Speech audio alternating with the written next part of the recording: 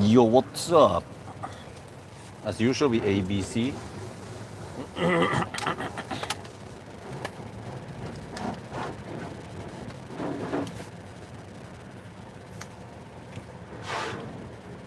And as usual, we ABC, always be cleaning.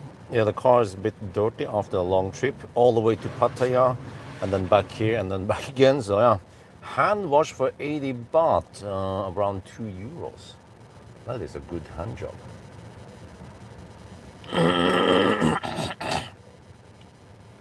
แล้วก็หมุนทุกทีนะครับเราก็จะแวะไปล้างรถนะครับเราต้อง ABC always be cleaning อันนี้เขาล้างกับมือนะครับ80 บาทนะที่ยังดาวนี่มันมี60 บาทนะที่เชียงใหม่นะครับโอเคก็ดีจะได้สะอาดหน่อยเพราะเราก็ได้ไปจากกรุงเทพไปพัทยาแล้วก็ปิ๊กมานี่ รถมันเปื้อนหน่อยนะครับ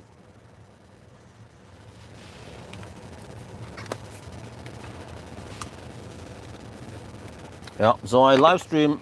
I think for the following weeks now, I'm going to be live streaming in the live stream channel because tomorrow it's game over. We pick up Model 3 long range rear wheel drive. I want to see, well, in 1 week roughly, if I can go 800 kilometers or maybe even set a new record or not. Yeah. So all good for now. I'm just checking status. Okay. Charging up the Ramon. I have to get the Ramon ready for tomorrow also. So I'm gonna get it to I only have 1,000 baht. I hope they can accept it, but they can probably accept it if they get 100 baht. There, well, the customers they'll be paying roughly 80 baht and up. So. But some places, some smaller vendors, they might not have enough change for 1,000 baht. So yeah, I like the hand job over here. A good hand job. 80 baht, that's roughly 2 euros only.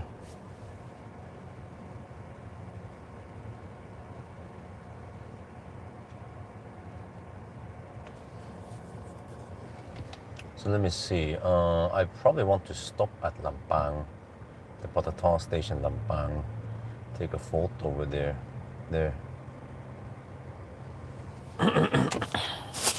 Also have some food I need to eat. Well, it's just some.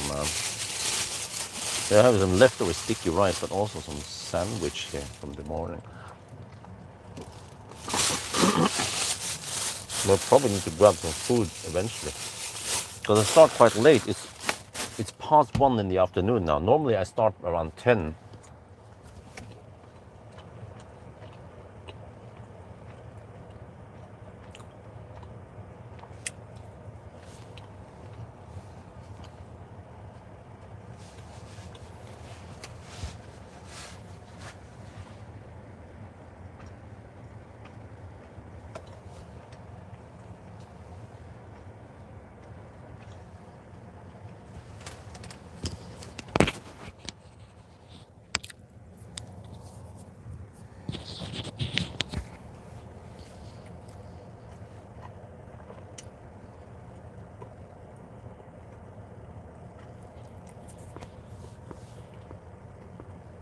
So yeah, how is this going? Yeah.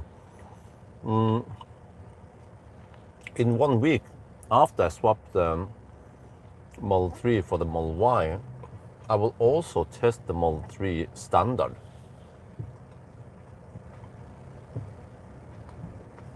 And actually the Model, what are you guys interested in the Model Y long range rear wheel drive? They had it available, but then I just couldn't find a slot for it. Yeah, we'll see if we arrive at 1 at night or how it is. I think today I don't have a bad stomach, so try to just keep moving. And this car might go 500 kilometers. I don't know yet. We'll see. And then we'll see how far we go. Probably around Nakhon Sawan, we can start hammering it and charge it, but it doesn't charge that fast.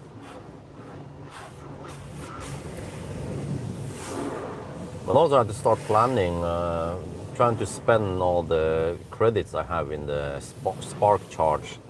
Because with the Teslas, I will charge some at Spark charge, or I don't know, yeah, but also charge at Supercharge in Big C in Chiang Mai. But to ask them if they have, it should have free supercharging, right? The press cars.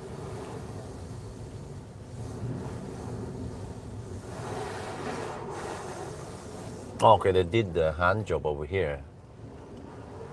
Oh, normally they would do the hand job further ahead. Now they just have to wipe it clean.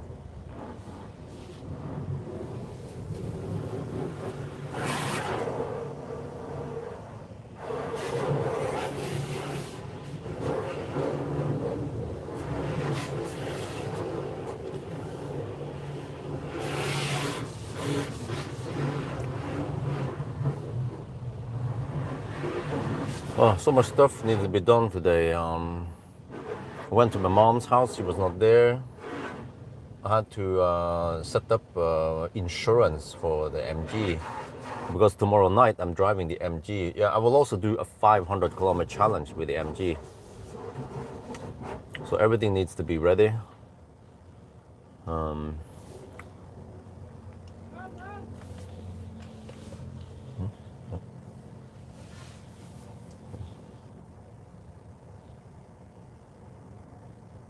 Okay.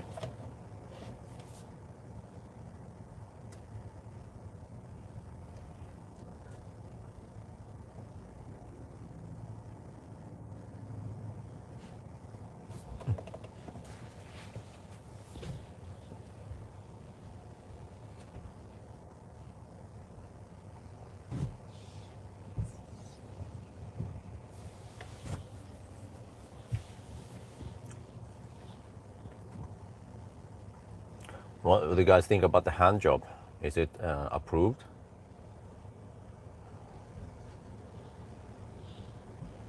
They rinse it and then they foam it and then they will do the hand job, and now they are cleaning it. They are wiping it with a. I'm not sure if this is microfiber cloth. Yeah, it seems like it. Yeah. I also need to wipe off the wheels, the tires. I mean, rather, yeah. And I guess also the rims. So they do a quite thorough clean here. Today was a bit slower than normal because I had to queue up for the washing. Well, the advantage though, starting late, is that the sun will set, or the sun will be not so strong in already in 4 hours. It will not be that strong because I have no tint here, so the sun will be blasting in here, and the phone will be overheating constantly. Well, maybe I should fix that, prevent it from overheating. Let me see, can I do this? Try to divert air towards the phone if it's possible.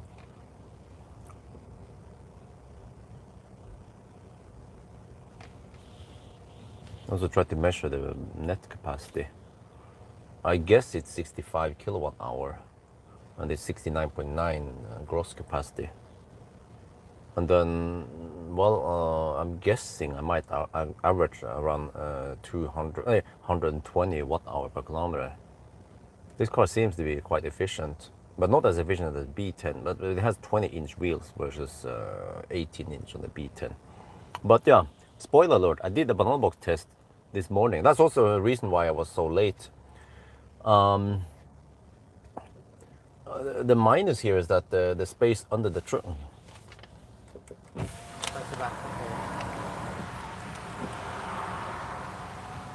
The space under the trunk is hard-ish to remove, so I couldn't utilize it. It could probably room 1 or 2 more banana boxes, but however, and also it has no frunk, but a fairly big open space in the under the trunk. I mean, under the front, I mean, in the hood.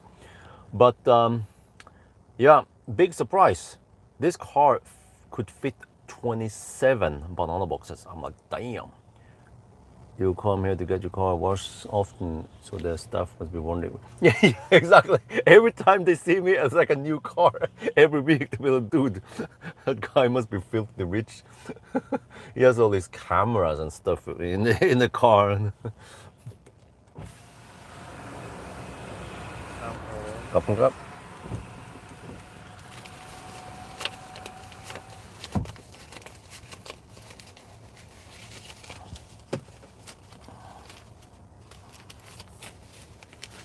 What, is he not gonna wipe on the side here?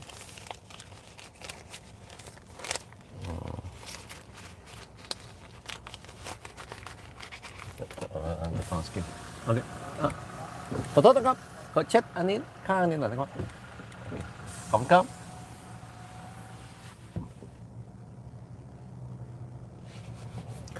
Okay, alles gut. Yes, he forgot to wipe on the side because they always do that. When they lower the window and raise it again, there will be some water in the window, and then they re-wipe it, but they forgot it today. Right, all good. Now I drive like an old man, 80 kilometers per hour. Let me see.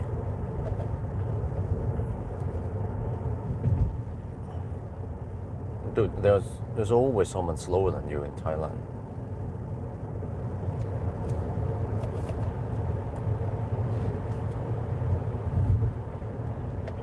Dude, did you guys see the road rage in China?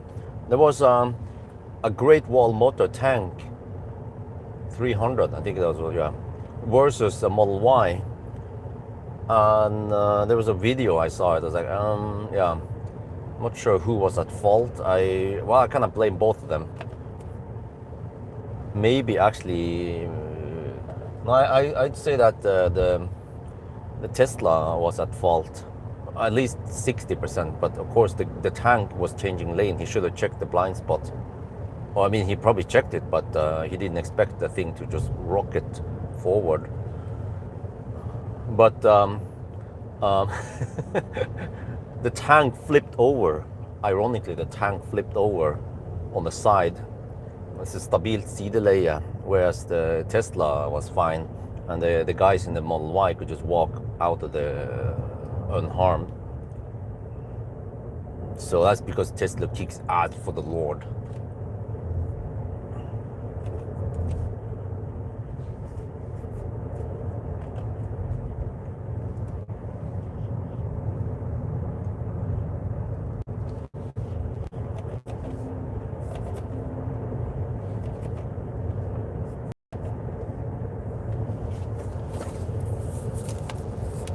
Wait, I need to open the window soon anyway. Okay. So yeah, now we just go the regular route. 3 more runs. This run and then with the 2 Teslas, and then we are done for this lap, this round. And I'm getting kind of fed up with this run. It's still a nice run.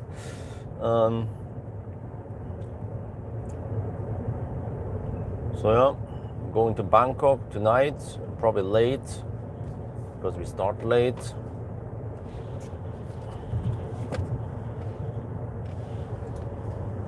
Seems to be a bit stau at the checkpoint.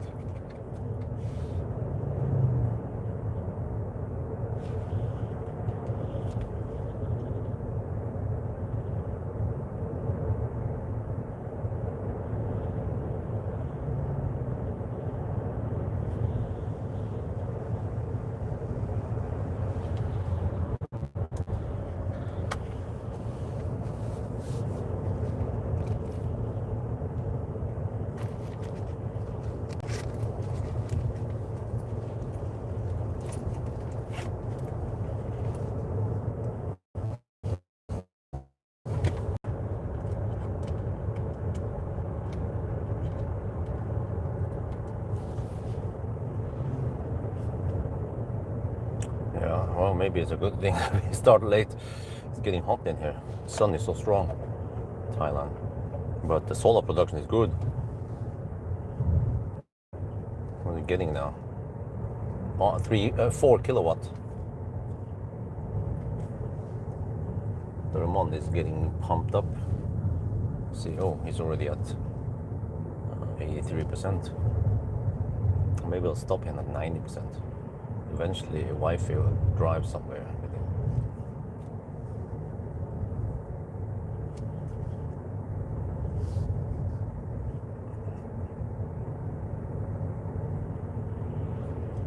And this will be interesting tomorrow because I will have a co-driver with me. He will ride with me and also help me drive because I need to take a nap at one point. Because I'm gonna drive through the night tomorrow night. So I need to charge up. I've been sleeping hopefully enough now. And I need to get enough rest tonight. I'm gonna do a night hammering. A 500 kilometer challenge in Thailand though.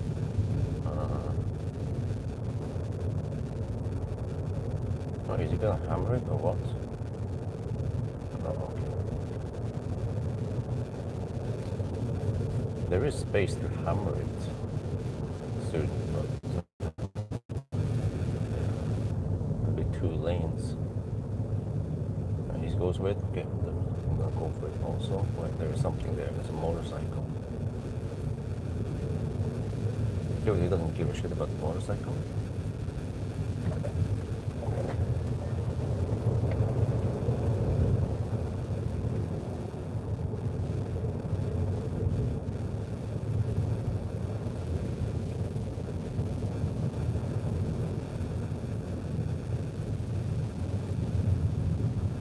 Yeah, there's a hammer lane here, but everyone will usually stay in the right lane, or they cut the lanes, which is a bit scary. You can try to undertake them here on the left lane, but then you have to be careful about those Nisse.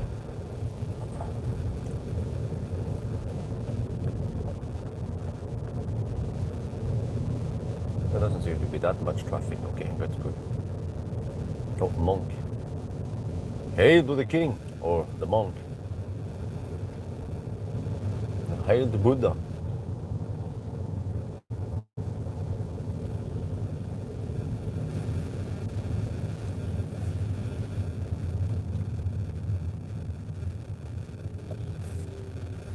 All right, checkpoint. So yeah, the B10, from what I heard, it's quite affordable in Europe, and it charges quite fast for its small size, right? So it's like classic Ioniq in many ways.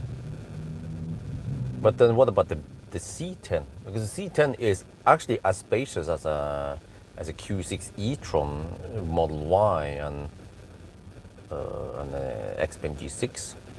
So I'm not sure what makes the difference here. If it's the height or something, but I didn't expect it to be that spacious. But apparently it is.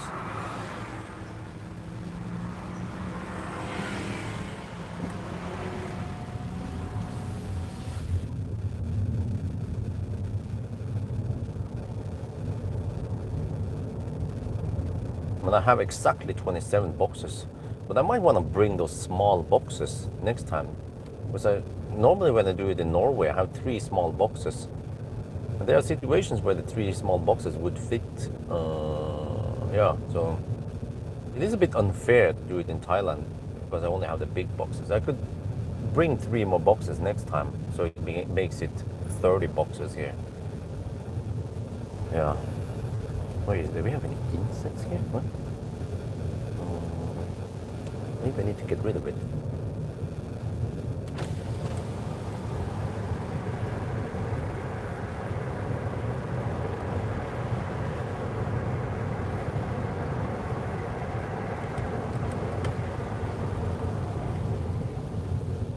Oh, now the glass got wet again.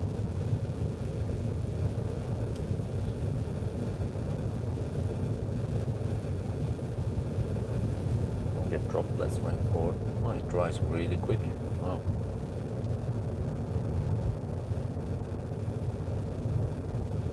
So, how is it going in cold Norway or Europe? See, there's lots of snow from the house in Jesholm. But actually, my neighbor has been clearing the path to the garage.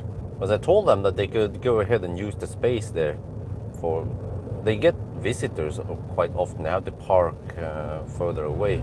It's like, well, we have plenty of space. You guys could just take your time and go, yeah, grab a space in my house instead. And then they've been clearing the snow there, seems like. Well, that's good. But then the shuttle service, well, not that many people utilize my shuttle service. So still have plenty of space. Actually, right now, I think no one is parked there. So, well.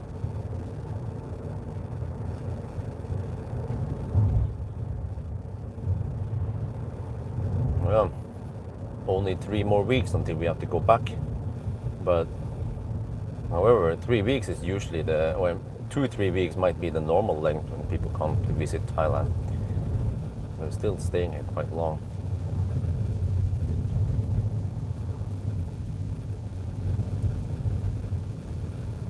But the YouTube income has been taking a freaking big hit. I'm making only around 40-50% of normal income. So, well, fortunately, I have backup from the sponsors, though, so that's still stable. So hopefully with the 2 Teslas now at the very end, I can boost up the views slightly this month. Okay, this is where I'm trying to get past those slow guys, but then can we get past them? Because he's gonna cut a corner, not sure where.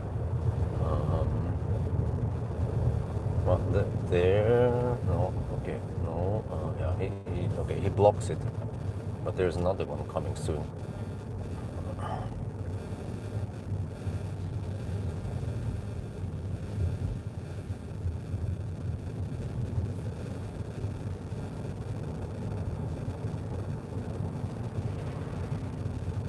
Well, not surprisingly, these Thai people, they drive like Chinese auto steer. They drive so slow in the curves.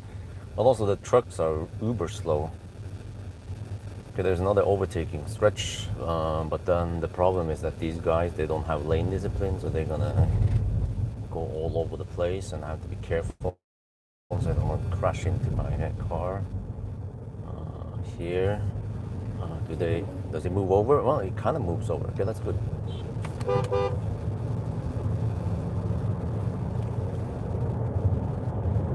Dude, like, this is the kind of shit we need to deal with in Thailand, you know? Auto slalom, yeah.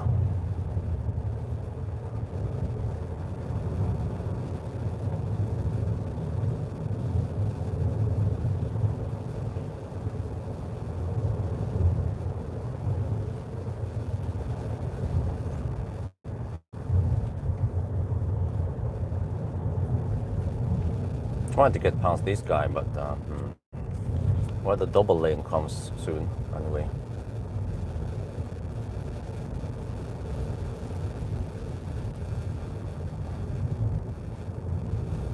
Yeah, I don't know, there was I saw in the news, one of these pickup trucks was so heavily loaded and it went up a mountain road and then it flipped backwards. So it was, no, are you gonna, can you just get out of the way, please? Yes. So it was kind of like, I'm not sure how, it was flipped 90 degrees up. So it was just standing upwards with the load kind of holding up the truck, you know? Like, dude, a little bit overloaded, maybe? And then we have these Thai Nissan just blocking the right lane.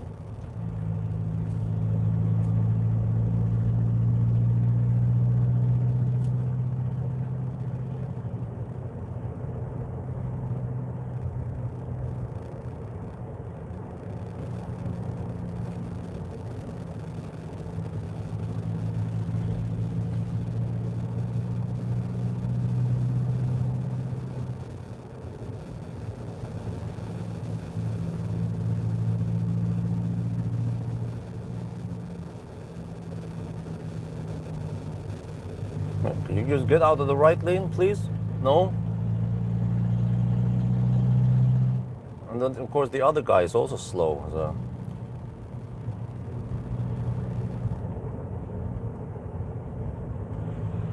A freaking elephant rennen here, you know?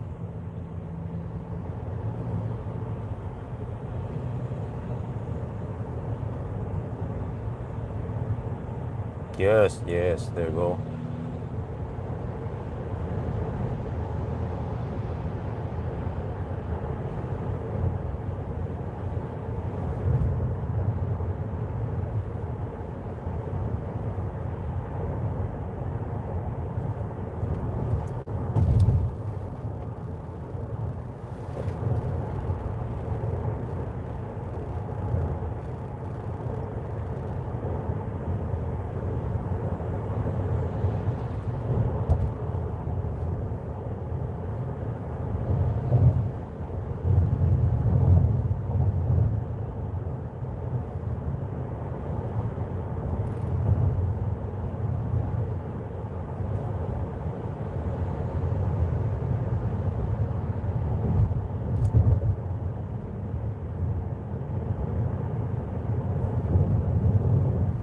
You don't want to hammer too hard since I'm doing the Sunday drive, but need to get past the slow pokes.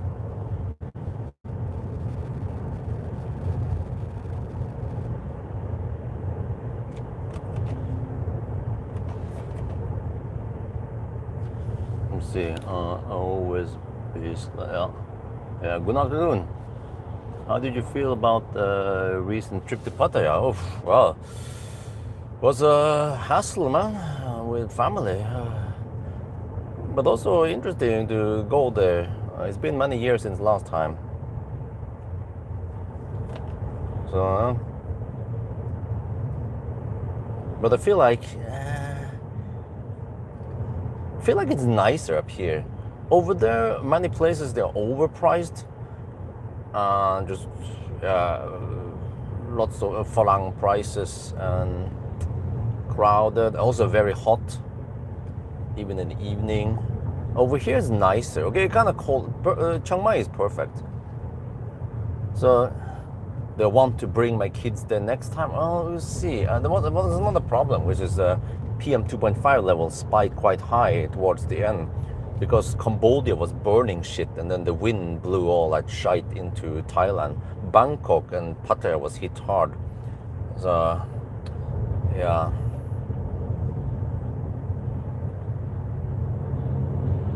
But it's like, okay, it's a hassle to bring all the kids and all that, and then to carry. I'm the one who needs to do the physical work, you know, with the bags and all in and out and all that.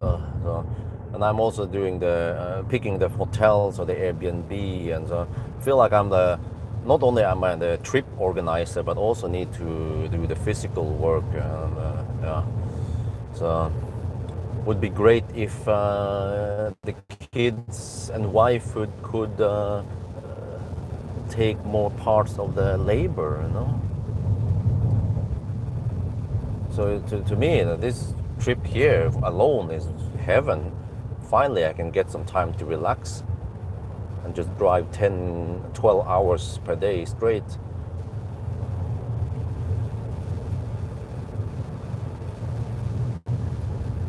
Man, I've been gaining some weight here. Oh shit, I've been eating good. Try to avoid eating too much of the stuff, but I mean, I realize that I have 3 more weeks here, so just want to enjoy the nice food in Thailand before we go back. Because in Norway, we don't have that same delicious food and drinks as here. But actually, I've been avoiding lots of soft drinks. Not much Coke at all. Sometimes some Fanta, green Fanta. And also not too much of the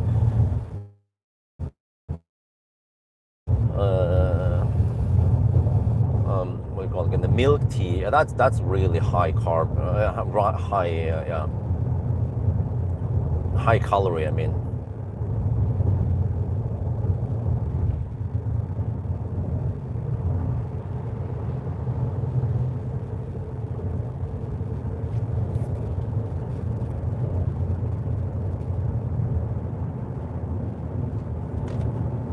You know, consumption is not that amazing yet.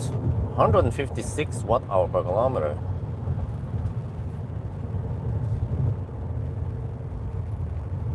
the car defaults to eco mode every time we start it. Well, actually, well, that's strange. In order to use one pedal drive, which is not okay, it's fairly strong, but it's not like super strong. But in order to use one pedal drive, you must be in eco mode. Huh? Okay. Got land. Oh, we didn't go there. There was a whole logistics around it that we kind of need to go there in the morning and then take the boat. Well, at first take the Songtiao and then the boat over. We consider speedboat, but then after googling it, it's not recommended to use speedboat with the young children. Yeah, unless maybe we could Mao, which is to hire the whole thing, and then we can ask them to drive a bit slower. But it's expensive, and then we went to that Sata Heap instead, and the Navy beach, and it was okay over there. But when freaking, it's crazy, man. Over there were more Falang than in Falang land, you know. More white people over there than when we visit Europe. Just Russians and Germans and yeah, lots of Europeans there, and just a few Thais and some Chinese maybe.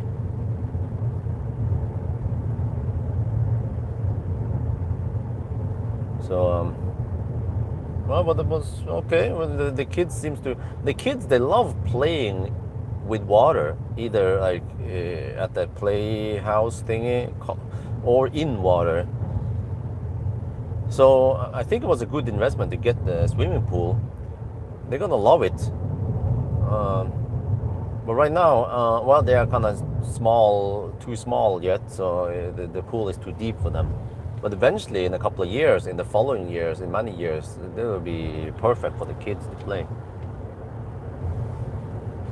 But also, yeah, I mean, also in Pattaya, you have signs in Russian and German. Yeah, I saw it. Like, what was it again? I recognized it was a German. Something about food and opening hours and something. Yeah.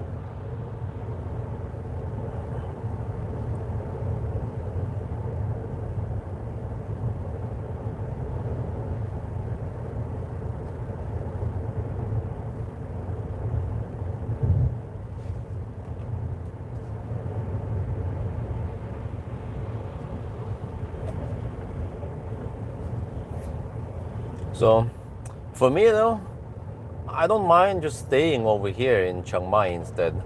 It's closer. It's not too much hassle to drive so far with the kids and all that. So, and then weather here is nice. It's just so hot and humid in Pattaya and Bangkok. But well, the kids, they love the. Well, I didn't shoot the video there, but they love that water park. The Ramanya or something is the biggest water park in Thailand. It's quite big, but the kids are too small to play with all the stuff there anyway. So we'll see. Maybe we'll go back there in a couple of years, but I don't feel like going back there next year. And actually, I'm not sure if I want to come back here in July. Wife is of course up for it. Come back here in July because it's mandatory to take some vacation. I think it was 2 weeks or so vacation during summer. Yeah, because the kindergarten is closed. So it's like 2 or 3 weeks total. But I want to stay in Norway or Europe at least during summer because it's nice and warm there and the days are long. And Isabel keeps talking about Lilleputthamn, you know, and Captain Sabeltann. So yeah, we can go back to Lilleputthamn. Wait, phone is not overheating yet.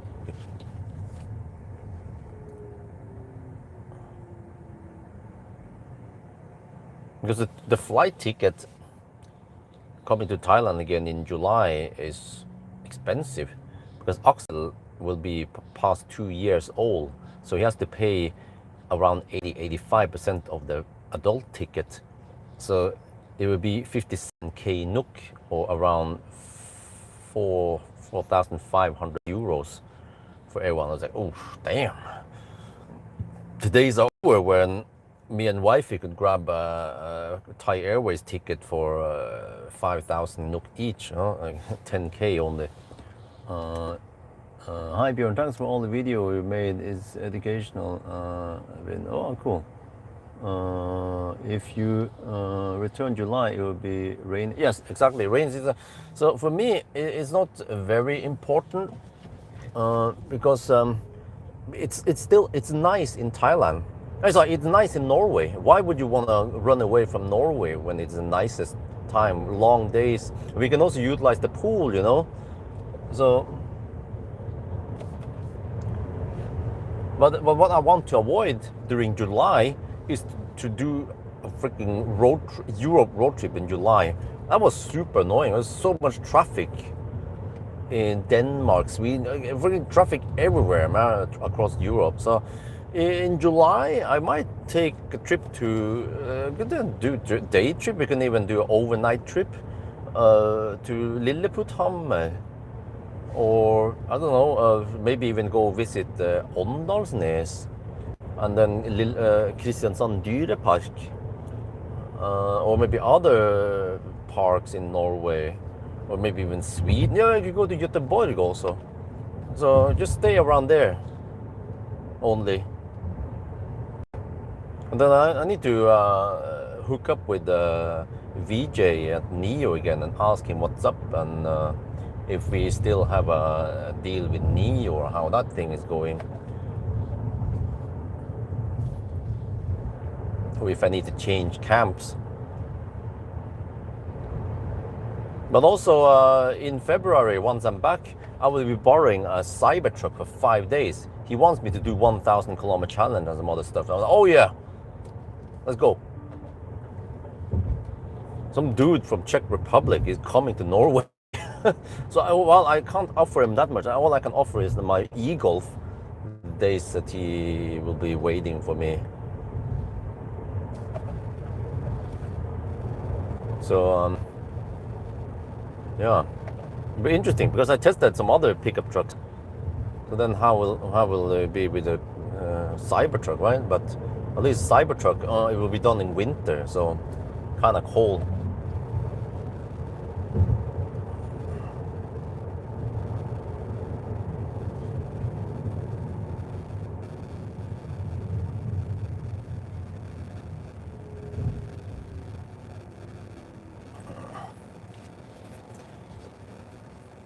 Well, at least here we don't have Linglong tires, so we have stickier tires.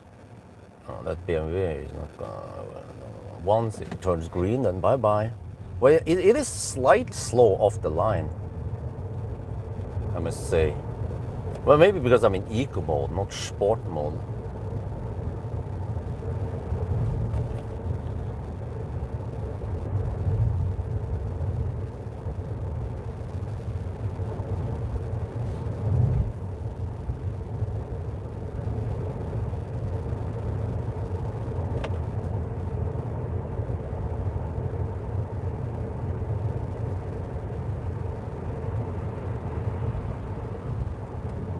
Dude, is he freaking drunk or some shit? Oh no, he just wanted to overtake me.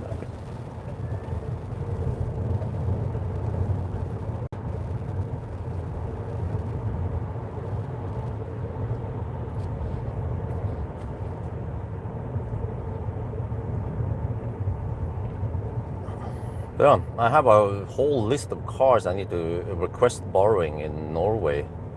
The new Leaf, the Mazda 6e, maybe the new Toyota BZ4X, and also the urban cruiser.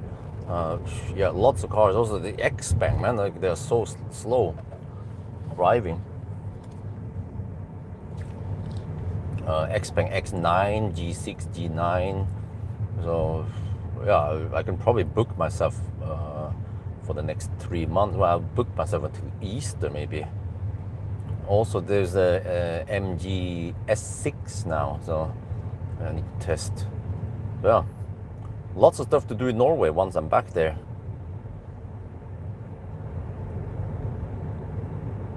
Let me see. Let me look at the list here. What I wrote. Check. Okay, go into there. Press cars. Okay, let's see. I haven't asked them yet, but I'm still. I will give first priority to the Cybertruck. But yeah, the EV4 and the EV5, MGS6, Model 3 Standard, Model Y Long Range Rear-Wheel Drive, Xpeng G6, G9, X9. Yeah, the Toyota Hilux, Urban Cruiser and BZ4X, and then Lotus Emeya, and also Electra if they have it. Well, we need to test it already. And then the new Leaf and the Mazda 6e. Those are the cars I have written down now in my to-do list. And this Nissan is just hugging the right lane. Okay.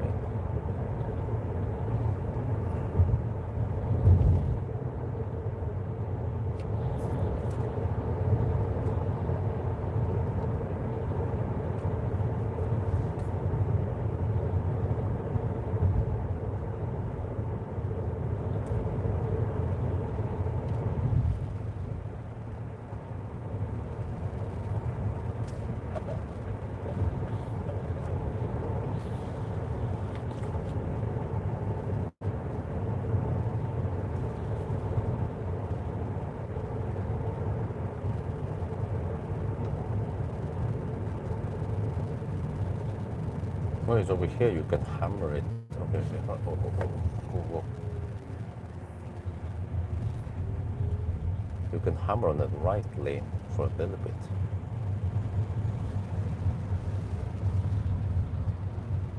Oh, it's not that long. Okay.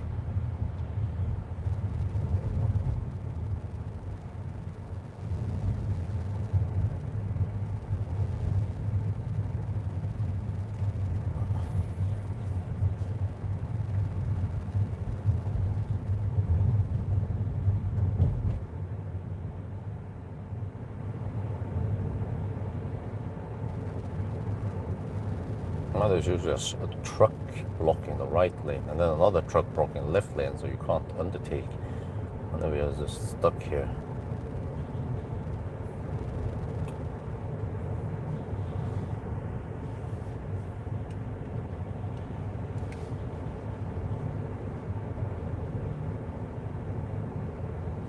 Well, that was a long trip to Pattaya.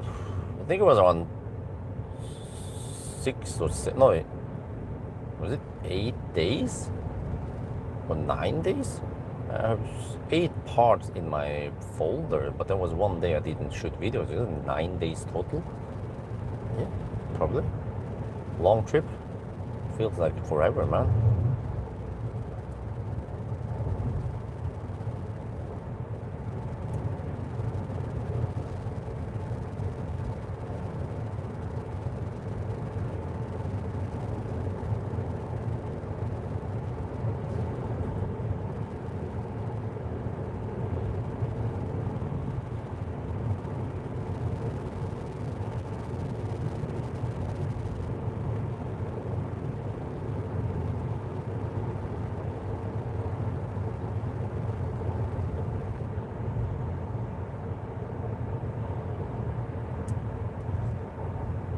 Now we'll see. We might take 1 or 2 more trips to Chiang Mai.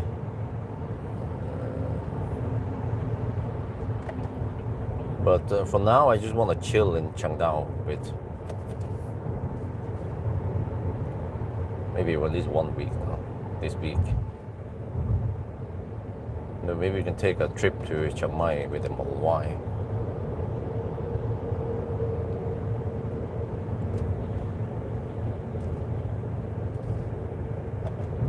Safety in Thailand. Safety first, they say. Well, I think it's more like safety third or fifth, or do this riding on top of this pickup truck full of wood.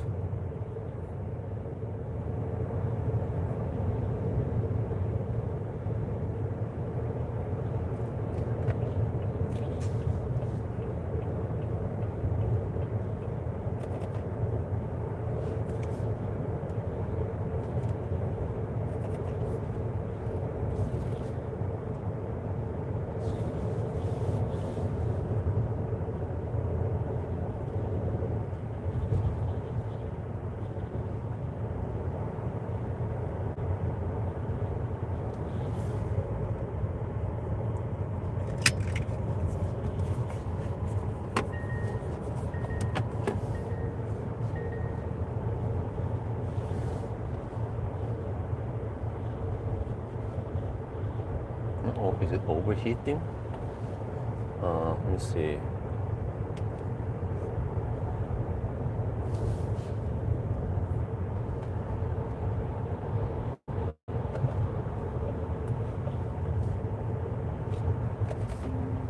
I need to make sure it's not overheating.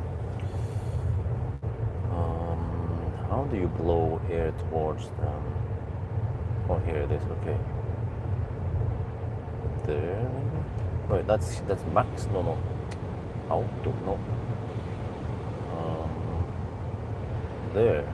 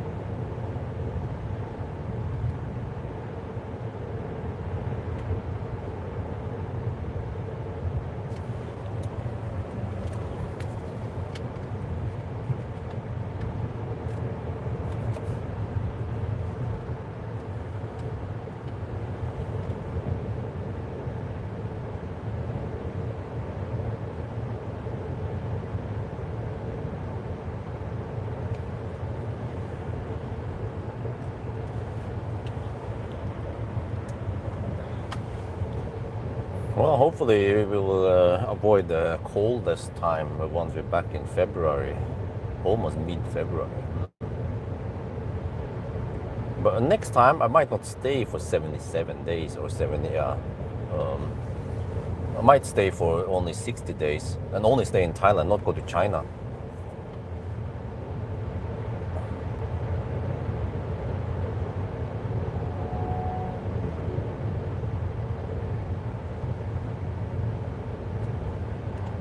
Oh, now it drives like a sun. The auto steer is slowing down in the curves. Right. Well, fortunately, I will be borrowing Tesla soon. Oh, that will be heaven.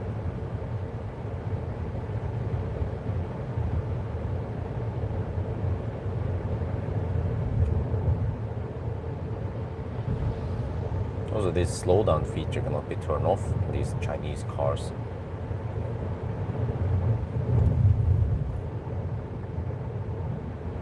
Well, since there are so many Chinese cars out there, I wish they could learn from this and take away these annoying features in the cars.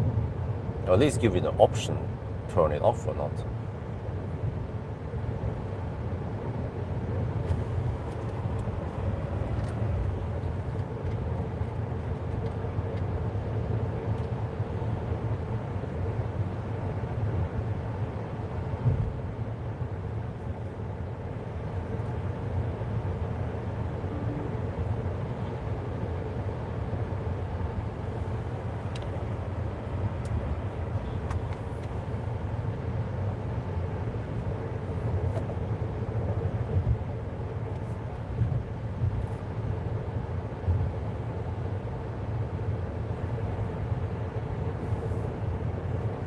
Alright, consumption so far is 133 watt hour per kilometer.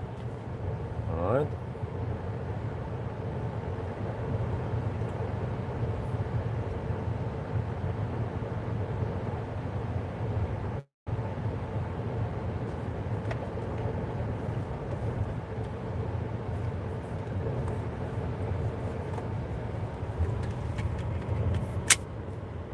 I was wondering why the phone went into night mode. Wait, oh, come on, auto steer. Shit.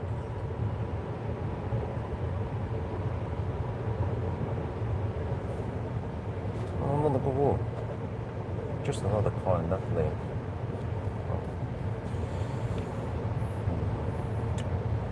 Yeah, this would be the freaking Bangkok marathon, man. Go to Bangkok today. Tomorrow morning, I drive back to Chiang Dao, and then the same night, I drive back to Bangkok again, arriving in the morning, hopefully, with a ZS EV. And then I haven't even figured out where to stay. Yeah, okay, maybe I need to call them. Not sure when. I need to call and ask. Maybe I could just call them right in the morning. And they just, is it available? Yes, I just want the room now if it's possible. I need to rent some hostel or somewhere. Rent by the hour, shag house, whatever they call. You want to rent it for 4 hours. Or, yeah.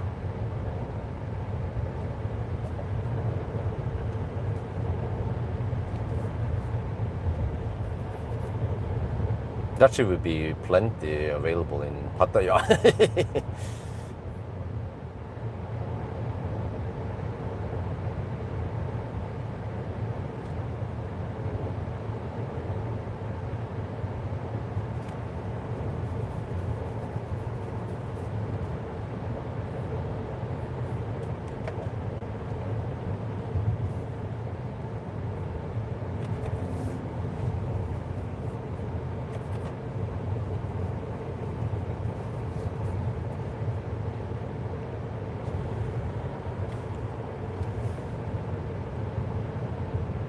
Like 2 in the afternoon now, okay.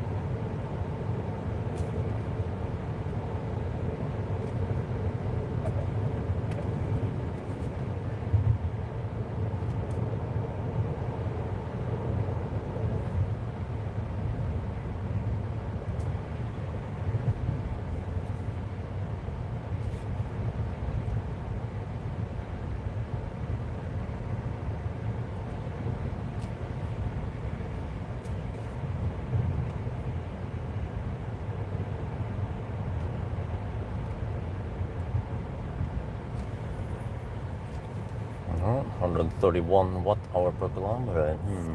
Yeah. I expect it to be 120. We'll see in the afternoon. Well, it is the afternoon already. We'll see in the evening.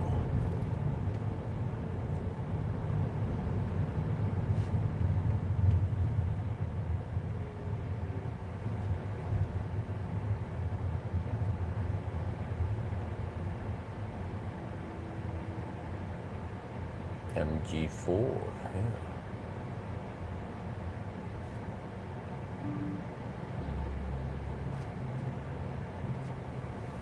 Well, let's see. Let me check the status on the phone. What is going on there? Is it not charging? Can I charge it? I mean, can I hold it down? Is it going to be too much hassle?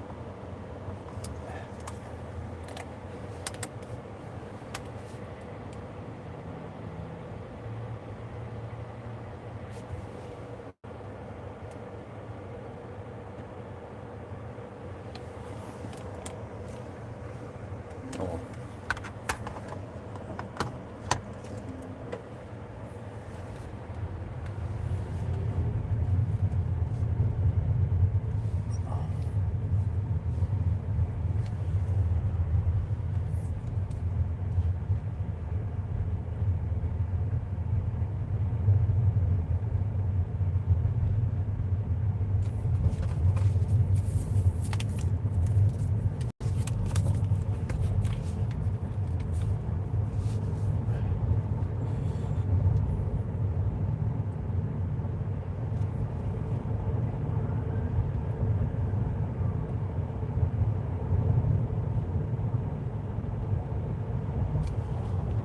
Okay, welcome to Melim. Getting close to that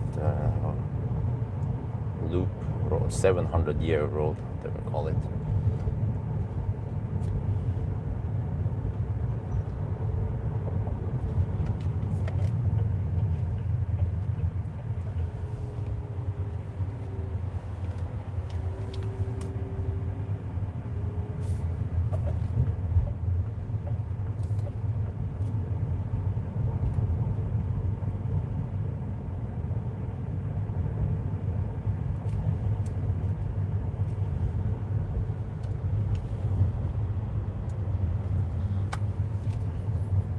I like that route. Google doesn't just suggest it, but I like it because it's non-stop.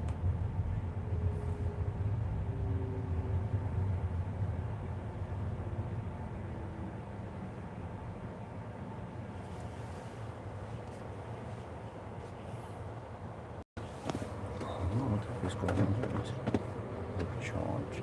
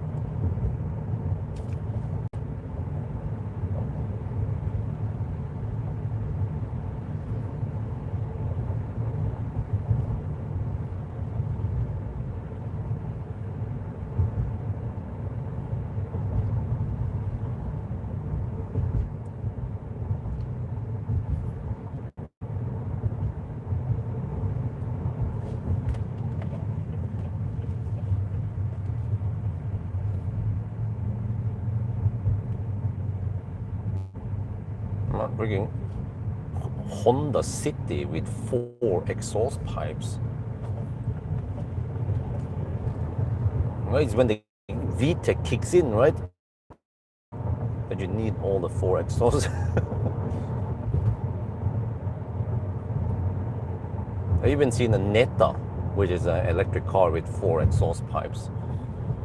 Maybe it's for the HVAC system.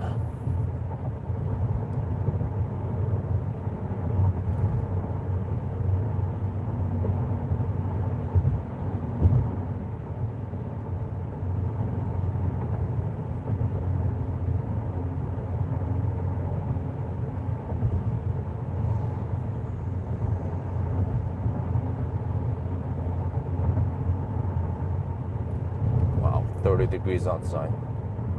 131 watt-hour per kilometer.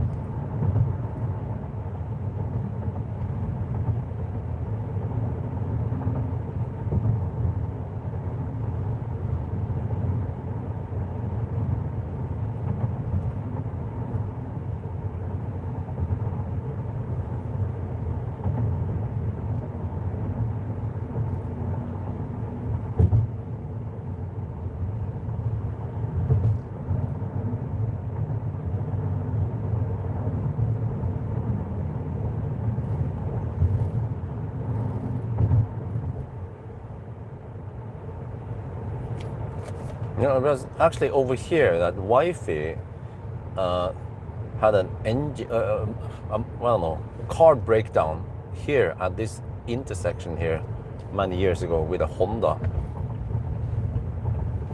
And I was in Norway, she was here alone.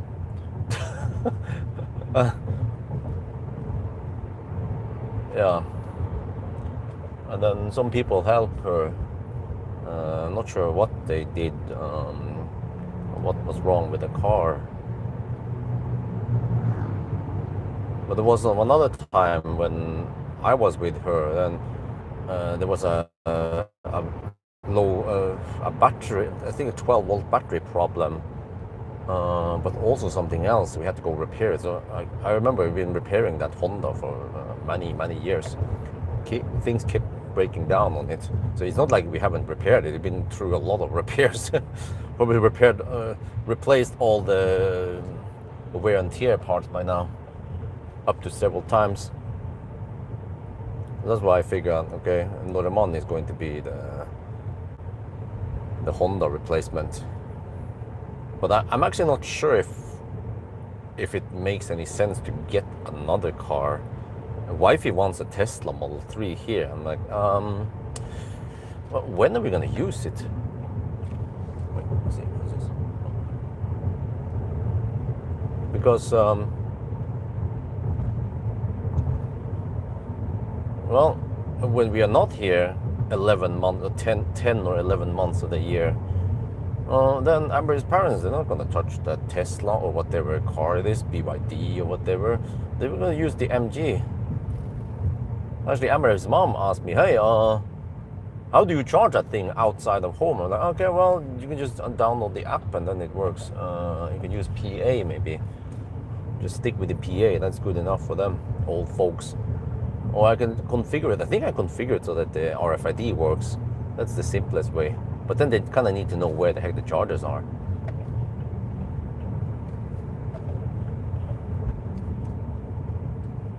So, but also, once we are here, okay, when do we use that other car? Well, we could use it instead of the MG, but I mean, the MG works just fine. We just go to the market and to the kindergarten, and the MG works fine. It has good space. It actually has app support, and so on. And then whenever we go on some trip, I use the press cars anyway. And I just need to make sure I pick a press car that has good enough space. But as the kids grow bigger, then they don't need that much luggage. So to be honest, the MG works fine. if you purchase another car that costs a million baht or something, or even 500k baht, it's mostly just going to depreciate and not be driven that much.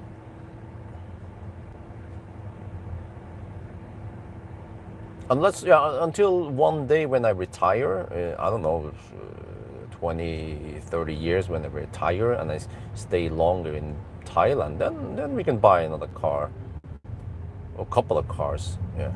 Maybe I want the Geländewagen over here. Okay, maybe I'll just stay in the left lane, because I need to go over to the left lane anyway soon.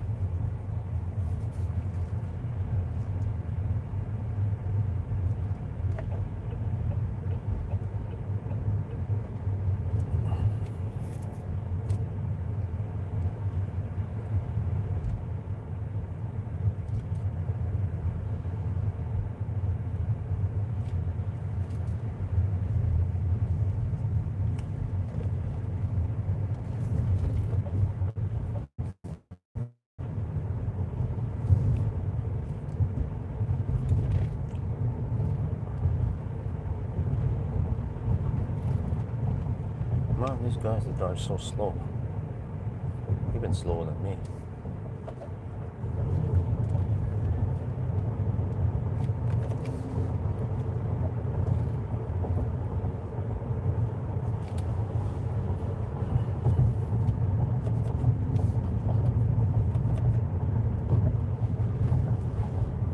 Do your parents like the MG? Well, they yeah, I think they're okay with it.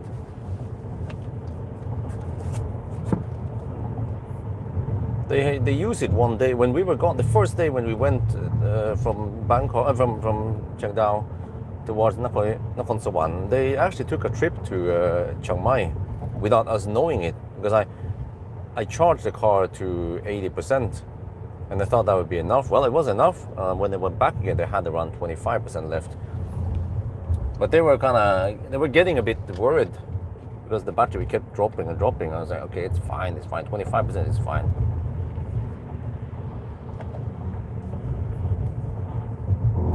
But if you knew it, I would probably charge it to 90%.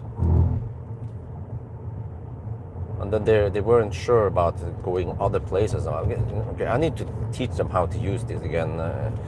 Maybe Amer's dad forgot about this. They can just stick to PA. So if they go to venture over to the PTT stations, well, they are nicer, but the problem with the PTT station is that you have the freaking booking system. And then the old folks will be confused, like, huh? I couldn't charge there. And there was this dude claimed that he booked it, and someone, okay.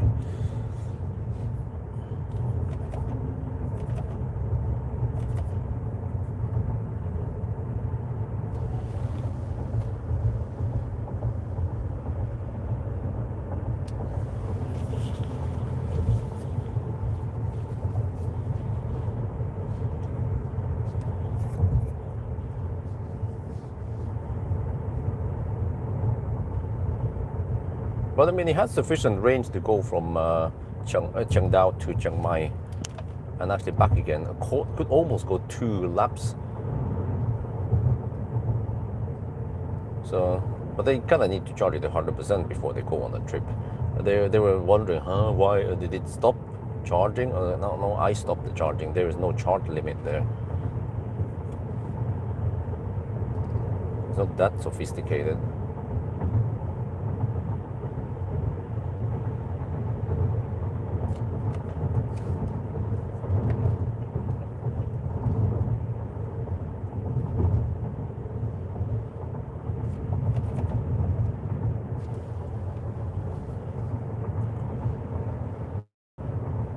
Wow, 2 in the afternoon already. Well, okay. We try to keep the stops shorter today. Maybe not have that many stops.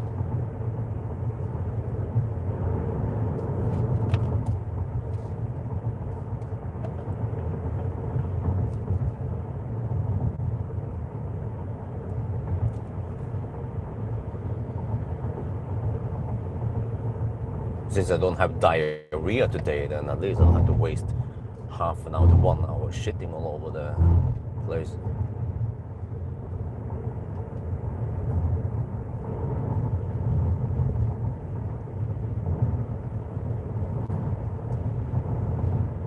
This Rom Chalk intersection. Yeah, I think it is.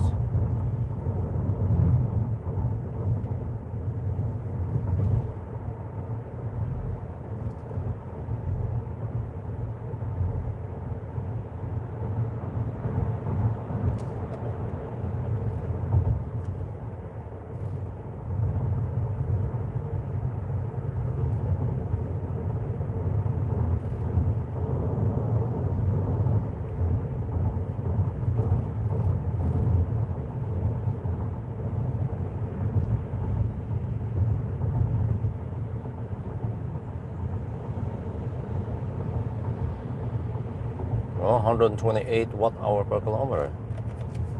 Simply amazing.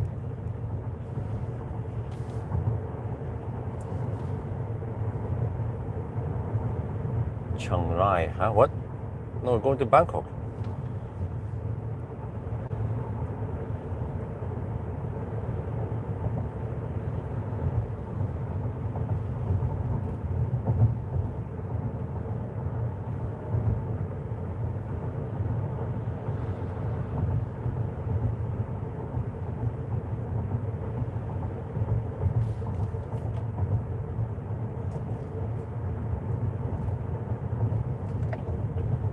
Oh, that is that.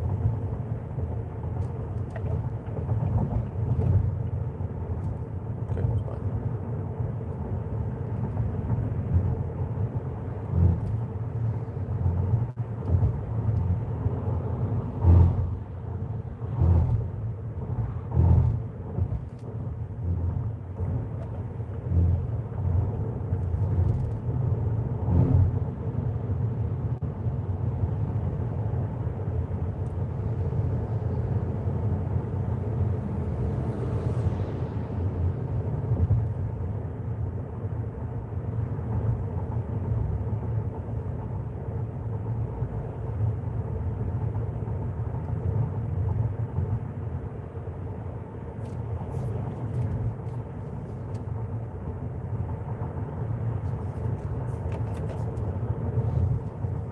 Oh yeah, I need to go grab that box at the Ceramic Pro Chiang Mai.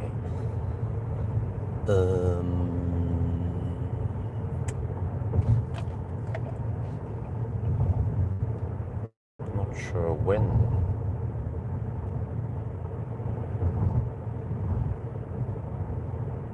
I also need to figure out what the heck I'm supposed to do with the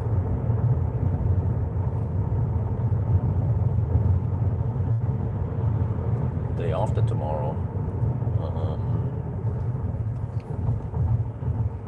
With the MG.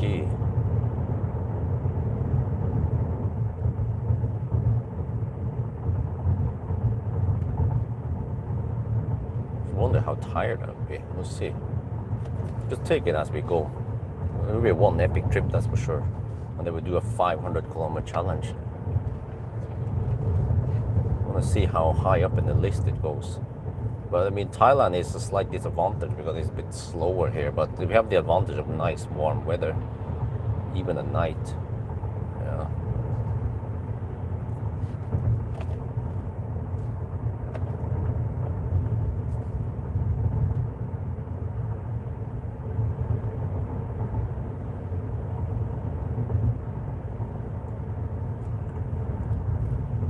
But I have to first drive. Well, it's actually not super critical that I start with 100% there, because I need to drive from Chiang Mai, from Chiangdao to Chiang Mai first, and then need to top up the car. I'm not sure if I'm keen on topping it up at the Bangchak station. There's nothing to do there. Chiang Mai, maybe go to one of the PDT stations. Top up there to 100% before I start the challenge. But I don't want to start the challenge from Chiangdao because there's a slow section there. could lose 5-10 minutes because of slow drivers.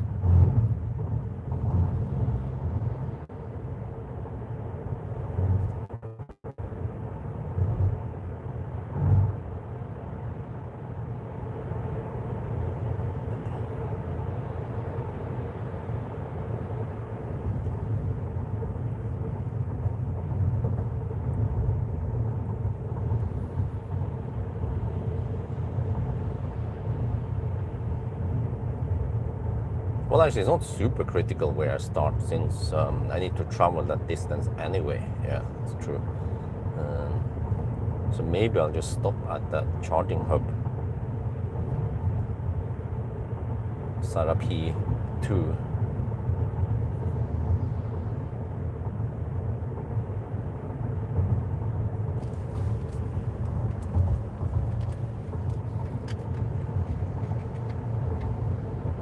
It's like Ayuntidal for me. They had one charging station there for the longest time, and now they added 3 more. And it's whooping 180 kilowatt hour per hour, 300 amps. Well, I just need 125 amps for the MG anyway.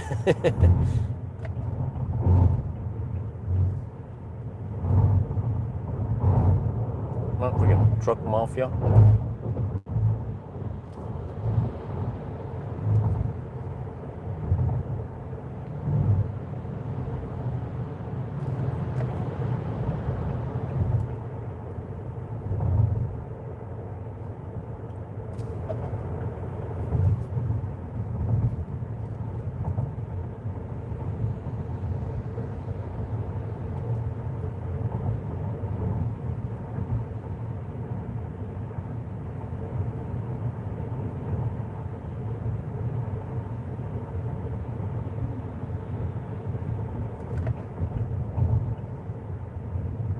Yeah, it seems like these two cars, the B10 and the C10, they have very similar efficiency, but the C10 consumes more, possibly because the tires are bigger.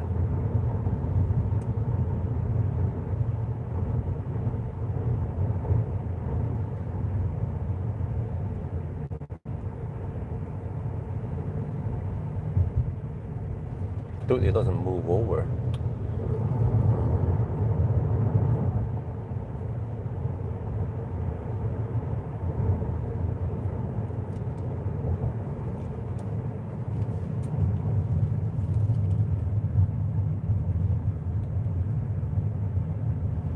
Yeah, try to calculate. It seems like the best deal for the ZS EV is actually to hammer it at 113 kilometers per hour, and then charge to only 60-65%, or ride on the 50 kilowatt wave. But I probably have to charge every 100 kilometers.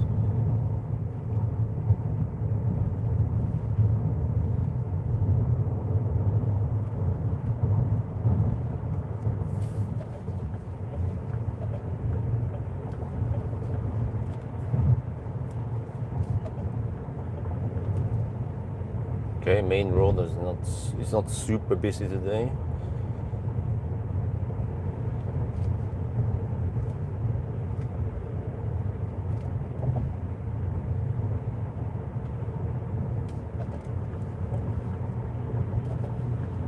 Let's hug the middle lane.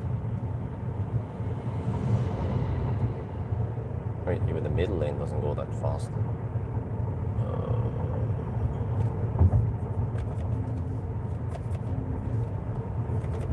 Come on, can you just activate the damn LCC? There, yes.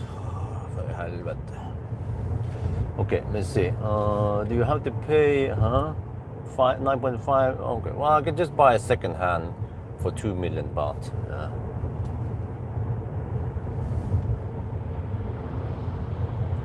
Okay, do they have a... Let's check here. I'll check on the EV Station Plus if they have another PTTs. Updated. What? Okay, updated.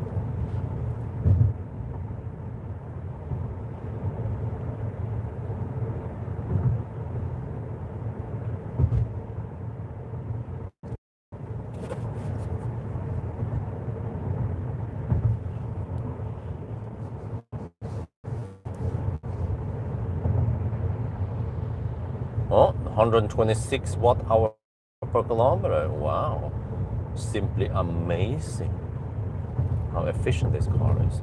Despite that it's quite big, you know, 27 banana boxes, that speaks for itself.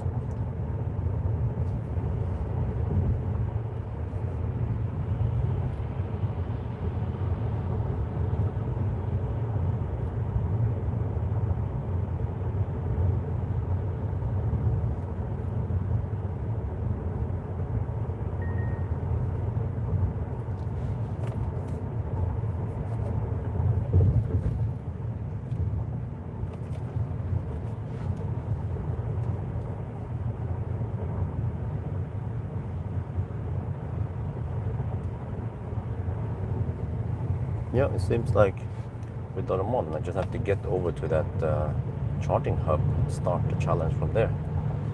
That will be this year's first challenge, 2026, the 500 kilometer challenge.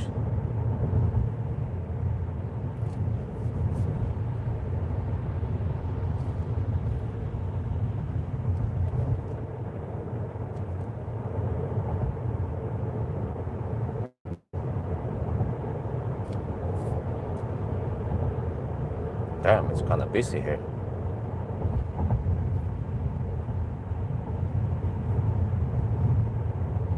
But it would be a pleasure to go back to Norway and Sweden. Way less traffic.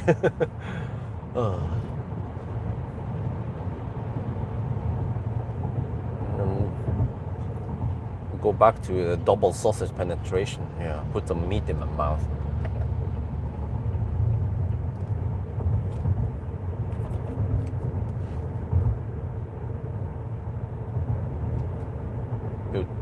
The LCC. No, come on. LCC just appeared briefly, and then LCC doesn't work here. It doesn't see the lines. No, come on. Can you just stop being so Chinese? It appears for a little bit. It's like whack-a-mole, you know.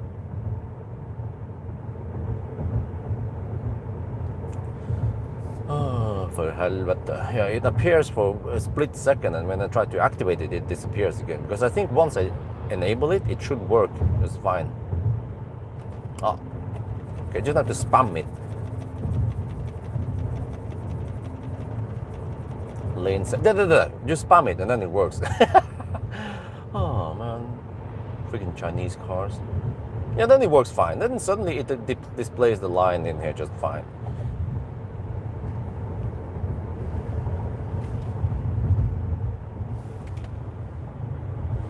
Yeah, what's up? I don't use WhatsApp, I use WeChat. Maybe I should uninstall WeChat. But even if you uninstall WeChat, WeChat will always be listening. Always sending data to China. Okay, LCC struggles to work over here.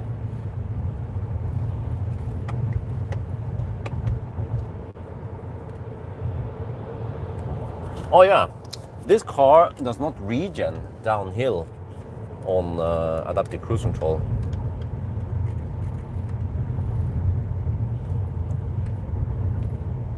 We have passed Chiang Mai. Oh, what the heck? Used the wrong mic.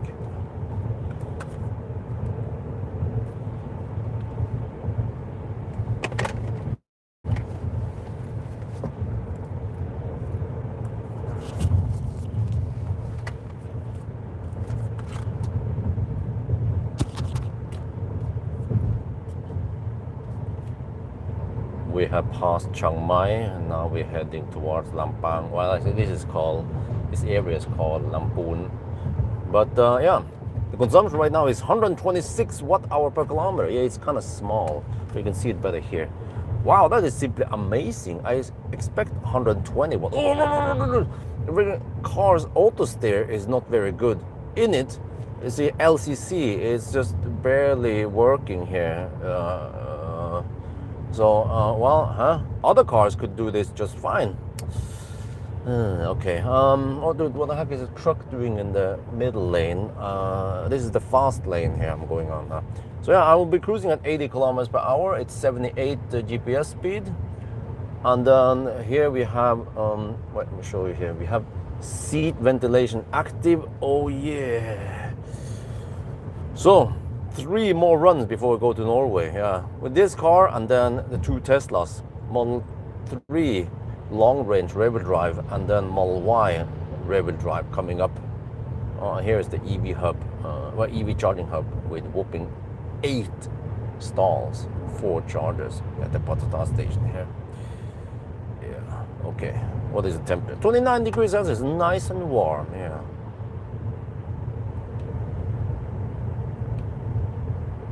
ตอนนี้เราผ่านเชียงใหม่นะครับอยู่แถวลำพูนนะครับแล้วก็ขับ80 กิโลเมตรต่อชั่วโมงครับเหมือนคนเท่านะเป็น78 GPS speed นะครับตอนนี้เราใช้ไฟแค่126 วัตต์เอาต่อกิโลเมตรตัวนี้มันใหญ่กว่า126ว้าว simply amazing เราก็ใช้ seat ventilation น่าสบายดีนะครับเพราะแดดมันส่องใส่หน้าเนี่ยว่าส่องมันจากทางโน้นนะครับก็ขับสบายดีLCC มีปัญหา work ถนนนี่นะไม่รู้ก็เมื่อกี้นี่เส้นมันไม่ค่อยชัดโอเคตอนนี้มัน work ดีกว่าโอเคก็ดีมั้ง แล้วก็จะต้องขับเลนไหนเนี่ยเพราะว่าเลนซ้ายมีใครใช้นะคนที่นี่มันกลัวเลนซ้ายนะมันจะแช่เลนขวากับเลนกลางนะครับ Thailand only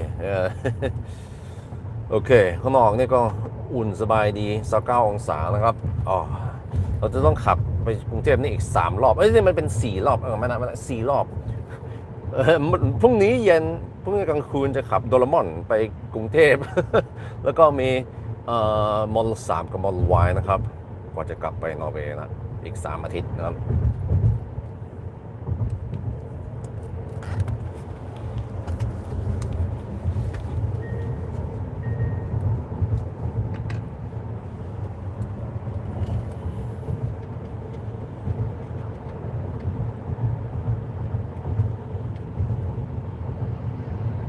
Wow, there's a vehicle using the leftmost lane. I'm going to be hugging the middle lane again.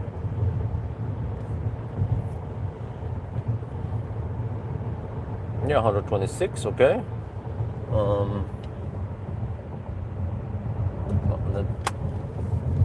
Not the blinker, anyone? No?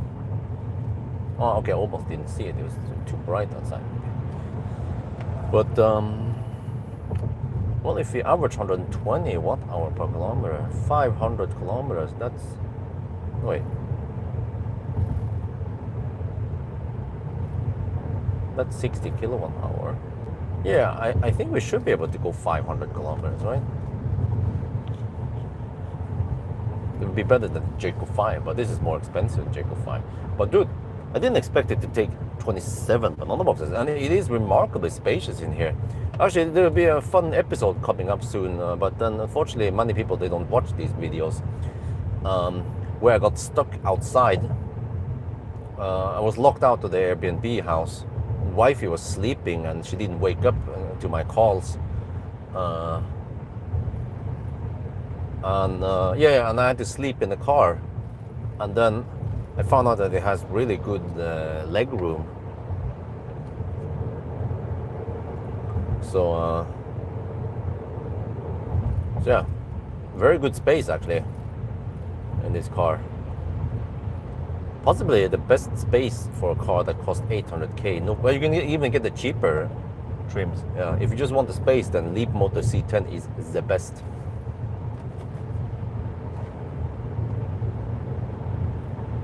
Well, I'm getting hungry. Okay, I'm gonna get some food at Lampang. That's for sure.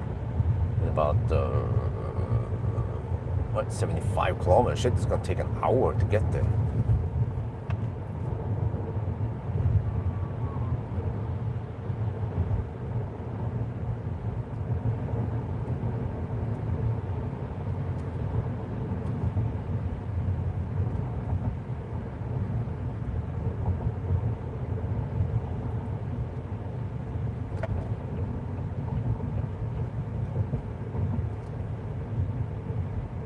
I need to get the chicken on the stick again. But I already have sticky rice from this morning. Then maybe some coconut drinks. Very good.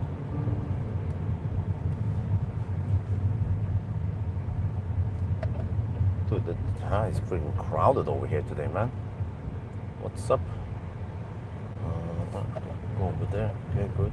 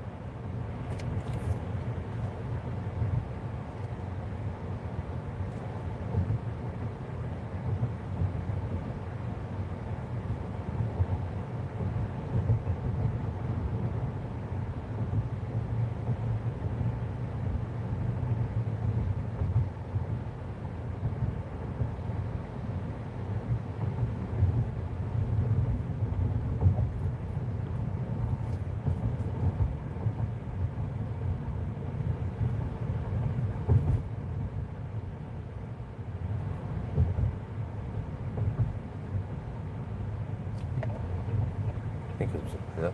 Okay.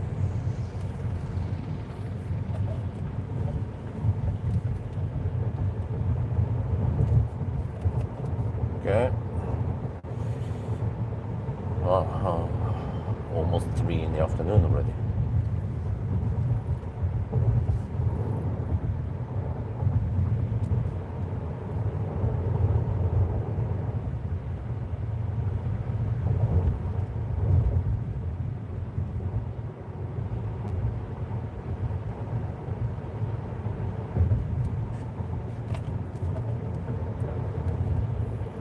I don't know why the heck traffic is going so slow in the middle lane.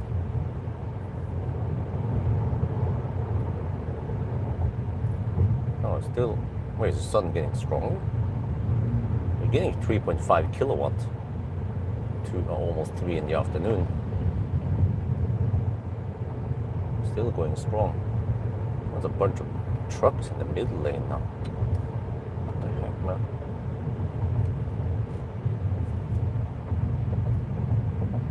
They're going so slow also.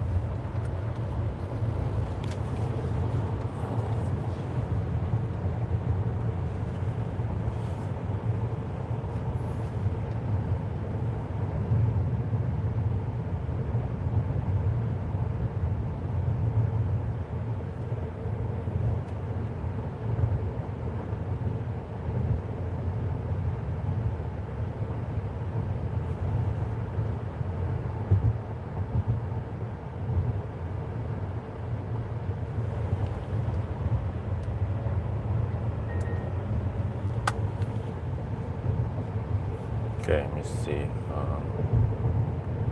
We're down to 79%. 125 watt-hour per kilometer now. Yeah, I suspect the consumption to drop, keep dropping and dropping. But then usually at night it tends to go up slightly.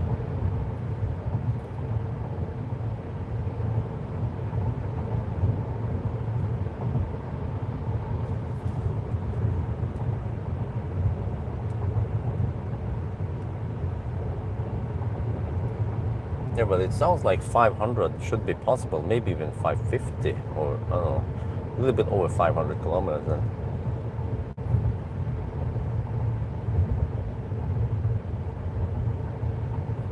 Dude, that guy's wearing a freaking jacket in 30 degrees Celsius. Okay, it's quite thin though, but still.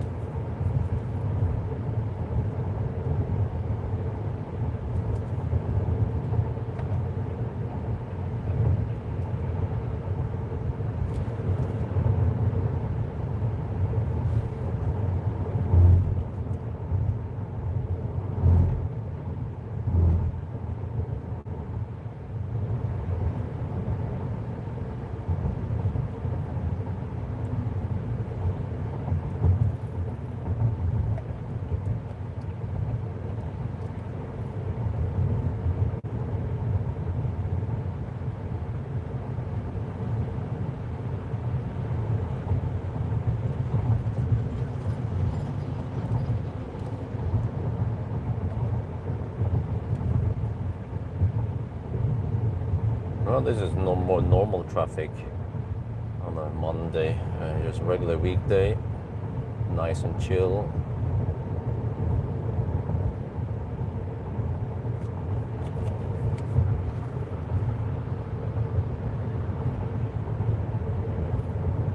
Sun is blasting in. Hey, maybe I need to heat up the rice somehow. I can let the sun heat it up for me. If I just keep it somewhere in the dashboard, should be able to heat up nicely. Right.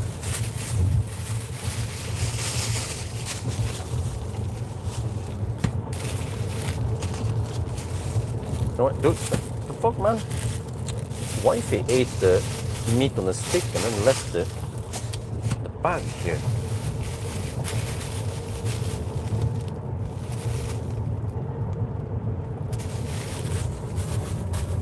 Okay, there we put it there, the dashboard. Slowly heats up by the sun.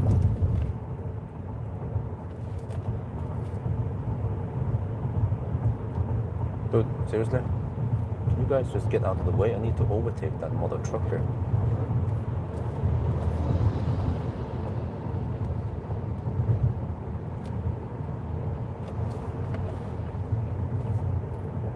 Freaking truck mafia's out early today.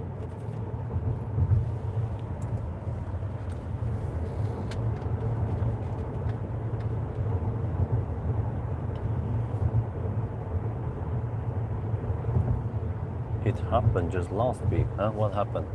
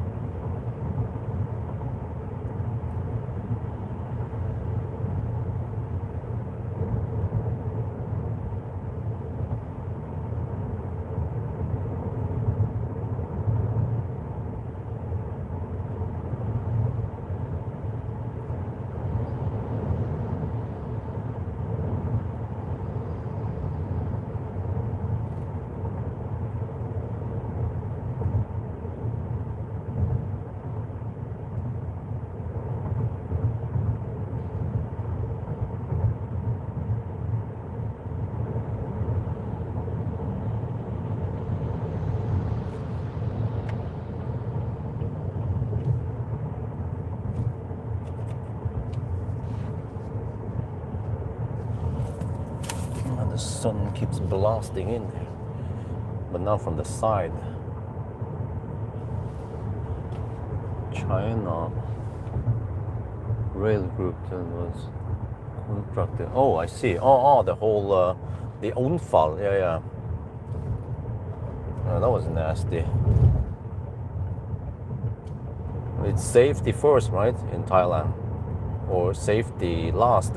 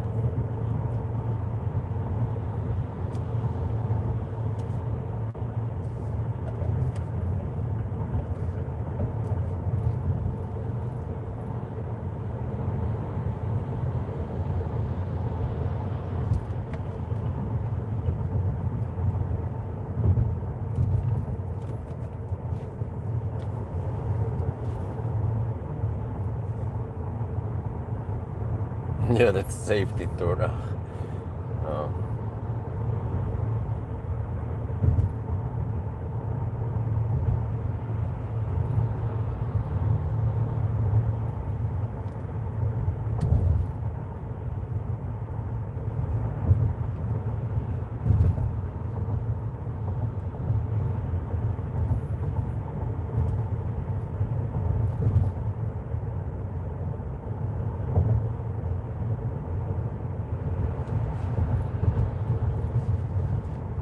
man, I'm getting hungry.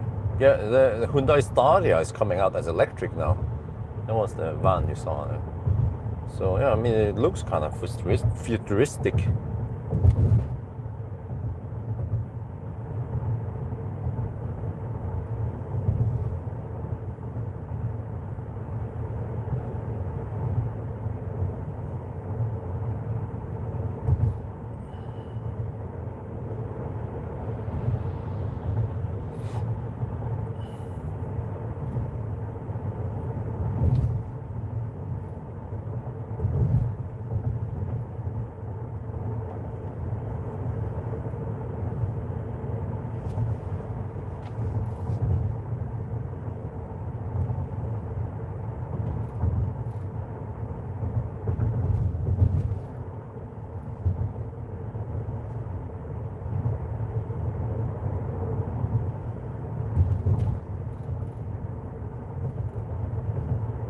Well, I think in the beginning of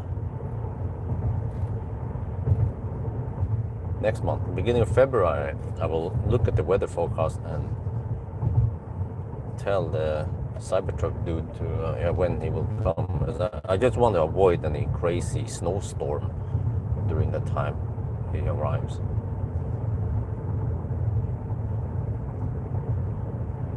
But I have 5 days anyway, so I have to do range test, banana box test, I guess. Acceleration noise test, charging test. Not sure how I'm gonna do the charging test. It needs 800 volt, 600 amp. I can go to Elverum maybe. Hopefully I hit some decent speeds over there. The new Ionity 500 kilowatt charger. Of course, 1,000 kilometer challenge, and then I want to include a Yellow test. Yellow test tends to get lots of views. Depends what car, and I bet that a Cybertruck going to Yellow would get lots of views. Dude, the car slows down. Like even when I'm driving like a slow poke, the car slows down. Like, dude, it's cruising at 70 kilometers per hour on these curves. It's not even that sharp.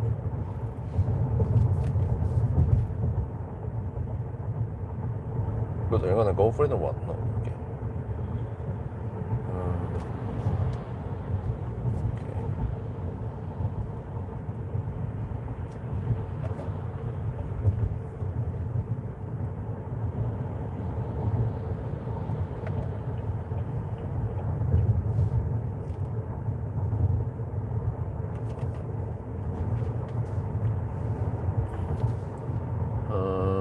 Do you know if any Japanese car makers will launch? Oh, Japanese? They are sleeping in class.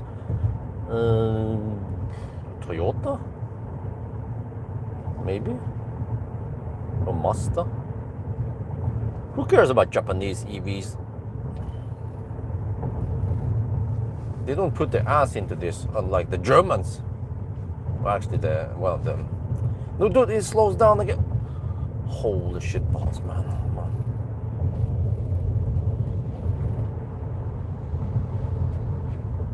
Hey, why is it driving so slow here? Dude, come on, go.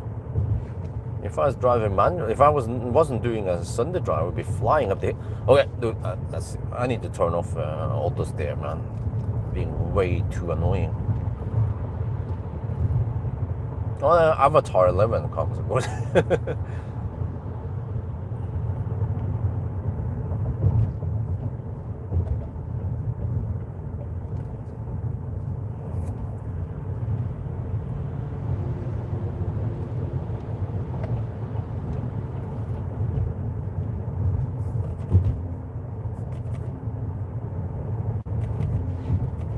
Come on. Yes. The spam made like getting the rainbow roll, man. Before you get the LCC activated. It's gonna be a pleasure to not test these Chinese cars for a while now. Yeah, and then on the to-do list, I think it's only the MG S6 that is Chinese. Well, actually, the Mazda 6e is technically Chinese.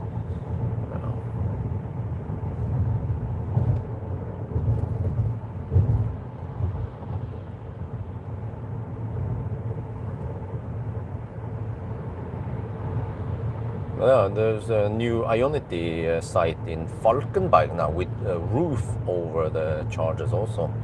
That'd be nice, yeah, Falkenberg, yeah. If I can skip Varberg, I can go to Falkenberg. Or if I charge somewhere before Varberg, then I could skip Falkenberg. I can skip Varberg, yeah. So that's great. Dude, what is going on here, huh? We're in Conway.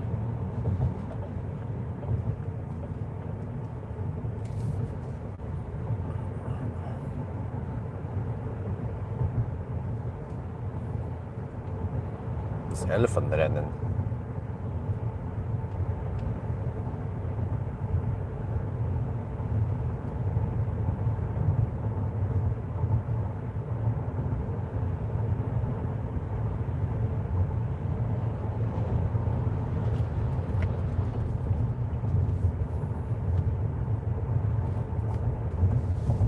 So the suspension in the C10 is definitely better than the B10. B10 is a bit bouncy, and both here it's firmer without being too harsh. It's not as harsh as the Model Y pre-Uniper. So yeah, it's quite good. But I believe that the suspension in the Model Y Uniper is better. Still not that bold, but comfy.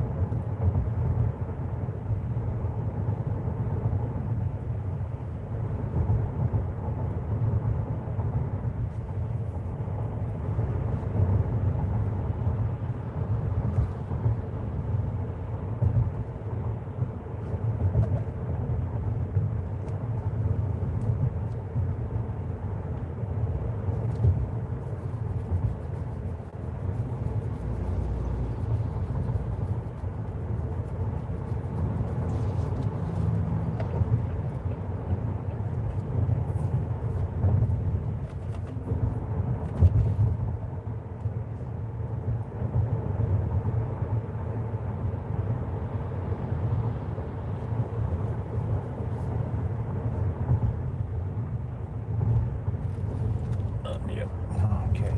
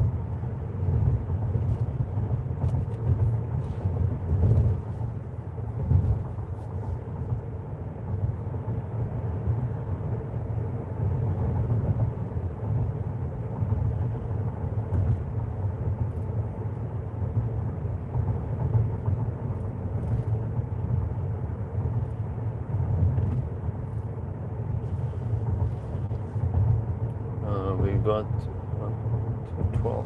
Oh.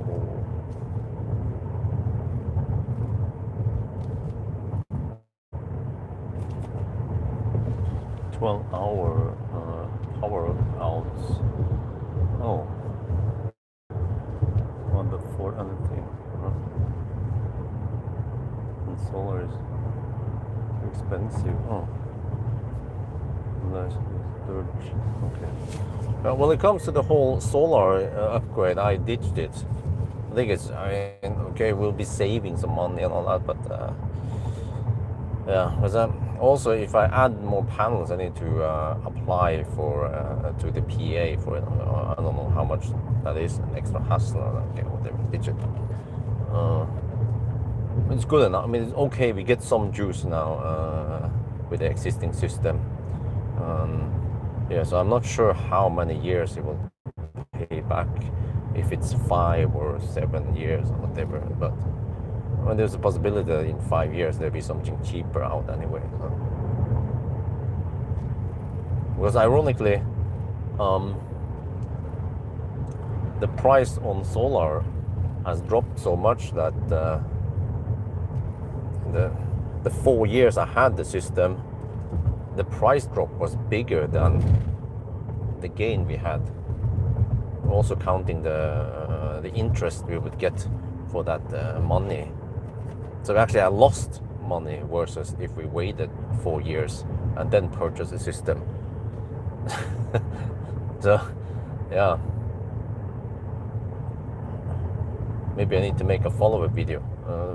If I can just stay home in Chengdao, I have time to make a script and shoot some videos. Interesting topics, I believe, rather than the family vlog that nobody watches anyway.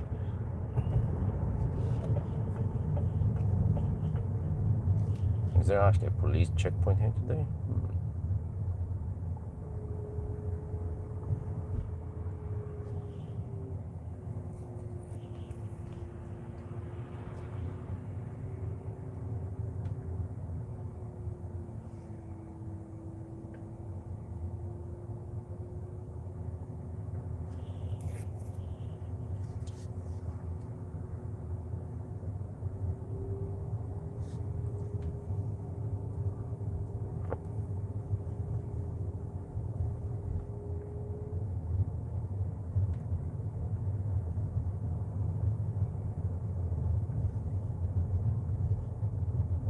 Well, someone got pulled over there. Or did he hammer too hard? I bet he did.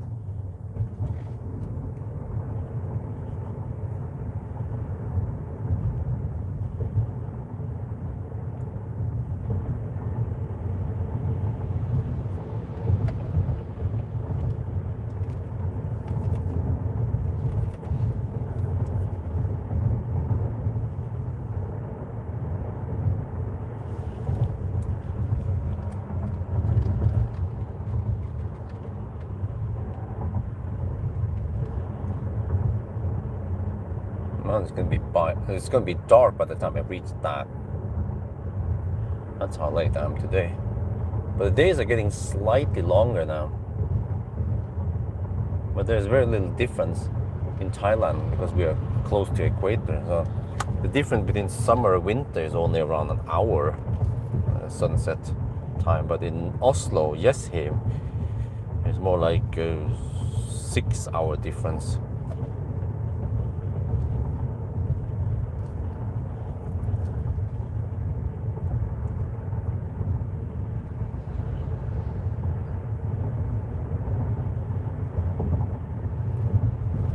So at least once we are back in Norway in February, the days are not that short anymore. So it's bearable to stay there.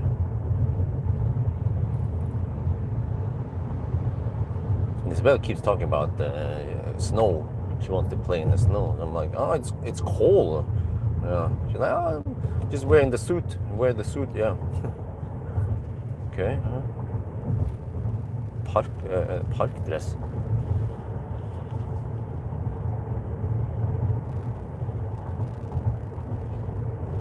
Price of being early, yeah, exactly. Well, I felt like I wasn't that early on the solar. It was 2022, yeah, end of 22. But then people say that the solar hasn't, I mean, it's not going to drop that much anymore, so.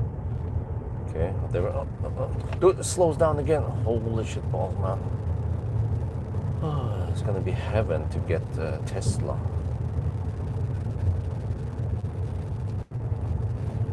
Just a slight curve when it slows down, even when I'm driving this slow.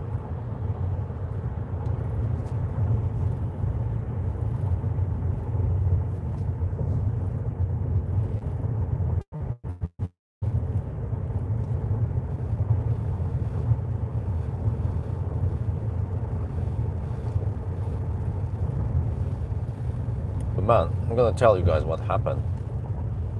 Oh, it's only 22 people here. Okay, whatever. 22 people here, or at least if we shave off the 20 AFK people, at least the 2 people in here. Yeah. We stayed at this Airbnb in Chiang Mai yesterday. Actually, 2 days ago. Yeah. And then when I check in, not sure what's up with that, but there's this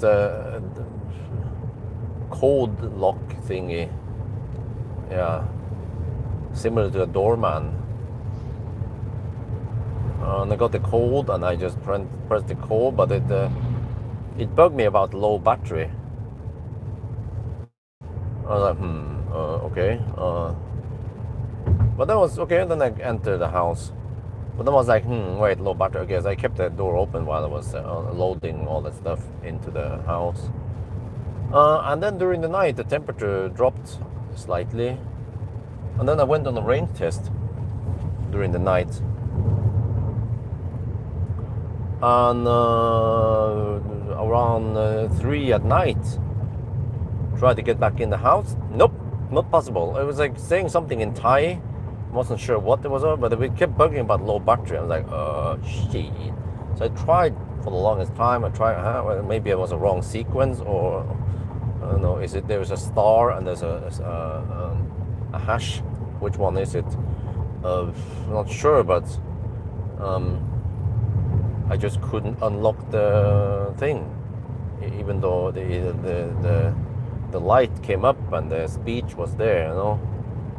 So after Googling it, Google said, oh, well, you just, how is it again?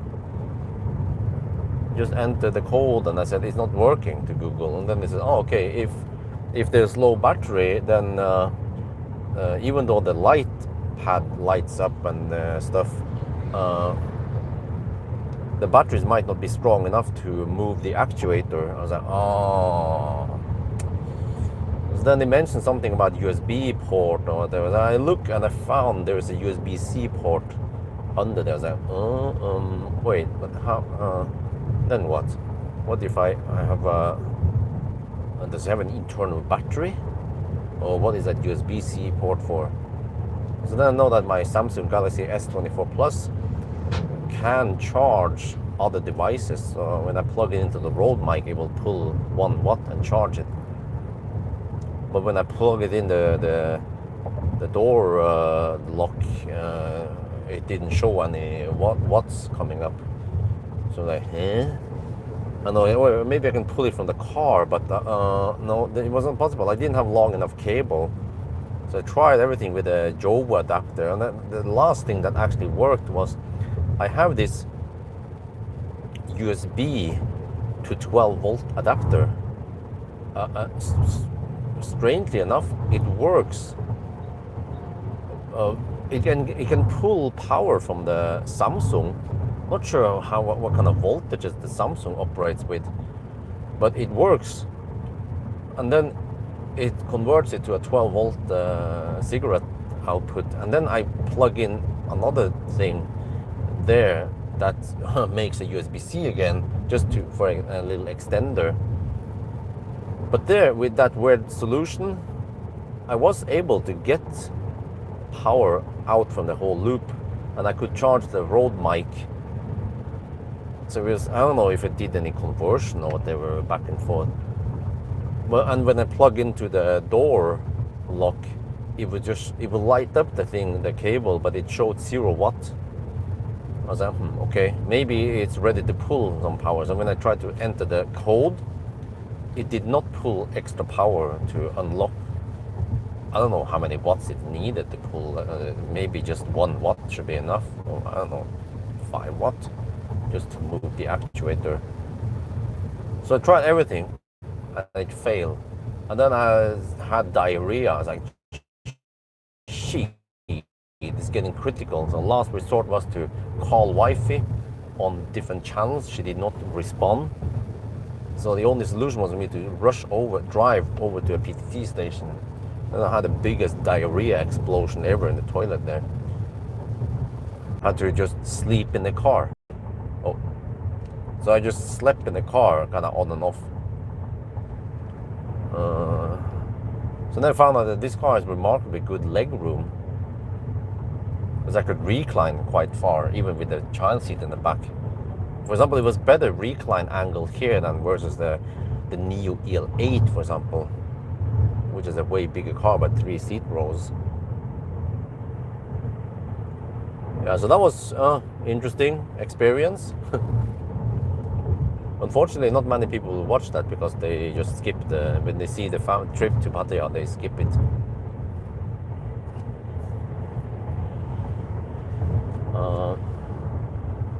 USB-C is mother charger. Yeah, there's also 28 volt in USB-C. But I also purchased 4 AA batteries, and I replaced them, and then it worked. So yeah, I wanted to know. And I told the host that you should replace the batteries in time, otherwise other customers will be stuck like me. But it kind of makes sense, and I was genuinely interested in this, and I was guessing based on what I googled. Yeah, it makes sense that the voltage is low, it's too low for the motor to run, but it's okay to light up the thing and give it some speed. And then I told wifey asked me why what happened, and I tried to explain stuff to her. And I think as soon as I start talking about low battery and stuff, she just blocked out everything and didn't understand or didn't care about all that technical stuff. Yeah, and then she called me 8:30 in the morning and asked me what's up. I was like, didn't you read my message? Open the door.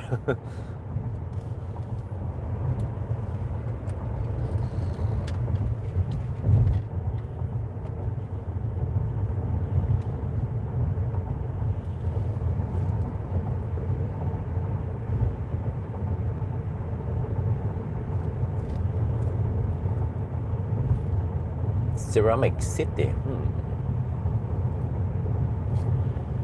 Lampang. What do they have? Do they make ceramic tiles here? Or other ceramic products?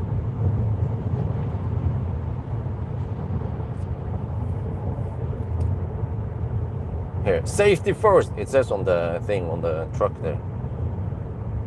How about safety last? Yeah, in Thailand.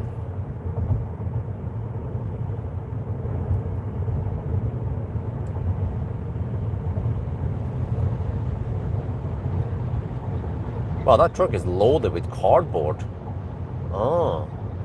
Yeah, I'm trying to recycle more garbage at home, because we get insane amount of garbage, and I would say that 90% of the garbage is plastic in various forms. Some plastic bottles, and then a bunch of plastic bags, and also the plastic food containers. And I did some research, and I found out there are several recycling stations, or whatever you call it, not by the government, just some individual companies, I believe. And you can sell the trash over there, get a very low price, just a couple of baht per kilogram. But yeah, I want to try that. Maybe not get a bunch of trash bin, but just get some extra bags and then try to sort some of that. PET, the bottles, they go in one group, and then plastic bags, I think it has a different group, and then also the food containers and the plastic cups. So if I just group it 3-4 different groups, we can get rid of lots of that trash. And then also food waste is being collected into this box. It becomes nasty eventually. And then Amber's dad will just dig a hole in the garden and then put it in there, and it works great as fertilizer for the plants. So I should also make a video about that. And I'm surprised to hear that the Thai people, they don't recycle. It's the government don't encourage people to recycle, not nearly as much as in Norway. So I mean, there are some recycling bins and whatever, all over the place. But the trash is just randomly thrown in there, not sorted out. It's kind of funny that a foreigner needs to come over there and make a video and teach Thai how to recycle more.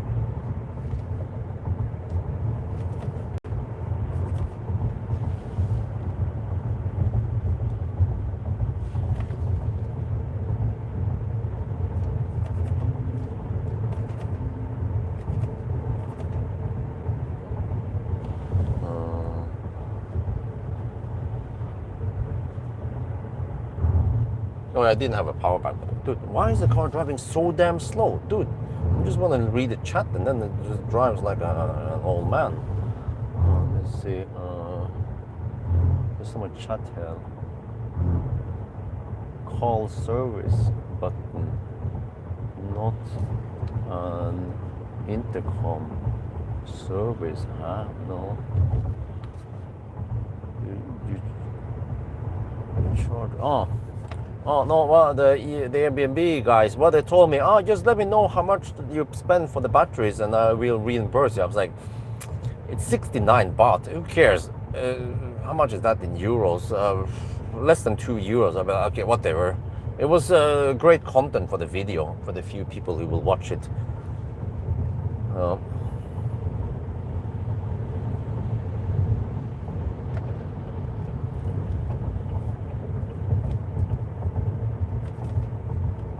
It was actually a townhouse. USB-C is okay. I have a power bank that does that 5 volt for small phones. Okay. The electrical. Okay. Yeah, but I assume that the USB-C port for the thing there, for the door lock, might just be for communication. But then I wonder, is there no safety in case that shit happens? How do you get inside if you're the owner, right? There's the Nimli I have that actually has a physical key I can use as a backup. This dude slow poking? Yeah, I think so. Okay, we need to hammer him. Or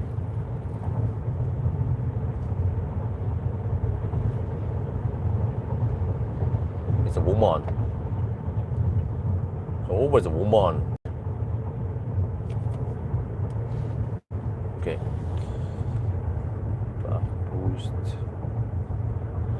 Invest in power shredder. Oh, no, okay, no, I'm not gonna invest too much because I'll be gone in 3 weeks anyway. And then once I'm gone, then I highly doubt that the old folks are gonna dig around with this. They might not understand much of this. So, or care about this. Well, they do recycle the plastic bottles.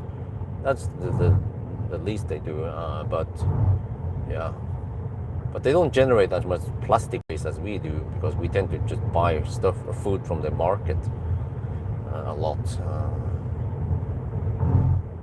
So I don't know. I'm not going to invest in too much equipment.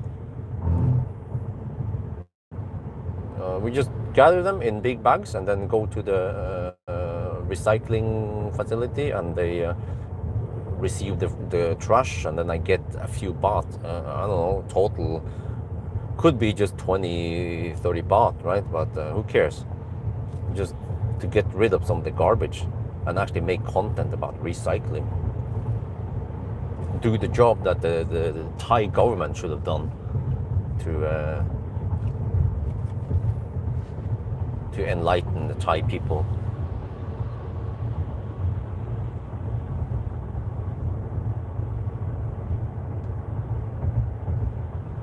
Well, actually, from what I heard, what they do with the plastic bags and the soft plastic is that they just melt it and they use it as fuel for burning. Hopefully there is some kind of filtration there.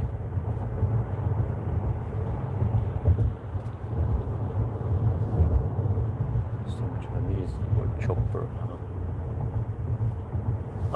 Model 3 long range rear wheel drive and Model Y rear wheel drive coming up next. Wow, there's so many cars that drive slower than me. What the heck, man?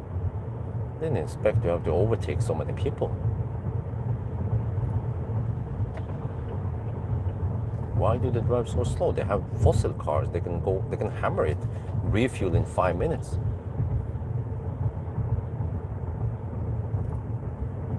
But consumption is 125 watt-hour per kilometer. Getting close to Lampang finally. I can get some food soon. Getting hungry. Want some drinks also. You see, that guy is collecting bottles. But over here, there's no pump, unlike in Deutschland. They just go by the kilogram. They go by the weight instead for the bottles. But the bottles are usually PET, so they're looking for the PET. Maybe PET has better recycling rate and better price. But I don't care. I don't care about the price. If it's just for free, even 1 baht, I'll just return it to the factory or the trash factory that they call it. But it's kind of tight here. Okay, let's.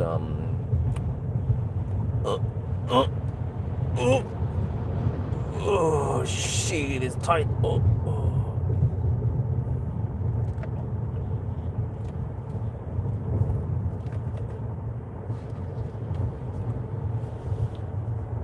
So, what? Dude, there's another slow poke here. What?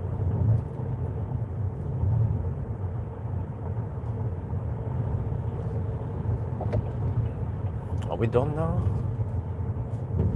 No. I feel like I'm more in the right lane than the left lane, man. I should be camping in the left lane, you know?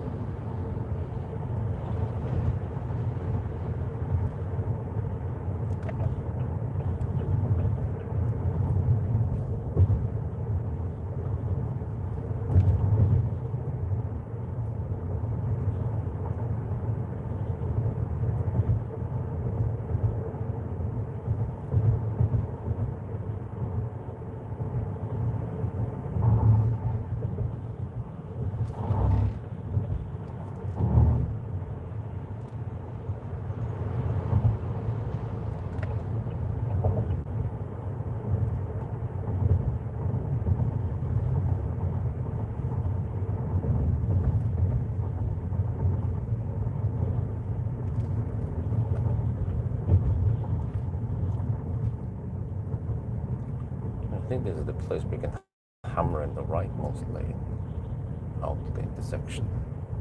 Wait, or maybe not.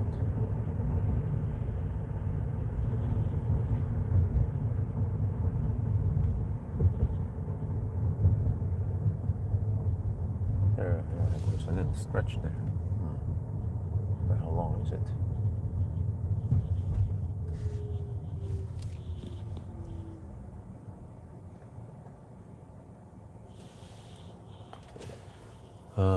Milk bags and oil bags, also sanitary liquid plastic bottles, Uniper. Are you reviewing that too?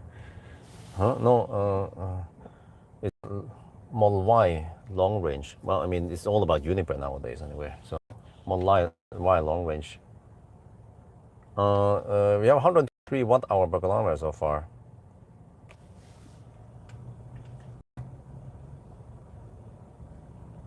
How is the MG going?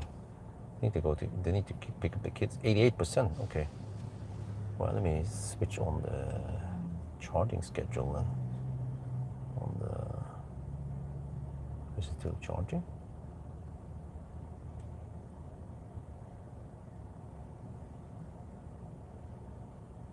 There, you can stop at 4.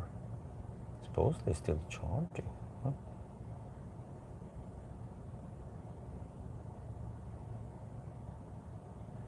Oh, what are they consuming today, man? Huh? Huh?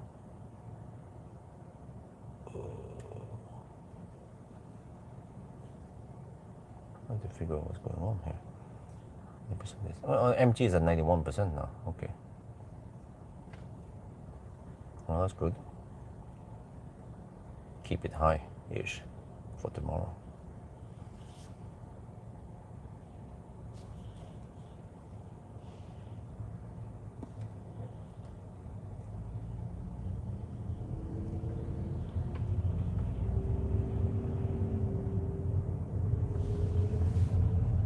Now, how long is this stretch? It's not that long.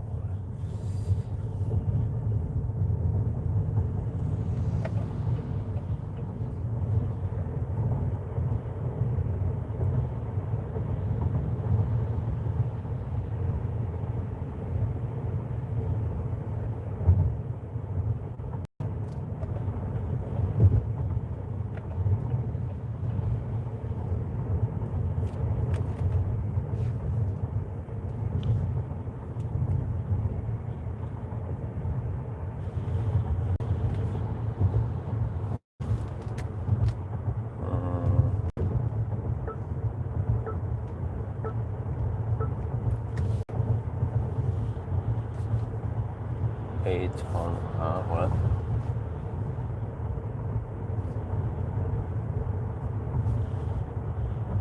Is it cheap? Oh, I don't know. Well, the Teslas in Thailand are a bit overpriced.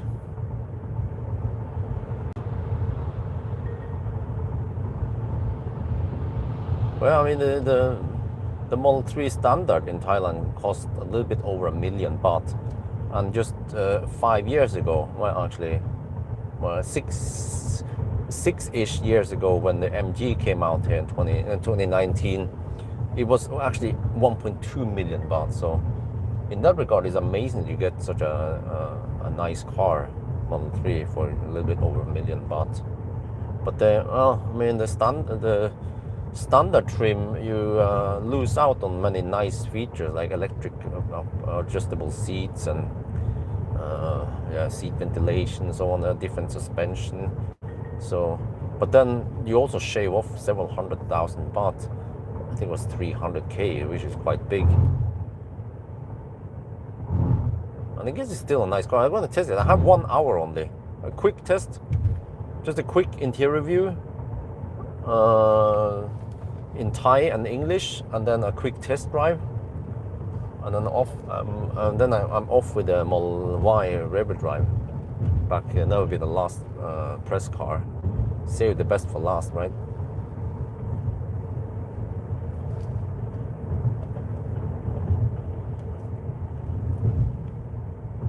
Here we have the PA chargers. There's one car charging there. What about the chargers over here? Are they done yet? There's a PTT, fairly new PTT station here. Came up last year, about a year ago. You see, and they have chargers there. But I'm not sure if it's operational yet. Even if the app claims that it's operational, it might not be. But okay, probably not too relevant for me. I'm not going to use it since I'm usually doing the Sunday drive on the way south. And on the way north, I'm too lazy to U-turn there, unless it's like a New Year traffic. Let's see.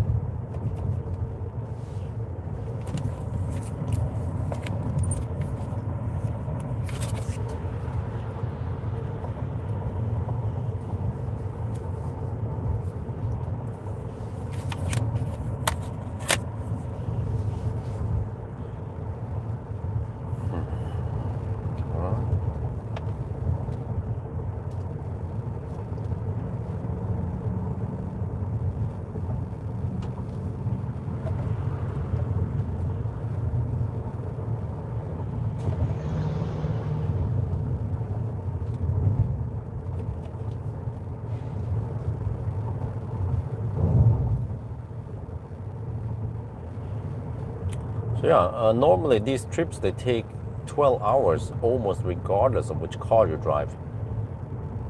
Simply because driving slow like we do, then you arrive slower.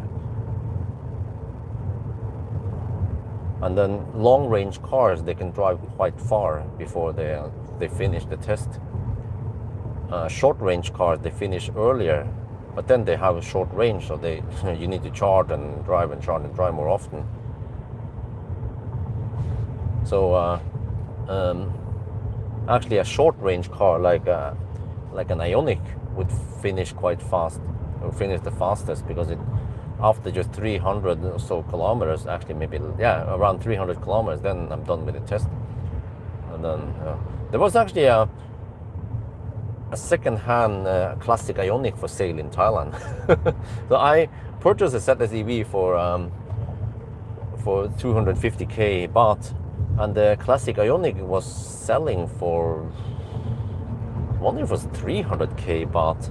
I was like, ooh, it's kind of tempting, but because it has low degradation, but I mean, it has to have some degradation, and also I don't know how the degradation is in Thailand. It could be higher, but let's assume that it has around 22 kilowatt hour left. That's still way less than the 37 kilowatt hour in the ZSEV, and it has less space, but it's more efficient. But there's no app support, and there's no keep climate on. So I'm like, yeah, even though it's a nice car, but kind of need app support, or at least keep climate on or something, so I can keep the car nice and cool. Maybe if I'm a filthy rich bastard, I can just buy that classic Ioniq in Thailand just for fun. I just have several cars. Yeah.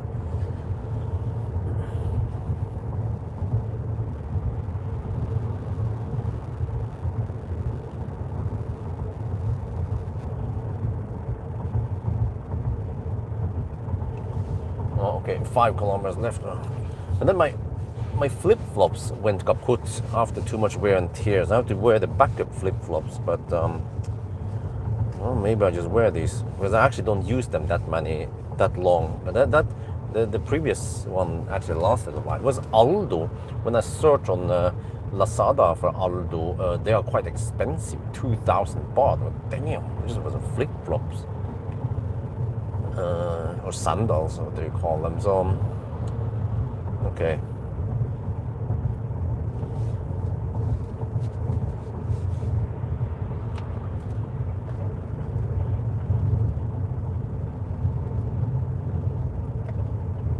It was actually quite comfortable to wear, and it actually lasted quite some time before it went kaput.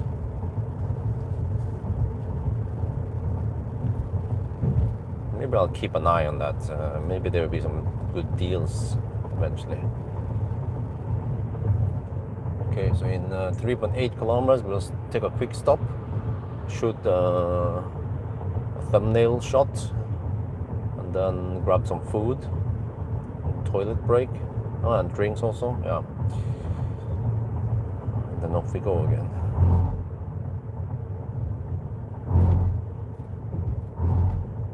Buy some chicken on a stick. Yeah, lately I've been a sucker for banana banana cakes. Wow, they're not too sweet, but they I don't know, just taste good. The banana cakes. Probably not that healthy, but I mean, I'm on vacation, right? My 77-day vacation in Thailand. ABC always banana cake.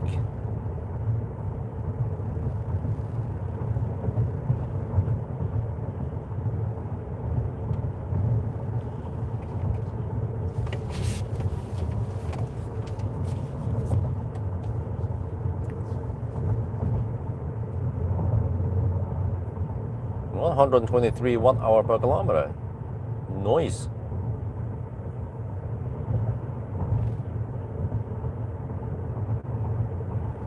So it's in that ballpark.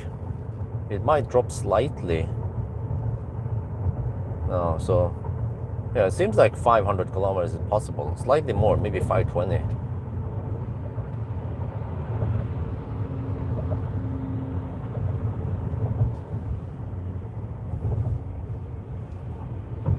we're down to 66%. We're down 166 kilometers. So 1/3 of the battery has been drained. That means 500-ish, right?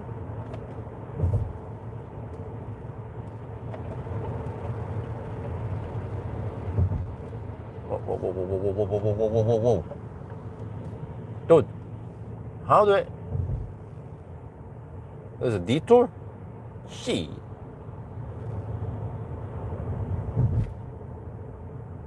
Probably have to U-turn somewhere. Oh, here, there's a whole bunch of cars trying to U-turn. Okay.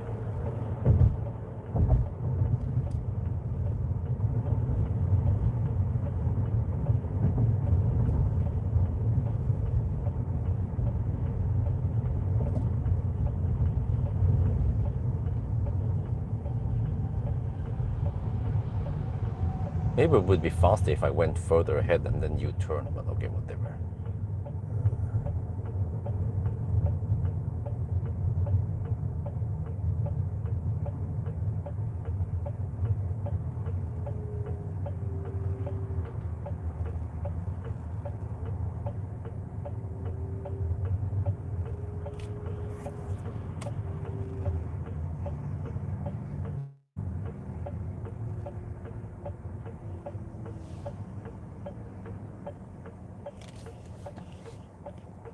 Right, does this Toyota really need 4 exhaust pipes? Or more importantly, is it exhaust coming out from all 4?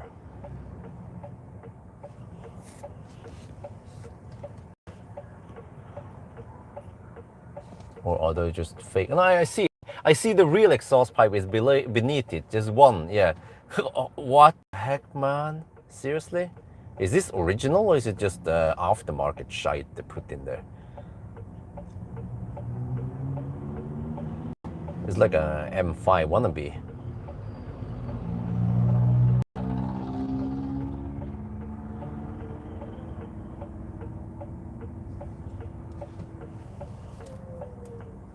Dude, that mother trucker just doesn't give a shit. He just want to go for it.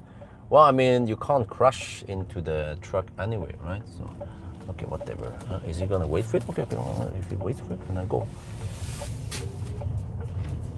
Wait, was it the rice? Yeah, the rice fell.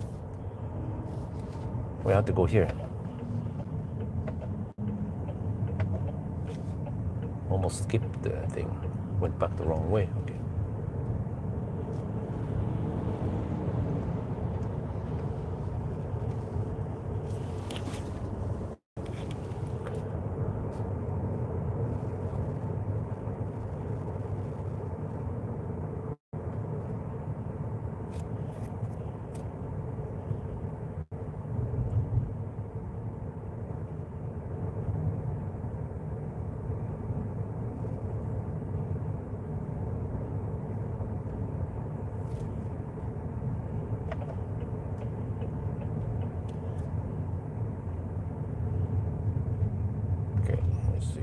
Stopping at this gas station anyway. Oh, 30 degrees outside. Okay, quick thumbnail, and then I try to get the spot in the shade. Always be in the shade. Let's see, here.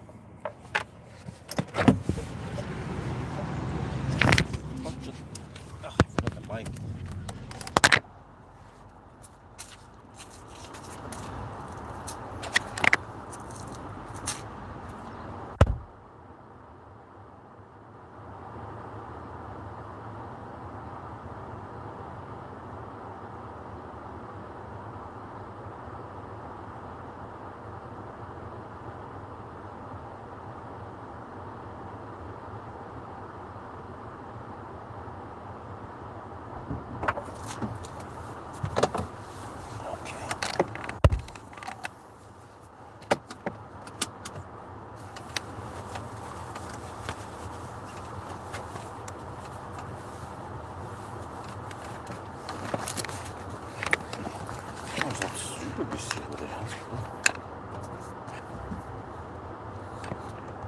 Seems to be several spots in the shade.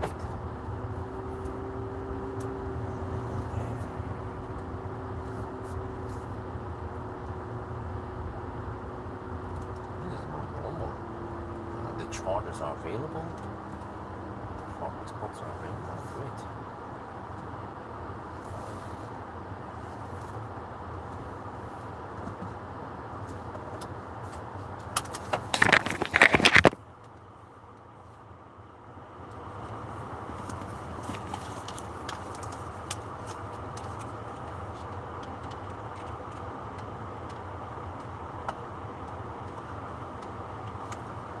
Quick pit stop. So far 122 watt-hour per kilometer. Wow. We're down to 65%. Seems like 500 kilometers should be possible. Okay, now I go grab some food. Well, over there somewhere. You see, this is more normal traffic. That over there, the chargers are available. Okay, yeah, toilet and so on, and then blah, blah, blah, and then and then oh yeah, 5-star chicken. I want that. โอเคพิทสต็อปนะครับที่ลำปางนะปตทนะ122วัตต์เอากิโลเมตรว้าวเรายังเหลือ 65% นะครับแปลว่า500กิโลเมตรน่าจะเป็นไปได้นะครับแล้วก็นี้นะครับจะให้ดูนะเขียนออกไปถ่ายนะครับเนี่ย charger ก็ว่างนะครับทั้ง2อันเลยนะก็เดี๋ยวจะเข้าห้องน้ำเดี๋ยวจะไปซื้ออย่างกินโอเค 5-star chicken นะ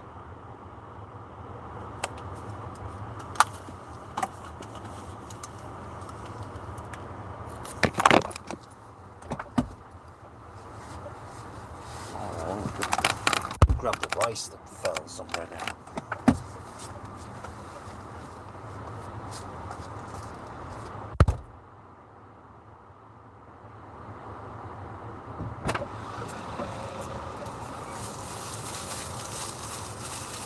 Edible?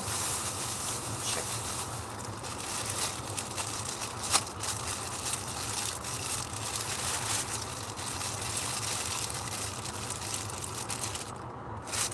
I guess you're right. But they already have plastic bags, so I don't need that.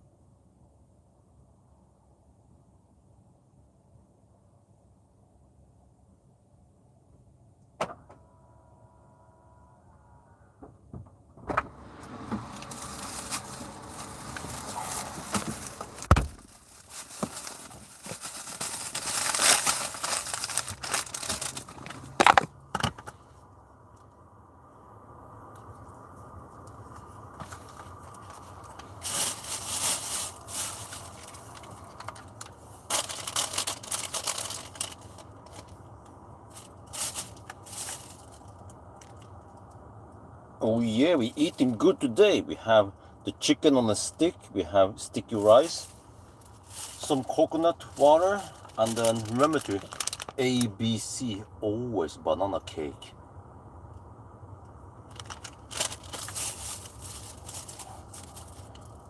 Okay, วันนี้เราจะกินดีนะครับ มีไก่นี่นะครับ มีข้าวเหนียว แล้วก็ coconut water แล้วก็อย่าลืม ABC นะครับ always banana cake.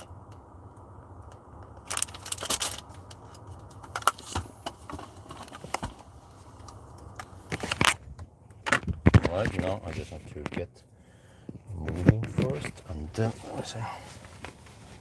then eventually I can chew. There's some traffic. Well, let me just grab one bite here first. So hungry.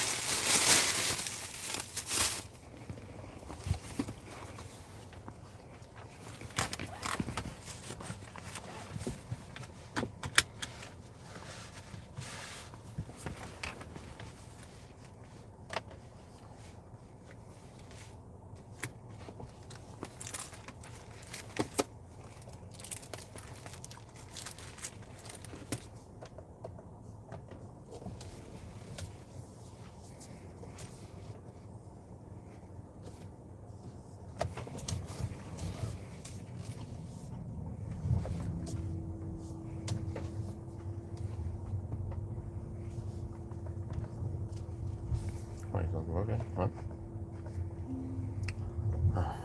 Okay, let's see.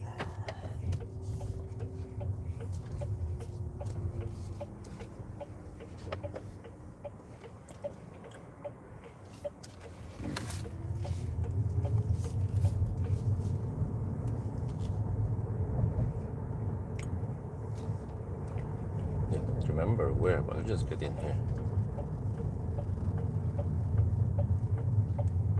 I think you're supposed to be able to drive further, but hope not skip the stoplight.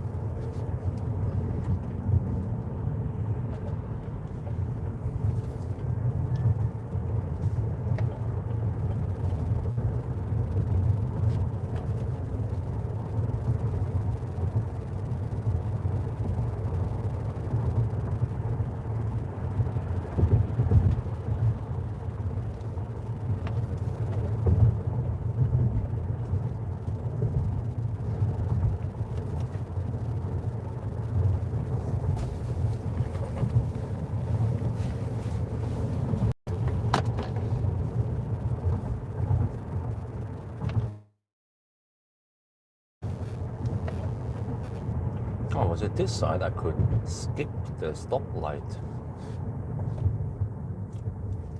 There we go. If you exit there before the stoplight, you could skip it.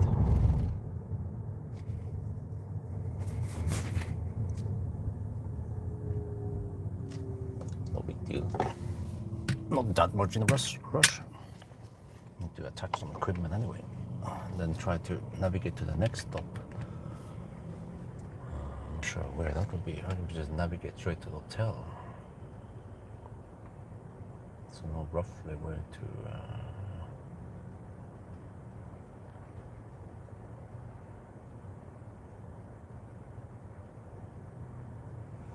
581 kilometers left, okay. Well, I should have taken the exit. No big deal. Let's get past this Honda first, and then shoop.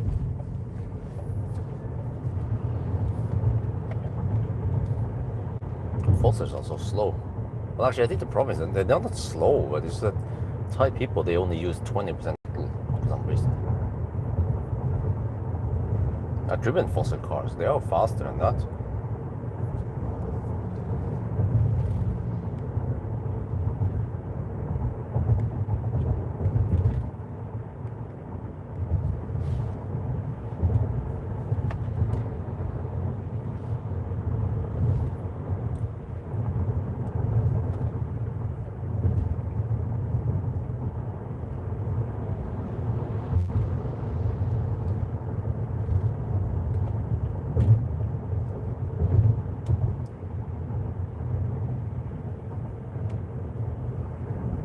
that is an entrance, not an exit, bro.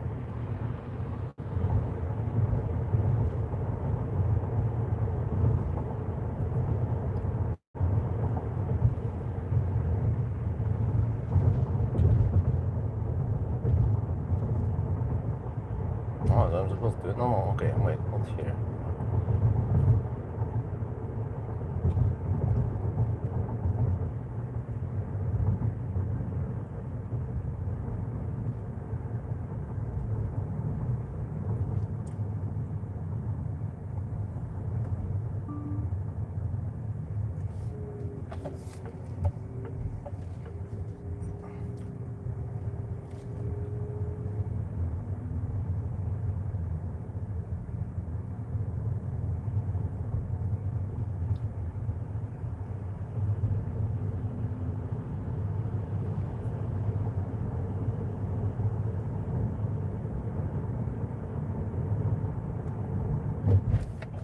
Oh, really?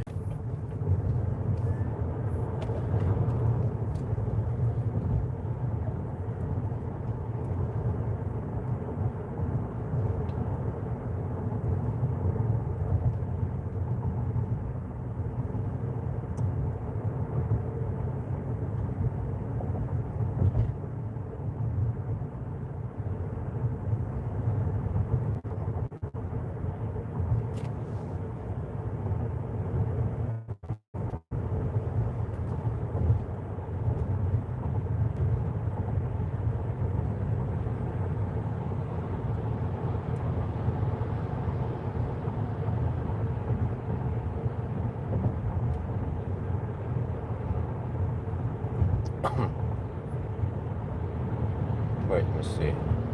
Need to turn left here somewhere.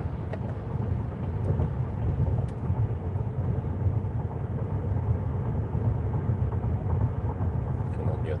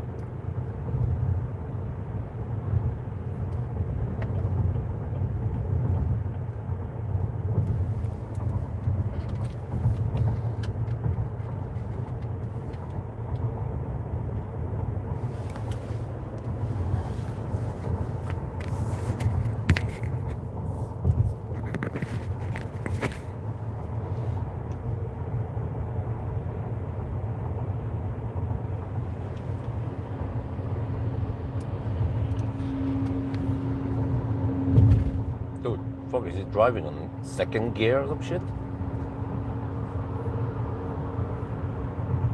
Sounds like it runs on 6,000 RPM.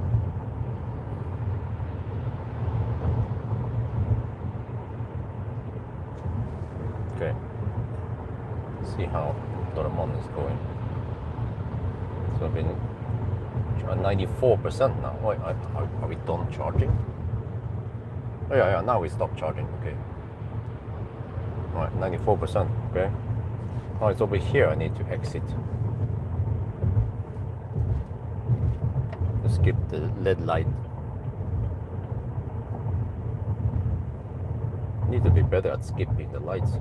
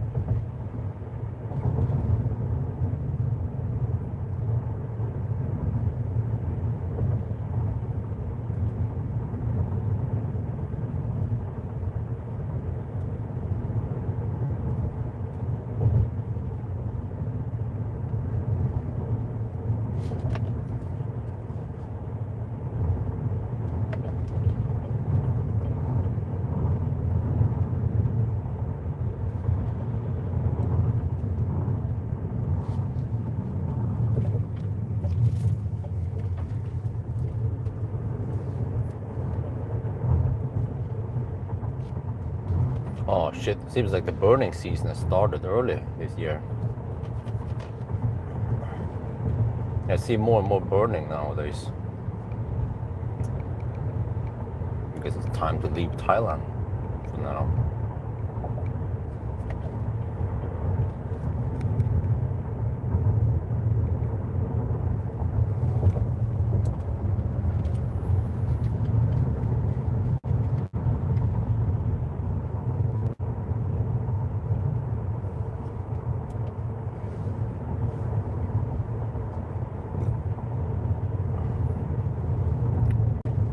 Okay, down to 63%.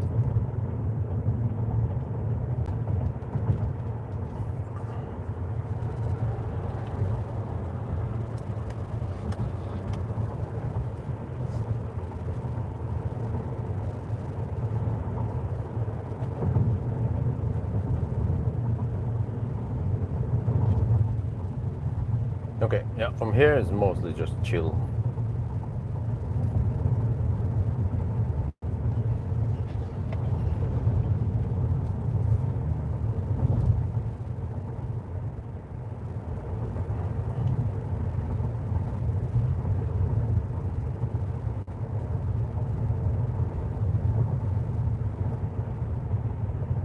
Oh yeah, we have the Baustelle, I forgot.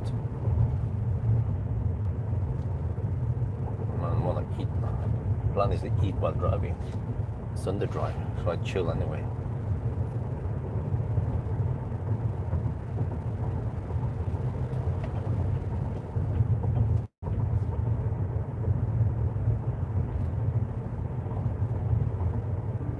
What the heck is wrong with auto steer? She pulls to the left.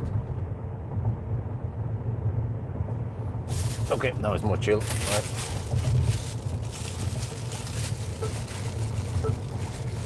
Man, it's gonna stop bugging me. Stop being a Chinese car. Shit, man, how do I turn off that annoying fatigue warning? Let me see, so-called safety feature.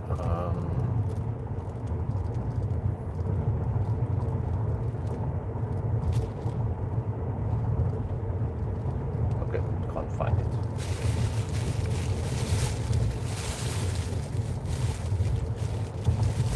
Okay. More stuff going on here. Baustelle, okay. Need my attention. Oh, phone is overheated. That also needs my attention.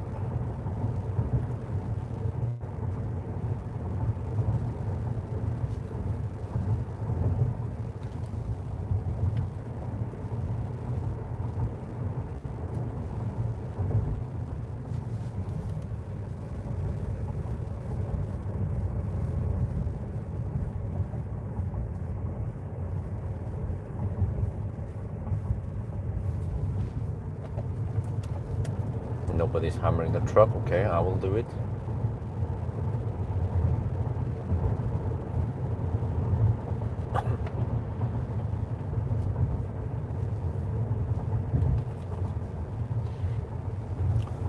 Okay, let's cool down the phone first, and then I will eat.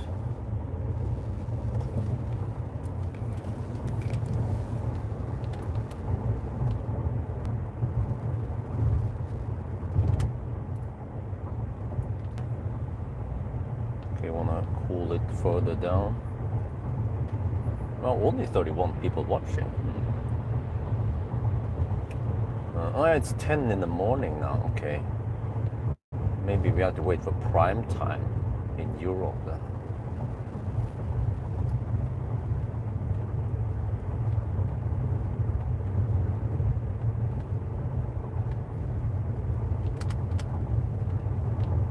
Let's pre-cool it. It stays cool longer.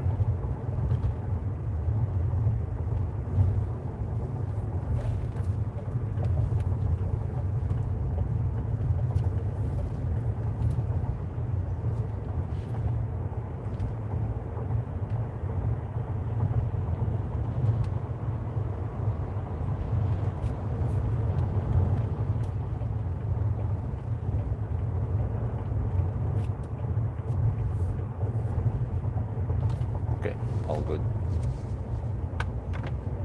Put it back in there.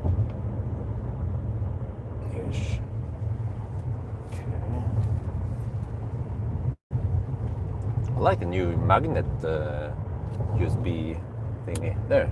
Very convenient. Just snaps in there. Should get more of these. Would actually be very useful on my laptop. I'd like to see the power it pulls. But maybe the magnet is more important. I actually destroyed one of the cheap USB-C cables. It was strange. Oh yeah, now we have the asphalt. I purchased from Lazada some cheap USB-C that also shows the power.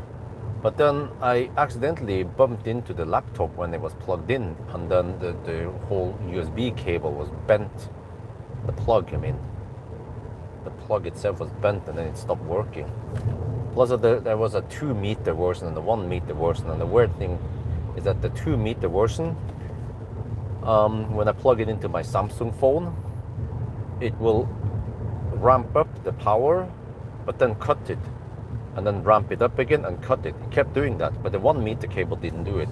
But it was only on my phone, not on the other devices I used. On iPhone or laptop, it didn't do that. So it's like, seems like the quality on the USB cable there from China might not be the best. But the magnet thing here is brilliant, because if you just accidentally bump into it, then it just disconnects. No big deal, you just snap.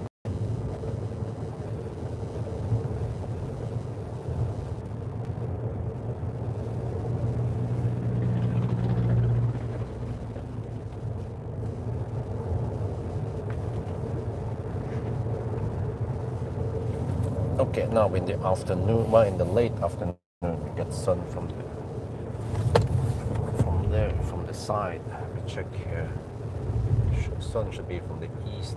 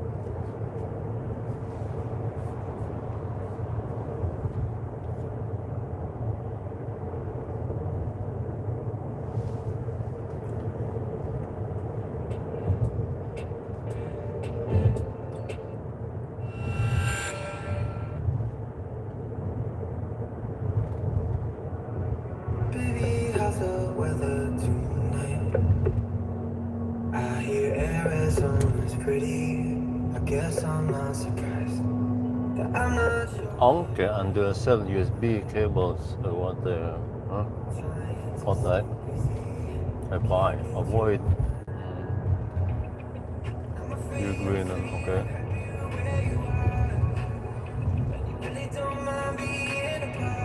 Yeah, lately the Anker products have been popping up on my Facebook feed. Anker power banks and different stuff. The power is 0 kilowatt. I bet it would have been regenning now, so well, that's a slight bummer, but I'm not gonna bother. There's not that many crazy hills for now. The car could have been more efficient if it regen in ACC mode. It's like a typical Chinese car, man. I don't know what's up with that. It uses friction brakes to slow down.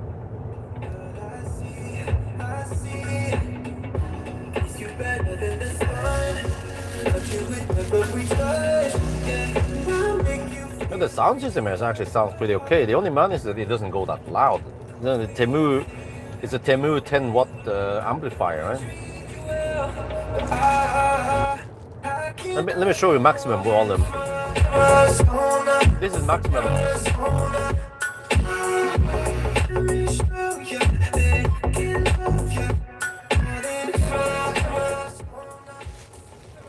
That's an okay volume. Maybe no, it was weird. It was not that loud in Spotify for some reason.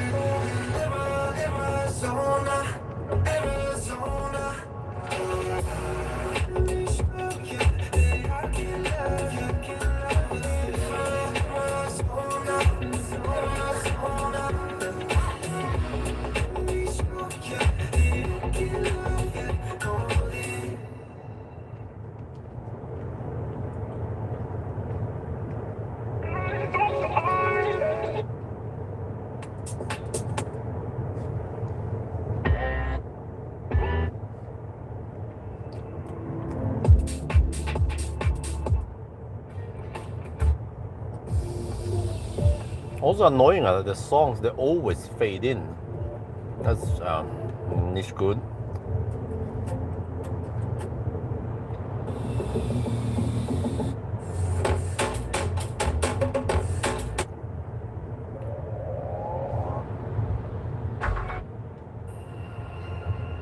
No, why are you slowing down? Let me listen to this.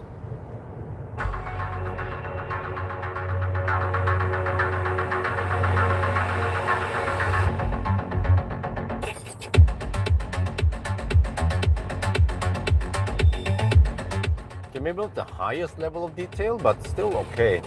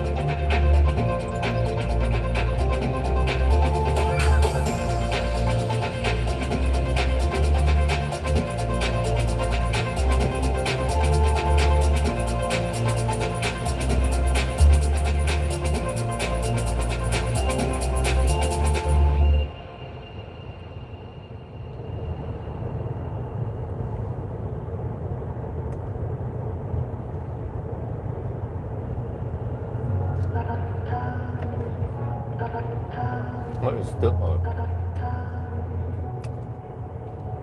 Hey, hold on.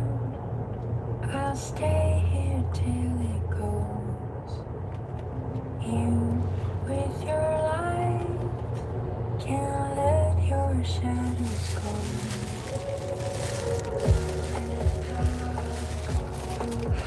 A place where love can flow.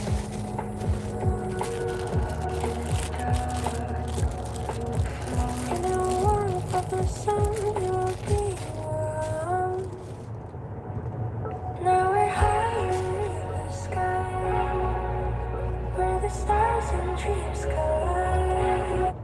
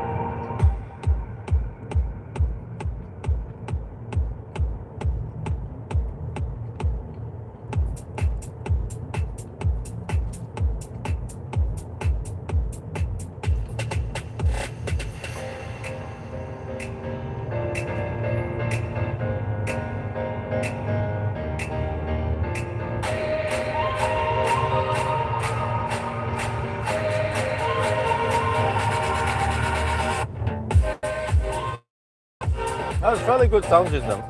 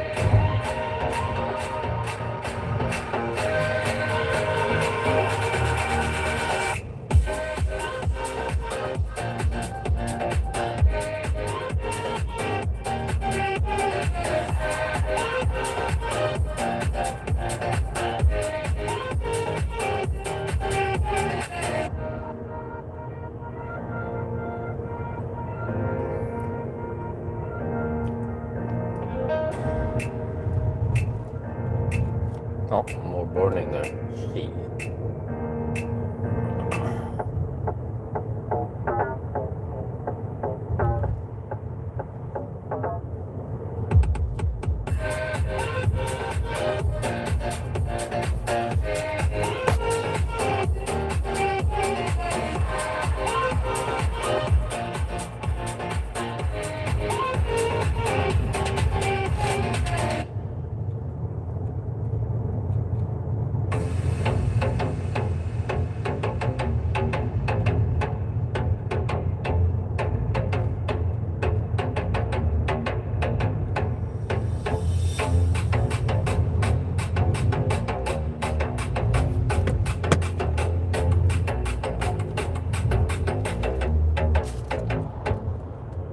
Holy cows!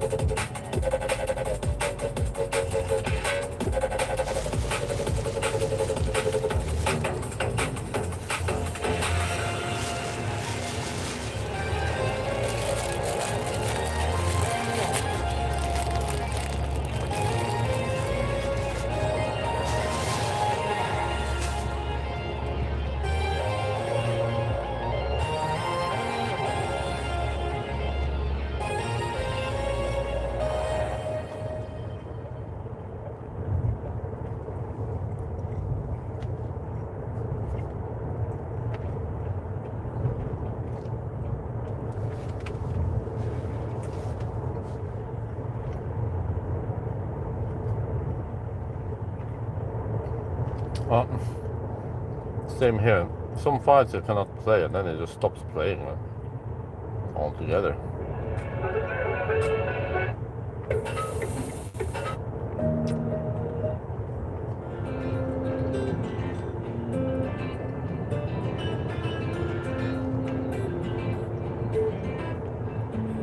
Don't get me started about the way you look at me. Don't you see what you've done? Don't wanna pull it hard, and please never let me go. Can we be more than friends? Just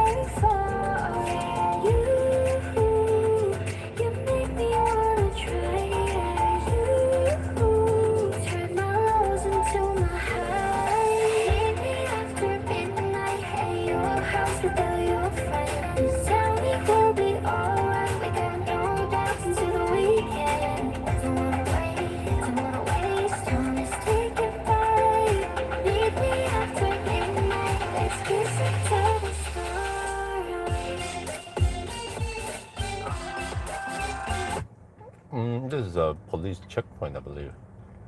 Yeah. So must have been a laser. Man, those laser guys, I never see them.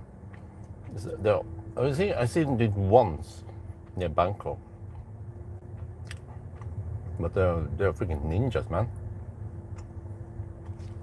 But of course, for me, no worries.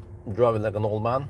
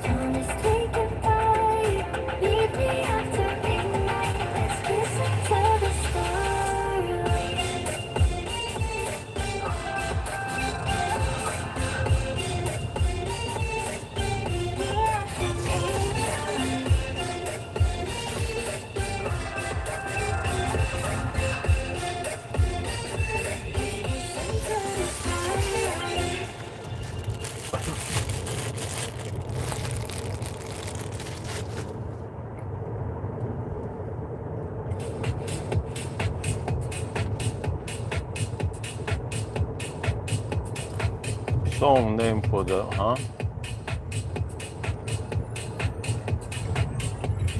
Which one? I'm not sure which we're talking about.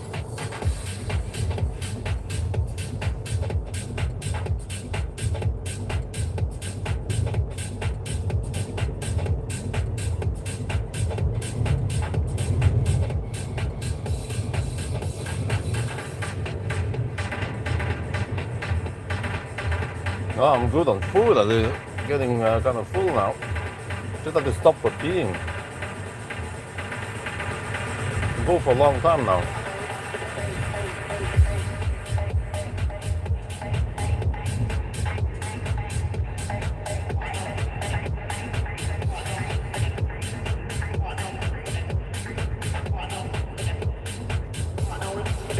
Oh, 30 degrees Celsius. In Lampang, it was actually pleasantly warm, in the shade at least. But over at China or Pattaya, it's just too hot and humid also.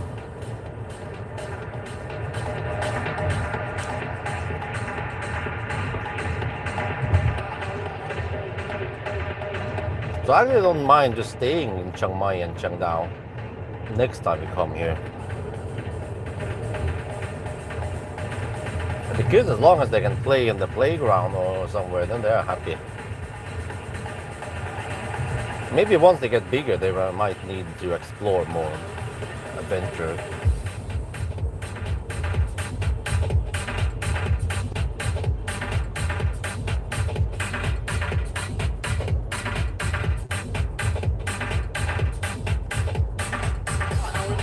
Oh, the car shuts down the seat ventilation every time I leave the car. That's also silly. It should remember the state.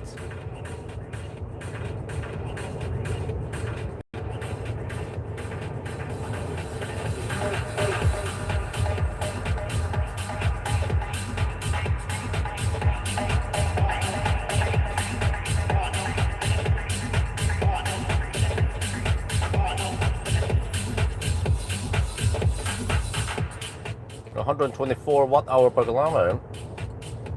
Could have been better if it regen. What a bummer. What a silly mistake from the Chinese manufacturers, many of them, unfortunately.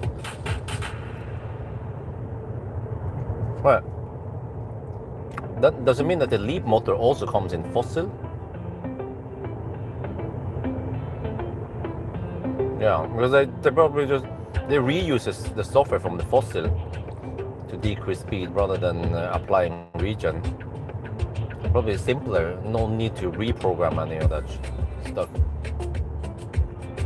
Yeah, see now 0 kilowatt should have been maybe 5 kilowatt regen here, so that's a bummer. But whatever, I tested as it is. Of course, I'm not gonna do any ninja shit.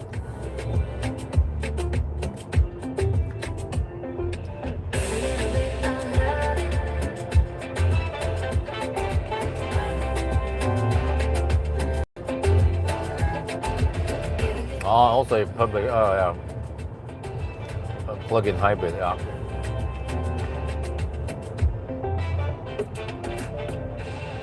Well, I mean, I keep finding all these weird, not sure what to say. I mean, are they bugs, or is it weird, not so good features? Yeah, just put it that way. With many Chinese cars, they'll just slow down in the curves and. Like it doesn't remember the state when I leave the car. It resets the drive mode to eco mode. And then people say that I hate Chinese cars. Well, I hate China. Well, how am I supposed to bring out the message? Wait, what about other people who review the cars? Maybe they don't say anything negative about the Chinese cars or other cars whatsoever. Okay, here I'm gonna regen a bit then. See, I'm getting 10 kilowatt regen. Oh, see, it's better than wasting it in the friction brakes.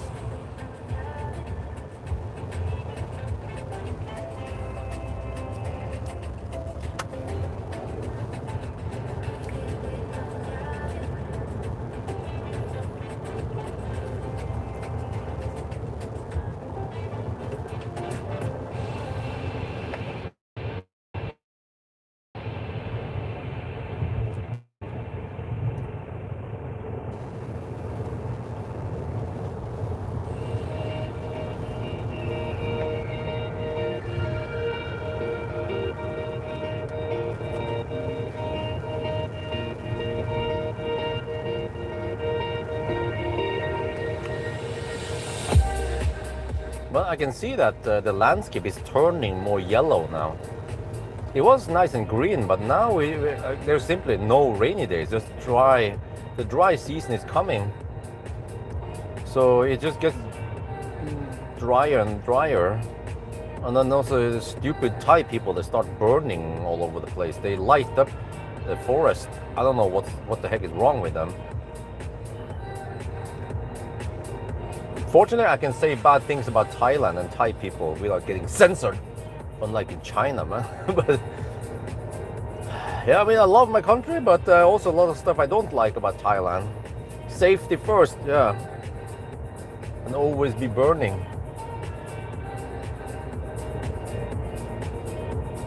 Yeah, now I see I could have regen, but I just okay, whatever. Just keep the cruise control on, and auto steer on. Fortunately, this loop is fairly flat. This car would come out worse if I did the Norway route, and I would go on a long downhill. Let's say from Alvdal towards south of Alvdal. You know, there are long downhills. Yeah, I'll be wasting lots of energy there. It's still. I mean, it's still. I'm not sure how to say it, but I wouldn't say it's shocking, but it's like disappointing that the Chinese manufacturers they don't know this or they don't fix this. Okay, first of all, Leapmotor, do they know about this feature? They could have gotten more range on it. Maybe they don't care because. Oh, by the way, when you do the VLTP testing cycle, you don't use cruise control, right? Yeah, of course not. So then it doesn't affect the VLTP or the CLTC or whatever they use, the NEC numbers. But in practical, when people start using it, well, it depends. I get the impression that not many people use cruise control anyway. But yeah, if you use cruise control and you go downhill, then you lose energy.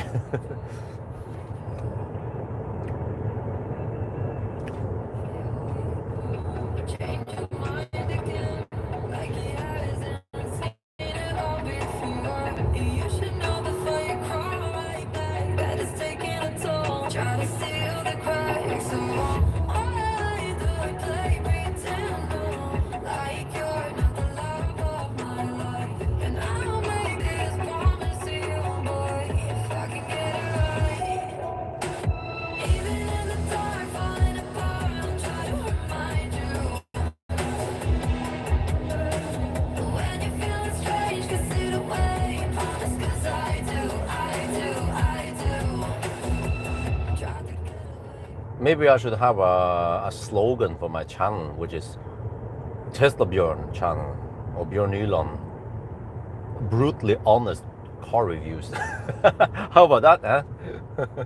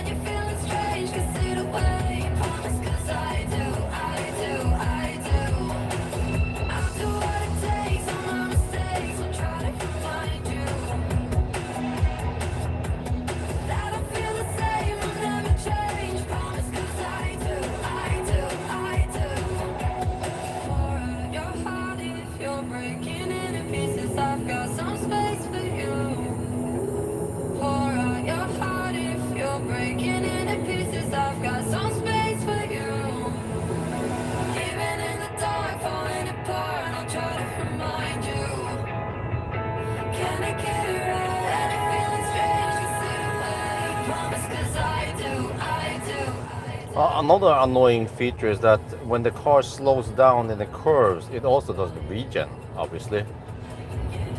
Well, this car could have been so much more efficient then.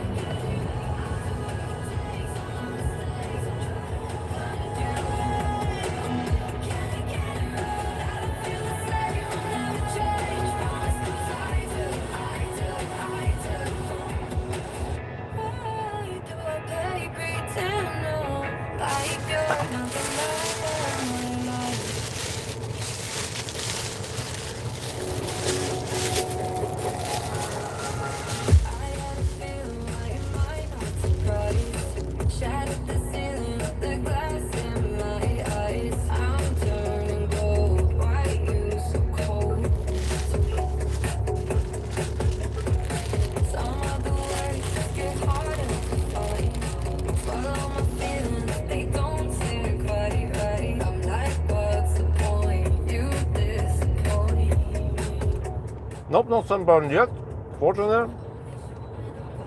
Got a little tan. Try to avoid being in the direct sun for too long, especially during midday.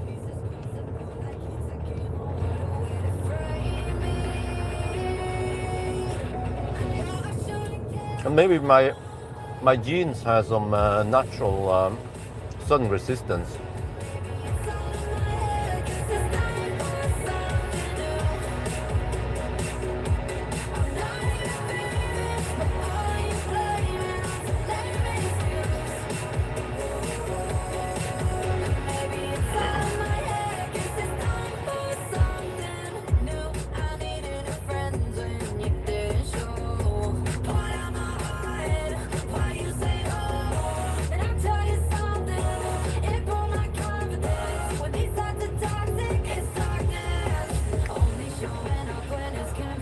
Oh, the sun is still kind of high on the sky there.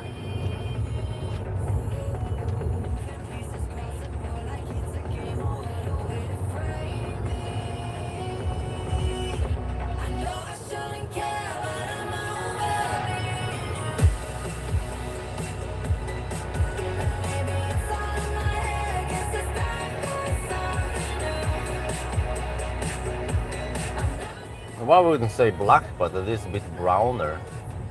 Golden brown, like the chicken I'm eating right now. Oh yeah.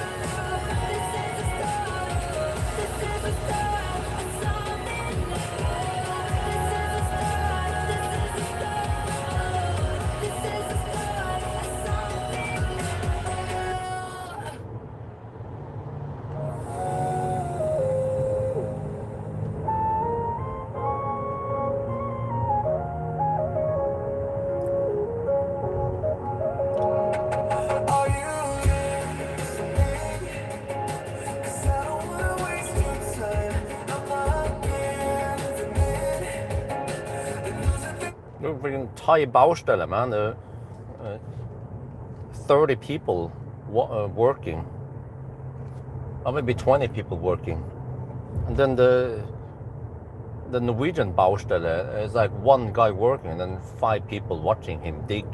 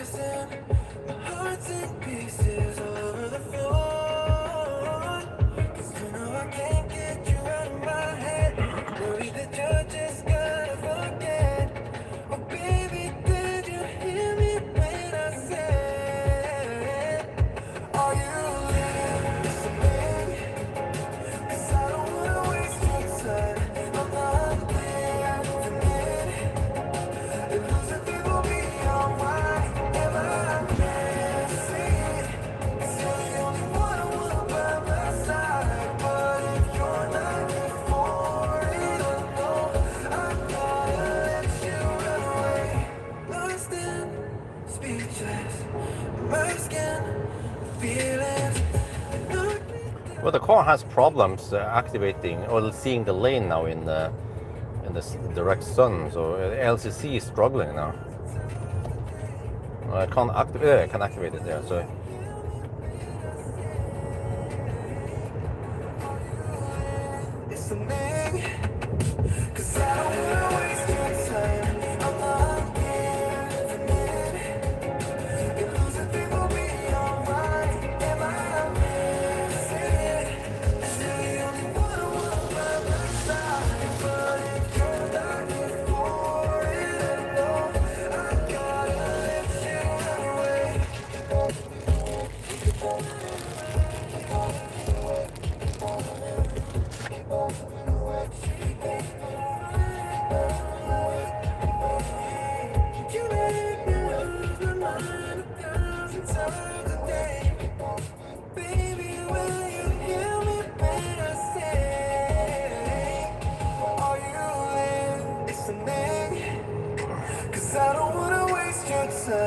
I'm not giving in.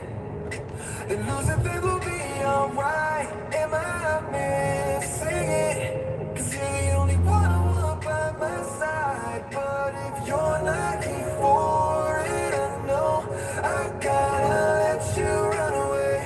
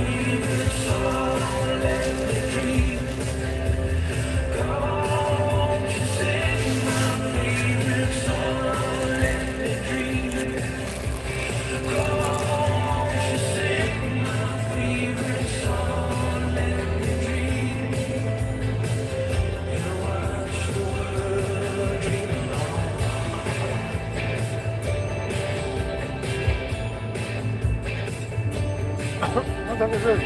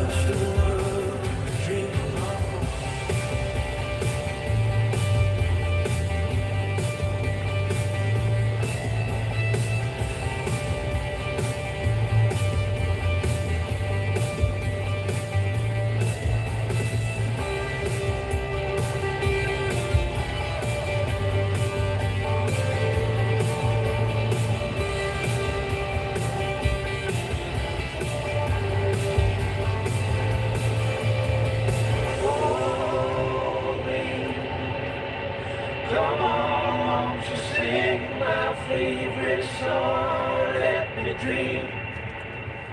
Come on, won't you sing my favorite song, let me dream. Come on, won't you sing my favorite song.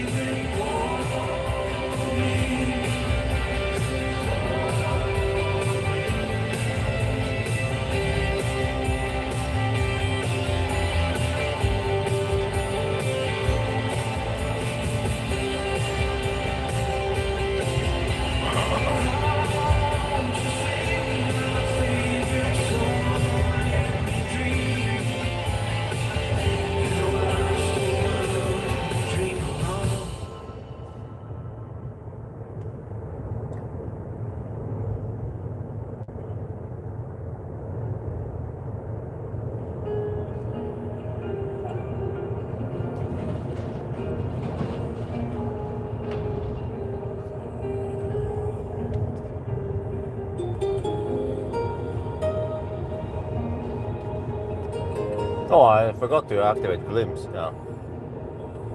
But I mean, is it important though?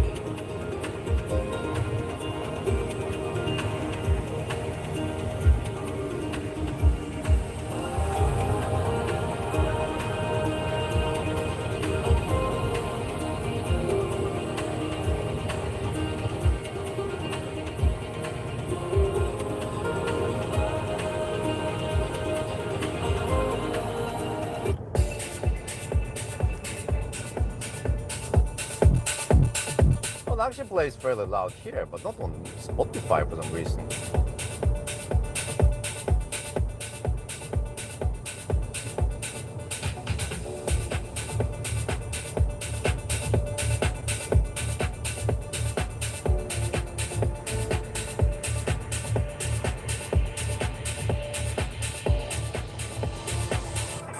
I'm still waiting. Clouds rolling and fade away. Hiding from what you wanna say. games you play.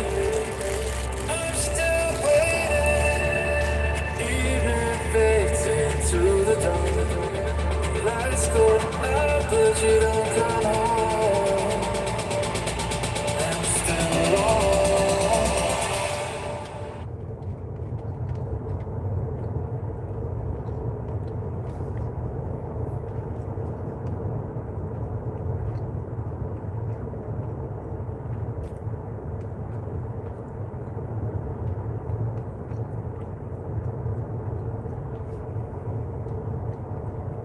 No, this is turn.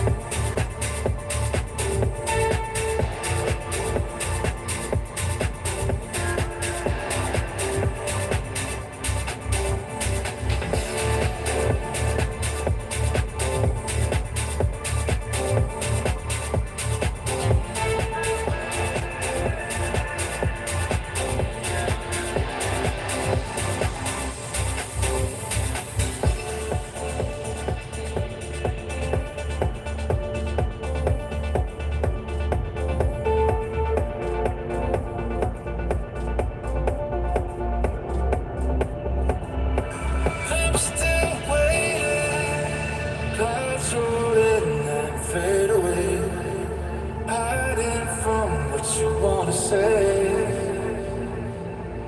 All the games you play. I'm still waiting, even if it's into the dawn. Lights go out, but you don't come home. I'm still alone. I'm still waiting, waiting, waiting, waiting. I'm still waiting, still waiting.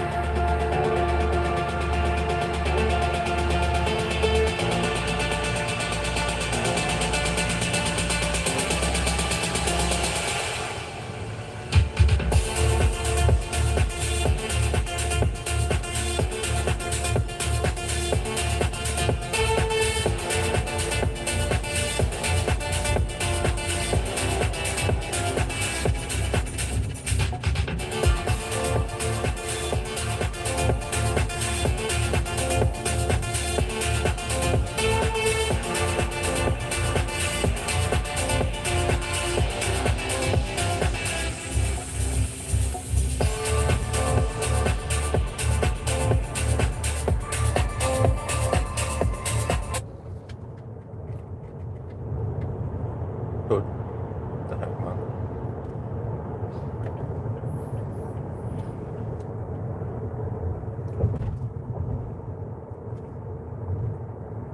Someone's driving really slow there. Dude. Oh. Yeah, I know you want a U-turn, but you don't have to drive that slow, bro.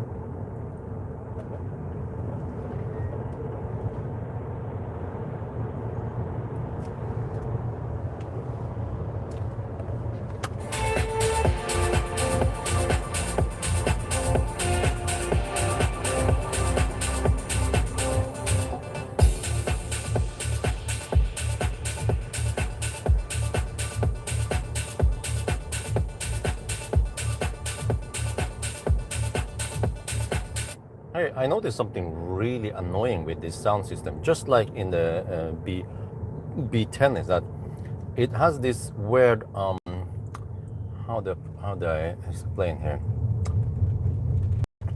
It's like it's some kind of normalization. I'm not sure how to put it, but the sound level changes, the volume, or rather, you know.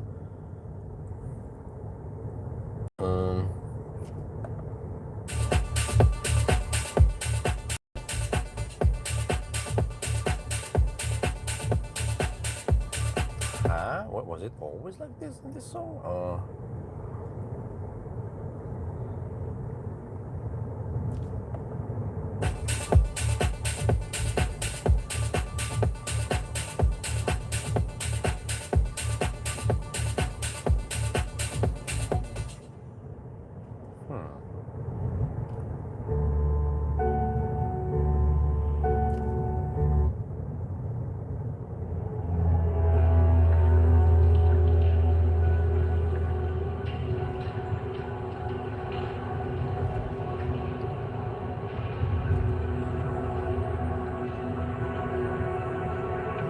I just want to slam some doors.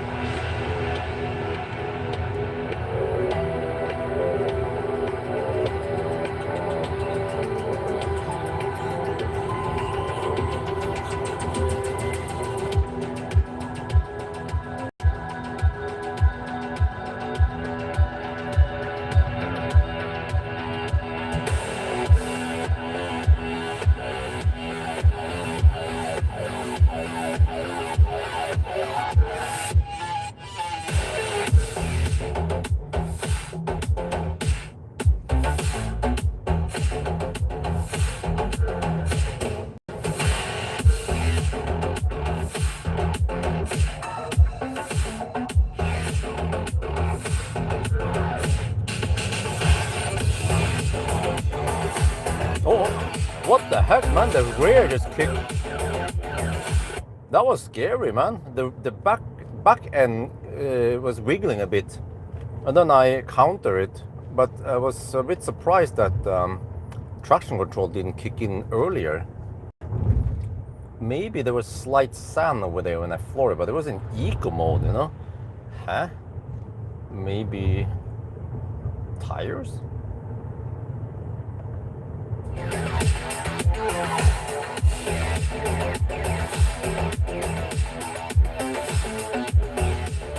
That was quite, well, I mean,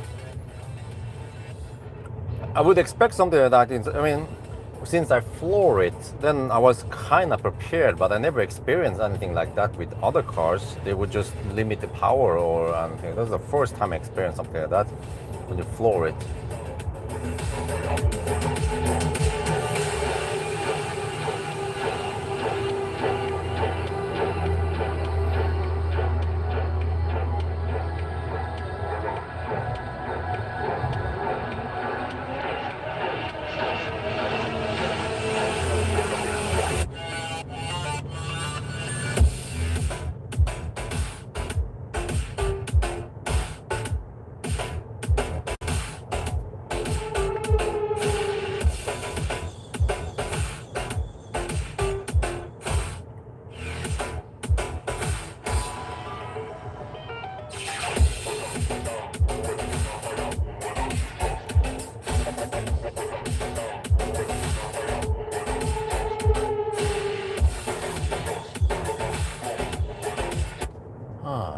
I can't activate the lane assist again.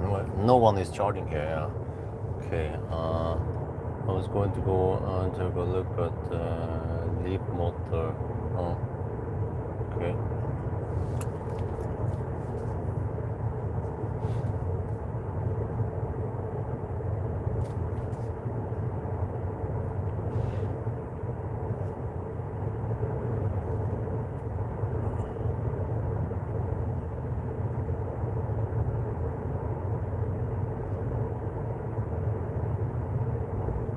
Seems like it struggled in low sun.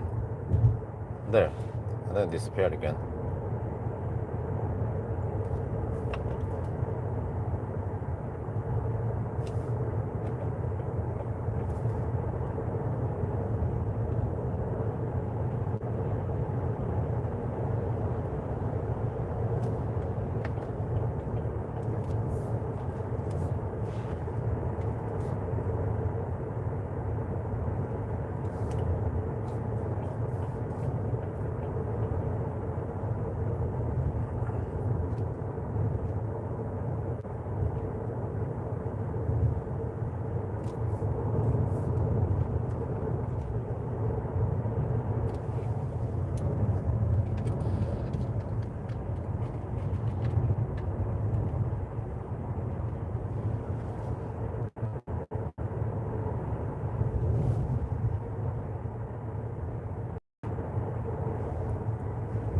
we're down to 46% and we have done 259 kilometers. Wow. Huh. Seems like we might not even go 500 kilometers, really. Or maybe the car's distance measuring is a bit off. That could be a possibility. Or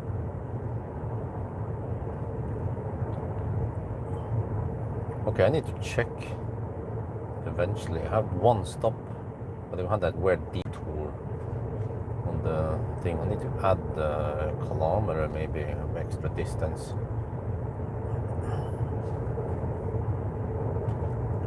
At Lampang.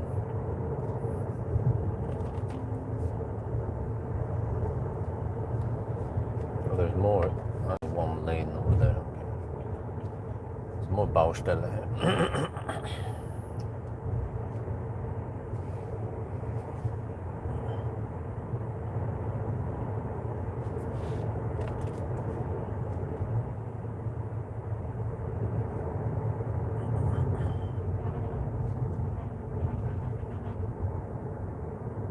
What the heck are you honking, man? Shit.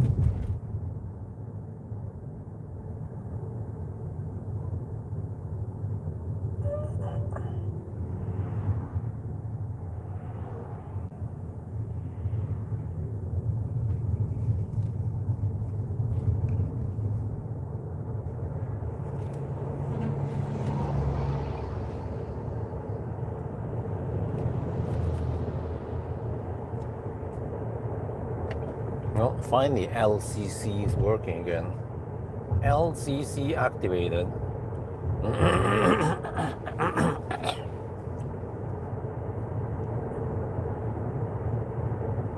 That was also incredible. The early X-Banks, man. LCC activated. LCC deactivated. Huh? Dude, you can't have that in a car? Maybe in a video game, but not in a freaking car.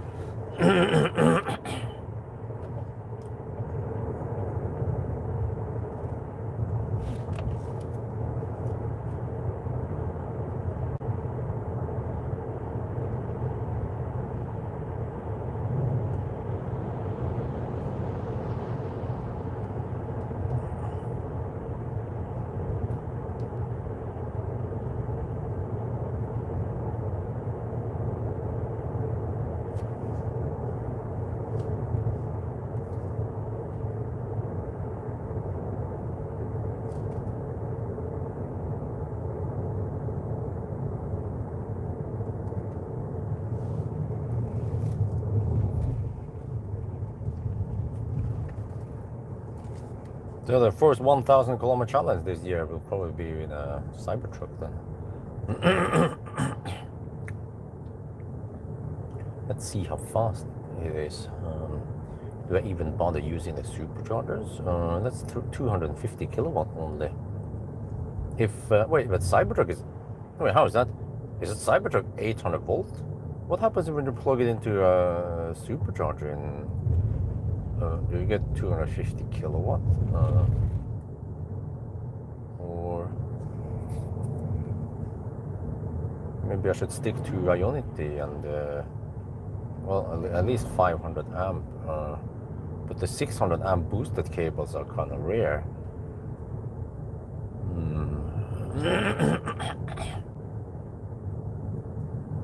Not sure if. Wait, what is the battery voltage on the Cybertruck?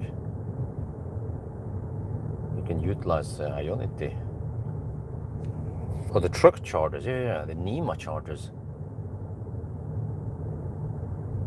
And maybe also the 400 kilowatt Alpitronics.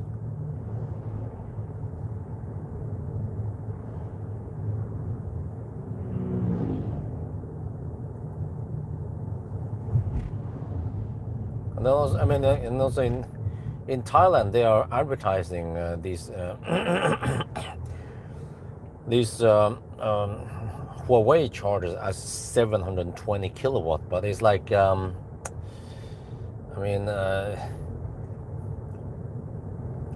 and 720 kilowatt divided by 10 or maybe 8 to 12 plugs. So, well, how is this again? Yeah, in the highest load, if the whole site is full, then you get only 60 kilowatt each. So it's kind of misleading. Okay, one car could get 720 kil. Well, actually, I can't. You get 500 amp, 500, 800, 400 kilowatt maybe, or most cars around 350 kilowatt. So actually, 350 kilowatt charger is more correct. Well, the tail is kind of wiggling a bit there when I floor it.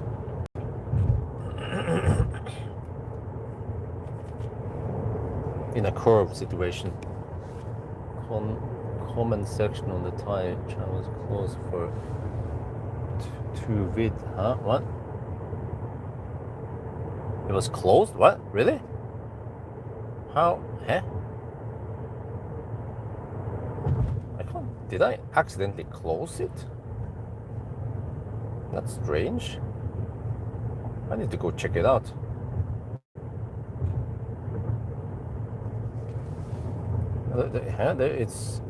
It's quite hard for me to accidentally close the comment section when I post a video.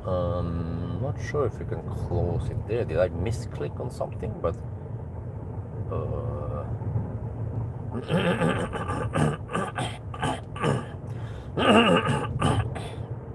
and roadwork. Let's see here if we can find out something by going into the thing here. Switch account.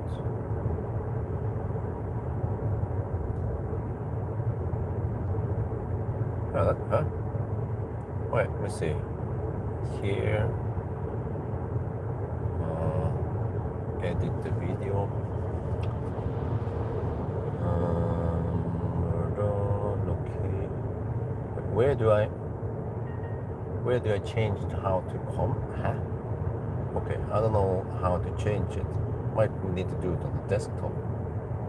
I have to check it out once I'm in Bangkok.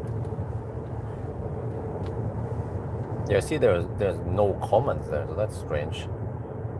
How the heck did I accidentally bump into it?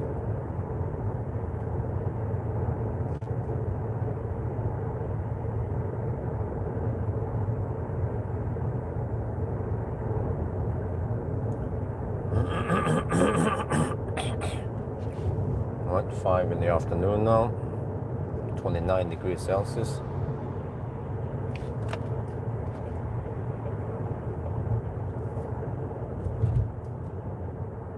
Consumption is down to 45%. Consumption is at 123 watt hour per kilometer. I mean, it's still okay. My guess was 120, so I'm close to that estimation. Maybe the consumption was a bit higher because, well, I didn't count on the inefficiency of the Norwegian with cruise control.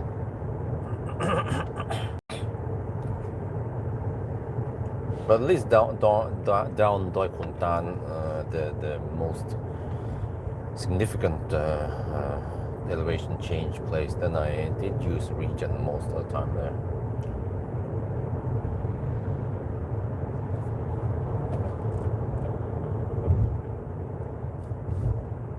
But dude, the Auto 3 is quite popular in Thailand.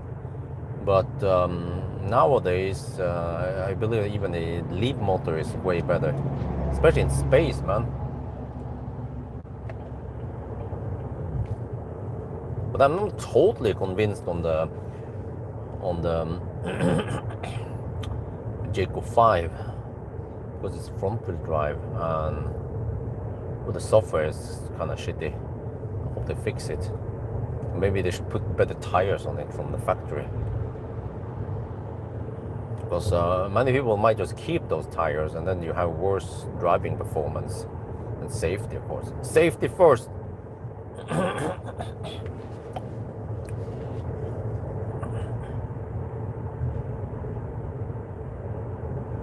Might be able to reach dark before it gets dark.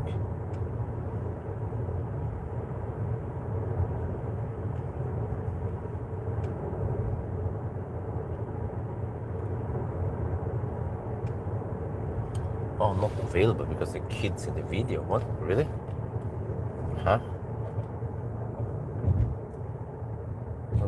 Okay, my friend told me.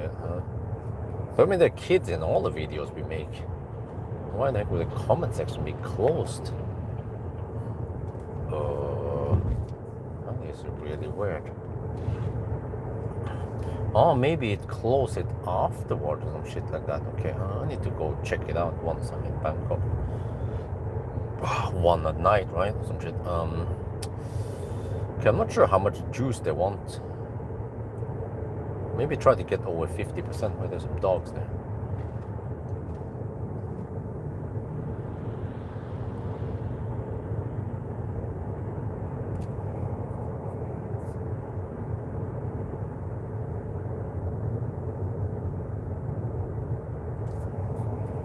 Another police checkpoint. Will I be pulled over by mistake again?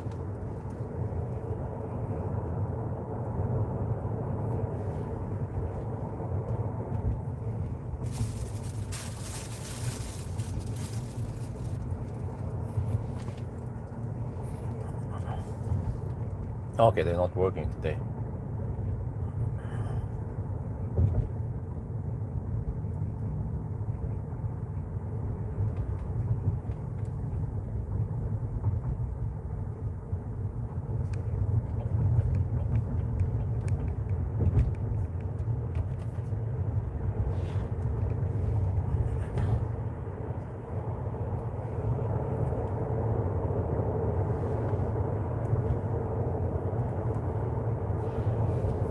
What we say? Did I get any emails about this?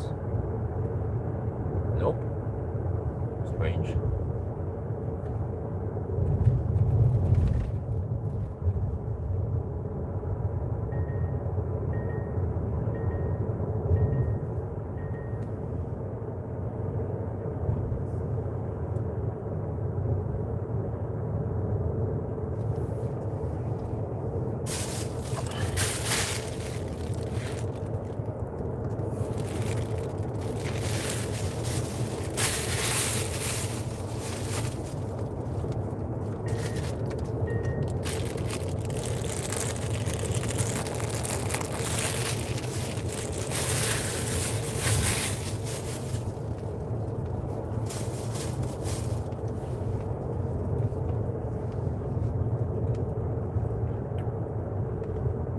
Oh, it's still a while to be on top.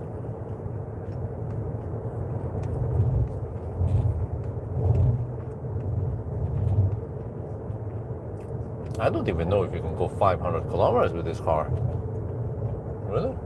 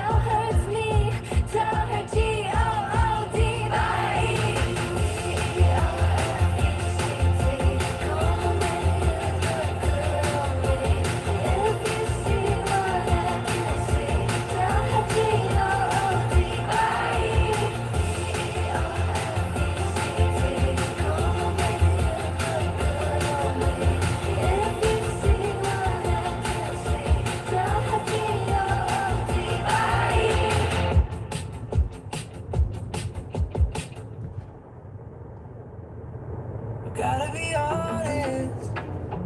Gotta.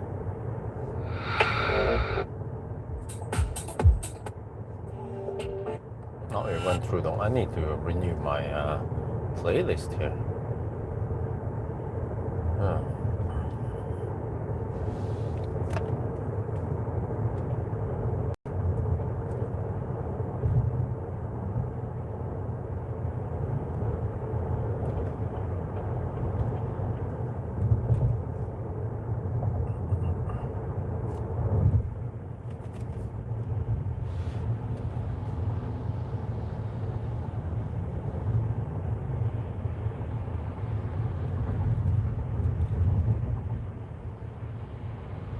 Freaking Toyota Yaris with 4 exhaust pipes.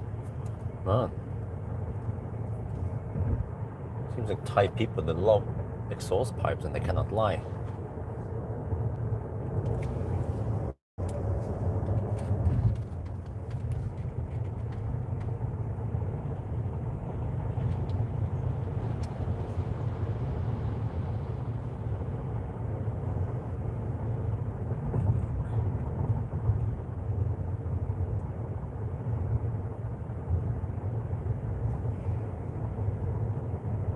Oh, sun is behind the mountain. Oh, it's getting dark now.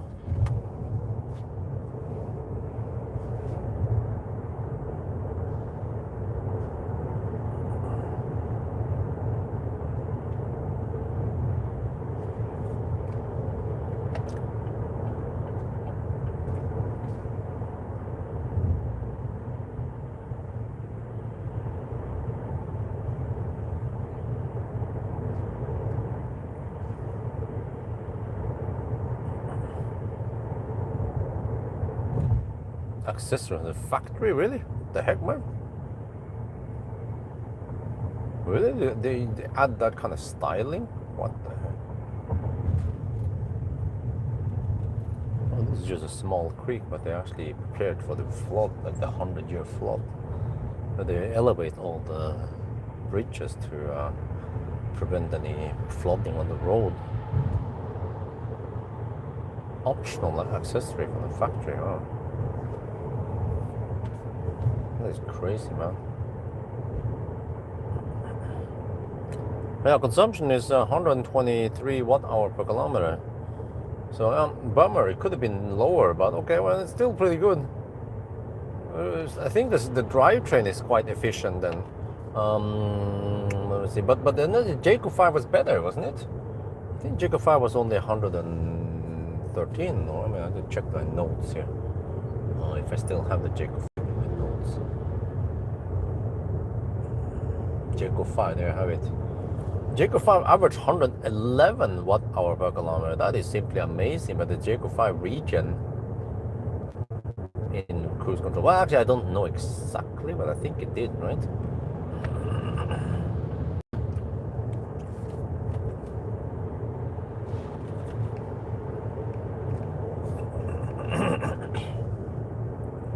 Actually, Jaco 5 went 509 kilometers simply because it was so efficient. Dude, are we going to be beaten by a way cheaper Jaco 5? That would be embarrassing. Because right now we are already down to, we have done 286 kilometers. I need to check for distance error. It could be some underreporting here. We're down to 41%.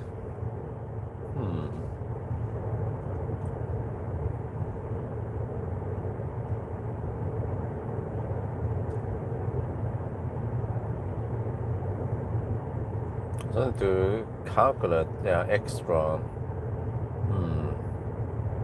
distance. I have to pinpoint all the locations. I can do that while I'm charging for the final stop. And find out how far we have driven. So we have one stop so far. Yeah. Well, I'm good for now for P. I might have one more stop before I do the final stop. Or, let's see.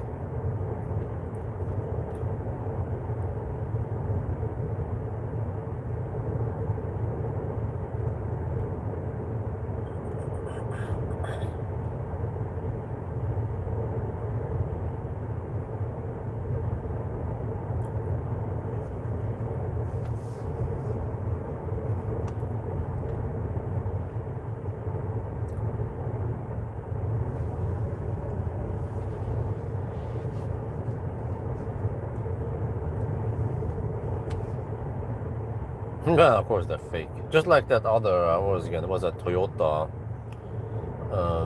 some SUV Toyota with fake exhaust, and I could see the real exhaust vibrating beneath it. So I'm like, okay, lol.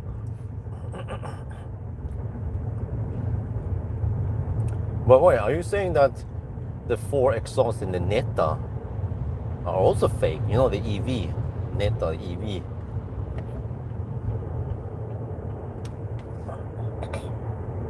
But yeah, of course, freaking Yaris with four exhausts. That's kind of ridiculous, man. If it was a BMW 5 Series or 3 Series, then four exhausts, okay, that kind of matches the car, at least. Or let's say if it was a Toyota Camry. But the freaking Yaris?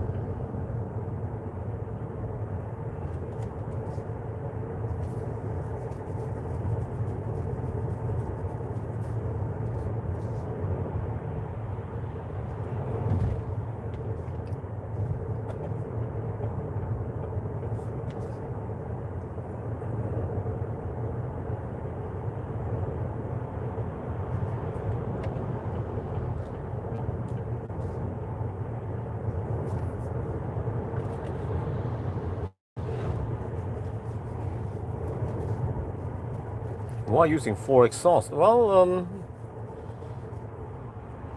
looks is everything, right? It's all about the looks. Always be faking exhaust.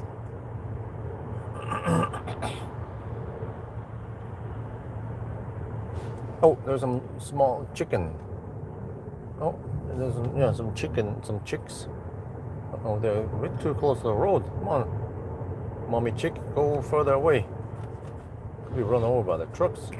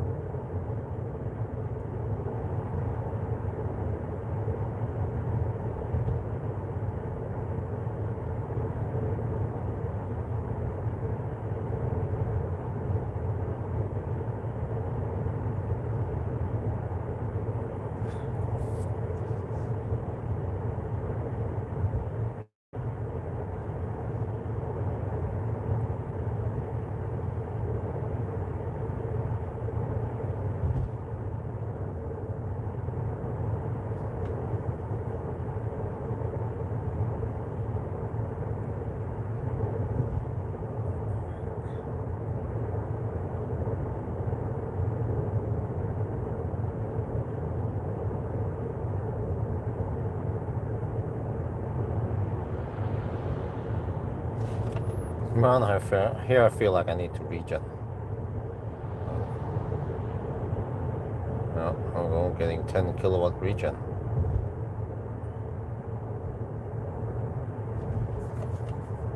Okay, but at least past that, it becomes really flat. There's a few hills here and there, and that's pretty much it. So when it's really gentle downhill, then I guess you don't get much regen. Might need to spend a couple of kilowatts maintaining the speed even. But yeah, so it turns out that the Jaco 5 was even more efficient. Well, yeah, maybe because of the tires also. Yeah, actually there's a slight bummer that I didn't do a Sunday drive with the B10.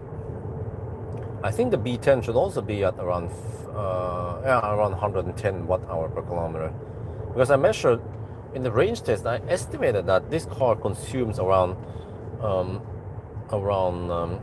15 watt-hour per kilometer more than the B10. So we can actually assume what the B10 Sunday drive result would be.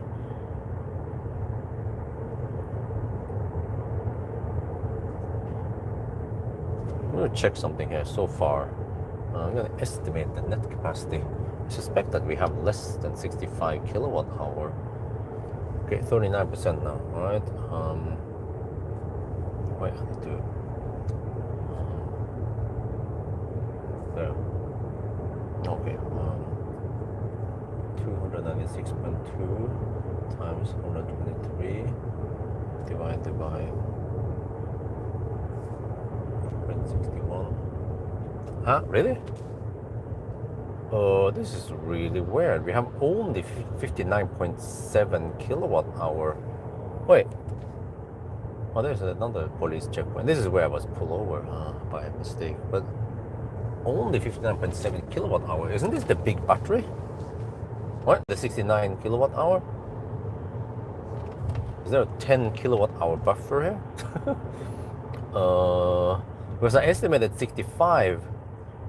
No, wait, how much was it? Let me check here, my notes. I think it was 62 something kilowatt hour in the B10. B10 actual test, 2 different tests, 61.6 kilowatt hour. Yeah. There were, huh?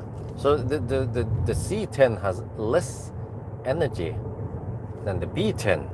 Whoa! That is not good.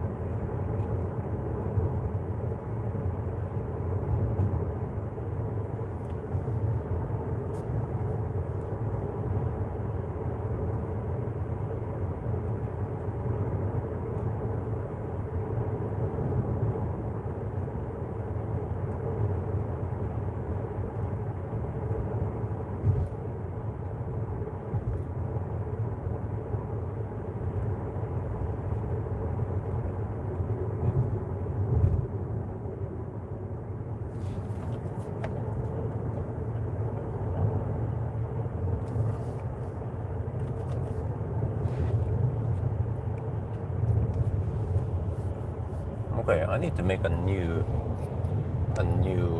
range test conclusion after the Sunday drive. I measure the net capacity. So actually, many things about this C10 is worse than the B10. But the space here is amazingly good, but the other things, not that great. Also weird that you don't see battery percentage in the instrument cluster. It's a rather big screen, but no.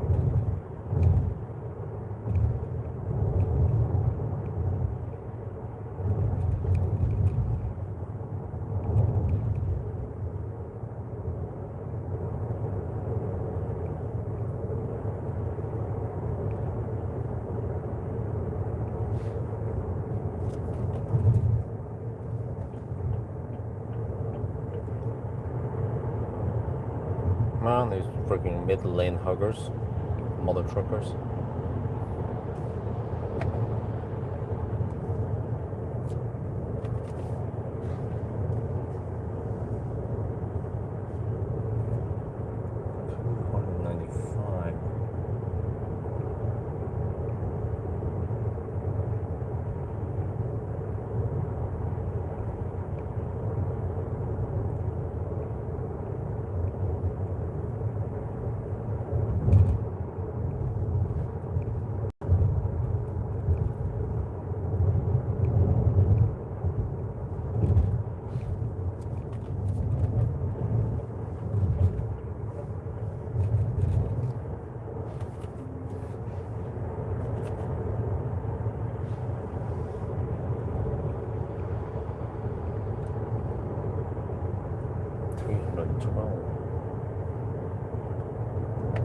Oh, I see.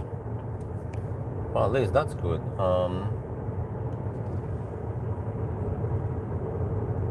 Check here.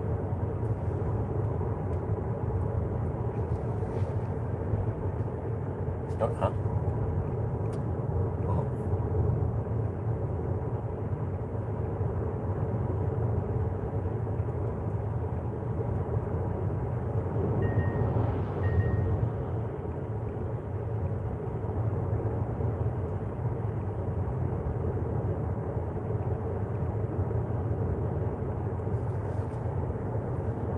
Okay, possibly 314.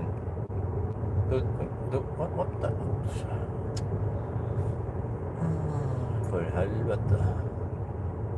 314 versus 304.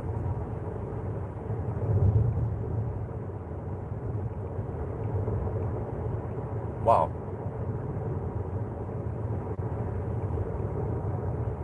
We have around 3% underreported distance here. Yeah, it felt like it was a bit lower than it should be. Okay. So 304 kilometers so far, but it's more like 310 kilometers. Let me see, I need to go navigate towards, I'm not sure where I'm supposed to stop at. What is this? Oh. Okay, let's see.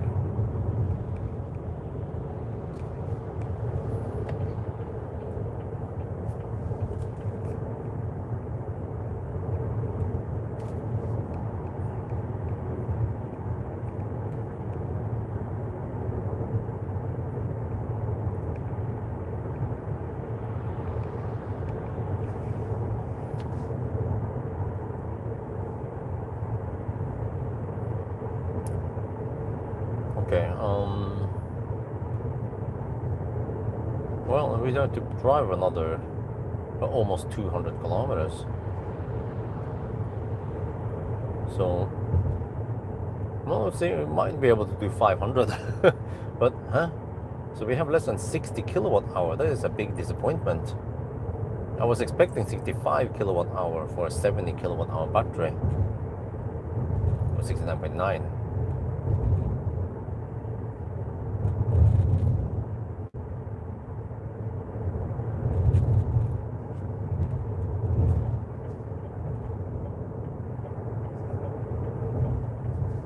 But there's a smaller battery also, isn't it? Is there a chance that I got a smaller battery?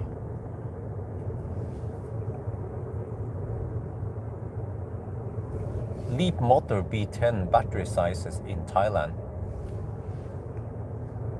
Not V10. Shit. C10, I think I missed.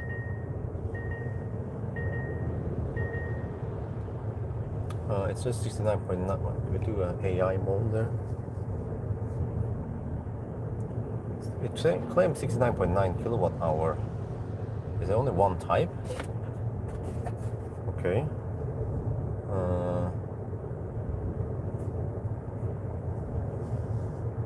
84 kilowatt on the DC. Yeah, that sounds about right. Okay, so out of 69.9 kilowatt hour, you get less than 60. What the heck, man?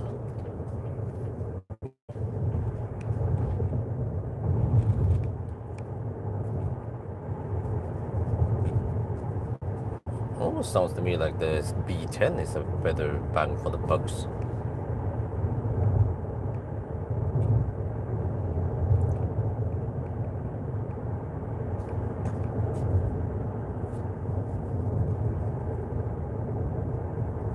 Okay, see how it's production so far. They checked out. Yeah, basically no production. Oh, almost 25 kilowatt hour. Nice. Consumption lying. No, it sounds plausible. From what I've seen, the numbers, it doesn't look too suspicious. Of course, okay, unless there's a constant lower consumption. Yeah, I mean, some people claim that it doesn't show HVAC or whatever. I'm not sure about. We just have to go by these numbers. We could charge it and see what how much we receive from charging if we charge a lot, right? Yeah, that could be an option. If I go deep and then charge a lot, and then I have to count something like I don't know how much loss of this DC loss. Maybe 8% is fair. There's no battery heating going on. There's just cooling. And maybe some HVAC in the car. Let's say 10% then, more realistically. No, actually, yeah, maybe I can keep HVAC off since it's going to be evening anyway. Oh, it's 28 degrees Celsius, nice and warm. So if I charge it at 90%, for example, I get a pretty good idea of how much energy we have in here, even on DC charging. And also I can go by the butt feeling and listen to if there's a lot of cooling going on or not. But I would assume that the battery is actually somewhat cold, or maybe only 25-30 degrees, because we haven't been hammering it, and we probably started with around 20 degrees. That's what I've seen from Chengdao overnight.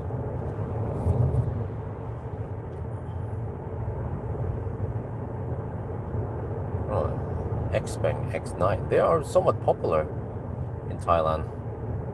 It's possibly the best van you can get here because the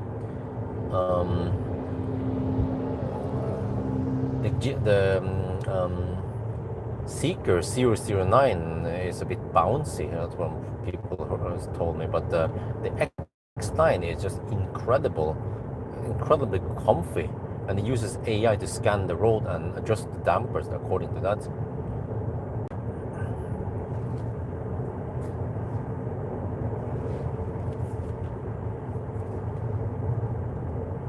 Too bad that Xpeng, they only lend you the car for 3 days. I'm like, oh, I'm not like regular media. I need it for 1 week with proper testing. So that's a bummer. I'll just try to borrow the car in Norway instead. At least they go by the more normal 1 week press car lending. And I remember many years ago, before we had kids, we could even borrow the ID4 for several weeks. Went to North Cape with it.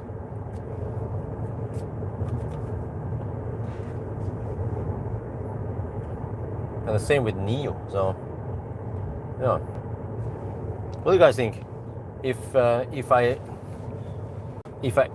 stop being Neobjorn, maybe they'd be like, oh well, you haven't sold any cars for us. I'm like, yeah, I know. Sorry, people didn't want to use my link.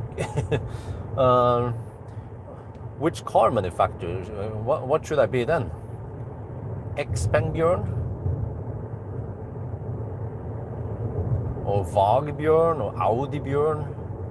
Or how about Leapbjorn? Ionicbjorn?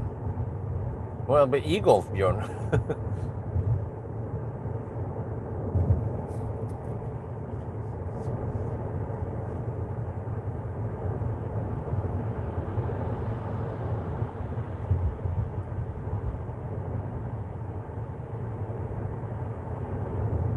know,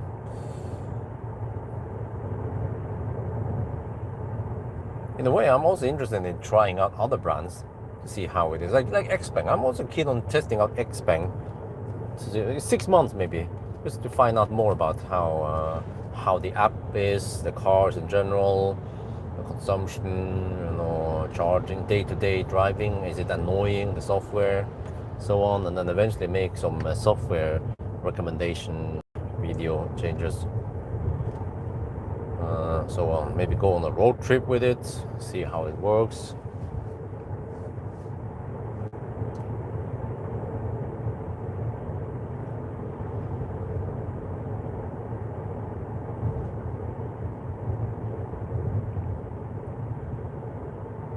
Oh, it's a bummer. I wasn't able to get any points from sales.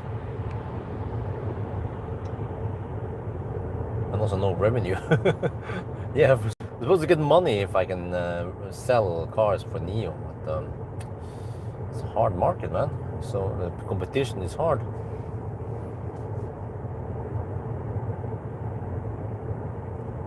Dude, the sun is setting and we aren't even in dark yet. Gee, man, it's so late today.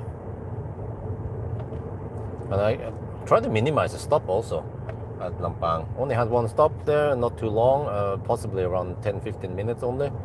Just doing all the necessary stuff. About 25 degrees, really? That's kind of cold.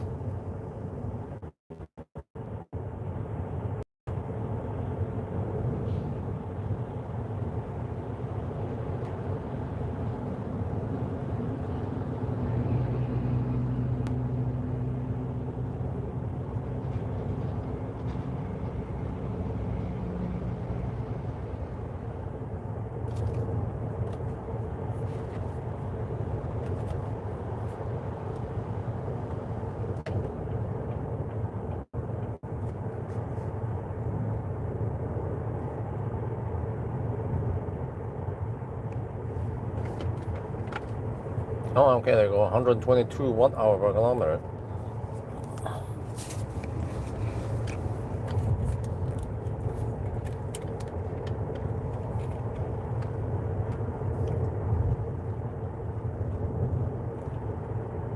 We're getting close to dark. The sun is setting.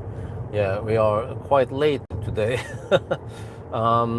But so far the consumption is 122 watt-hour per kilometer.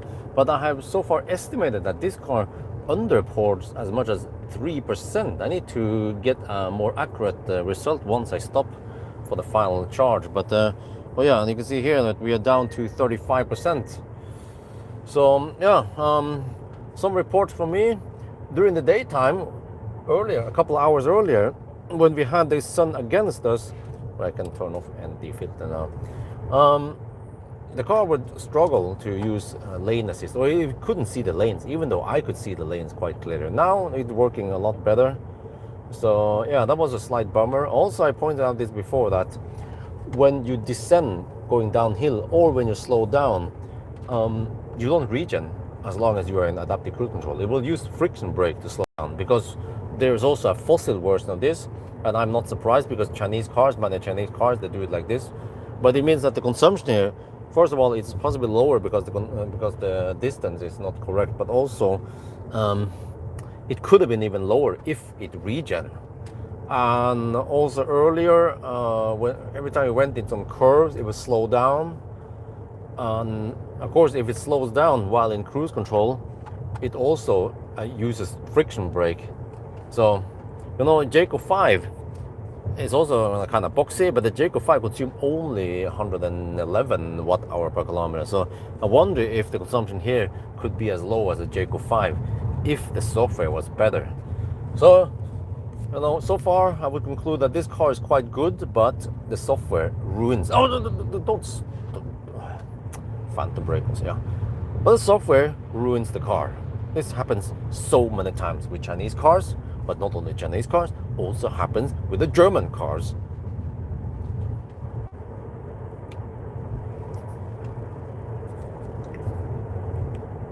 ตอนนี้เราใกล้จะถึงตากนะครับ ตะวันกำลังจะตกนะครับเราก็มาถึงนี้เลทนะวันนี้เพราะเราเริ่มเลทนะครับแต่วันนี้นะครับเราใช้ไฟ122 วัตต์ต่อกิโลเมตรก็ดีนะครับแต่ว่าใช้ดูอะไรอย่างนะคันนี้นะตอนมันต้องการเบรกถ้าเราใช้Adaptive Cruise Control นะครับถ้ามันเป็นแบบเบรกในโค้งหรือว่าตอนลงดอยแล้วก็มันก็ต้องควบคุมความเร็วนะครับมันจะไม่ regen นะครับเนี่ยมันจะเป็น0 กิโลวัตต์มันจะใช้เบรกนะครับ ก็แปลว่ามันมีพลังที่มันหายไปตั้งเยอะนะครับเพราะว่านั้นเนี่ยแล้วมันก็จะเบรกบ่อยนะครับถ้ามันมีถนนโค้งนิดหน่อยไม่ได้โค้งเยอะโค้งนิดหน่อยมันก็เบรกแล้วครับขี้กลัวขนาดนั้นคันนี้นะครับขับเหมือนคนเฒ่าเลยนะ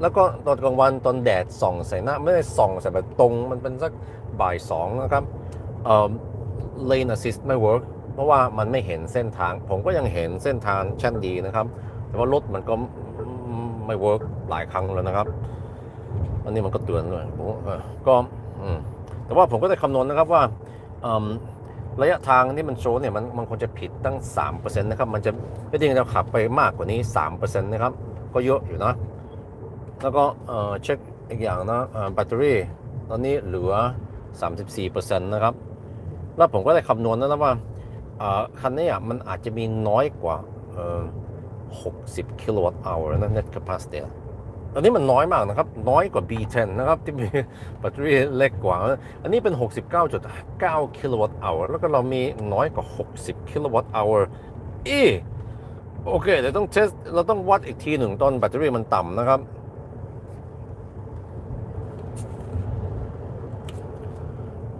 And also based on the 34% here and consume energy here, I estimate that we have less than 60 kilowatt hour net capacity. Really? This is 69.9 kilowatt hour gross capacity. Does it have a huge buffer or what the heck is going on here? Okay, I'm gonna find out once we go deep. We always need to go deep.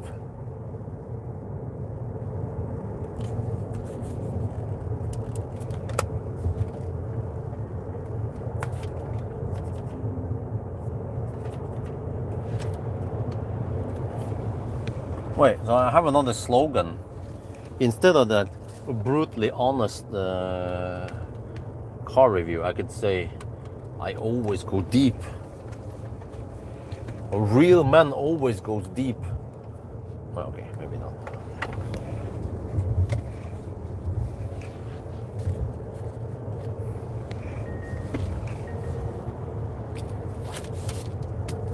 Well, what the heck? Man, these sunshades, they are so low quality. It's kaput already.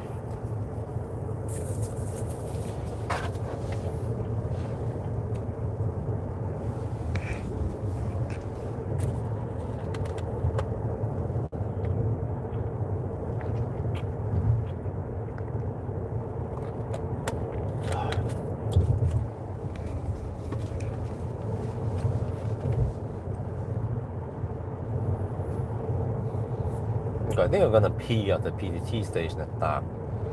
That'll be the last pee stop before we finish it.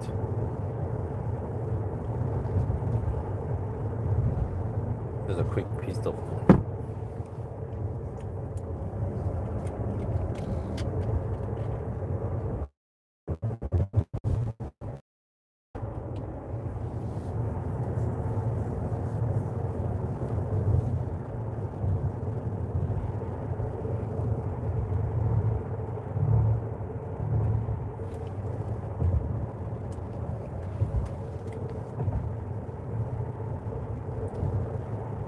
About 26 degrees only. That's kind of cold. Well, hopefully it becomes warmer for the south. At least 28 would be great for consumption and also for comfort once we stop. Well, I mean, 26 is not even, it's not that bad though.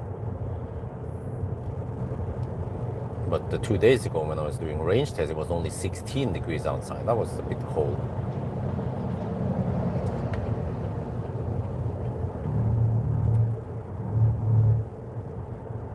More downhills.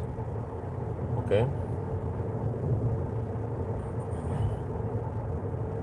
Wait, maybe if it's not too hot outside now, I can activate eco mode on the HVAC. Okay, there we go.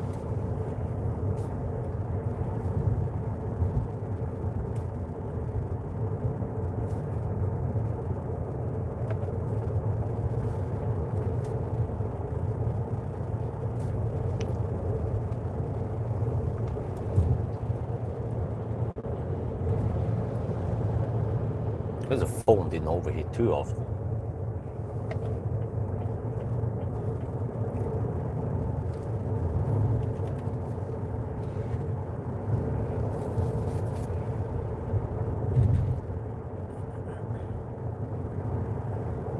Still it's not linear, I haven't measured it. But based on other cars, I would assume that it's non-linear.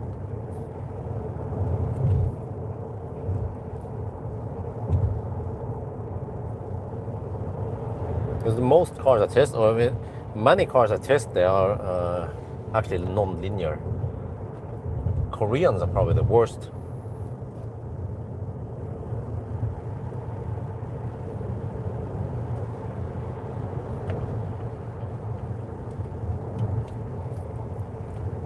And I actually don't understand why they can't get it right.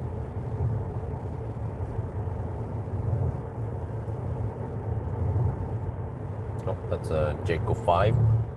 Yo, what's up?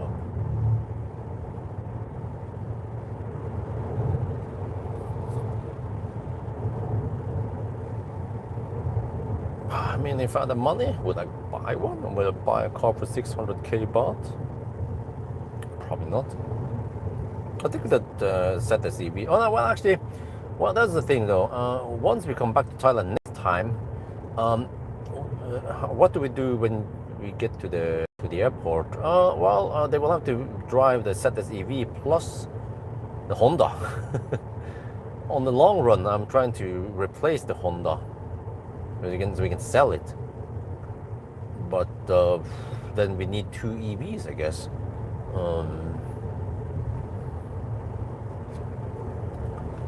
So maybe we could get another EV, but it doesn't have to be a Tesla or maybe a second Tesla, so it's not too expensive.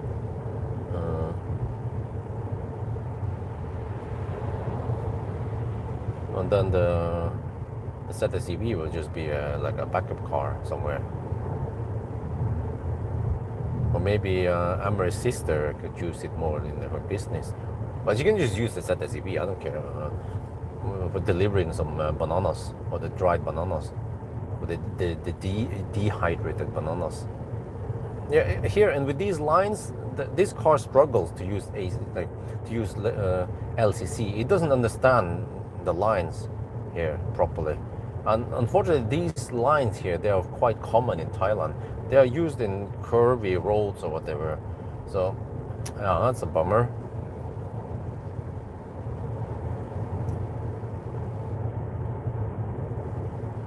Well, 122 watt-hour per kilometer, but it's actually lower than that if the consumption is 3% lower. Yeah, that 3%, that's actually 3.4. Wow, that's 4 watt-hour per kilometer lower than.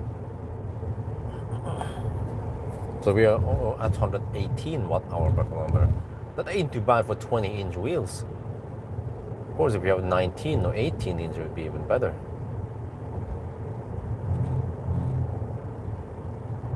Well, it means that the Leapmotor B10 would have been quite good in this test.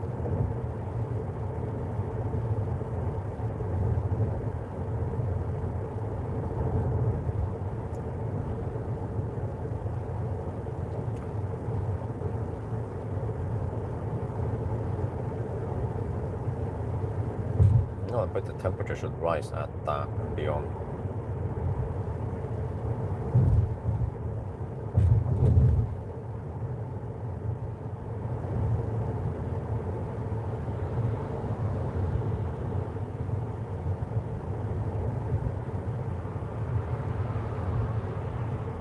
About 6 now. Okay.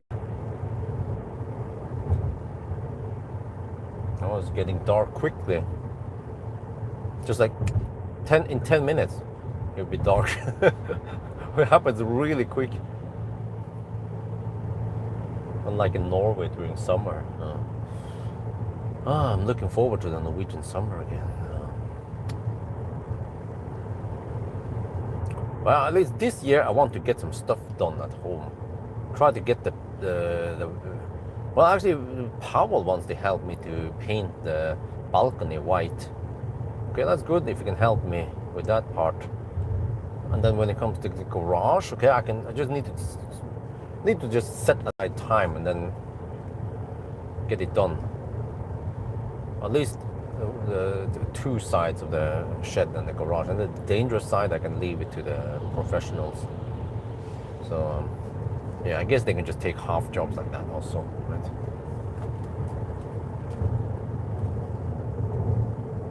Maybe even paint the inside of the garage once I'm set up with the paint jobs. But the sacrifice a couple of days.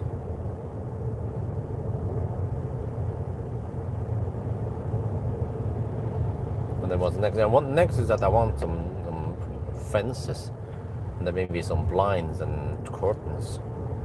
All that stuff costs money, man. I'm hoping for a good year this year.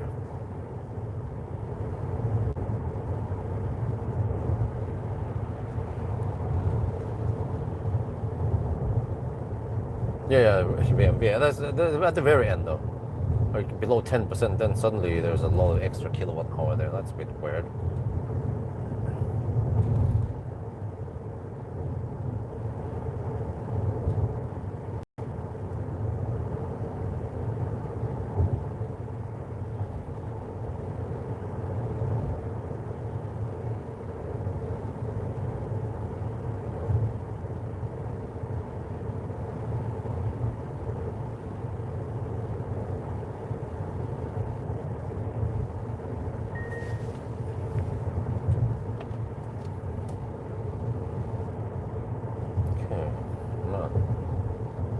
Going to be a freaking live stream marathon here, huh? Tomorrow on the way back, plus the night run, the 500-kilometer challenge, and the Bangkok run. I'll be kind of fed up with the Bangkok run eventually. But I mean, if I can get free tint, I'll take it. Tint we have right now is not that great, so I get the opportunity to show some nice tints. Maybe the other parts of the world that cares about tint, I don't care too much about it, but could be interesting for my other viewers out there, especially in the hot places. I'm also in for Thai people, of course. The Maxi Cool tint that I have is not really that nice. EV window shades in each room. What the heck is that? EV window shades, Well, I heard about this from my partner. He claims that there are some external blinds that has solar panels built in. I'm like, damn, now we're cooking. Now I'm getting a hard on.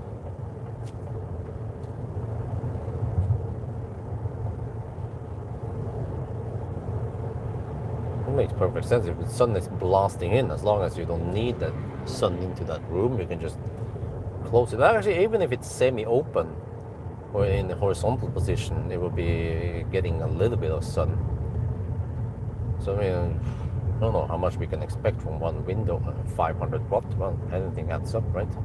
Since we have so much window area in our house. Well, actually, the big window should be able to be generating almost a kilowatt in full closed mode.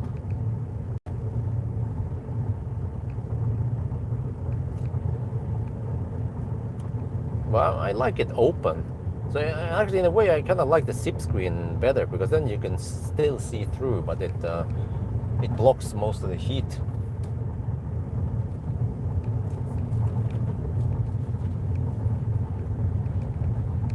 If you use the blinds, it will be completely blocked out. So that's yeah. Not so pleasant. It depends, because if we are not there, then I don't care. Then I want to gather as much electricity as possible.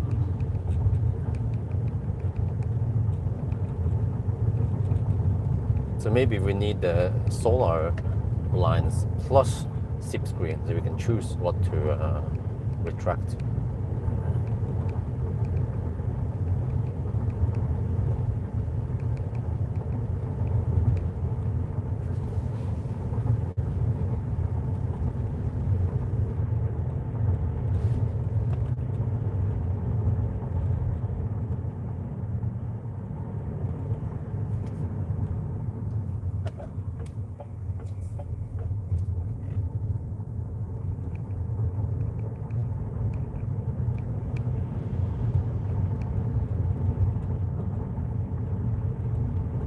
Welcome to Ta. Wait, let me see, how long did it take? We started actually a little bit past 1, more like 1:15. 5 hours just to get to Ta. Wow. But that's around 350 kilometers. Our speed should be good. Just that one stop. Wait, is this the left turn? The right turn, the other left. Then there's a lane past it. Okay. Well, if we just wait here, then. Wait, it's a merging thing. Oh.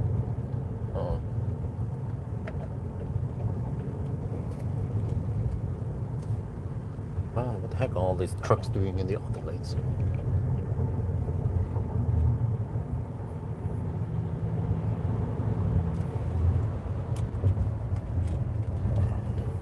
Damn other truckers blocking all the lanes, man.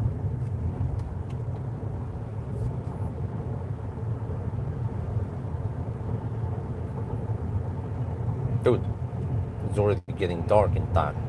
We don't even have tint here. It is actually kind of darkish now.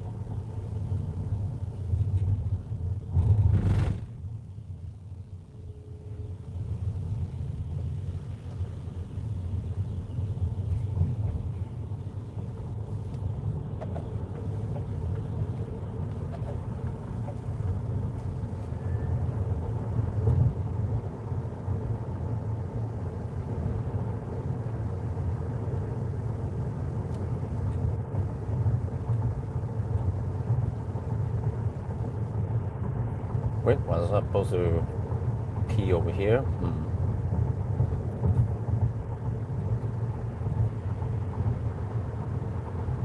27 degrees here.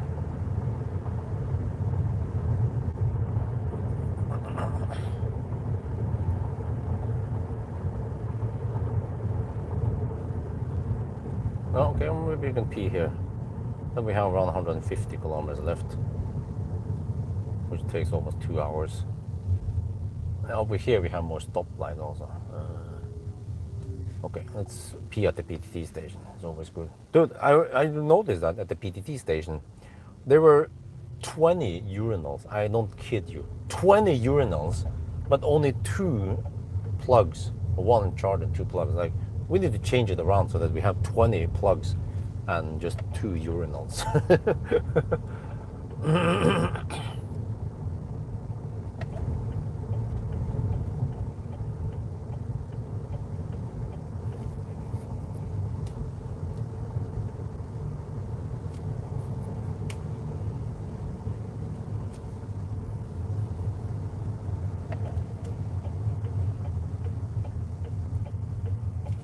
I always stop at PTT stations because they have the best amenities. Well, unless I go to the bank. Yeah, that's right. Okay, let's see. Can I I stop here? Can I park there? There's one spot there. Well, they're all in the shade anyway. Okay, let me see. But also, this is silly. There is no 360 camera once you go forward. You have to be in reverse to get 360 camera. But I mean, it's in forward. I need the 360 camera, not when I'm reversing. That's also kind of silly. It doesn't stay on. Many cars, as soon as you activate reverse, then you are in the 360 mode until you drive too fast or go in park maybe.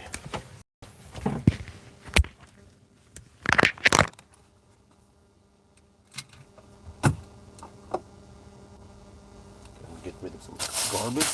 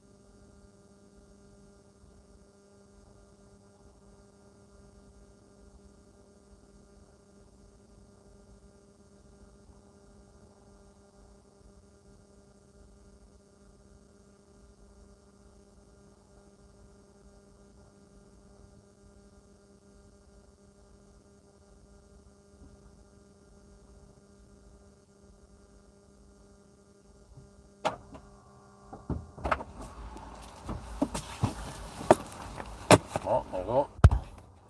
Doesn't have to be longer than that. There.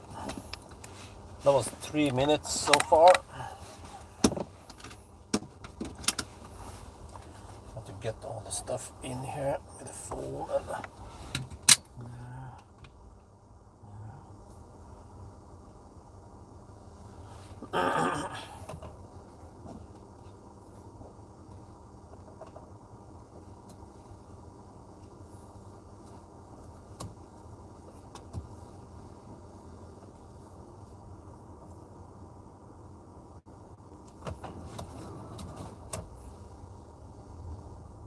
30% now. Check the ADAS stuff. No, that shit is on. Turn off. Lane departure shite on, off. Emergency lane keep shit off. Okay, there we go. Right, 30% now. We have done 345.5 kilometers. And the consumption is 122 watt-hour per kilometer.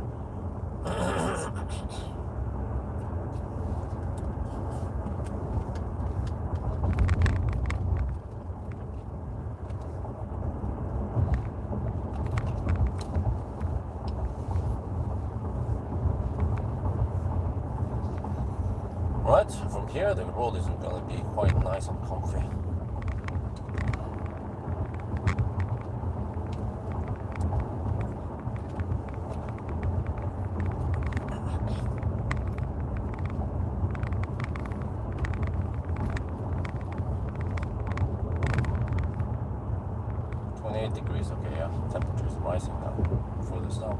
south we go. But it's probably not going to be that much higher, so we'll just stay 28 degrees all the way to Bangkok.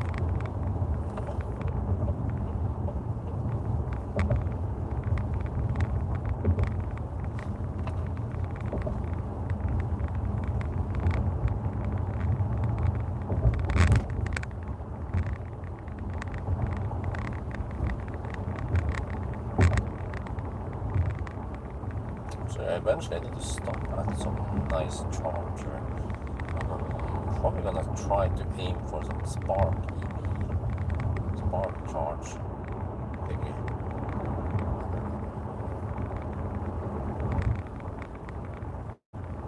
Oh, maybe on that other side, and not on some one. I just need one side. If it's shared on the 180 kilowatt, that's still fine. I only need 80 kilowatt anyway, 85 max.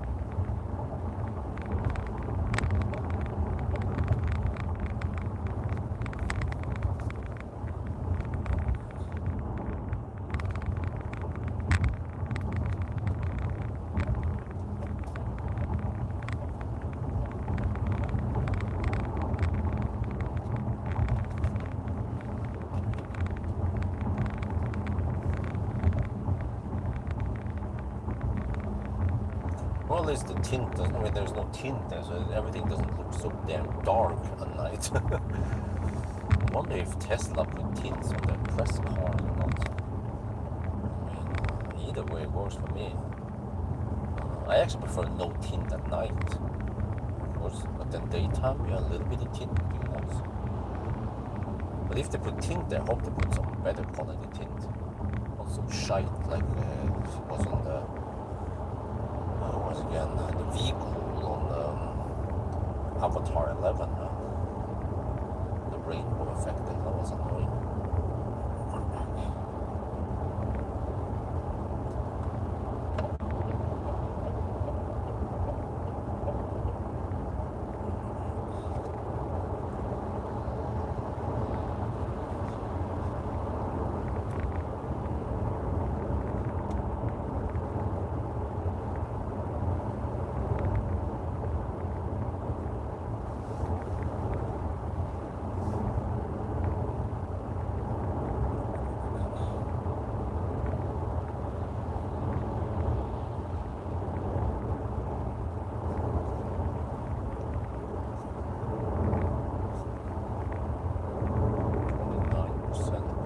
Try to calculate again.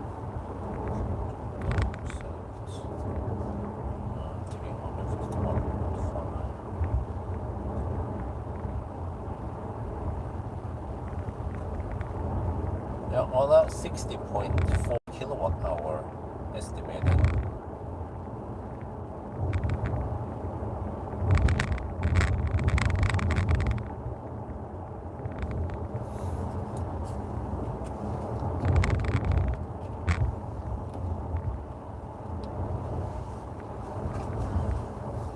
Well, at least the advantage of arriving in Bangkok so late is that the traffic should be quite calm over there.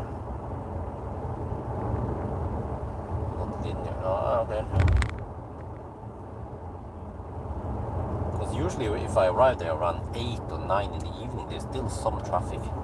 But usually at midnight, especially at 1 at night, almost no traffic.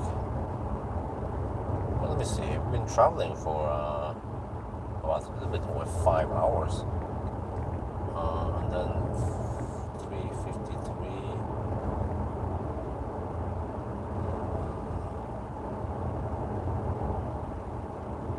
Oh, okay, we have around 70 kilometers per hour average speed. Oh, that's pretty good.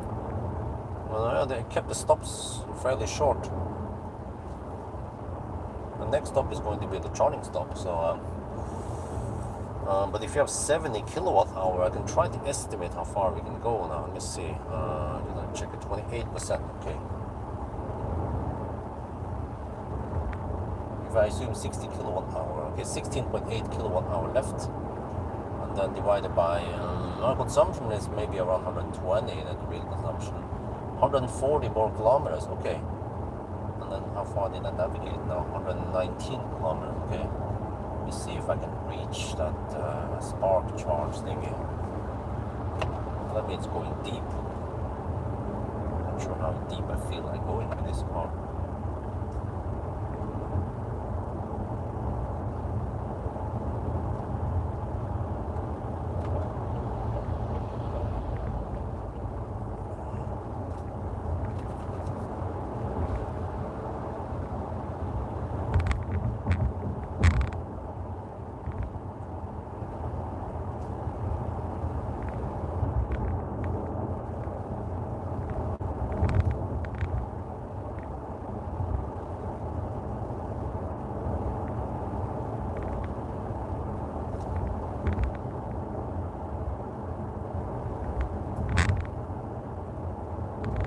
Oh, that's 161 kilometers. Okay, that's too far. Okay. Well, there are some other spark charge locations for the pickup and pet area.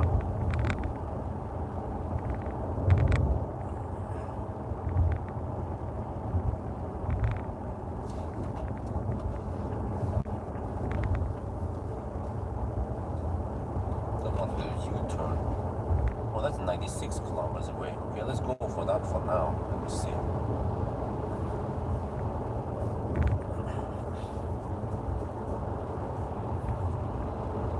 Otherwise, I'll just find some PA or something to talk about. But kind of want to go deep here and then fully charge.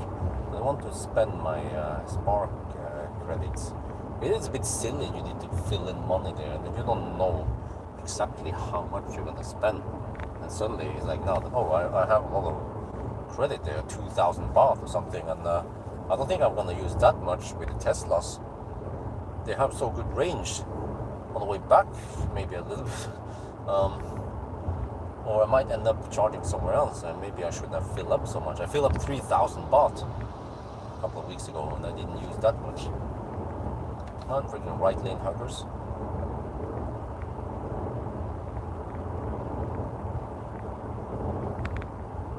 Well, I'm getting dark really quick now.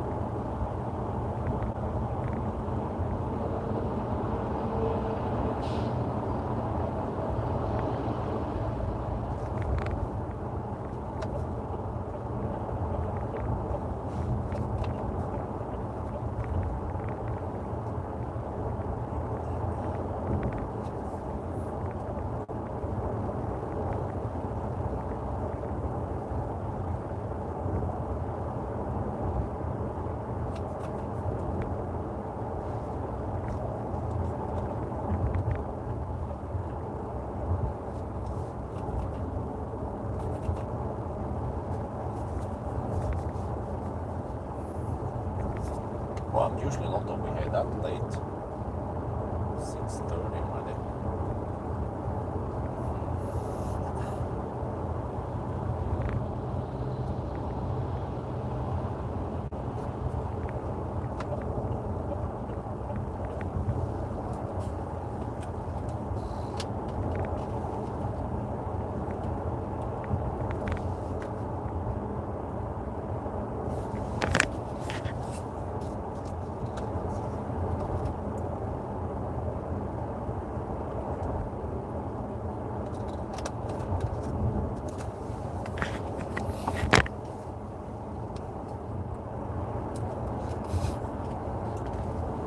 Okay, so what I can do is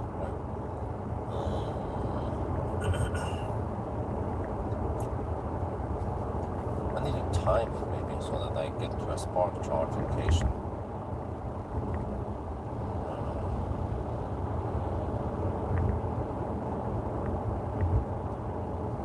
Actually, that jack station I usually stop at with the Huawei chargers, they are nice.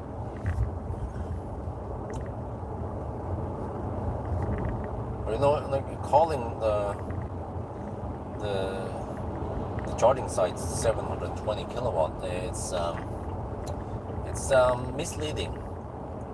It would be better to call it a 400 kilowatt charger, because that's usually what you can get max from one plug. If it's 500 amp and 800 volt, yeah. But it would be as if Ionity will call the sites 2.5 megawatt, right? Well, the chargers 2.5 megawatts. So it's kind of misleading, yeah. And I've seen it in action that once it gets rough, and the utilization is bad, because unfortunately many EVs in Thailand, they charge slow at the high end. They tend to camp, the freaking taxis also. So many plugs are taking only 15 to 25 kilowatts, but it occupies a 60 kilowatt power module. Whereas other cars could charge faster, but they're only getting 60 kilowatts. So that's bad. Whereas if that was Chem Power 720 kilowatt, or even, I would dare to claim that the Chem Power 600 kilowatt has better utilization, and actually all the cars, they've finished charging faster because it has better resolution. So the taxis on the slowpokes, they would only get 25 kilowatt. They are happy.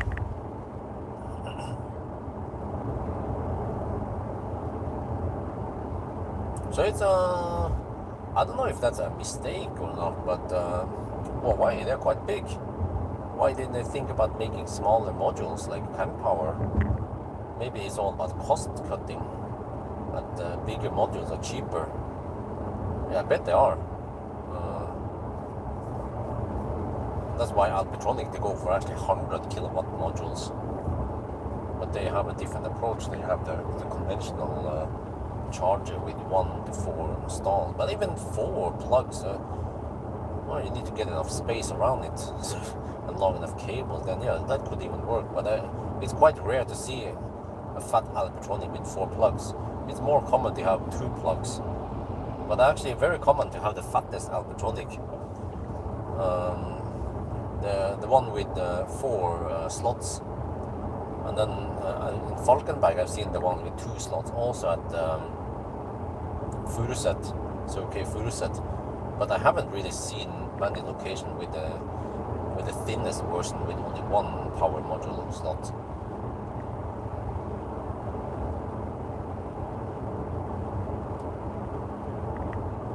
Well, the Alpitronics works great. Unfortunately, it's from Italy, so it's get hit hard by the taxes over here. So they are more or less stuck with the Chinese hardware in Thailand. But on the other hand, the Huawei is probably the best charger available for Thailand as of now. The other shite, what they will call again, star charge that the PDT uses, the 300 amp, 180 kilowatt, they simply don't handshake with the C10.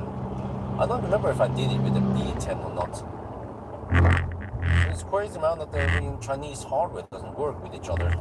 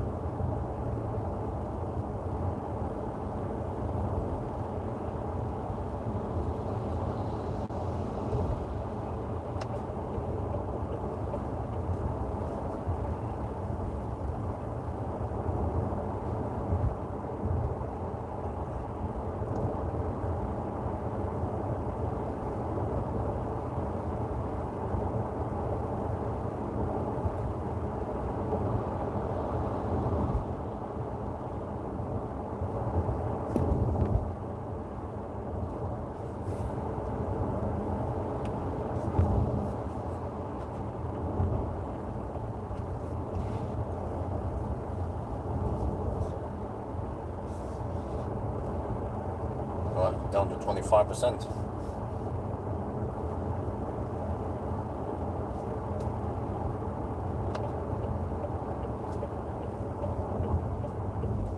Maybe calculate again. 25% consumption is 371 kilowatt times 122 divided by 0.75. 60.3 kilowatt hour. Oh, you don't have to break that much, gee. That's it, huh? That's disappointingly low. It's lower than the B10, the cheaper B10. Okay, so we need to confirm this with a charging test then. Alright, okay, as long as I go below 10%, then that should be good enough.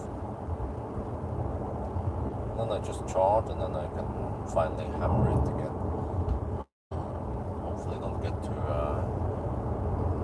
Bangkok too late. Well, the car just, okay, it doesn't charge that fast, but at least it's fairly quick to 90-ish%.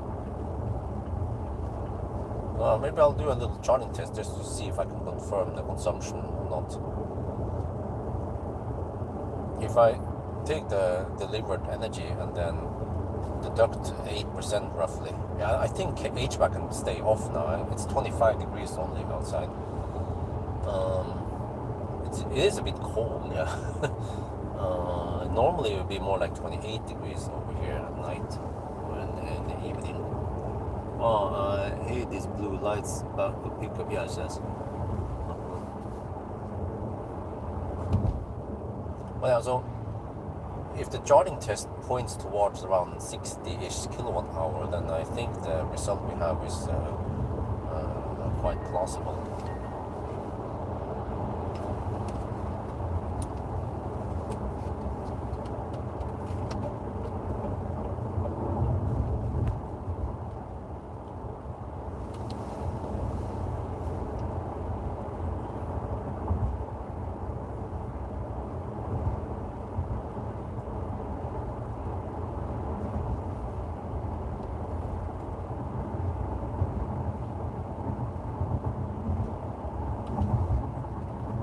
Well, the consumption might actually go up now in the evening because there will be slightly more drag, but of course less need for HVAC to work.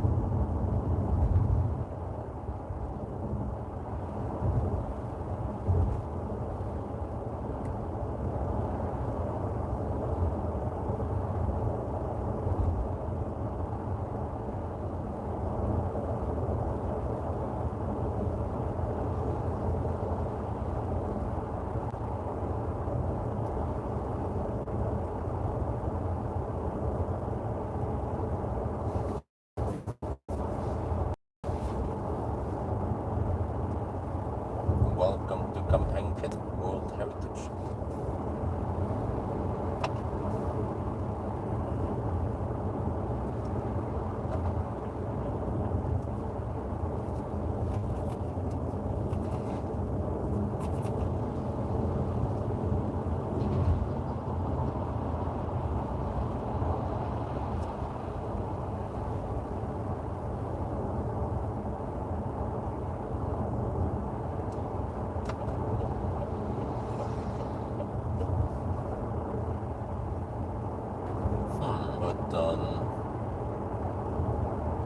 Tesla PR lady told me that, well, be there at 9:30 sharp because she has a meeting. Why can't I be there earlier? I can ask her maybe. If I can be there at 9.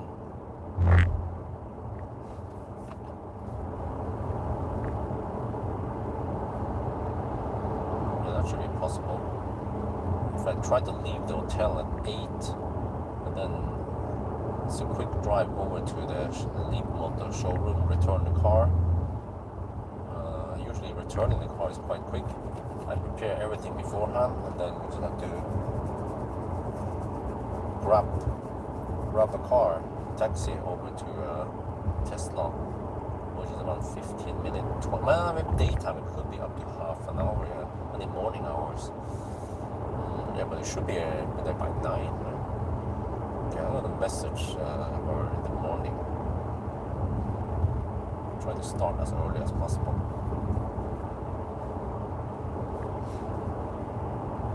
But I'm not sure if they are keen on me poking up on the panels to install the stuff. I brought one sexy stock for the blinker and also commander and some buttons. But I guess, yeah, well, I can configure so that we use the scroll wheel for changing gear. That also works. And the auto changing gear, all that actually works fairly well.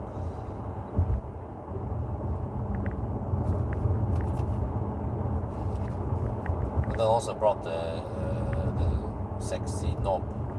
Need to show off all the products to the Thai people.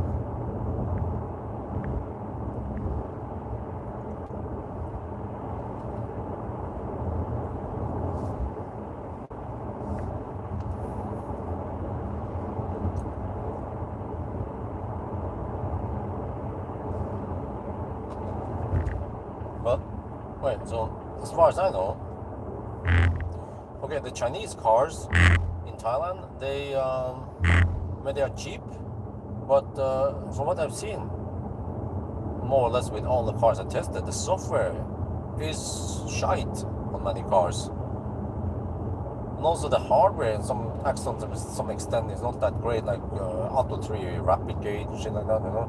So Tesla is probably the best, but there are, okay, in general, you know, like all the Chinese cars, they just have their flaws. But Tesla doesn't have not much of those, but they are more expensive. But what about Volvo XC90, XC40? They are the Western cars available because they're manufactured in China, but they're designed by Europeans. And then we have the BMW iX3, but I think those are too expensive. They are way more expensive than the Chinese cars. So in that regard, Tesla is probably the best in Thailand in terms of how well it performs, how good the software is versus the price. It's slightly more expensive than Chinese cars, but not as expensive as the German or the Volvos or whatever out there. Maybe I need to ask my friend. Maybe he's more updated on the prices on the stuff. But from what I remember last time I was here, the XC40 was really expensive, 2.5 million baht, and also the BMW iX3 was ridiculously expensive, 3.6 million baht, 3.4 million baht. It's way more than the other cars, way more than Tesla also.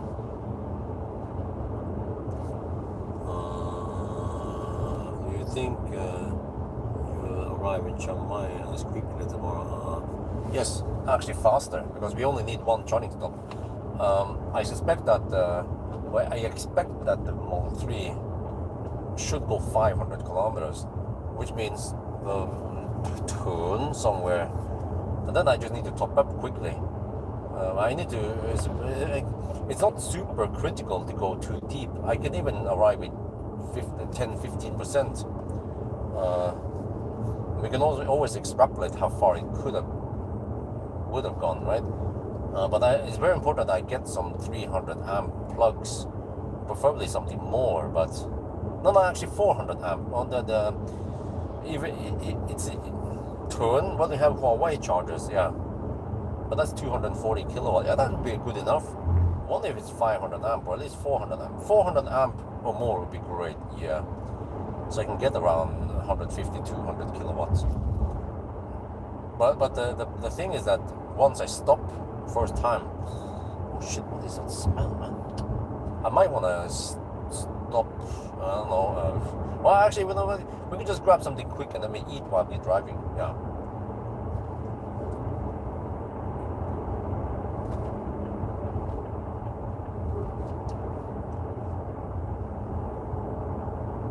Just want to see how fast we can go. It's kind of like a Bangkok challenge, right? But it's not really. But the B10 did it in what's it again? 7 hours and 45 minutes roughly. The Model 3 might do it in around 7:15 only. Only needs one stop, and that stop needs to be around 10-15 minutes only, just so we can reach Chiang Mai. And this time I want to, then I can go deep and reach Chiang Mai, because I want to stop and fill up a lot at the Big C supercharger. But I need to check also beforehand that it has supercharging. I can ask now.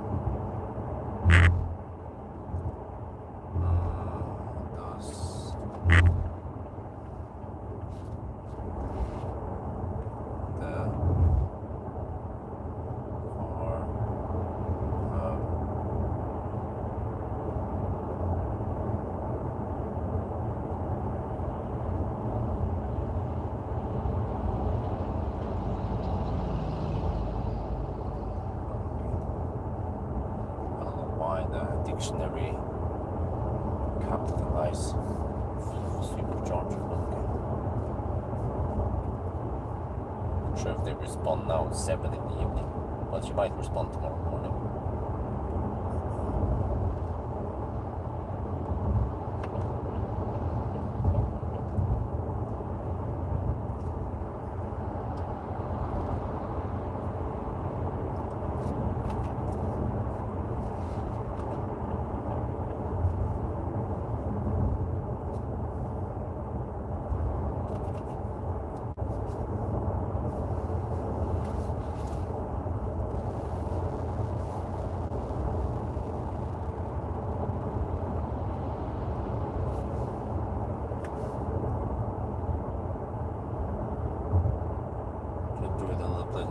Yeah, so I might just pull out slightly away from the Tesla, just I don't know, a couple of 100 meters, and then install it. But on the other hand, it's not super critical, but it would be very useful and fun for my viewers to see the sexy stuff. And so I'm probably gonna spend 15 minutes. I'm not sure how long it takes to set up the app also, but I can maybe let my friend set it up for me. He knows roughly what I want to. I can, because I'll be driving in the beginning, and then we swap a bit. Yeah. Oh, some burning over there. Just quickly, just install the stuff, plug it in, put on the stalk somewhere, and install the knob. And he could probably just try to figure out and configure it for me while I'm driving. He's pretty into cars and Tesla anyway.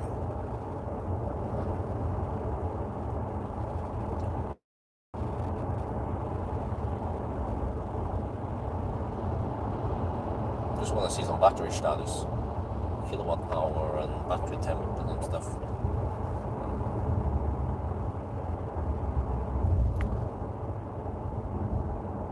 At least it doesn't super critical at all the values. I need to start with 100%, but it's more critical once we do the Sunday drive. What the heck is going on here? Is that one lane or some shit? I think so, yeah.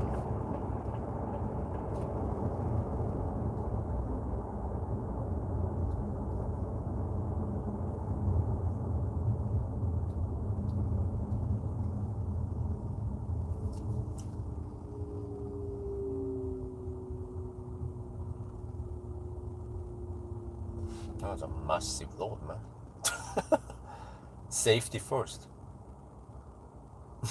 He's like, okay, pass, it's a pass. Wait, well, he gets pulled over, okay.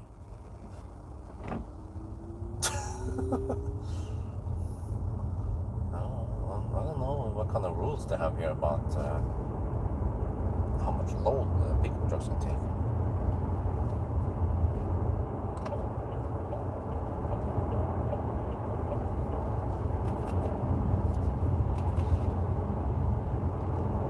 Truck mafia.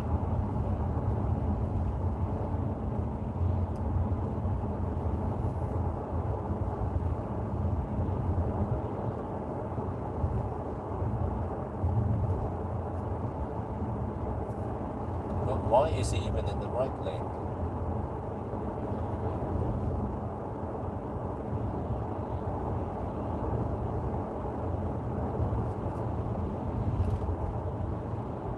He's carrying ananas.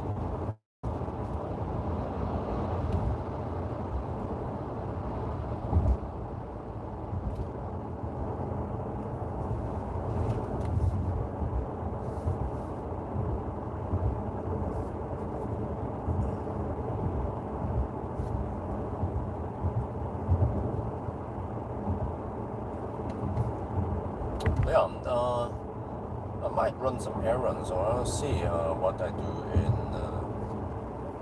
the following days now. But I want to go to Hang at least. I'll probably camp at least 1 or 2 days. No, actually, if I get free supercharging, then I don't have to camp too long on the solar. But I need to spend some days with with Doraemon. But I still haven't figured out what the heck I'm supposed to do. if I hammer at night, okay, to get there, and then I sleep while in the daytime when they are low battery, okay. Sleep in the daytime when they are applying the tint. Let me check here, 20% there now. 20%, okay, it warns me at 20%. Hopefully if I get like 3-4 hours of sleep or so, I'll be ready to travel in the afternoon hours. But then, either way, if I start from Bangkok 2 in the afternoon, well, after around 10 hours or so, or 12 hours, I should be home in Chiang 2 at night. Well, that works. Okay, I think what I'm gonna do is, the plan is that if I'm really tired, I would just plug in somewhere and then just charge for an hour and then sleep.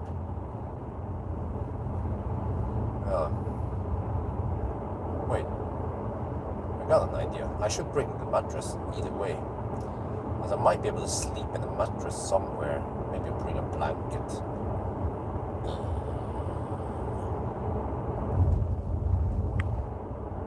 I need to ask the Lamina guys if they have a room, an office room or something that they don't use, so I can sleep. That would be the best deal. But actually, I also kind of want to shower. So maybe I just find a shack house somewhere and I can get rent by the hours, 4 hour. But I should bring the mattress anyway. And then, because then if I sleep on the mattress, that would be more comfy. I can sleep for about 45 minutes and then drive. But then I need to inflate the mattress. Yeah, that's true. Okay, maybe just sleep in the seat. That should still work. Okay.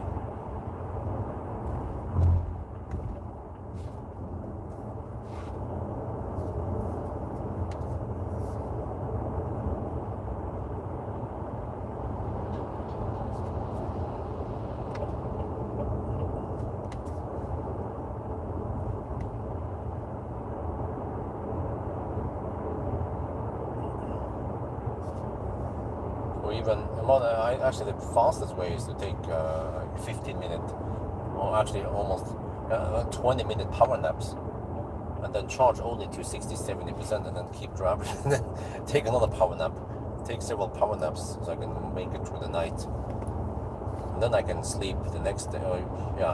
Get some sleep in Chiang and the next day I don't have to rush too hard.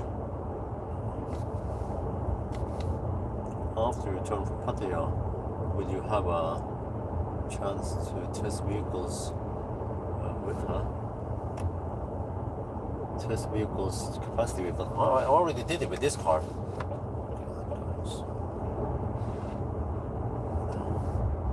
But yeah, I will testing. Well, I no need to test banana box on Model 3 and Model Y. I already tested them.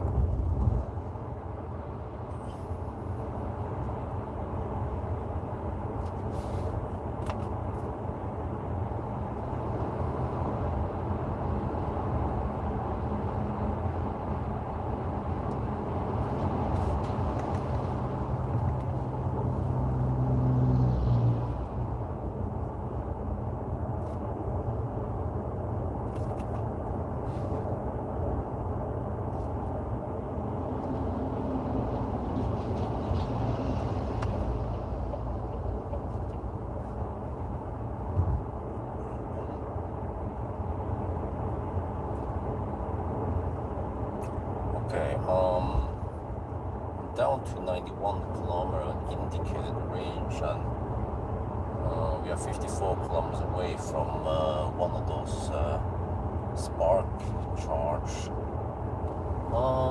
Let me check again. Do we have other spark charge further down?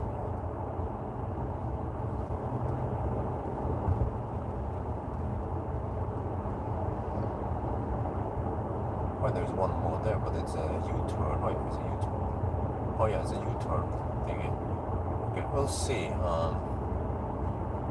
We'll see in around 50 kilometers or 45 kilometers, and I decide what to do. Consumption is as expected, 123 now. Yeah, so it goes up slightly. This always happens when I do the Sunday drive, and it goes into the night.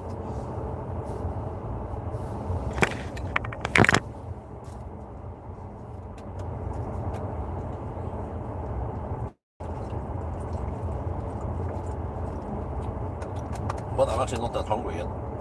I purchased a lot of food. It's the kind of food that stays in the stomach. I mean, it keeps you full for a long time. Sticky rice and some meat on a stick. It's all about the sticks. Oh, there's more burning over there. Shit, man.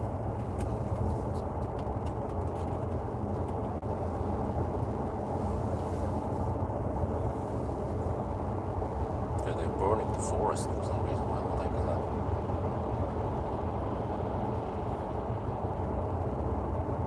Burning is supposed to be banned now until May. Sometime in May. Seems like people don't give a shit.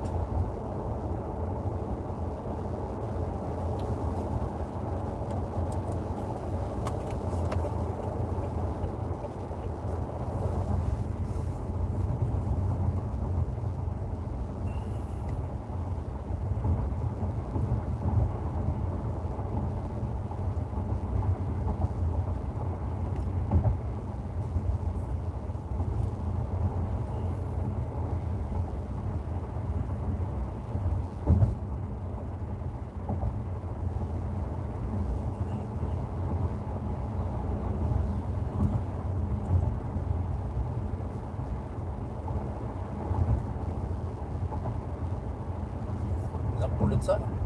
Yeah, they weird in Thailand. The police, they have red siren. It's like the only place in the world, I think, that they use red siren.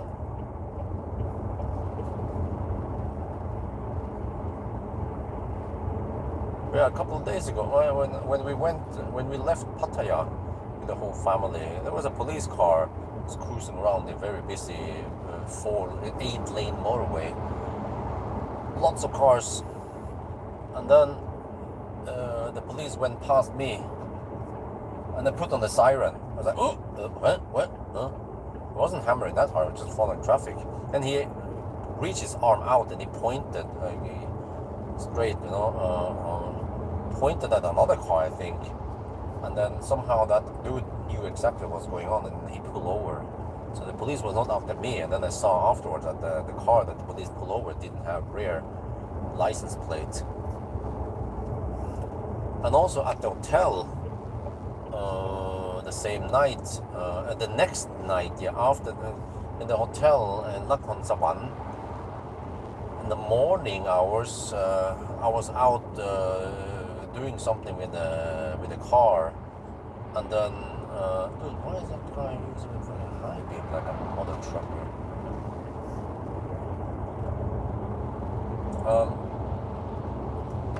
Yeah. And then wifey told afterwards that dude, he stole license plate on the parked car outside there. And he put it on his own motorbike. So I'm like, dude, the heck, man? Thailand is, yeah, they do that shit. Why not use his own license plate, right? Maybe he want to do something illegal. Or if he does something illegal, the cameras will catch the wrong guy.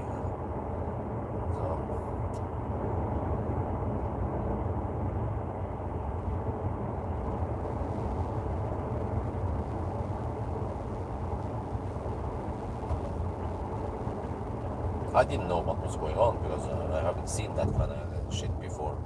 My wife has seen it before, so she told me afterwards. Like, oh, okay. I have that.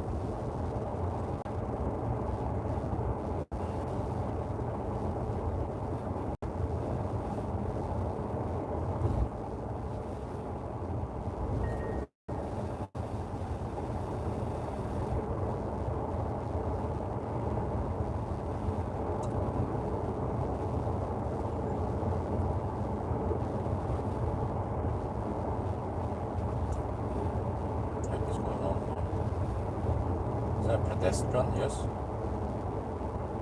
Then there's something there. Seems like an ambulance.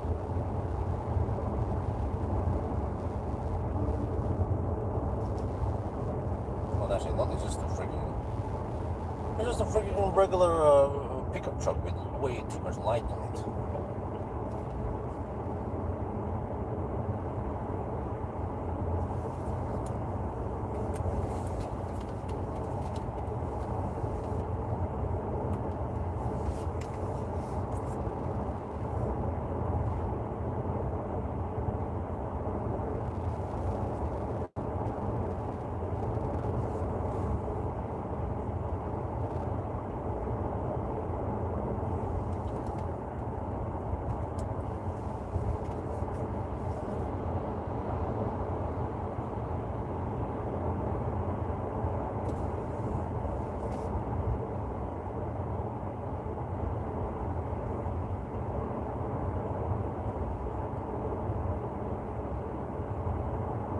Now the traffic is quite calm. 7 in the evening. But they have chargers over here also. Okay. BDT, they have lots of chargers. Lots of locations. I feel like actually they have the highest frequency or the most locations. The only problem is that they only have one charger at each location, and I know many of those sites they have plenty of space. They could easily put up at least 2, 3 to 4 chargers with double plugs.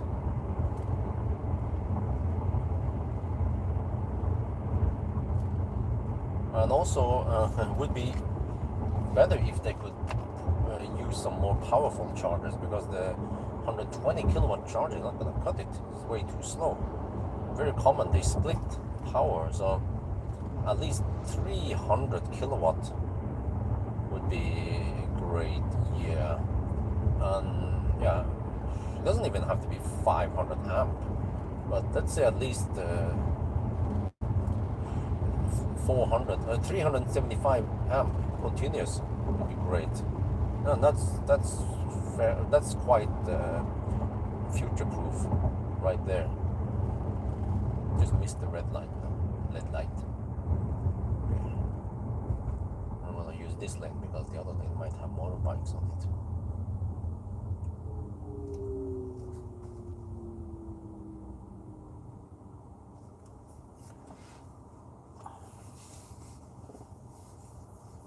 Yeah, because the way it works now is that unfortunately the 120 kilowatt chargers at DT, they're very common, but only 60 kilowatt power modules. So most of the time when you're sharing, which happens very often, you're only getting 60 kilowatts. And then most cars now, many cars nowadays can take over 100 kilowatts. So it would be great if you can at least take, let's say, 120 to 150 kilowatt. That would be great.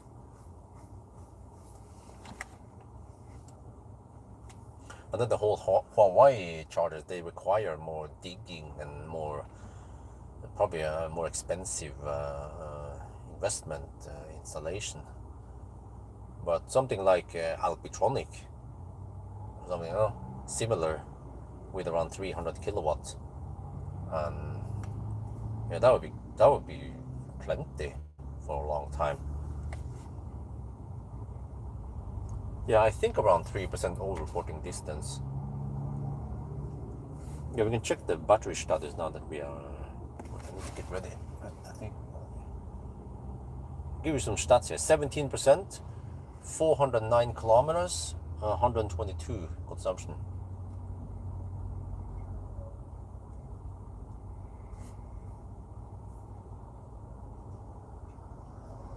Estimated 60.1 kilowatt hour.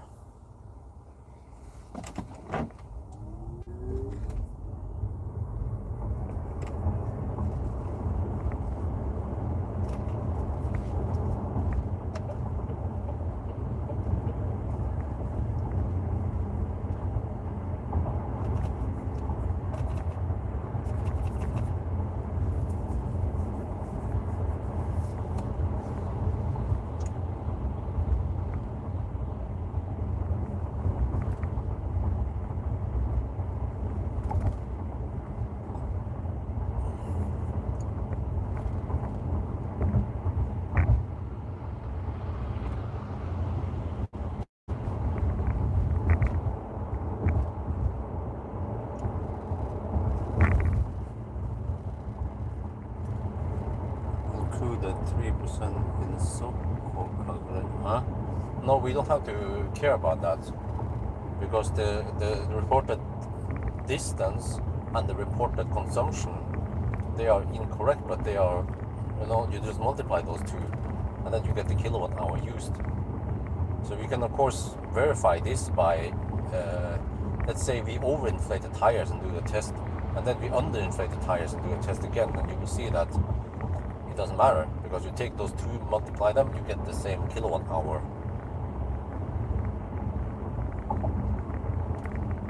But what you could do, of course, you can say that, okay, the 411 kilometers I've done, you deduct you add 3% there, but then you also have to reduce 3% on the consumption. But by the end of the day, it's the same. Same, but different.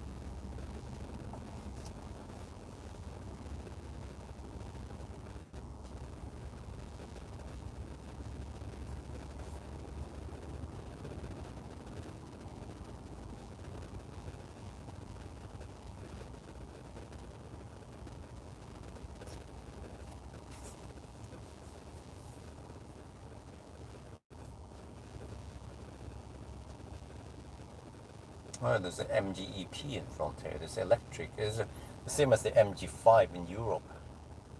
The station wagon of the MG.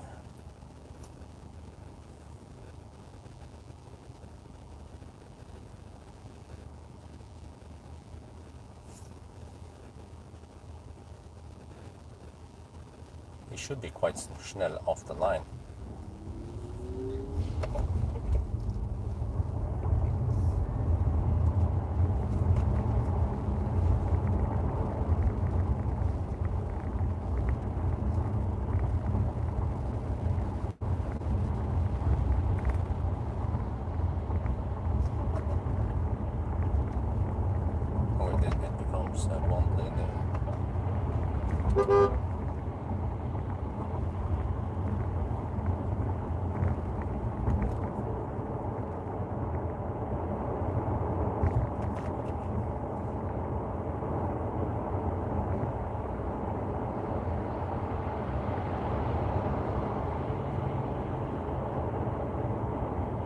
Sometimes the left lane disappears, sometimes the right lane disappears.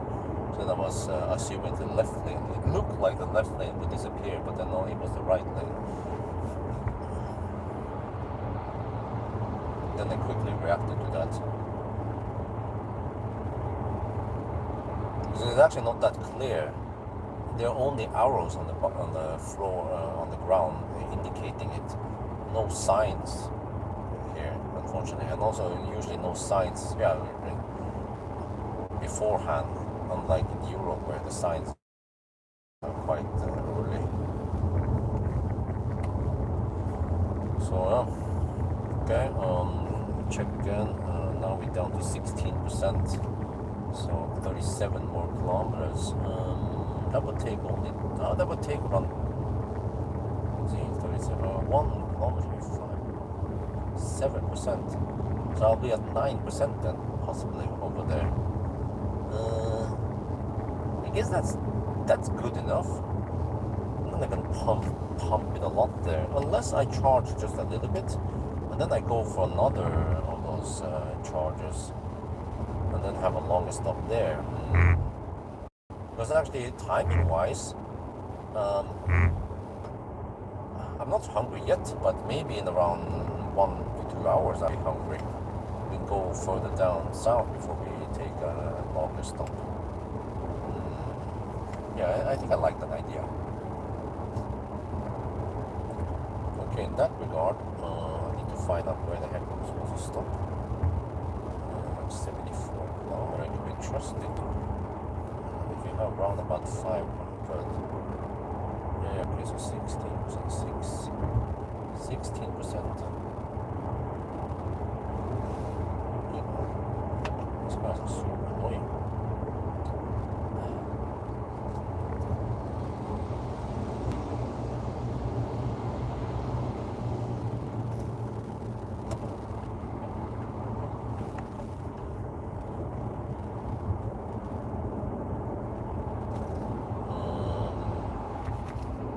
Sure how deep I feel like going. Let's say 5% then. I need to go another 50, a little bit over 50 kilometers. Okay, I'm 35 kilometers away. Okay, we'll decide once we get closer.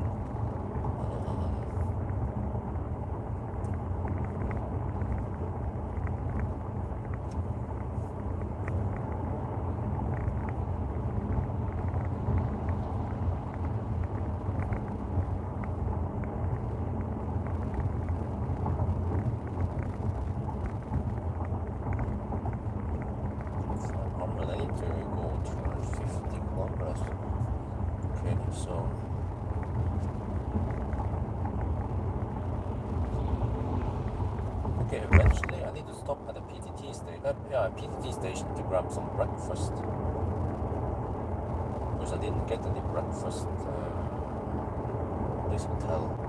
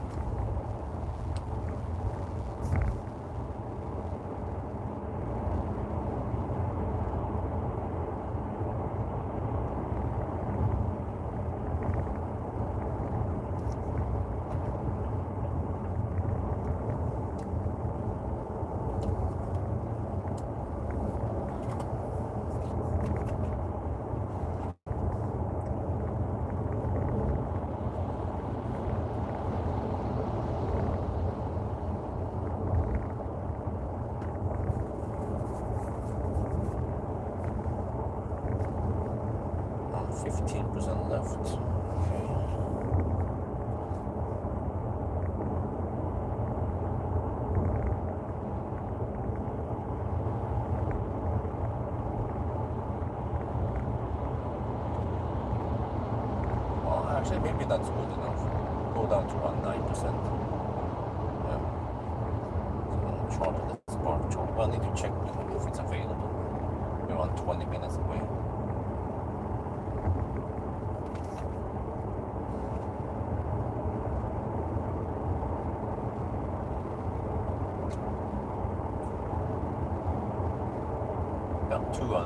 available.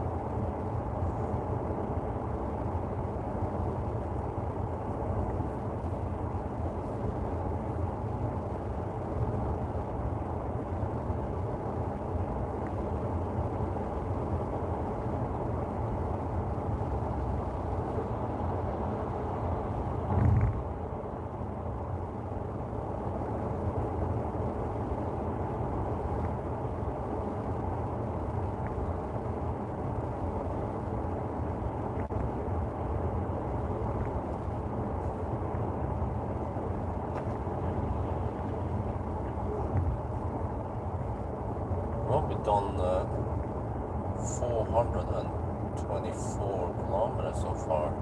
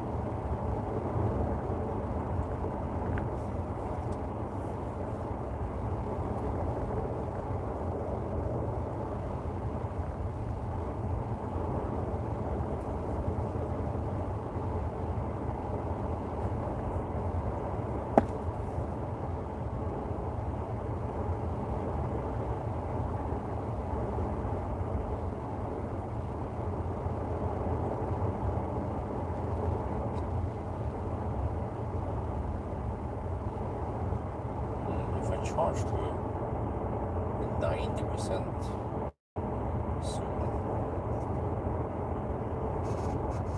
That should be able to. Oh, okay, yeah, okay, it has supercharging. Okay, great.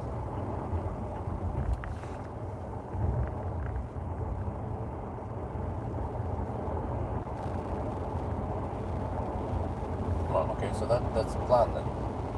To charge it at the Big C supercharger. It's fairly close to the motorway.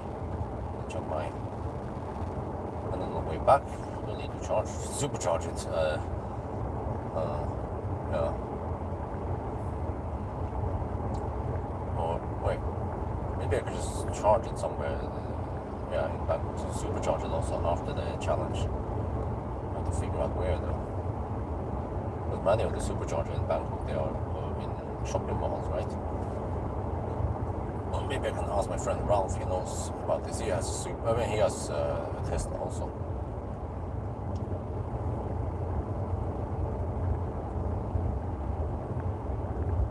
Wait, did I even add him? I wonder if he's also in my account using free supercharger.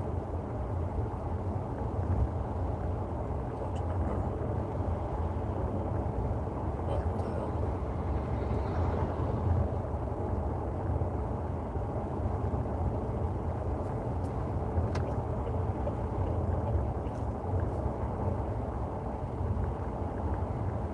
which means that I won't be able to spend all the Spark Charge credits. Well, actually, I could own the Spark Charge on the way back. I could then consume a bit, but if I charge around 90% on the next stop, it shouldn't take too long. But is it super important to measure the net capacity now?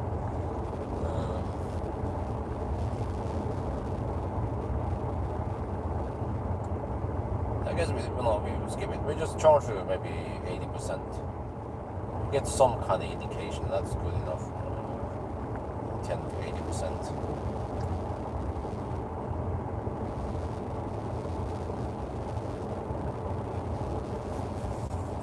And then we try to get another Spark Charge closer to Bangkok, and then I top up so I return the car with around 50%, 50-60%.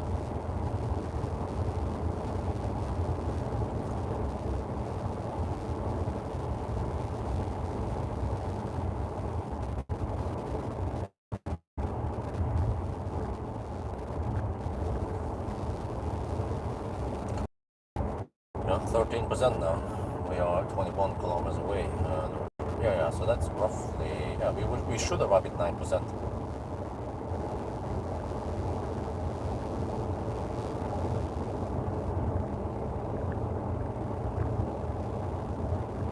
I haven't even checked the navigation here, how it works.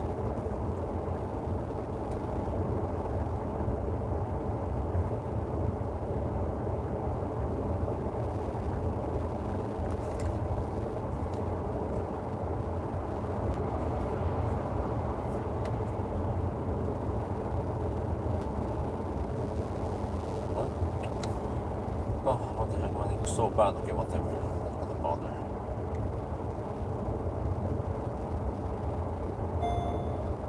Oh, battery low. Oh, the second warning, 13%, but that's a weird warning breakpoint.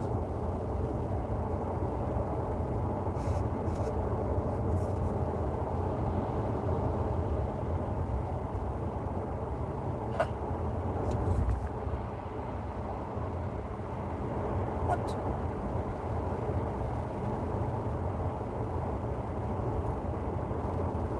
Oh, they sent me a letter. Dude, seriously? Can I just pay right now? I got this inkassovarsel. Can I save this on the...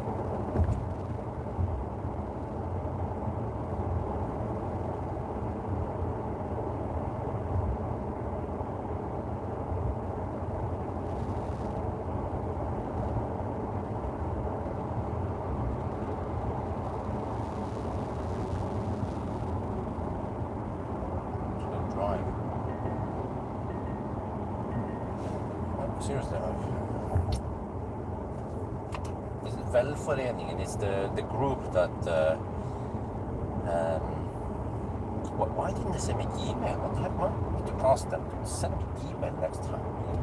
Who sends a paper? Inkassovarsel is like a claim. Usually, if you don't pay the bills, first warning you get just a reminder, and then second warning might get another. But inkassovarsel means that yeah, it's right before they pull money, extra cost also. Dude, fuck man, why didn't they send me email? I think they've sent me email before, so I suspect that they sent a freaking snail mail to my mailbox. And then, of course, it wasn't open.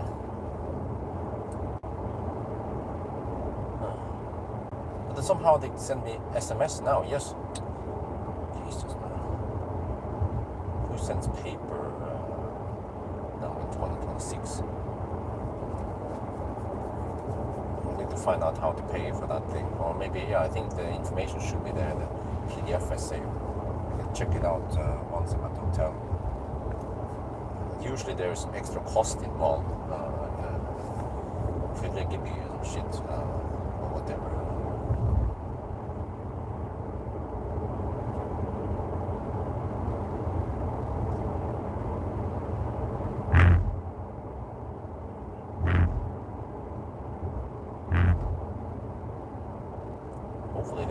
email address there. I can email them and tell them next time send me a damn email instead. Don't send me stuff through snail mail.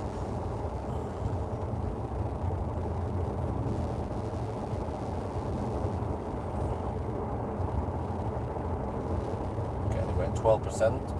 What's focusing here? 16 kilometers to the charger, 12%. Okay. That should be good enough, right? There's not that many people who's gonna watch this anyway, so we'll just go over there. It's probably some bug jam, so maybe not the best amenities, but as long as it has a toilet, and that's good enough for me. I can just chill in the car, eat some banana cake, and drink some coconut water.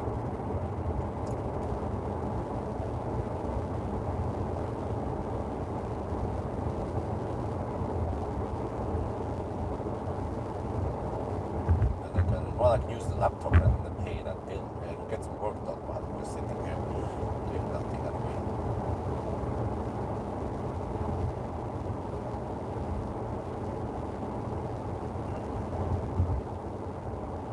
It's the same if I do the work at the hotel or while I'm charging on the way there. It's the same.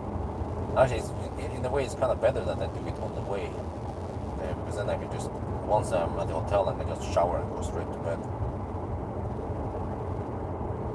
But I still need to log the kilometers driven and copy the files over, prepare some stuff before I can sleep.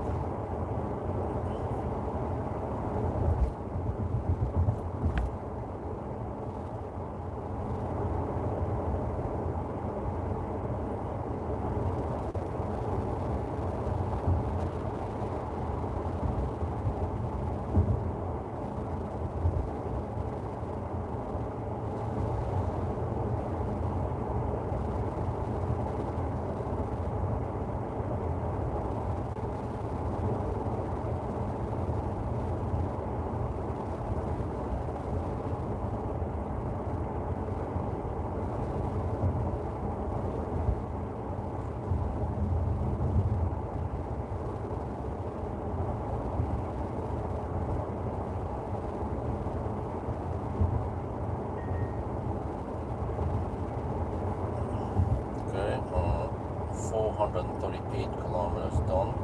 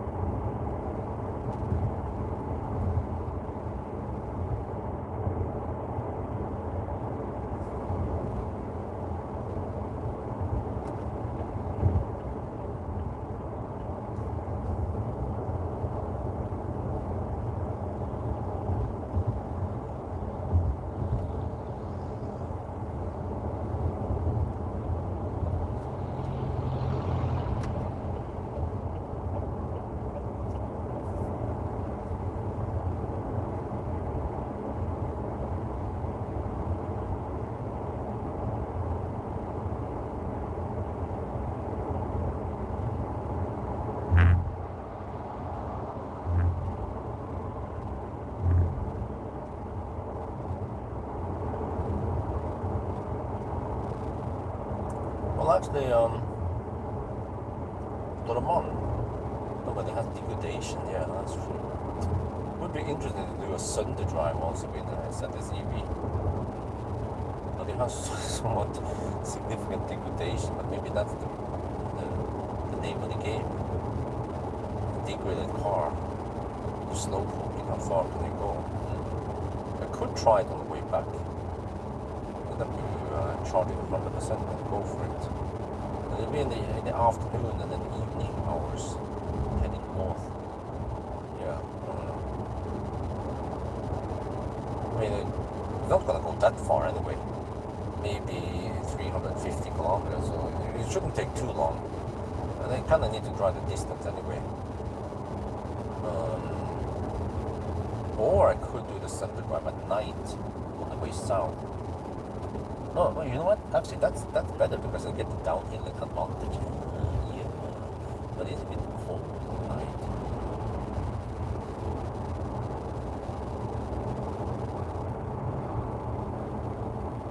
But I was planning on doing the Sunday, doing the 500-kilometer challenge on the way south.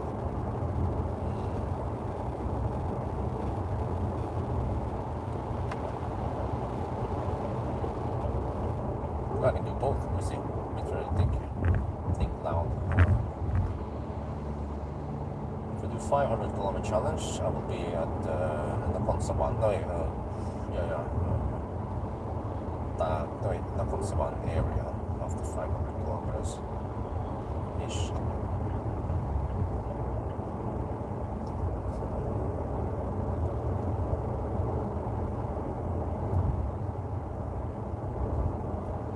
Yeah, you know what? I can do it after from Bangkok. Do the Sunday drive off. It's gonna go not so fast anyway on the way there. You need to charge 100%, but I can charge it kind of high the night before or something, so it stays at 90%. And I just top up quickly, 100%, and go for it. No wait, but then I will have some uphill. Why is there not that much uphill? Is it mainly flat? It's flat all the way to the Nakhon Sawan, more or less. That's where this test will end anyway. Yeah, I don't like that idea. Let's see, let me check the wind.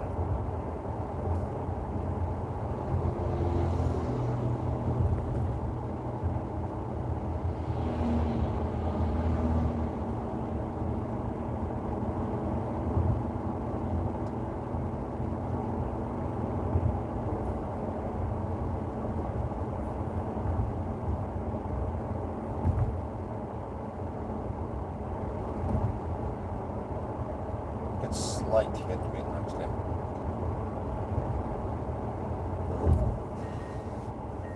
But timing wise, doing the Sunday drive. Wait. Oh, wait a minute, I got an idea. I could do the Sunday drive from Changdao in the evening. It's not super cold yet. And I can actually have a truck off, which is an advantage. Slight advantage at least. Yeah, wait.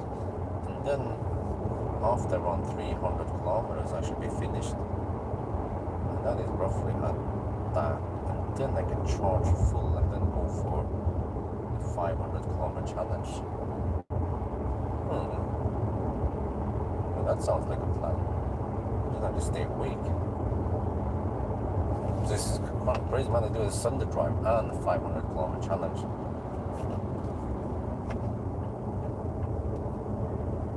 My only concern is that I will hit Bangkok in the morning. Might be some traffic over there. Yeah.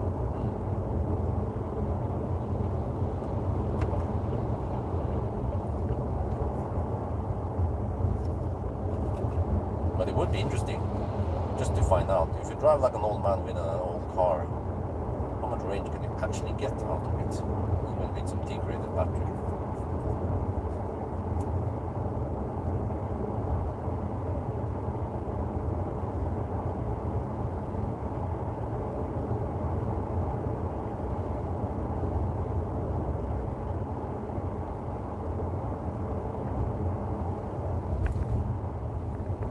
I think it should fit. Time-wise, that's perfect. Drive a bit slow in the beginning, from Changdao all the way there, and then pump it up to 100% and hammer it.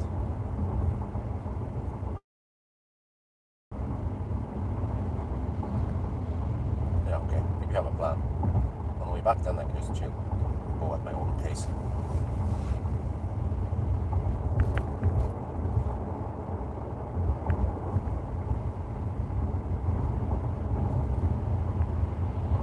Down to 9% now. Wait, the charger is coming up soon. Oh, okay, I guess we just stop here. We could go another 43 kilometers, but nah, I think it's good enough. It's deep enough, we can calculate the rest. mean, 9% or 5%, no big difference. I don't want to go 2% in Thailand. I don't want to go that deep in Thailand. There's a charging coming up in 2.6 kilometers. Yeah, let's bail out, pull out. And then one is going to be Bangja or some shit. Okay, whatever. As long as I get maximum speed, 85 kilowatt, then I'll be happy.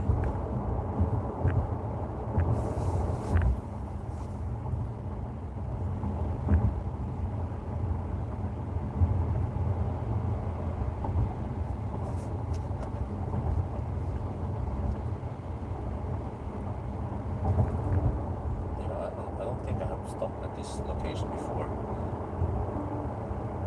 Let's see what happens. So I'm heading now. Yo, what's up? Achtung elektrisch, yeah. What's up? Well, I'm just enjoying the last few days of warm weather here in Thailand before I need to return to grayscale Norway. If you know what I'm saying.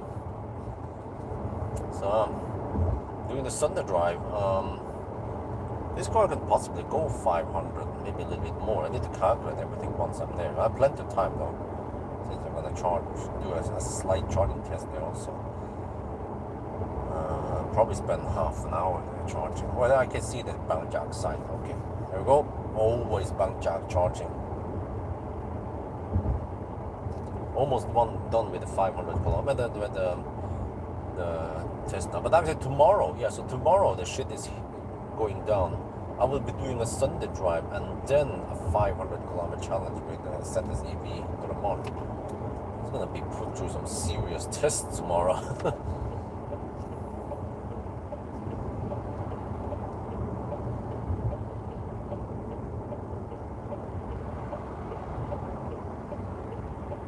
Alternatively, I could do the 500 kilometer challenge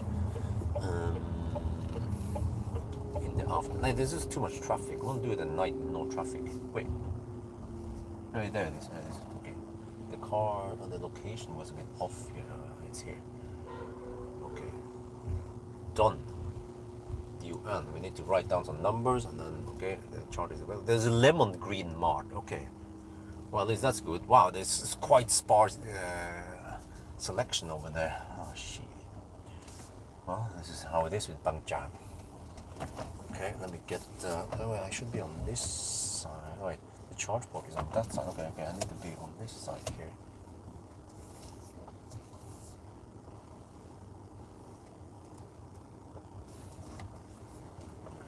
Well, at least not the hottest place to come to go charging.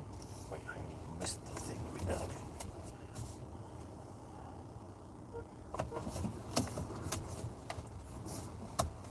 Oh, maybe I'll line the car in case someone else comes here.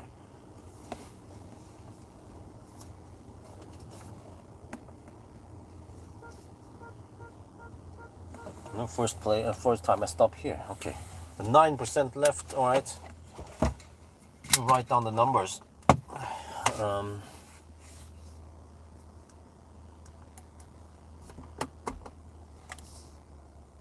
450.9 kilometers. And then consumption was 123 by the end. Oh, and then 9% left. Okay, we can start charging and then I'll calculate the rest. You guys could also start calculating now. Turn off HVAC, 25 degrees Celsius. Perfect. Wait, I need to quick shoot video.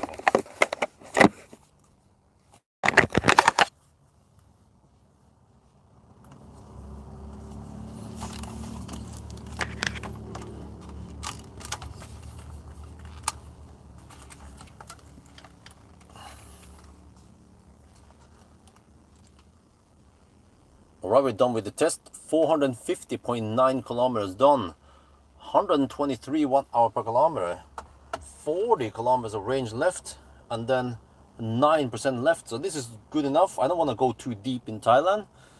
So I'll calculate, but now we need to charge. I will also try to verify the energy by charging it.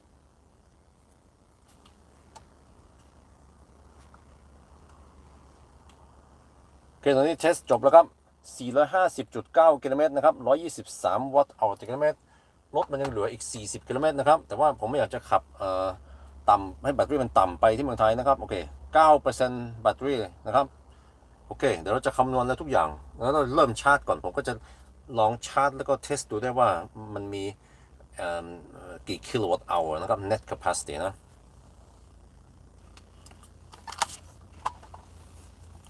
61.6 really okay we'll get the shaft ready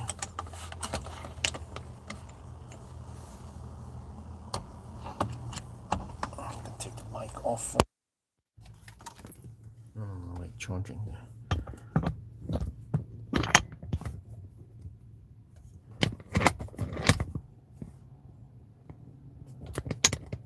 okay let me go plug it in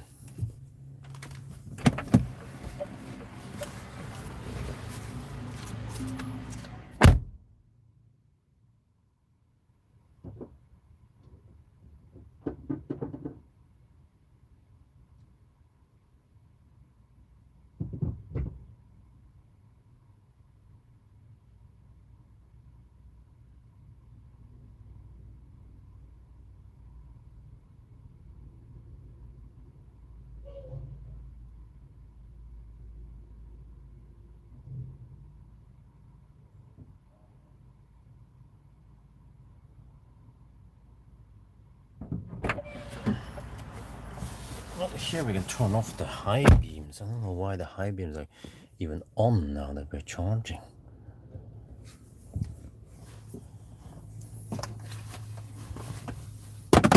Not the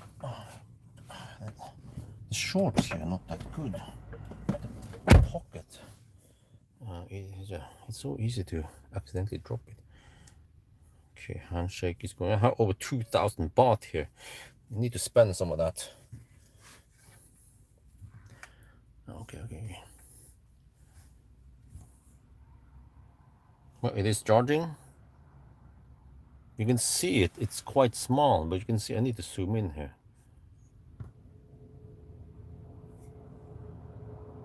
There, you can see volts and amps there.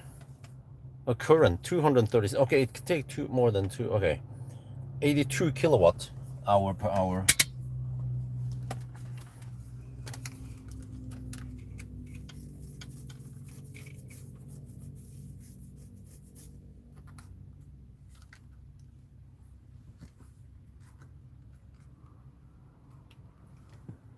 Oh yeah, we're charging now, getting 81 kilowatt. I think that's the maximum for this car. You can see here on the charging screen that, okay, we see 10% there, but this thing, in the beginning, I didn't notice it, but it shows there how many amps and volts we are taking, but not how many kilowatt. Okay, all good then.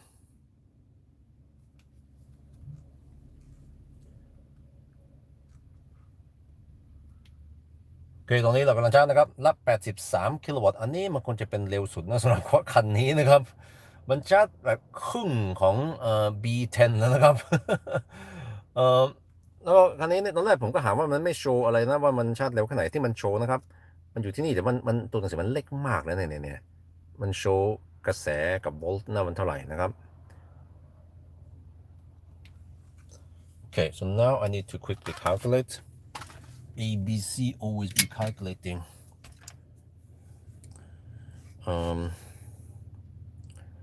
Yeah, so keep HVAC off. That's good.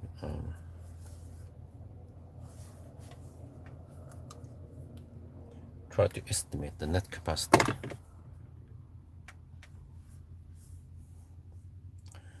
$450.9 and 123. And then how did you get 61 point I got 60.9 kilowatt hour.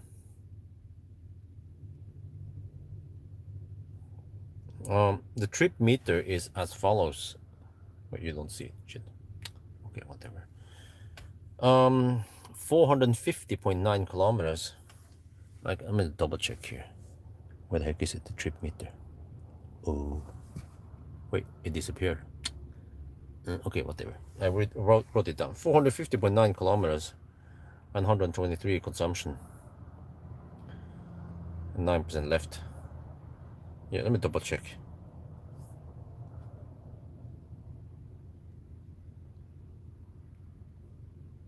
Yeah, 60.9 kilowatt hours. So it has lower net capacity than the B10. What the heck, man?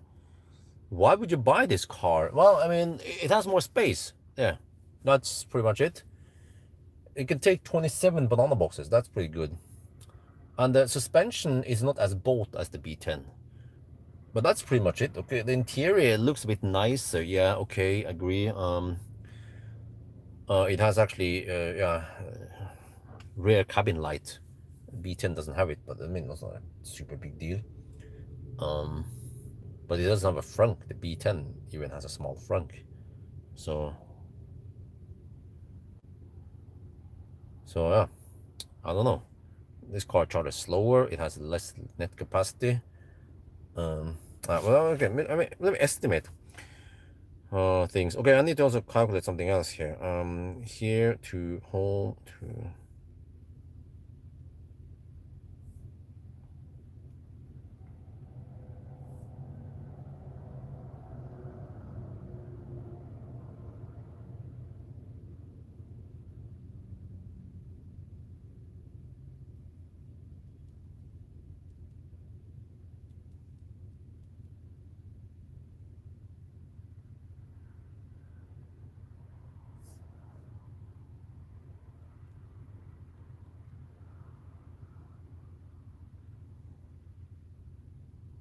$454 kilometers is the actual distance we draw. Yeah.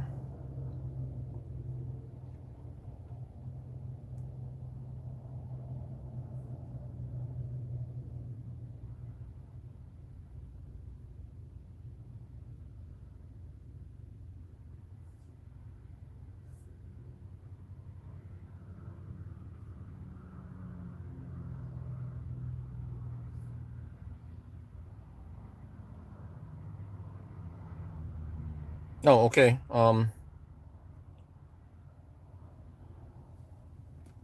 It was actually only 0.7%. Huh? Let me double check here. There. Yup. There. Yup. And then.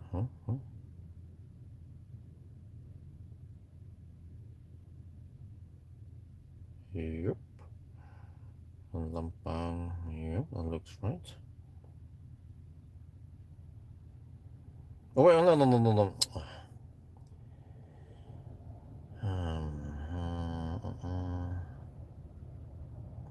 For some reason, then Google Maps chose the weird route around that. Yeah, you need to always check all this stuff, man. I want to take the main road. There, and then there. Okay, what do we get then? Okay, 457. Okay, that's better. 450.9 versus what?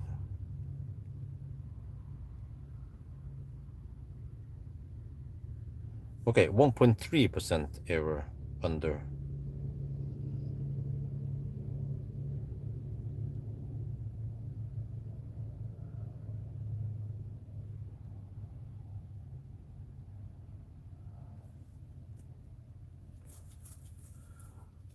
Yeah, B10 seems to be the best bang for the buck and better charging performance, actually slightly better net capacity, and because you have smaller wheels, you get better efficiency. But a bit both, yeah, and slightly less space here in the B10. But the B10 trunk is actually quite big because you can easily take out that, you can lower the floor. Here there is a foam thing taking up some space, and it's not that easy to remove it. So only 7 banana boxes versus 8 in the B10. So if I had around 700K baht, I will get the B10 instead. Okay, I need to live with the boat feeling. Maybe someone can. Whether many people they can, they replace the suspension on the Tesla and it only costs around 30k baht or like 1,000 euros. Yeah, I could definitely do that in the B10 to get a slightly firmer ride. For example, the C10 seems to have only around 61 kilowatt hour.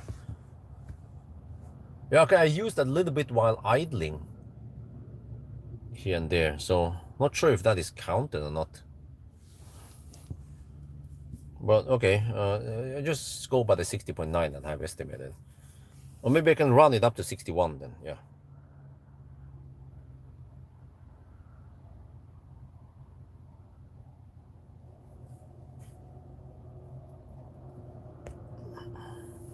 Okay, but then I can calculate with 1.3% underreporting.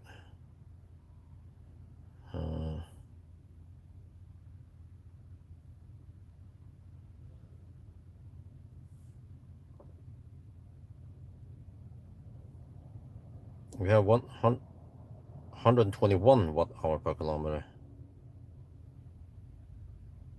And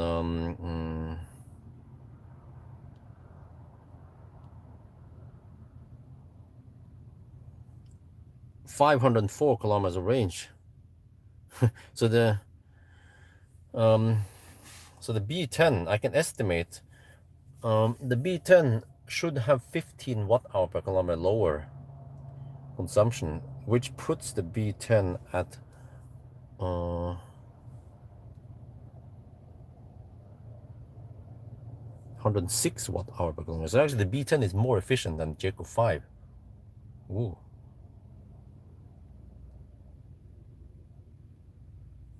And then that was 61.6 kilowatt hour.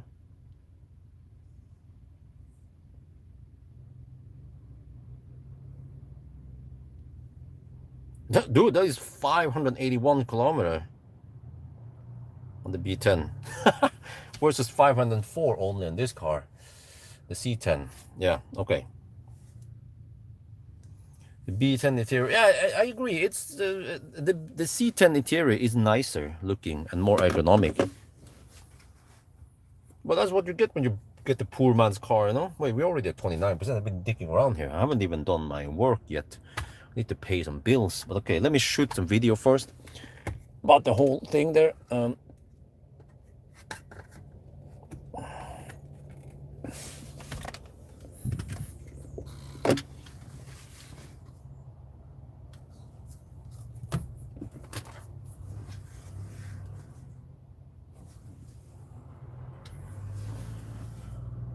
Okay, I've done the math now, and based on the trip, I estimated that we have 61 kilowatt hour. It's 60.9, yeah, 60.9, but then I was idling a little bit in the beginning, so I'm not sure if it's counted in the trip meter or not. So 61 kilowatt hour only on this 69.9 kilowatt hour battery. And actually the B10 has 61.6 kilowatt hour, but it's supposed to be only 67 kilowatt hour or something. So the B10 has slightly more net capacity than the C10, which is more expensive, and the B10 charges over twice as fast. So I estimated only 504 kilometers here, and then based on the range test on the B10 versus C10, I can estimate that we would have 106 watt hour per kilometer in the B10, and the B10 would go 581 kilometers. So, well, why buy the C10? Well, it has a nicer, firmer ride. It has actually amazing space for in this price range, and the interior is nicer. Yes, okay, but that's pretty much it. It has no trunk. You cannot lower the trunk. Actually, trunk space in the B10 is better than the C10. It's 7 versus 8 banana boxes. So yeah, at least now I tested it to see how it is. But maybe if we put 18-inch wheels here, okay, then it will be slightly better if it fits, or 19-inch maybe.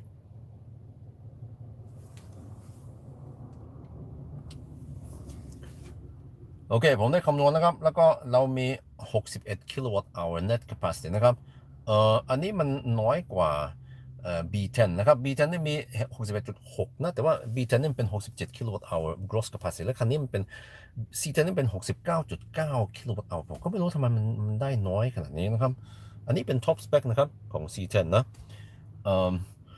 แล้วก็เราก็ได้คำนวณแล้วนะว่าคันนี้มันจะวิ่งได้สัก504กิโลเมตรแล้วก็ตอนผม test range test กับ C10 B10 นะครับผมก็พบเจอว่าคันนี้C10 มันควรจะใช้ประมาณ15วัตต์ต่อกิโลเมตรมากกว่า B10 ก็ถ้าเราขับเหมือนคนเท่ากับ B10 นะครับเราก็จะใช้ไฟแค่106วัตต์ต่อกิโลเมตรแล้วก็วิ่งได้ตั้ง581กิโลเมตรเลยครับโอเคผมไม่ได้เทสแต่ว่าผมก็กะแล้วว่าคำนวณเป๊ะมากเลยนะว่าถ้าเรามีโอกาสเทส B10 นะ Sunday Drive มันก็จะเป็นขนาดนั้นนะครับผมจะใส่ในลิสต์นี่นะครับ ว้าวก็แปลว่า B10 นี่แบตเตอรี่ใหญ่กว่านิดหน่อยใช้ไฟน้อยกว่าเพราะว่าล้อมันเล็กกว่าชาร์จเร็วกว่าเกิน2 เท่าเลยแล้วก็ถูกกว่าก็C10 นี่มีความหมายอะไรมันมีที่ดีมากเลยนะครับราคานี้นะ27 Banana Box นะครับ แล้วก็ภายในก็โอเคดีกว่านะครับแล้วนอกจากนั้นนี่ท้ายหลังนี่ใส่ได้น้อยกว่านะ7 กล่องแล้วก็ B10 นี่เป็น8 กล่องนะครับแล้วก็คันนี้มันไม่มีฟรองก์นะครับถ้าผมจะเลือกนะผมก็จะเลือก B10 นะครับมันคุ้มค่ากว่า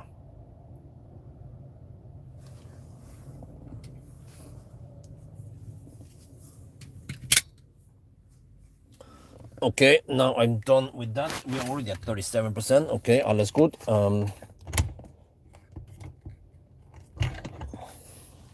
Over here, there's nothing to do, but that was as expected. Let's see. How is the battery status here? Do you need to charge anything? Okay, it's at 80%. What about this battery? This thing here. Oh, sorry, I'm blocking that. Oh, it's full. Okay. Swap it.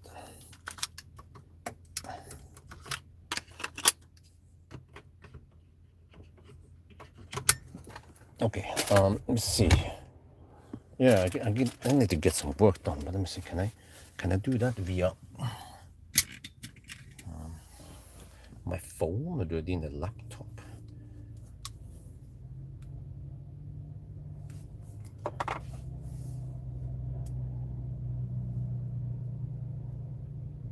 Betal is the bankkonto. Okay, there we have the bank account.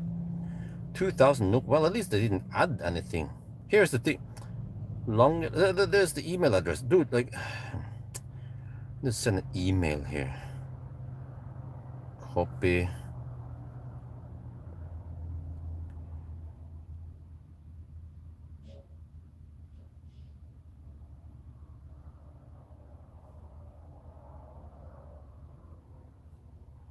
Hei, jeg fikk inkasso og årskontingent. Kan du sende faktura på Ok. Den skal betale nå. Neste gang kan du sende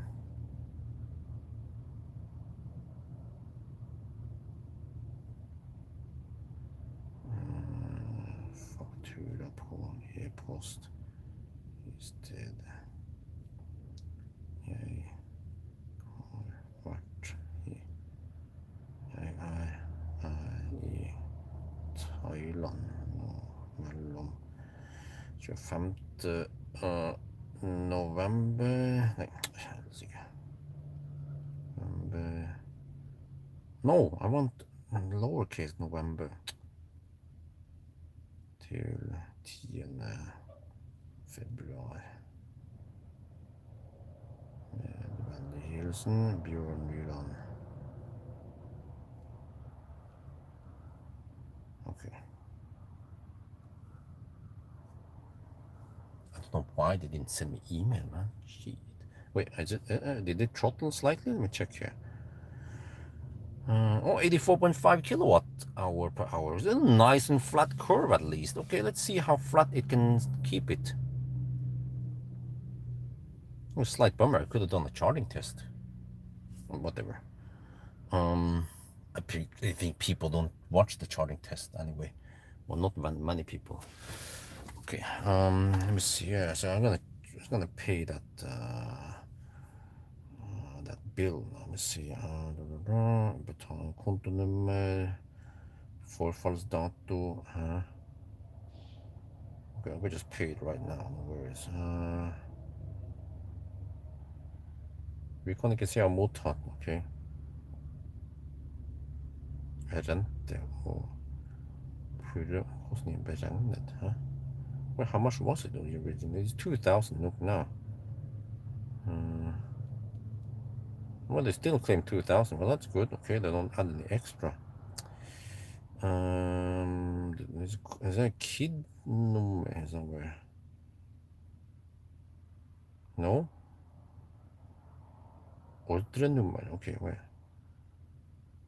Idéhus? What the heck, man? Huh? Where did you get this from? Idéhus? They have the wrong name there. It's not Idéhus. Okay, I could. Oh, fakturanummer. Okay, let me just pay that right now.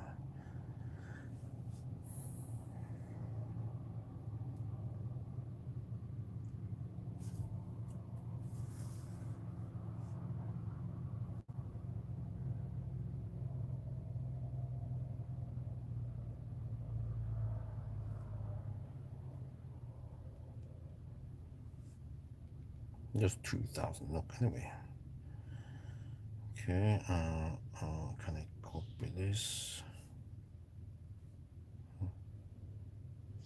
Dude, can I copy that shit? No?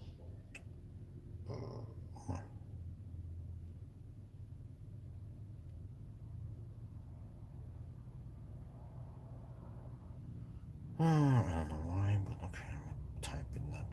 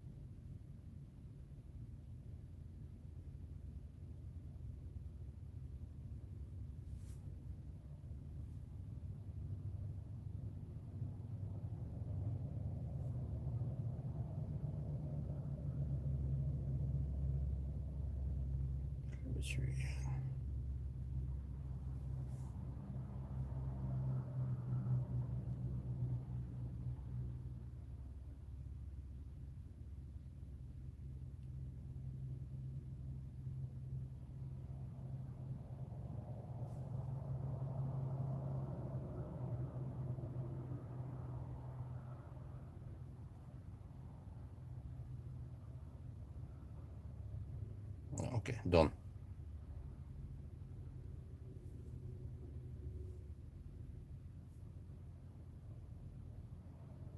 I guess this.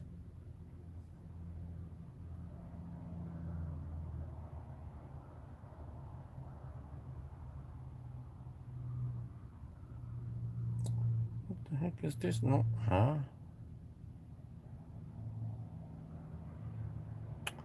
It's spam here, man. Okay, let me report that shit.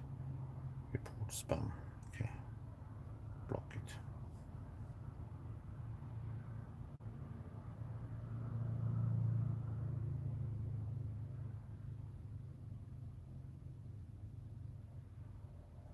Huh.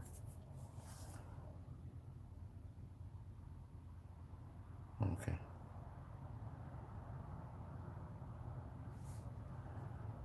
Okay.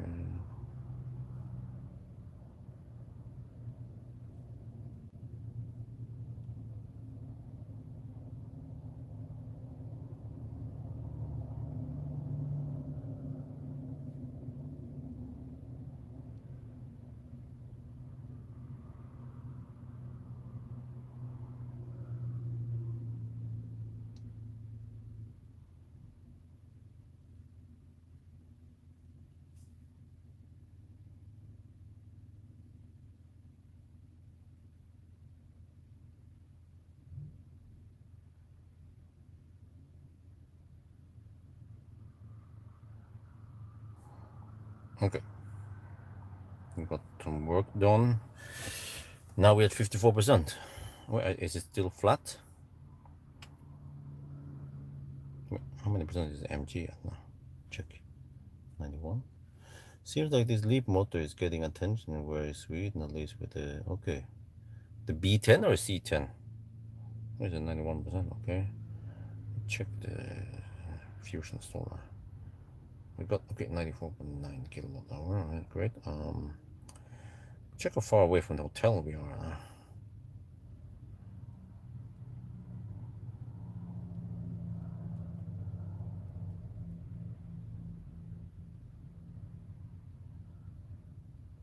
300 kilometers, okay. Well, I could go there in one single charge, but I probably want to top up slightly somewhere. Okay, all right, all good. What was again? I'm gonna check something. Yeah, let me check the battery status. Wow, 84.8 kilowatt, nice and flat. Been charging for 24 minutes. So I can just go out and shoot some video or go pee maybe. And maybe find the next charger somewhere closer to Bangkok. Let me see. Now you're gonna hammer it. Yeah, wow, there's plenty of them. Okay. Oh yeah, there.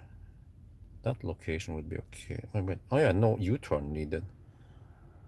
Some kind of there. Not the Bangkok. Well, okay, that works. Okay. And then this, and then this, and then direction. So how far away from that location? Oh, 258 kilometers. Okay, that's good. That's good. We go over there. How does it work? No, huh? What? Dude, where do you get that shit from? Pretty sure you can exit there. Okay, whatever.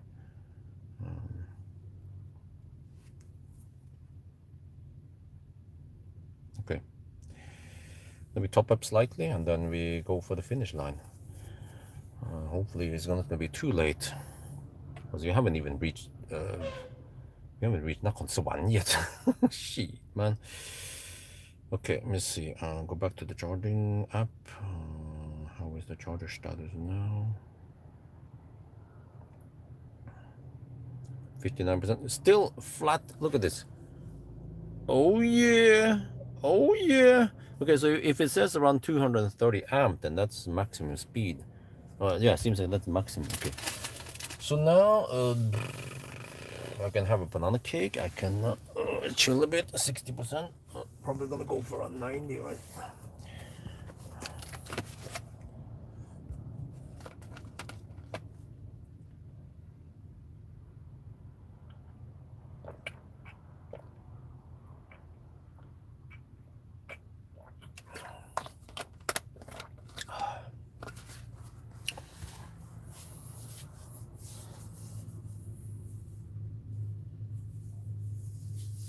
Wait, do they have food over there?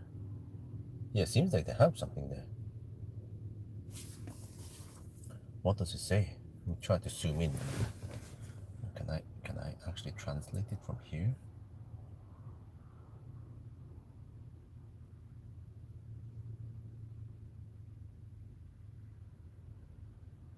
Huh?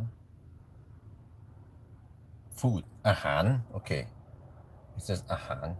Seems to be ahan tam sang, but I'm not hungry.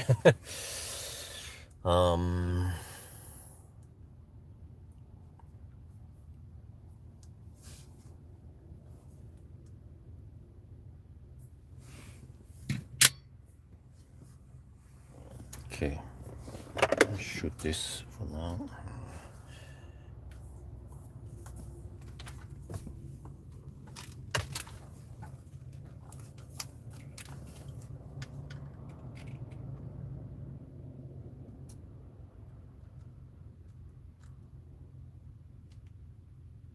Wow, look at this. We're at 63% and we're still taking 85 kilowatt. Nice and flat curve. It seems that the current is capped at, we can see here, it seems to be capped at around 234 amps.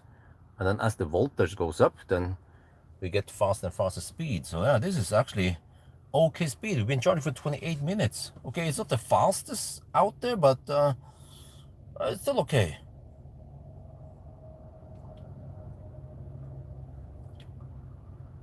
ว้าวตอนนี้เรามี 64% แล้วกำลังยับรับ85 กิโลวัตต์นะครับคิดว่ามันเป็นลิมิตที่กระแสนะครับเนี่ยจะเช็คดูนะกระแสตอนนี้มันเป็น234แล้วก็ตอนโวลต์มันสูงขึ้นแล้วก็ชาร์จเร็วขึ้นนะครับ65%นะครับโอเคชาร์จได้28 นาที29 นาทีโอเคมันก็ไม่ได้ชาร์จเร็วมากแต่ว่ามันก็ยังใช้ได้นะครับเพราะว่า charging curve มัน flat มากนะครับNow I'm gonna go outside and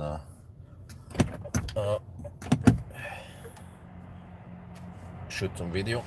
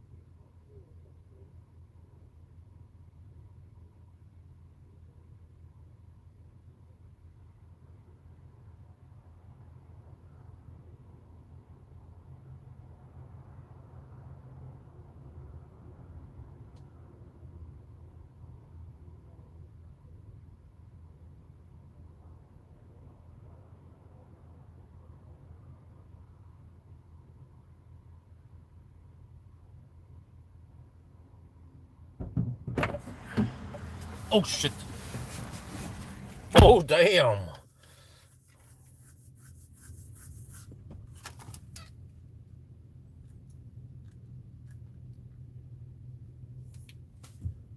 Oh damn! At 70%, or I don't know when it happened, then the charging speed just plummeted to 38. Oh.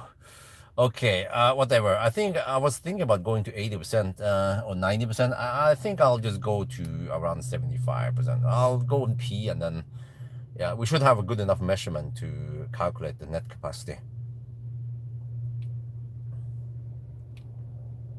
โอ้ฮานี่แบบเฮ้ยไม่รู้มันเกิดขึ้นเมื่อไหร่นะครับ70%หรือว่าก่อนนั้นนะครับ จาก85 กิโลวัตต์ลดลงถึงแค่39นะโอ้โหตอนนี้มันช้านะครับโอเคก็ไม่เป็นไรตอนแรกเรากะว่าจะชาร์จถึงสัก90%ก็ช่างมันเราอาจจะชาร์จถึงสัก75นะผมยังไม่ได้เข้าห้องน้ำแล้วนะแต่ว่าเราก็น่าจะมีพอนะที่จะคำนวณได้ว่า net capacity ของคันนี้มันเป็นสักเท่าไหร่นะครับ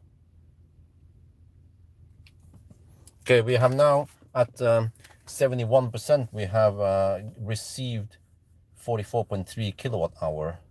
So I'll go to the bath, the toilet, come back, and then try to estimate, and there we go. So the screen will be off for a little bit now. Well, unless we use cam mode. Oh, okay, whatever. No, whatever. Just keep it simple. I will bring this phone with me, and then I'll be back. Shouldn't take more than 5 minutes.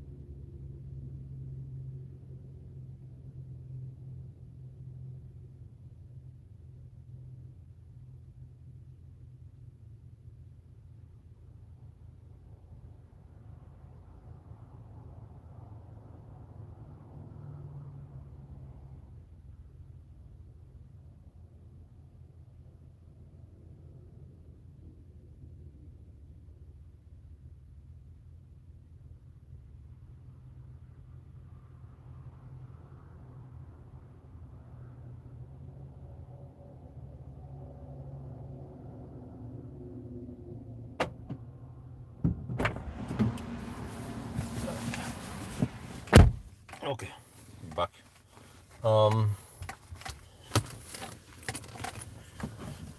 77% now. Okay. Wait, dude. Wait. Hold on. We're taking 230. It replicated. Wait.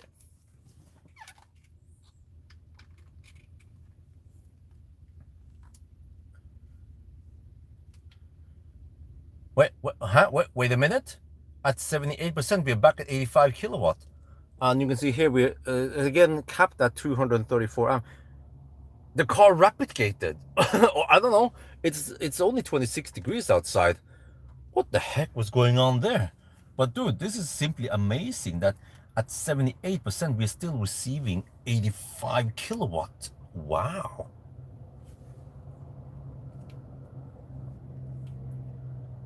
Huh?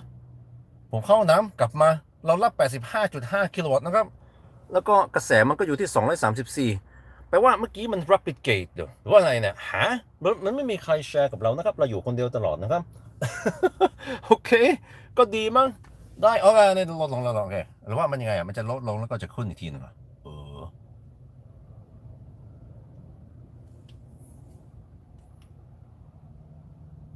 Okay, now it dropped again at 79%.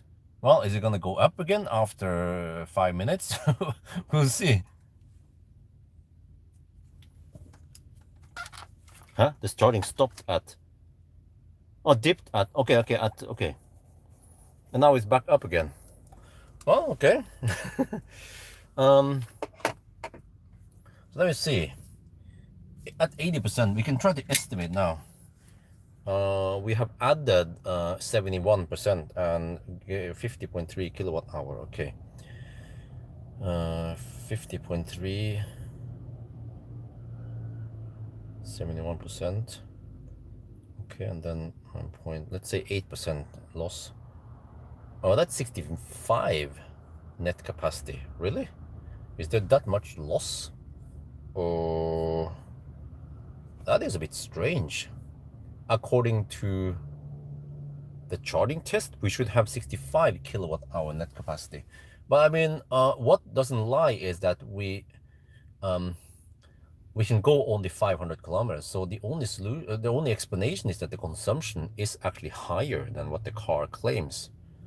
And then what about the B10? I never double checked the the consumption number there. But or we can look at the other way around. How much losses do we have here? Oh, now we're down to 23 kilowatt. Okay, now it goes really slow. Wait, but it stays at 80 kilowatt for a while. Oh wait, that means that it's not linear. Yeah. So it's quite energy dense at the top now. Yeah. What that means is that if we would keep charging, well, if we charge another 35 minutes to 100%, the energy we get there versus the percent, should point towards a 60 kilowatt hour. But am I keen sitting at 30? How much is it? 23? Is it 23? No, it's higher than that. 46. It jumps up and down. Yeah. 46 kilowatt now. So it goes a bit up and down, which could indicate that there's a thermal throttling here. Maybe you should do the... Oh, okay. Well, I don't have the charging comparison thing. It's kind of too late now.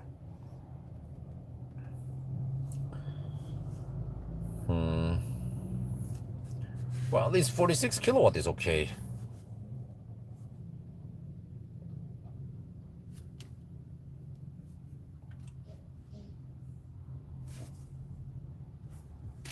Let's eat one banana cake. Well, actually, I'm even not that hungry yet. I can wait. Wait until the next stop.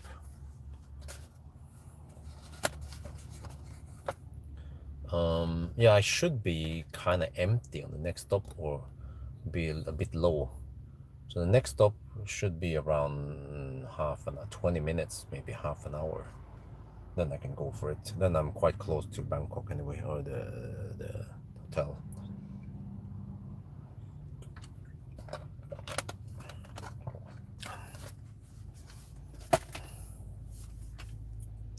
There, and then it drops again. Huh? What? And then it goes up. It goes up and down yo-yo. But the cooling is not working that hard, and it's only 26 degrees outside. And it's not even sunny outside. So it's actually strange that it rapid gates. We said that the conditions here are not that bad for rapid gating. So, and then we're back on 126 amp. Okay, I'll take it. Yeah. Can stay a little bit longer just to get a more accurate measurement. But actually, the higher we go, the more accurate it becomes. But I think we don't have to go to 100%, but at least 95% should be good enough to get an indication.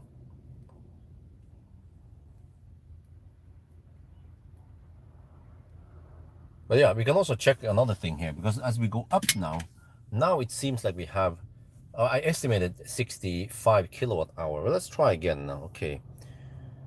Now we added 83 minus 74% and 53 kilowatt hour. Right, huh? Did I miscalculate something?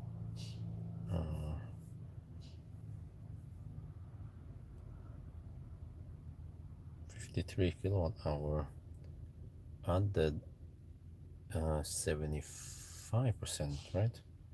Yeah. Oh, yeah.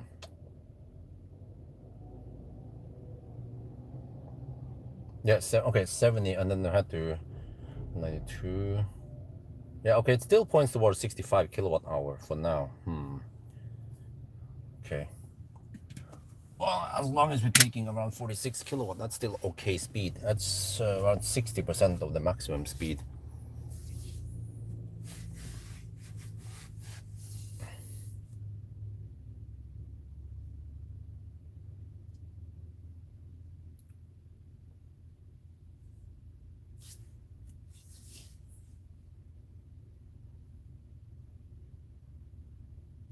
Yeah, we could count the other way. Okay, let me see. 76% gain now. 54 kilowatt hour.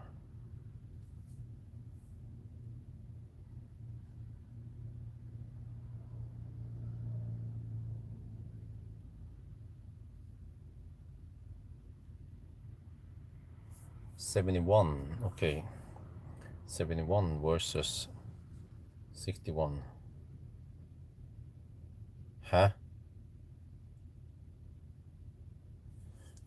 Okay, guys, do we have 14% charging loss? Well, actually, it's not 14%, and there's some discharging loss also. But I'm not sure how high the discharging loss is, but if it's only, I mean, the discharging loss should be only 1 or 2%, right? So, but do we have 12% charging loss? Because the battery heated up and plus the cooling was running. That sounds like a lot, because when I tested Tesla, I was getting around 8% DC charging loss. So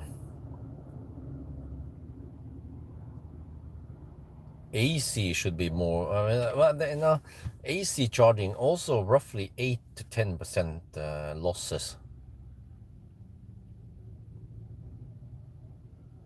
But if the scale is non-linear, then well, at least if you reach around 95%, then we should get lower kilowatt hour then.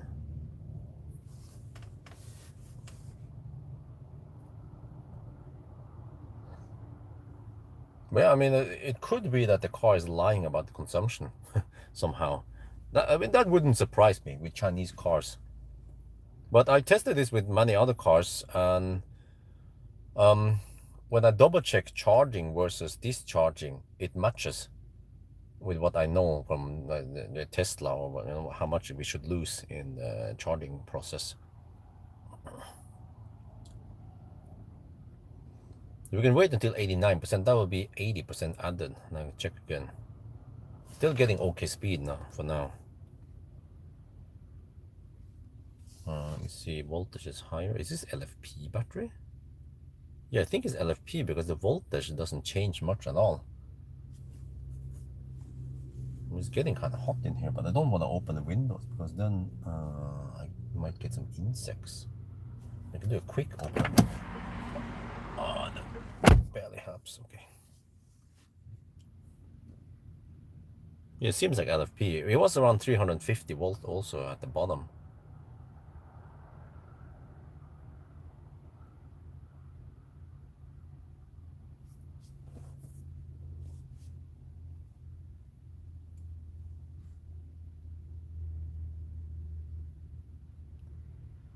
Okay, 46 minutes charge now.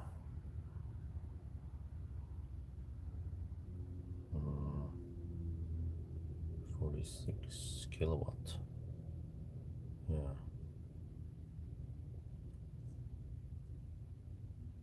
Oh yeah. With the MG, I will also try to use use up the credits. Try to use the Spark Charge credits. I've been spending actually 450 baht already. Okay. With the MG, I could probably spend well over 1,000 baht there. That would be the remaining.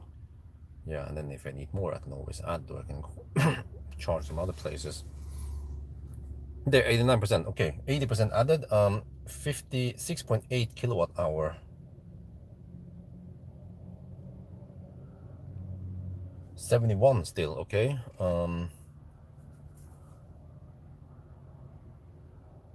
Yeah, still points towards 65 kilowatt hour net capacity. You know, that is more plausible. The 65 is more plausible. If you have you have 70 kilowatt hour gross capacity, then 65 makes more sense, which means that the consumption or the car was lying about the consumption. But the distance that we measure was correct. You cannot lie about I mean, you can still lie about the distance, but we find out what the real distance is. So the 500 kilometers of claim range is still correct. 504 that we could get on the Sunday drive. But the consumption is actually higher, and the net capacity is also higher, supposedly.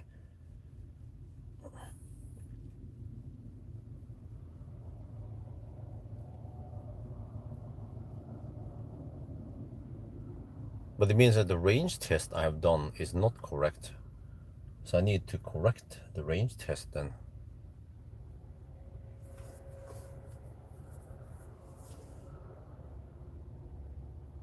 Top 100%. Well, actually, when I was charging today, okay, this was weird. This morning, one of the reasons why I was so late was that I had to wait for the car to finish charging. And it was camping at 99% for a while. But it was like forever. But it wasn't camping 100%. But it was taking 3.7 kilowatt towards the end at 99%. Yeah. Maybe it was camping at 99% for, let's say, 20 minutes, which means around 1 kilowatt hour buffer, which is not super massive, but okay. Well, we could spend 25 minutes extra. Yeah, but as long as we're getting okay speed, then no big deal, right? Okay, now we dropped again the speed. Maybe you guys want to see the charging screen instead. It's easier, but you can do the math roughly. It's 23 kilowatt now. Hopefully it jumps up again. Worst case, it stays at 23 kilowatt.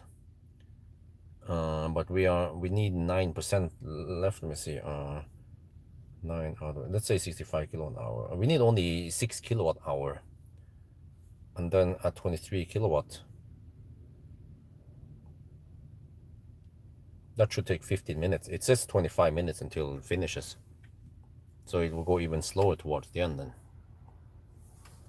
Big buffer flow zero. I don't know about that. I don't try to go too deep. I don't have any EcoFlow here.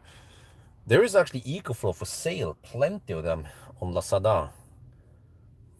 But I don't feel like I want to invest that much because I'm here not too long and the view count here is low. So I want to cut the losses low here. Don't want to spend too much. Just count the time in Thailand as family time and vacation, and then I can get some occasional work done also.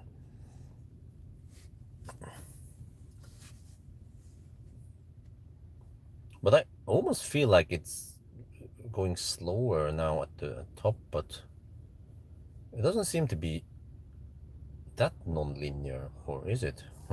Keep calculating. 92% now. Okay, that means added 83%. Okay, we have 58.6 kilowatt hour.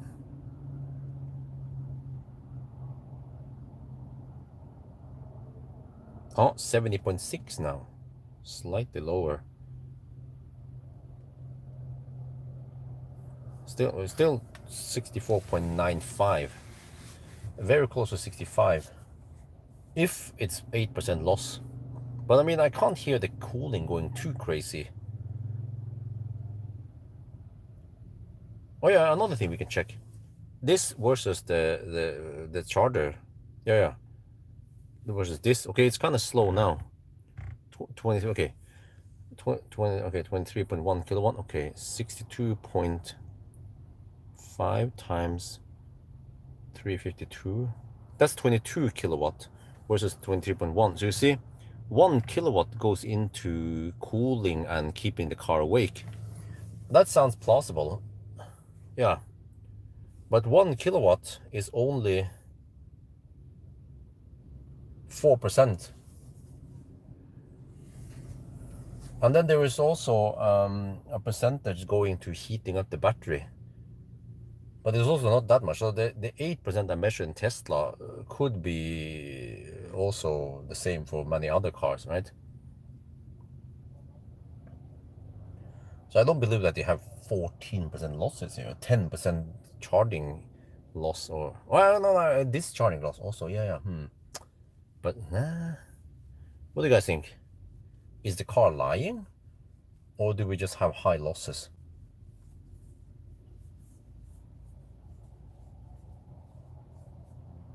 I feel like it's getting hot in here. HVAC is off and it's 26 degrees and there's no sun outside, but it's getting kind of hot in here. Well, I'm producing 80 watts of heat. Maybe I produce more. Never measure it before.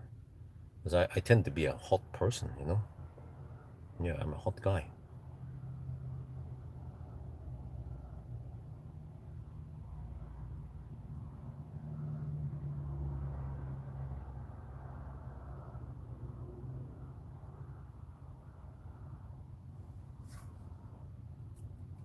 But yeah, what is displayed here is actually what goes into the battery.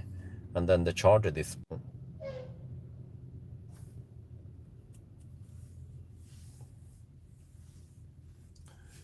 how much are we taking now? Still 23 kilowatt. Yeah, still 23 kilowatt. Car is on 1 kilowatt. Okay. Yeah. Well, I've seen it before. It was actually last night when I was stuck outside. I couldn't enter the Airbnb. Then I saw that it was pulling a few amps. But I had HVAC on and it was pulling around 800 watts total. So just the car being on with HVAC off could be around 300 watts. I think that's also quite common. I've seen it in Tesla and my other cars where you have car scanner. Yeah, it typically shows around 300 watt power draw. And I turn off the headlight also. The headlights are on by default if you enter the car, which is kind of silly when you're charging. It should be off by default. Actually, the low beams were on. 94%. Okay, we added 85% now. Let me see, 60.1 kilowatt hour. 70.7, okay. Yeah, still 65 kilowatt hour.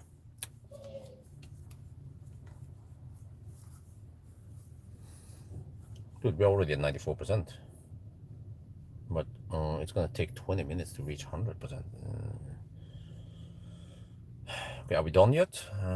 Okay, if it drops to below 10 kilowatt, then I think it's time to leave. We already wasted some time here just testing this.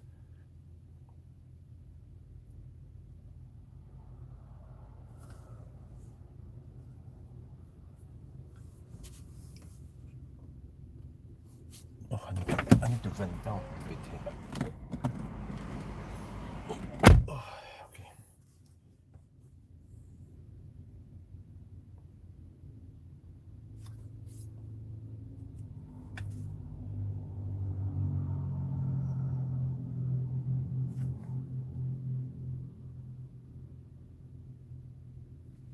But I mean, if this is the case, then the real consumption is around 6% higher than what the car displayed. Which means that it was not 122, it was actually 6.5%. It was actually 130 watt hour per kilometer.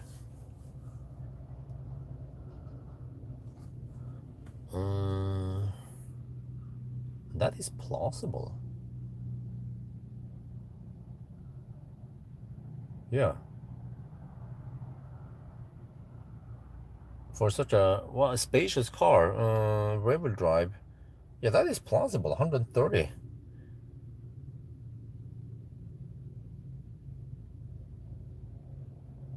Because the net capacity just seems way too low for this car.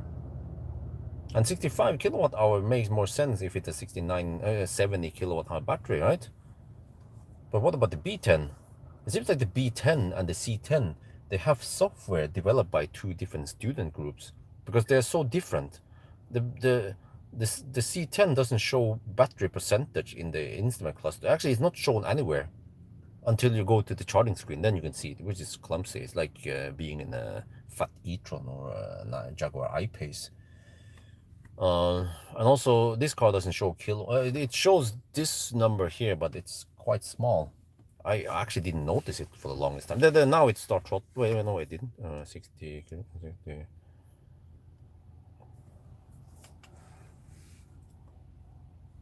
Well, it's still taking 23 kilowatt. Okay. Oh wait, maybe it's the last 5%. Yeah. whatever. Let's wait 15 more minutes until the car finishes charging, or at 99%. Then we can count that we added 90%.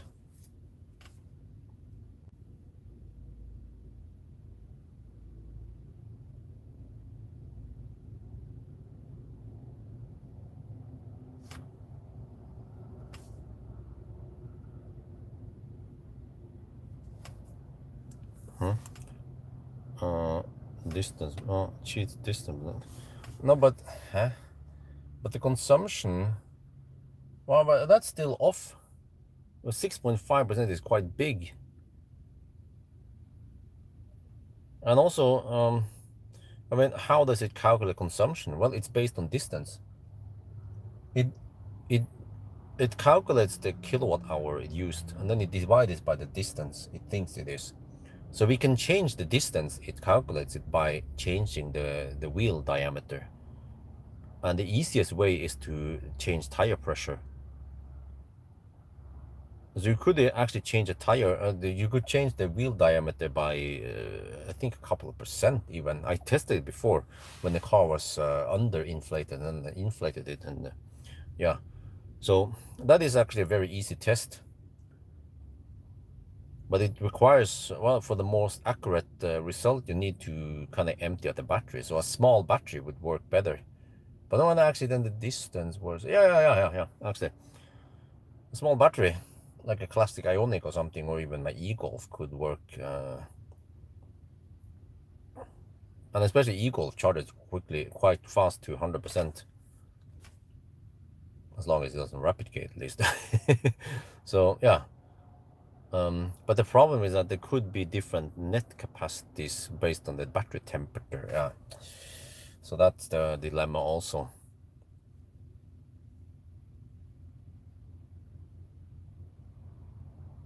Well, I'd say it has okay charging speed past 95%. Still taking 24 or 22 kilowatt into the battery.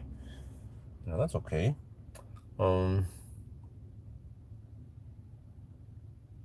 But dude, how long have we been charging here now? 58 minutes. Okay. No, 1 hour now. Okay, 1 hour. Well, I think I'll stop at 99% or something. Let's see.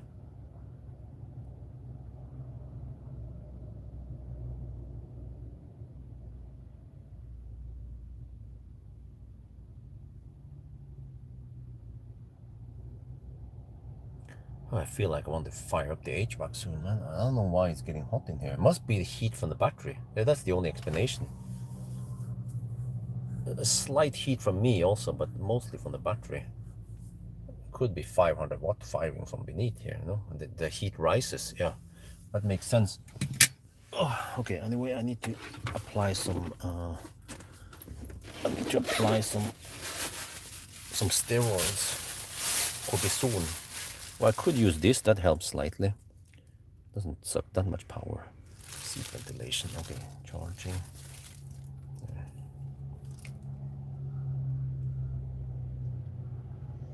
I wonder if it'll go 22 kilowatt all the way to 100%. That would be simply amazing.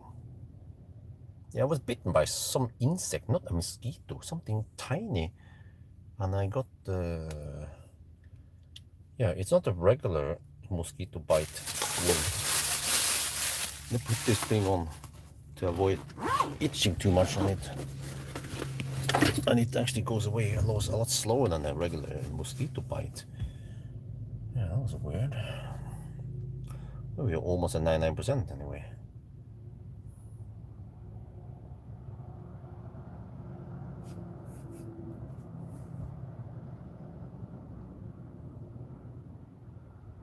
I can have it higher.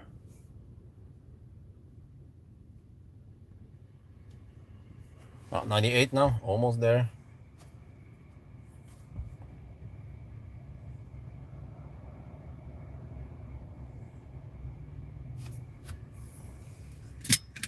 Okay, let's calculate so far then. 98%. Where is it correct? 63.1 kilowatt hour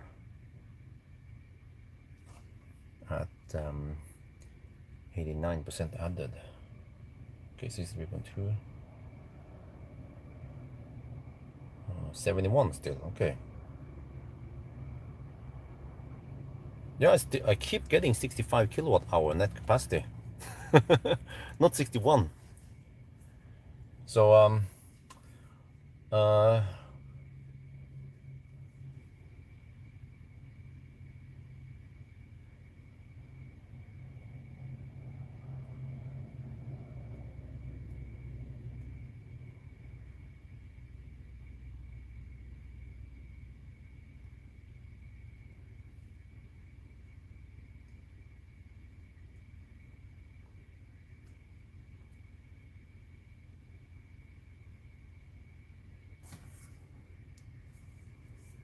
let me check my spreadsheet from before.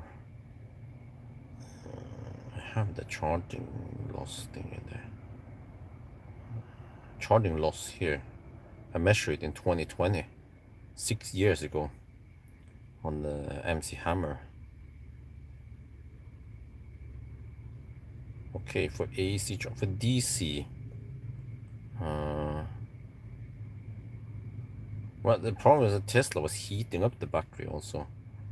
But yeah, I was getting, let me see, on 300 on Ionity, 500 amp.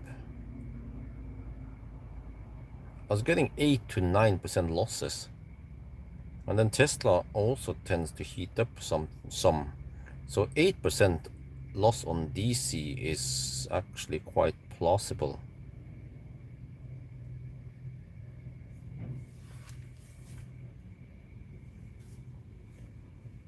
And then yeah, also in Scan My Tesla, if the car claims 72 kilowatt hour or something, usually we get 1 kilowatt hour less than that. So that means 1 divided by 72 roughly. Yeah, but that's only 1% discharging loss roughly. Oh, there we're at 99%. Okay, now we go slow. Yeah, at the very end it goes slow, but okay, that's fine. 14.2 kilowatt now, and in 5 minutes we'll supposed to finish charging. Okay. Well, we might as well wait 5 extra minutes. At least the last charging stop won't be too long. Huh? 20 minutes, half an hour only. And I can hammer it. But yeah, what do you guys think? Based on my own test, 8% DC charging loss. Maybe I should test on other cars also, see how much they have. But this car suppose has 14% charging loss, or the consumption reported by the car is incorrect.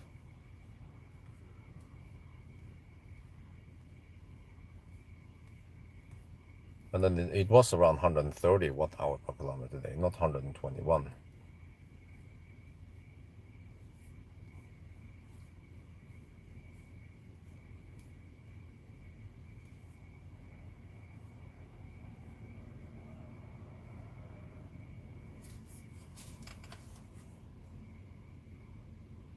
Okay, I might as well shoot the video now. Well, actually, it's gonna finish in 5 minutes.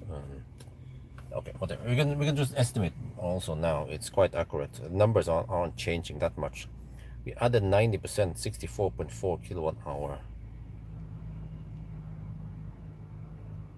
Yeah, that's 7. Okay, and then come on, 9.92. Yeah, that's 65.8 now. We're getting higher and higher number suddenly towards the end. Well, it might be some round of errors here. But okay, still, yeah.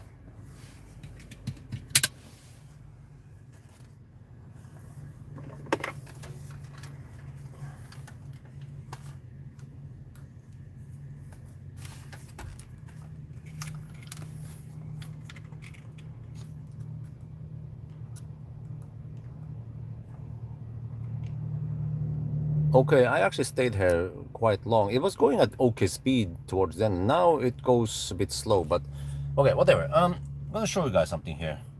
Okay, so 99%. We started at 9%, so we added 90% to the battery, right? Oh, it's a bit too dark. Sorry for that. And then you can see that the charger reports 64.7 kilowatt hour. So you can do some quick math here. Say 64.7, and then we added 90% to the battery. So going from 0 to 100% should be roughly this much kilowatt hour. But then I have measured before on the Tesla Model 3 that we should have around 8% discharging loss. I mean, charging loss. Wait, it finished. It finished 100%.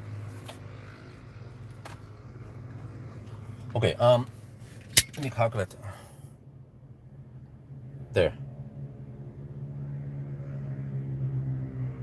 The report there. The report. Okay. 64.8 kilowatt hour. We just upload this. 64.8 kilowatt hour. Okay, now I can finally run HVAC.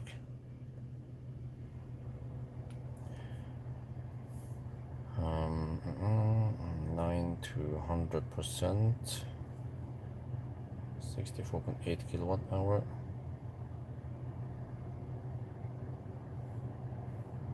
Oh, I can disconnect now.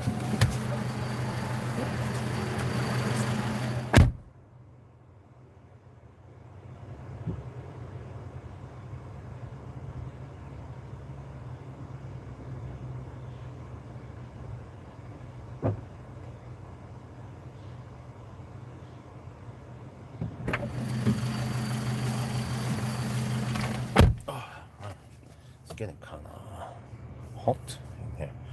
Okay, let me calculate some stuff.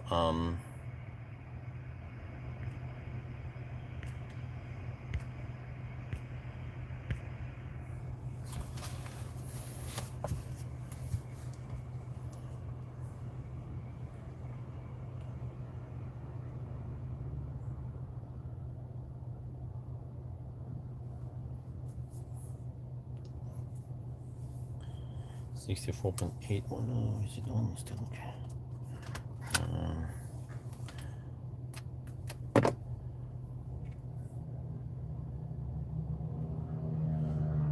71.2. Okay. Yeah, 65.5 kilowatt hour net capacity, and I estimated earlier 64.5, but there might be a 1 kilowatt hour discharging loss. Yeah, that sounds plausible. So we actually get 64.5.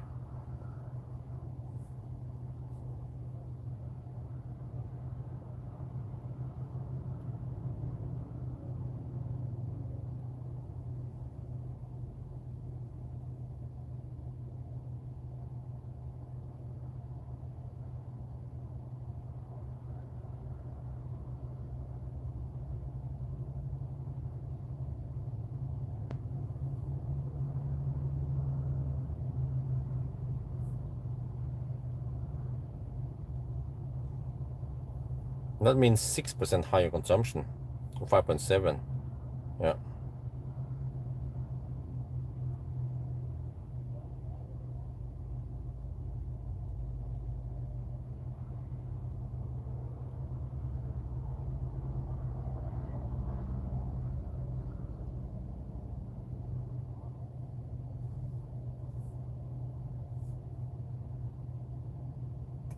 So the real consumption is 128 then.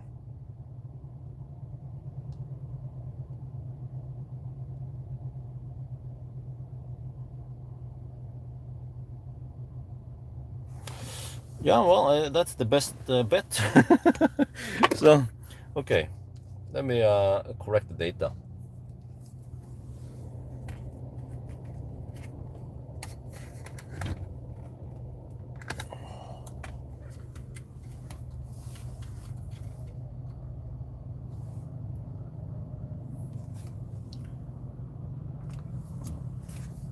But wait, I need to update the range test numbers, possibly, because those numbers might also be incorrect. Actually, I'm not sure right now. Okay, maybe not overcomplicate things, but let me just focus on this test for now.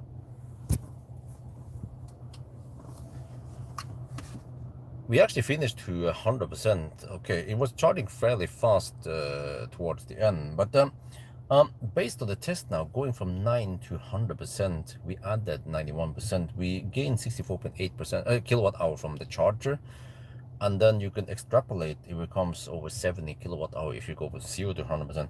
But then I've tested a Model 3, that was actually MC Hammer, that on DC fast charging, the battery heats up, plus that the car is awake, usually 300 watts, and then there's some cooling going on, maybe 1 to 2 kilowatt.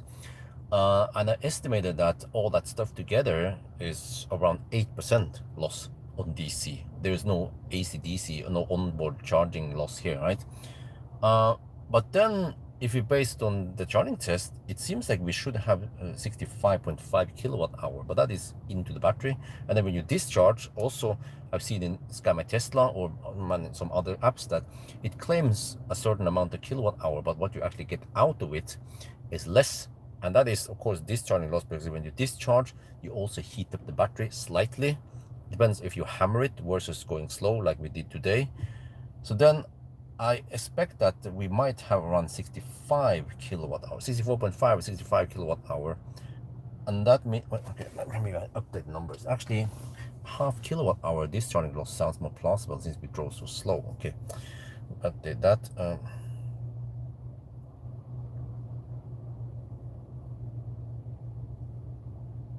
65 versus 61 then. Okay, 6.5%, and then 121. So it's 129 watt hour per kilometer. Yeah, okay. So that was 6.5%. 4 hours percent, 6.65 versus 61. Yeah, 6.6%, 6.5, okay, whatever, 6.6%. Oh, okay. Let me do it again. This is interesting. Okay, I don't know what is correct here, but I tested lots of stuff. You probably know that in the past, and we did a charging test from 9 to 100%. The car, the charger delivered. Let me do that again. Okay, this is interesting. I actually finished charging to 100%. It was fairly fast towards the end. So from 9 to 100%, we gained 64.8 kilowatt hour from the charger, and then there were some losses. When the car was on, that usually pulls around 300, 500 watts, and then there was some cooling going on, typically 1 to 2 kilowatt, and then also the battery heats up as you fast charge it. So all that stuff is energy lost. And when you calculate how much we would have gotten from the charger if you charge from 0%, it would be around 71 kilowatt hour. But then the losses, I measured this in a Tesla Model 3, it was MC Hammer 5-6 years ago. It should be around 8%. And then if we apply that, we end up with 65.5 kilowatt hour, but that is into the battery. And then when you discharge it, the battery also heats up slightly. But we drove quite slow today, and it was nice and warm outside, so I calculate around 0.5 kilowatt hour loss. So based on the charging test, we should have 65 kilowatt hour net capacity, not 61. And that actually makes more sense if you have a 70 kilowatt hour battery, right? But this means that the consumption that the car was reporting was actually incorrect. In many cases, when I tested this, it is correct. The consumption reported by the car versus the charging corresponds. But in this case, it was just suspiciously low. So I don't know what is correct, but my best guess is that the car is actually lying about consumption. It's actually 6.6% higher. So the actual consumption today is possibly 129 watt hour per kilometer, not 121. Okay, anyway, now I'm going to go to Bangkok.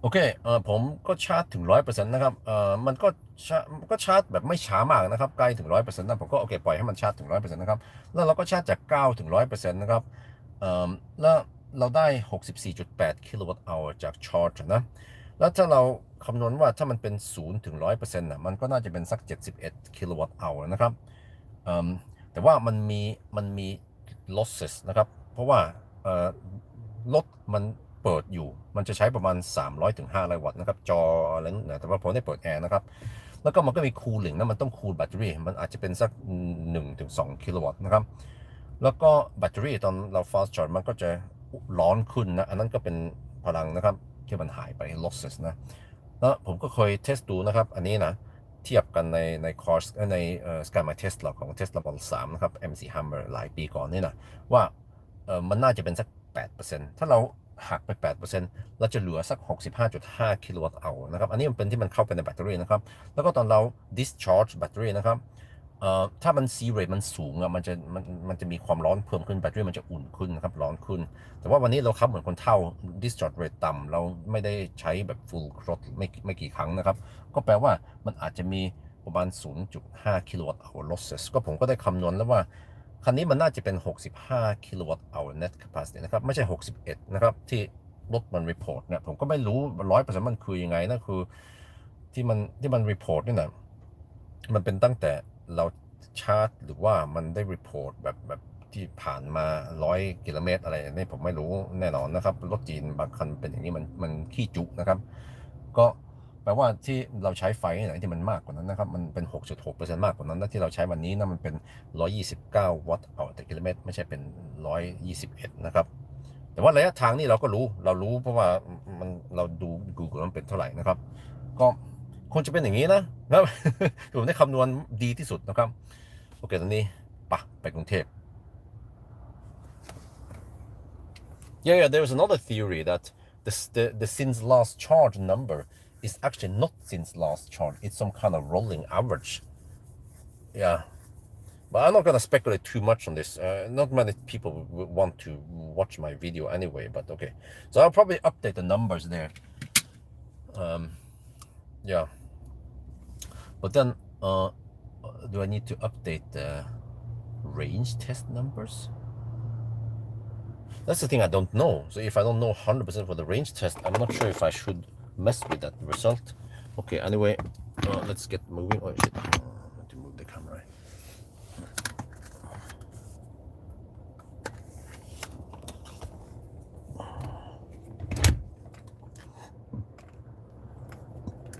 But it was interesting observation. Normally I don't do this test too often, but this was a bit weird, yeah. So maybe I should do it more often to check other cars if they're lying or not. If I have the chance, of course. But actually, I can do it with many cars because I have the charge test. And many cars I charge 100% from 10 to, so I have the 90% data. Yeah, so it's actually quite easy for me to just go and poke into the charging test videos. The data is already there, you just have to process it quickly.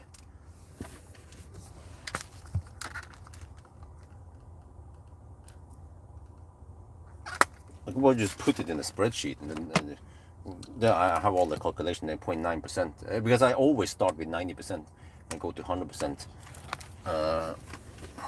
And then we can compare it against the net capacity I've been measuring by discharging. Yeah, that would be an interesting video for later topic. But anyway, now hammer time, and I think I navigated to that charger. Let me see, let me check the spark thing here. How much do I have? I spent 511 baht. Wait, do I pee again, or it is kind of far. 3 hours? Really? Gee. Let me go pee again. I'm gonna move a little bit closer. I've been drinking a lot of coconut milk, coconut water, so I might wanna pee because it's not gonna take 3 hours. It's more like 2.5 hours, especially now at night. Also, something weird that the Google Maps always displays incorrect time in Thailand. It's being way too pessimistic. Yeah. Okay, now it's on the park light, by the way. Okay, whatever. It's gonna reset once we restart the car. Okay, I'll be back.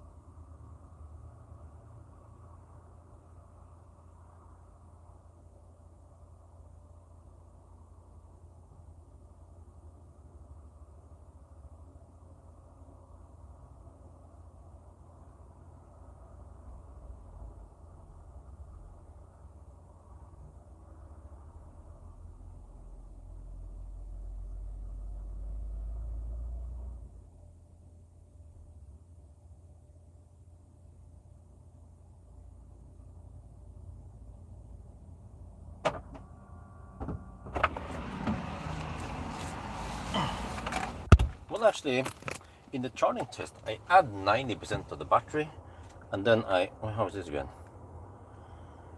You add 90% to the battery, but then so if I have 50 kilowatt hour, 100, and then you have to divide it by 0.9. Okay, and then you multiply it by 0.92 for the losses. Right.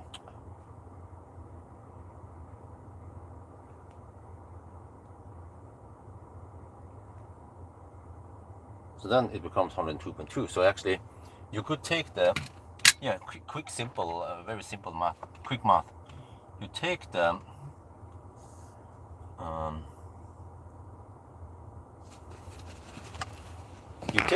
the reported kilowatt hour, but it has to be a charging session charged to 100%. You take that one and you multiply by, or you add 2.2%.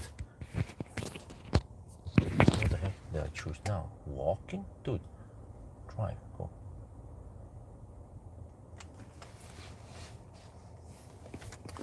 Oh, this thing, silly thing, man. There, then screen is too bright at night. I need to turn it down. There, okay. Then I need to turn off all the annoying bug nagging. Okay, dude, it's already 9 in the evening now. Shit. Okay, let's see, can I do this? Did it turn off like all that shit? ADAS, yes, it's off. Most of it is off. Okay, there. Okay, good. Now let's hammer it. Now we're gonna see. The car claims 3 hours and 7 minutes to get there. Wait, is the car on the low beam thing? No, it actually turned off. Dude, it remember it. Auto there. Okay.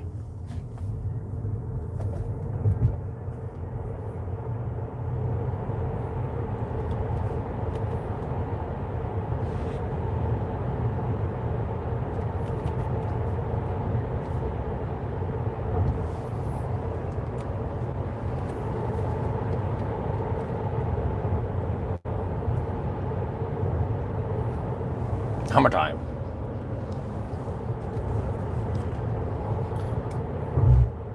Yeah, so it's quite easy. I just find all the numbers on the charging sessions, but it has to be the Ionity sessions or similar that shows the kilowatt hour.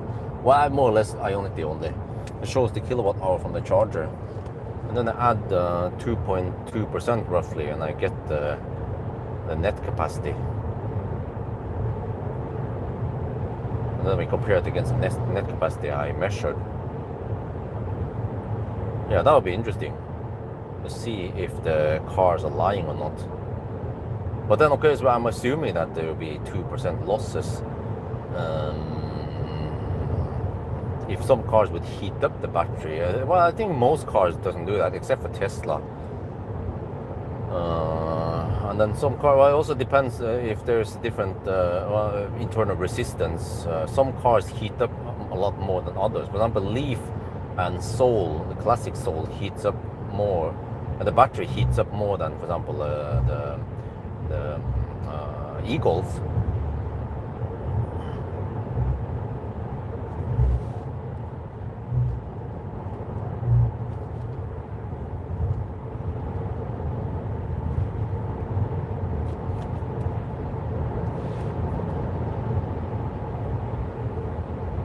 Sure where the heck we are right now. Kampang Pet area, right?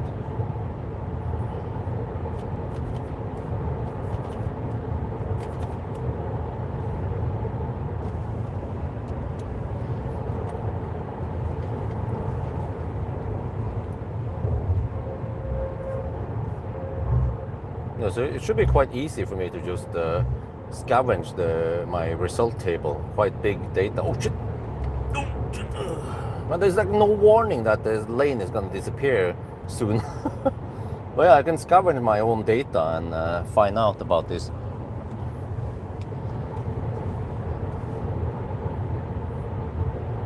That could be I think that would be an interesting topic. I could even do that while I'm in Thailand. Yeah, I forgot.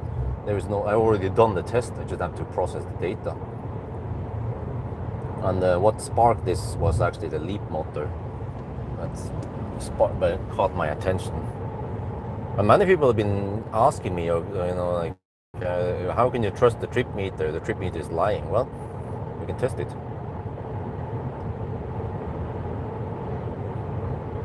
If they have the time, I could even test the Doraemon well, I don't have to test the whole battery.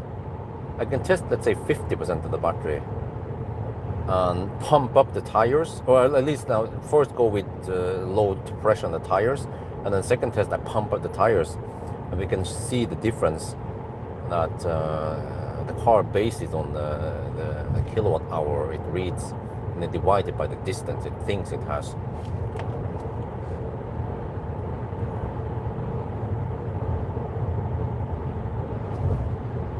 Yeah, now I'm actually getting a bit hungry.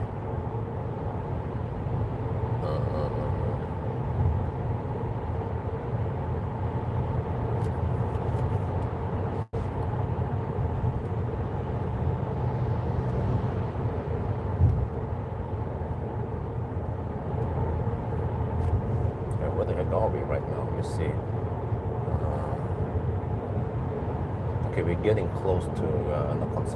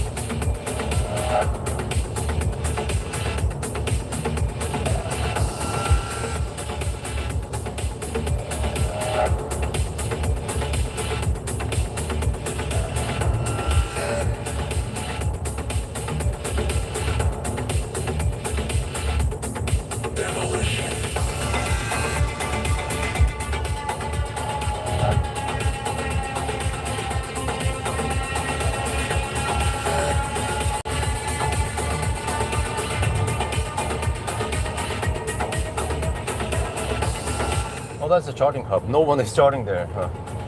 Well, it used to be my favorite spot, but I actually haven't stopped there at the charging hub over here. It's called Hong Pai. I haven't stopped a single time this trip now. I mean, this round in Thailand.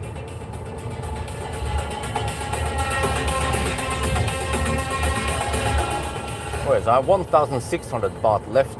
Yeah, I might use around 200, 300 baht on the next session. Yeah, and then I might use, I need to somehow use the 1,500 baht. Okay, we'll see. Try to empty it before I go back to Norway.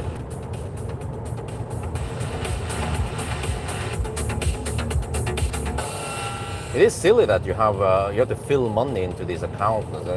It's like they're borrowing money from you for free.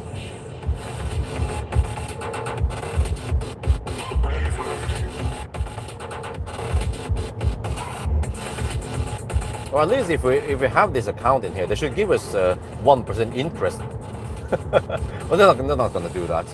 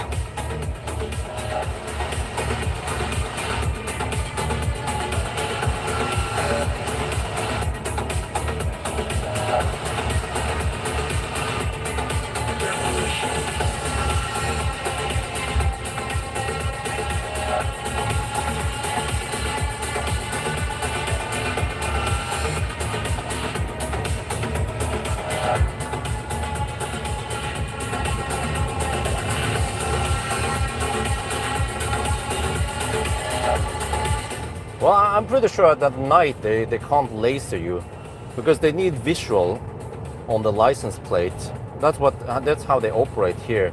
At least in Thailand, they don't. They put the Thai polizei. They don't normally follow you and measure. They don't follow you in an unmarked car like in Norway. So they tend to have those common checkpoints, laser checkpoints in the daytime.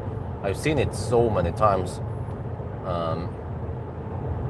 So which means that at night you could almost hammer as fast as you like, but yeah, or at least usually don't have to follow the strict 112, 113 kilometers per hour speed limits over here. But also there's supposed to be some speed measuring points now and then. I'm not sure how common they are, but then because I have a red license plate, then they can't measure it because it doesn't give you a good enough image at night. So technically it is illegal to use red license plate at night, but the Thai people, they're not strict about this. So basically it means that as long as you have red license plate, you could just hammer it without worrying too much. But then of course, why do speed limits exist in the first place? It's because of safety. So and with this much traffic, I don't feel like hammering too fast, man. Like I wouldn't dare going at 200 kilometers per hour, not even 160. So I'll probably just cruise at 112, 13 like I'm doing now. But occasionally I might go for like 125, 130 kilometers per hour boost just to get past some right lane huggers.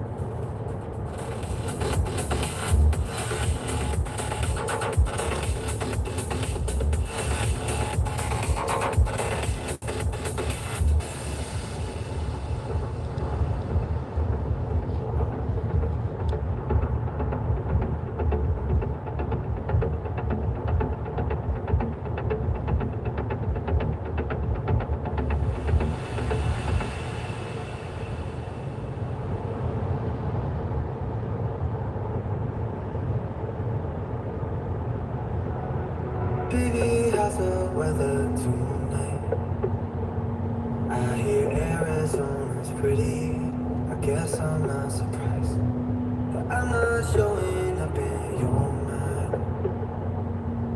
I'm trying to stay busy, I can't get you off mine.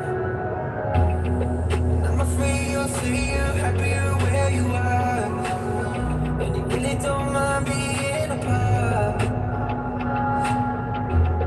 When you're far away, is it waiting on your heart? I know it treats you well, but I can't love you more than Arizona.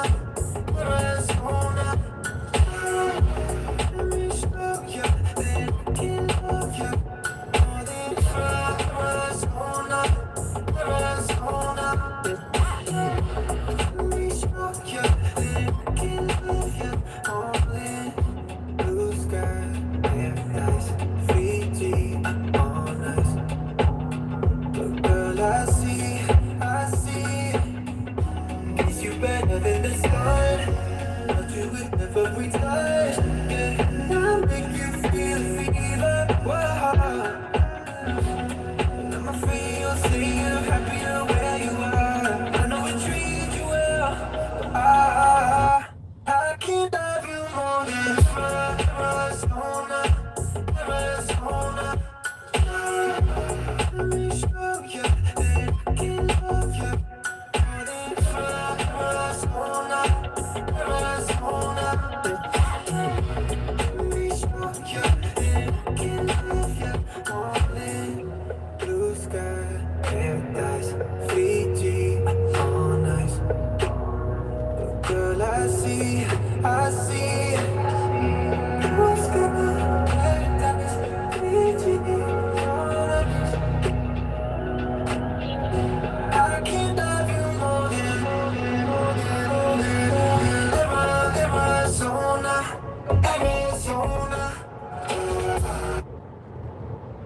Oh, it turns red, okay.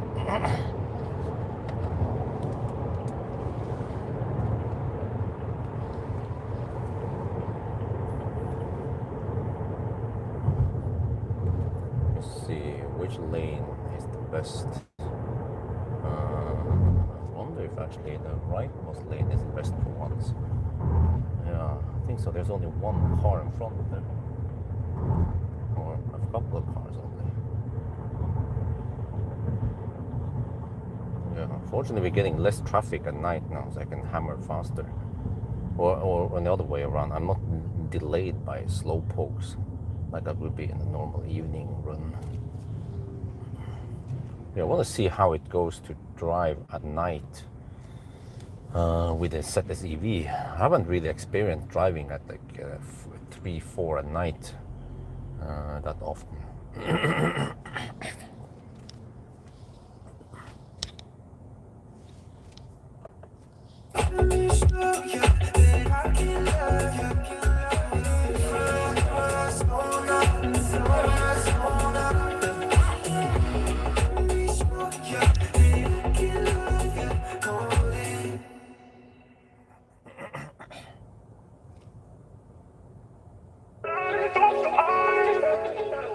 Man, it's annoying that it fades in every song like that.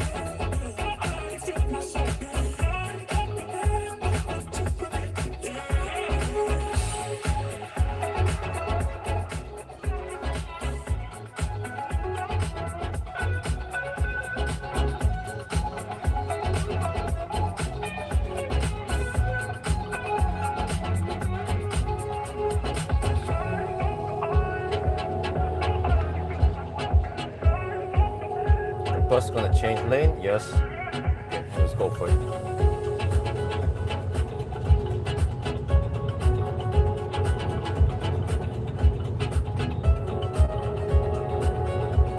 Man, Thai people using 20% throttle when they accelerate out of an intersection. That is so inefficient, man. You should actually hammer it out of the intersection. Then you can clear more cars on each cycle, but who understands logic like that, huh? The same reason where after a Stau choke point, you want to hammer it out of there. At least go fairly fast, don't slow poke, because then you improve the Stau situation and the choke point. But nobody understands that, especially not Norwegian Nissan.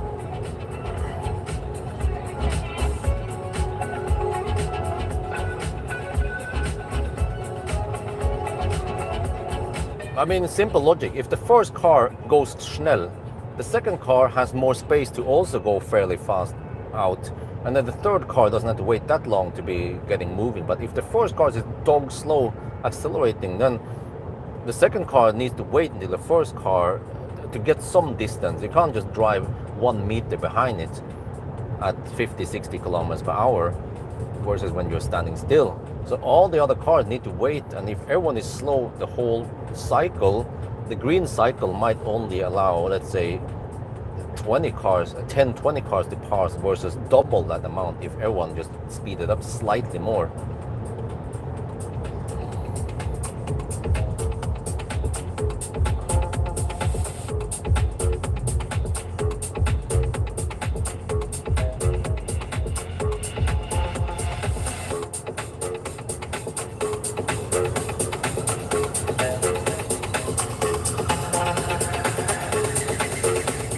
Shit, I think this is burning. I have recirculation on. Could be 300 to 500 PM 2.5 levels. Quite high. It's not fog, it's definitely not fog over here. Well, actually, no, not 24 degrees Celsius.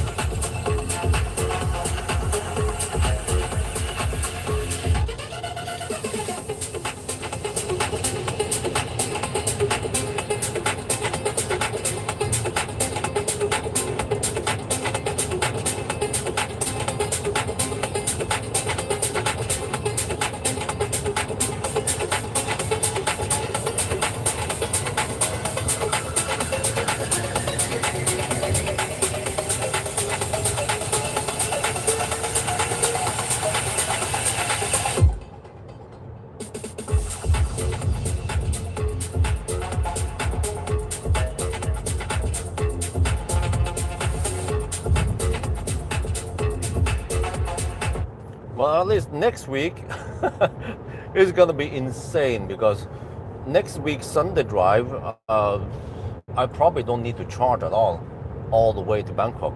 I expect over 800 kilometers of range, or actually, I'm not sure, but yeah, possibly over 800 kilometers of range. And then the week after that, the last car will be the Model Y rear-wheel drive, but it's Uniper. So Uniper should be slightly more efficient than the pre-Uniper. And also maybe the battery is bigger. That one I'm not sure. I will find out eventually once we plug in some commander and stuff. Not sure if I would bother with my Tesla. I think I want to promote the commander, that you can get the information there, and you can also get some sexy buttons and whatever with it.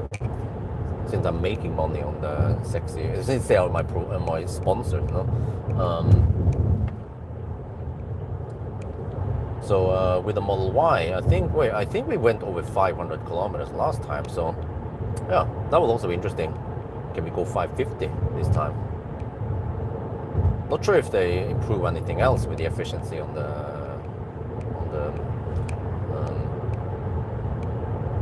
Uniper versus before. But as long as I don't have any major delays before departure, then I should be in Bangkok fairly quick. Now we see tomorrow also, see if I can set a new record. How early I can be back in Chiangdao. So I want to rush it a bit, try to start as early as possible. Even though she said 9:30, well, can I show up at 9 and get ready? I have to quickly set up the camera and all the equipment and all that. It usually takes up to like a half an hour or more just to get everything ready. Crazy long time setup. Especially if I do some car scanner, I need to configure, I need to pick all the variables. It's fairly quick to do it with enhance the sexy button, but there I need to quickly install the stuff. But if everything goes smooth, then within 5 minutes I should have the commander up and running.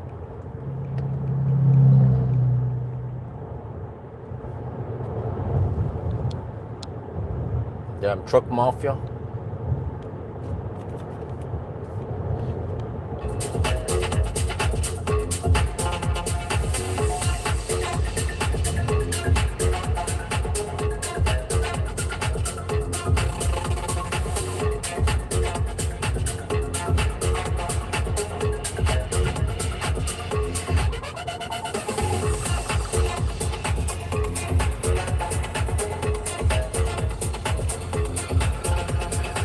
But yeah, once I analyze all the how to do this, I need fast enough internet. Yeah, I need to actually poke into a bunch of charging test video. Yeah, and then I can find the corresponding net capacity I measured. And what if you find out that certain brands or certain countries lie about consumption? Then what?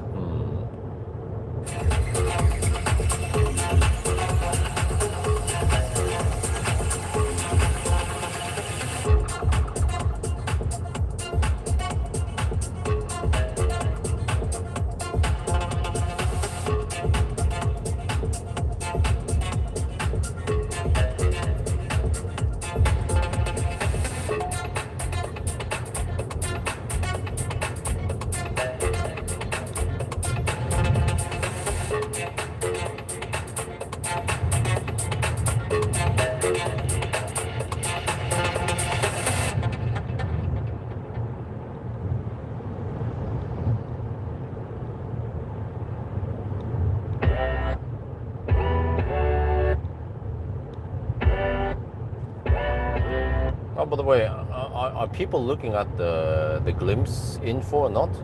I could fire it up if you guys are up for it. But there's only 25 people on, or 20 AFK people and 3 people actually watching.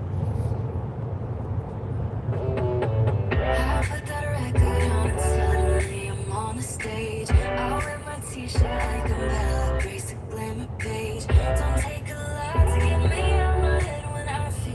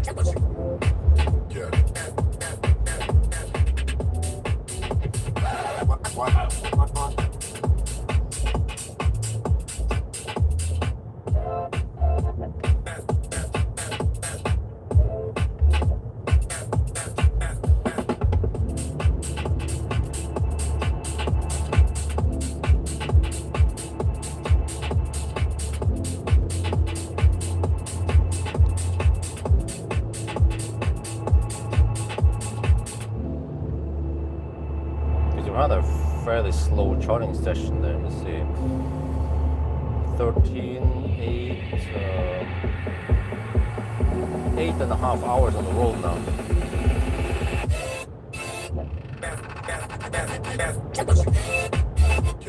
Right, let's see.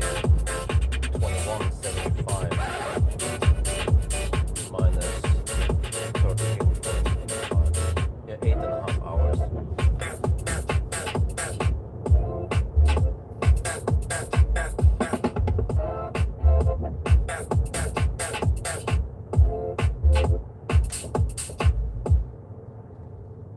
Actually, when two of these trucks overtake each other, if you're quick, you can quickly undertake them because they have a quite massive gap between them. Alarm goes off.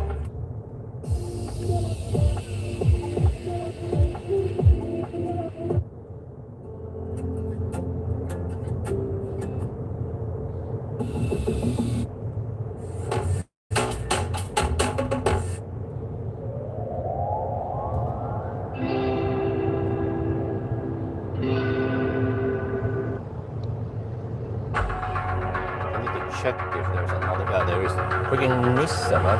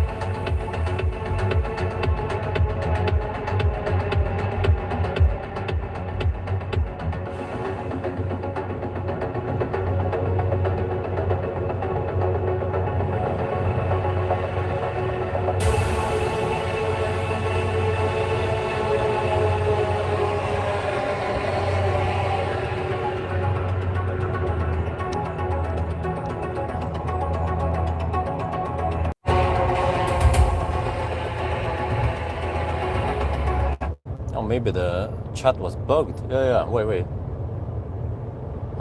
Yeah, it seems that the chat was bugged. Didn't see the chat for the longest time now.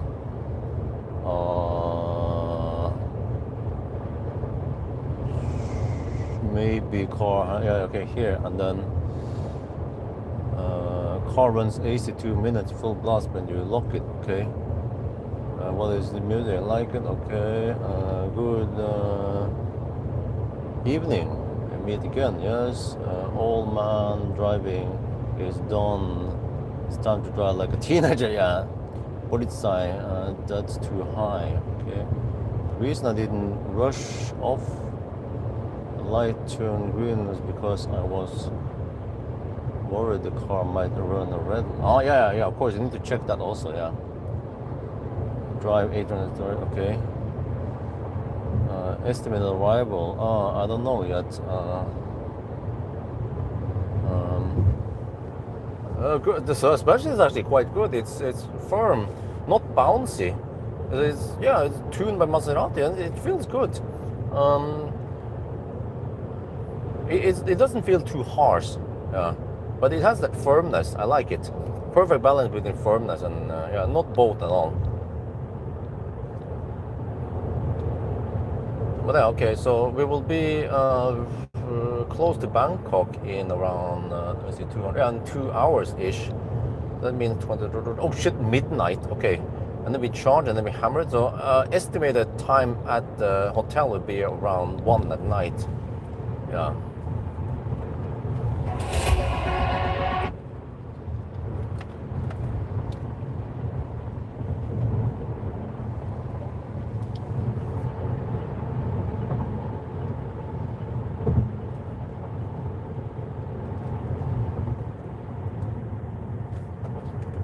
use the rightmost lane. I wonder if that is faster. Hey, dude, there's no one in the rightmost lane. Are you serious?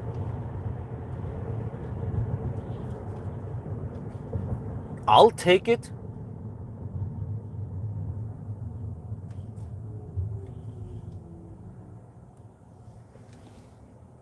But I mean, I just also check if there's no one running a red light. Then you just go for it.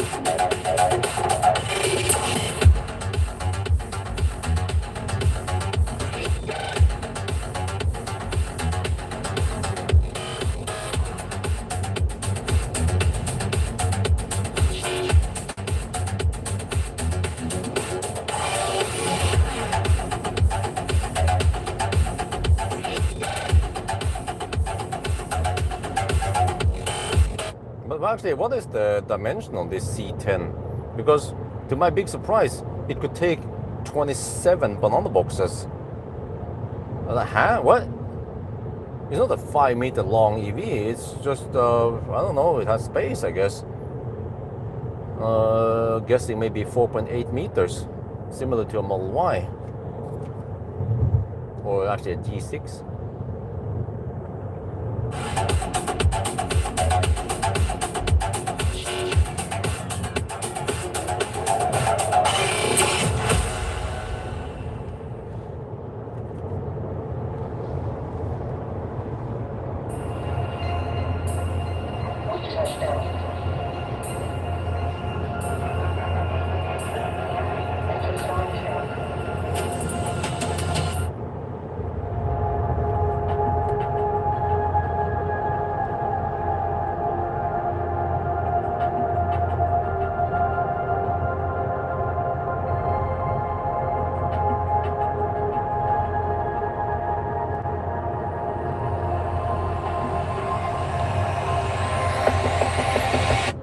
So another 2 hours, no more like 3 hours left. It's 10 now, and it's going to be, well, I'm going to be there around 1 at night.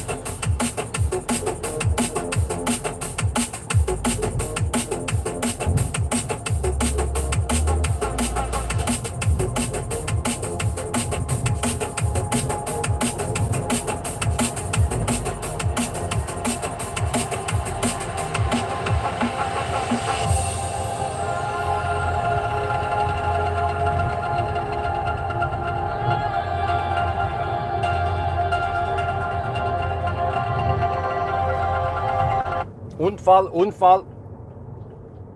Looks like it, at least.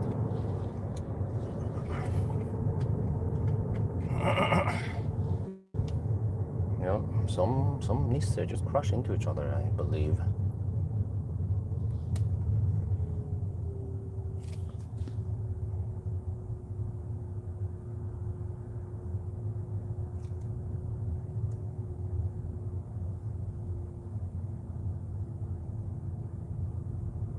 What the heck is going on there?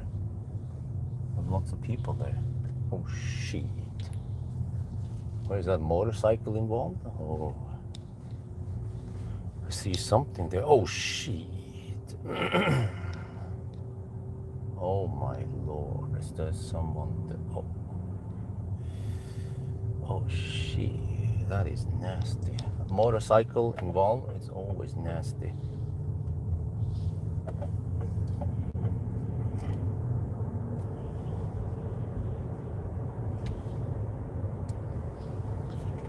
Keep telling wifey, don't ride the motorcycle with Isabel. And also the same with, well, Amory's dad tends to take Axel on the motorbike, with a side, what do you call it, trailer. Like, it's not safe. They don't wear a helmet. They go on the open road. Some idiot could crash into Isabel, Axel, or wifey, and they'll be dead. Even though it's only in Chengdao, but who knows?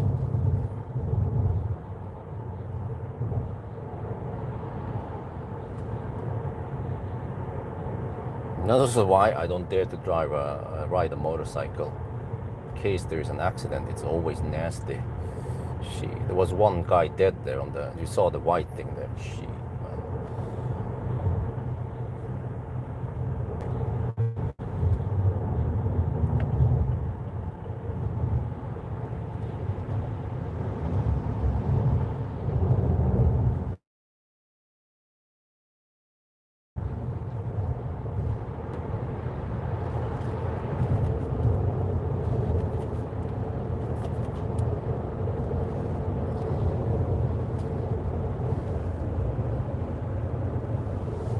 Sorry, I cannot read the chat too much. I need to focus on the traffic.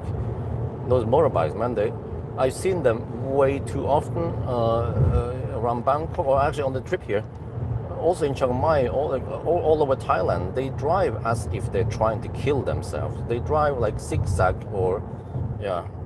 And the roads over here are not that good. And also the driving indication here is poor. People have poor understanding of risk or danger. So.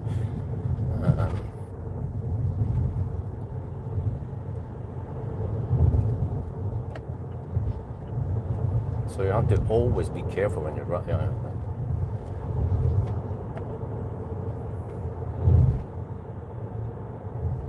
And there are Nissan everywhere, and I know, I can guess what happened. It's like some Nissan was hugging the right lane, and then the motorbike tried to pass or something. It always happens. The poor lane discipline, poor driving indication leads to accidents. So unfortunately, Thailand has quite high accident rate and death rate on the roads. So knock on wood, I have not been involved in any accidents yet, and I want to keep it that way. So for me, safety first, just like in Thailand, safety first.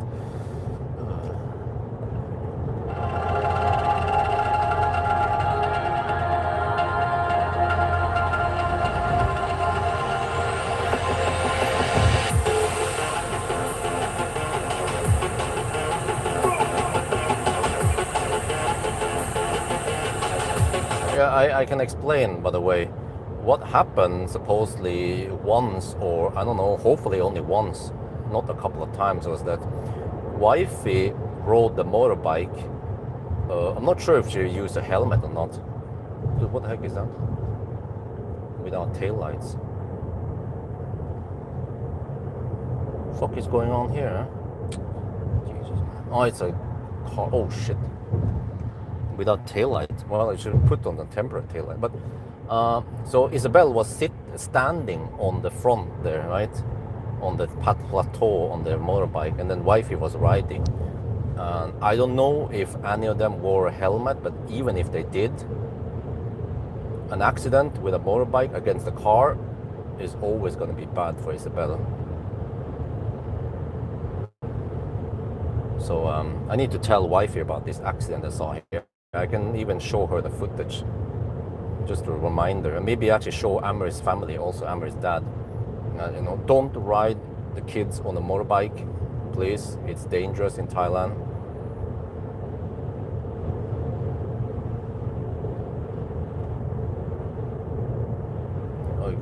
Anywhere, when we go anywhere, we always drive the car, always drive the MG or other cars. But yeah, even in the MG is way safer in there. Actually, the MG has 5-star crash rating. I mean, that's in Europe. I believe it's the same here. So it's a very safe car. And that was also another reason why I wanted to get that MG, because who uses the the old Honda nowadays? I don't know, but if it would crash or someone would crash into the Honda, it's not good. The safety on a 30-year-old fossil car is not good compared to a modern, well, even a 6-year-old EV, right? So, but the best safety is, of course, Tesla. We hear it over and over again. Actual accidents with Tesla, people are extremely well protected in there. So that's actually one reason to get a Tesla in Thailand, because if there is a place you need the safety, it is in Thailand.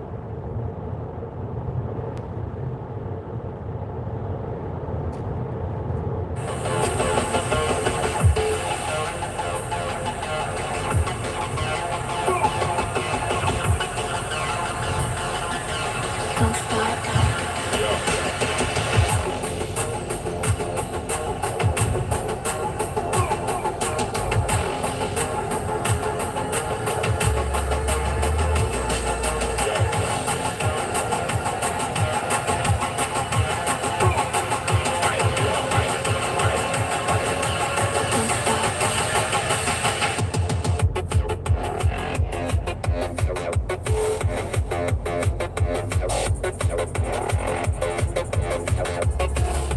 Well, I mean, yeah, okay, if it was slow traffic, yeah, they usually cruise at only 25, 30 kilometers, like 20, 25 kilometers per hour on the motorbike.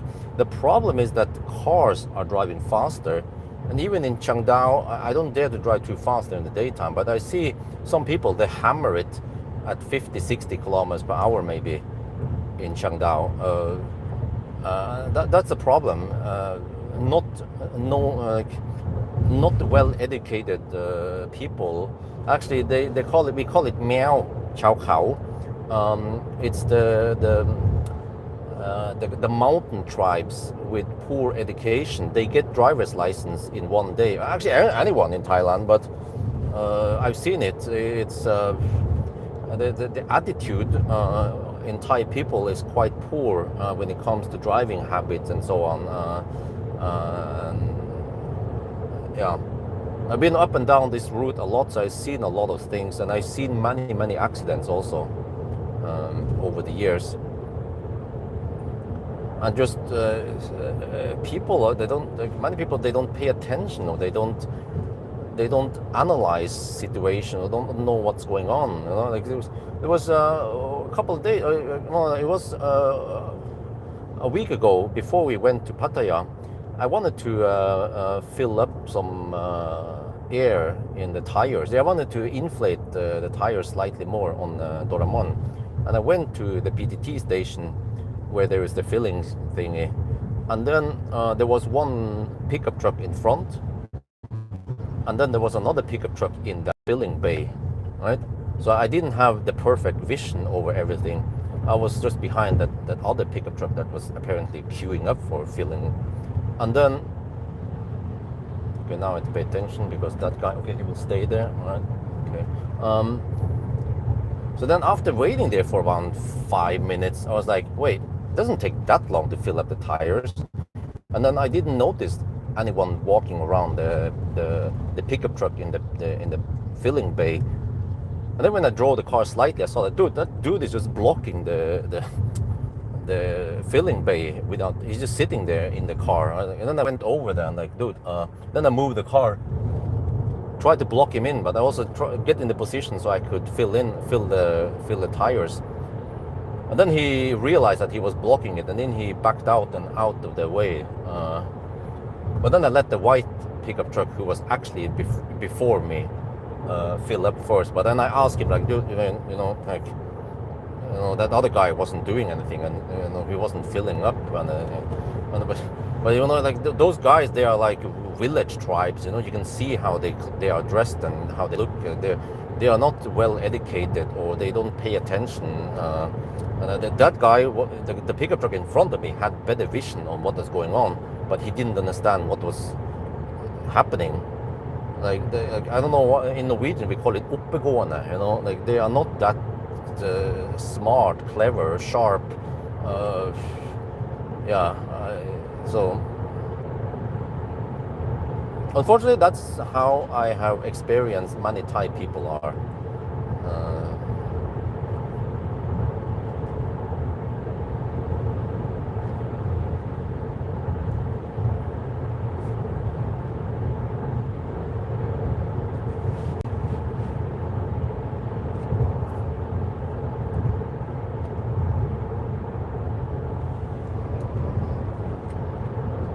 Okay, we have reached Nakhon Sawan.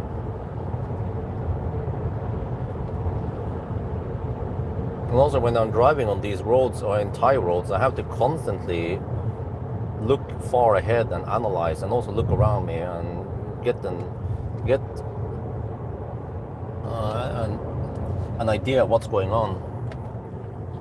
Also based on experience, what's going to happen, or what could possibly happen. People changing lane, or cutting in, or slowing down, or doing something, and try to be ready for any situation that could happen.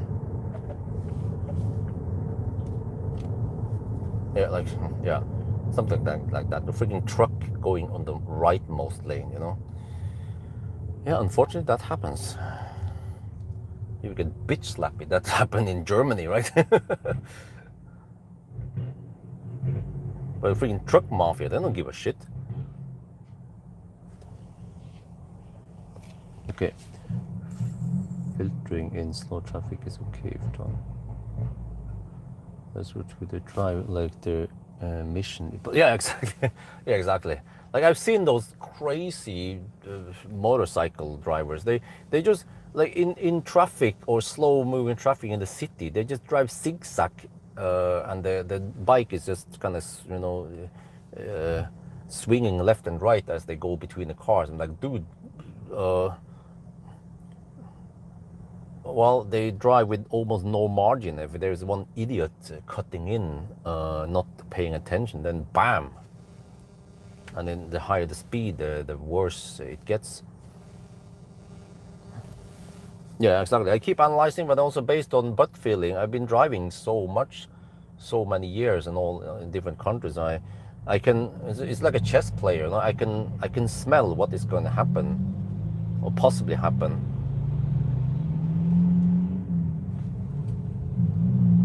And then prepare for it.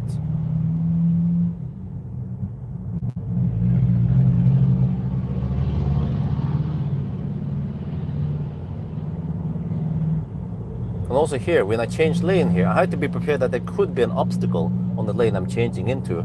So I had to be prepared to slow down or brake quite quickly. Not just throw into that lane with a blind, in the blind there. That is quite dangerous. Because there is a high possibility that there is something slow on that lane.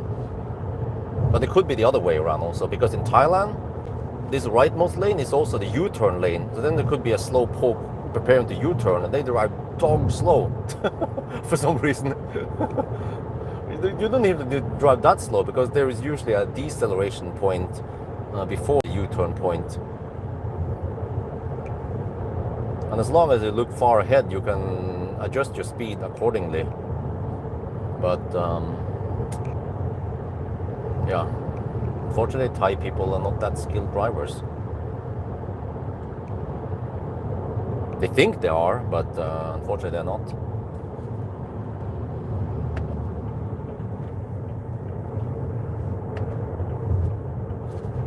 Dude, well, I want to need to expect that also, that it could suddenly change lane without blinking. And here also, some people could suddenly change these lanes. I have to be prepared. Have the foot ready on the brake. I don't. Yeah, okay. The problem with the leftmost lane is that the motorcycles tend to be in the way.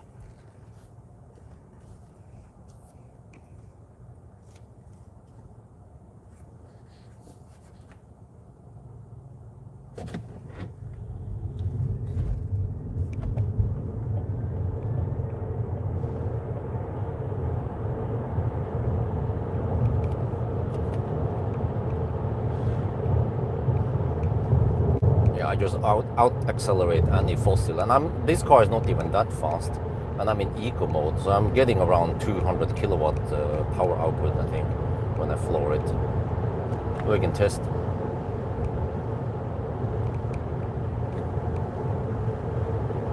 No, it's not even 200 kilowatt, 140 kilowatt right now. So it is kind of slow for an EV.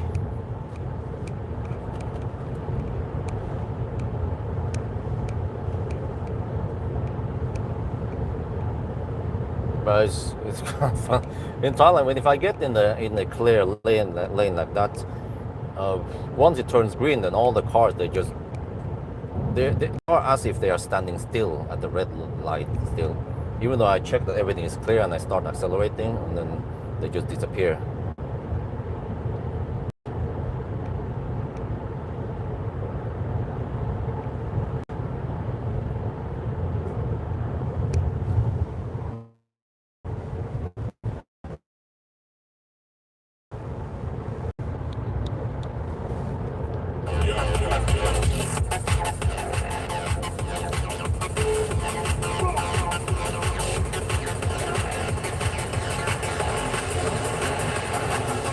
And actually today, when I was doing the Sunday drive, I was going to change lane to the right lane, and then I blinked and I did a slight motion towards the right, and then I also turned my head to check the blind spot, and there was in fact a car in the blind spot. So I was like, oh, okay. That's why I always check the blind spot before I change lane or do any things like that.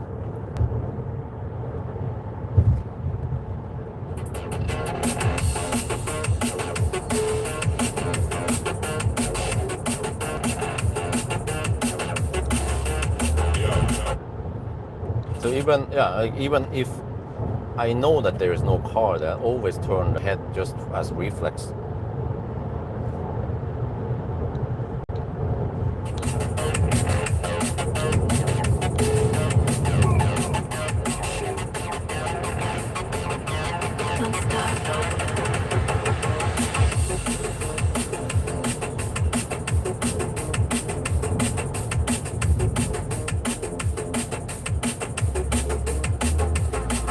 Okay, but it's been 1 hour now. Actually, not even 1 hour, and the navigation initially estimated 3 hours and 7 minutes to reach the next charger.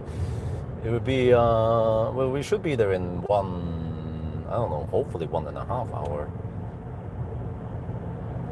So that means 2.5 hours versus 3 hours and 7 minutes that Google estimates. So I don't know how Google estimates things in Thailand, but it's quite far off.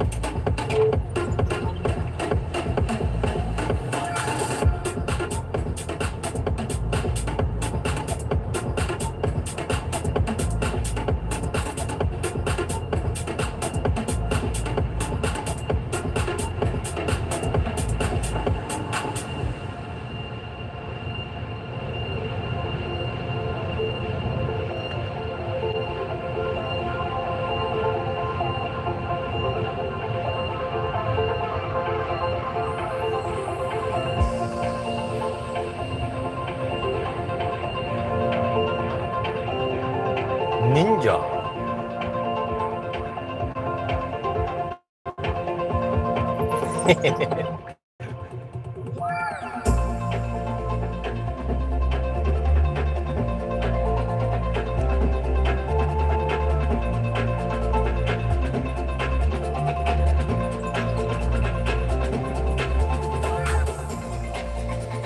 Google estimates, I think, 65, 75 kilometers green. Wow. Yeah, I don't know. Because I mean, the speed limit here is 120. So, but it doesn't estimate that you're driving 120. It might estimate based on statistics or some shit. Yeah. So it's always off. Like you could shave off maybe 10, 20% of that estimated time.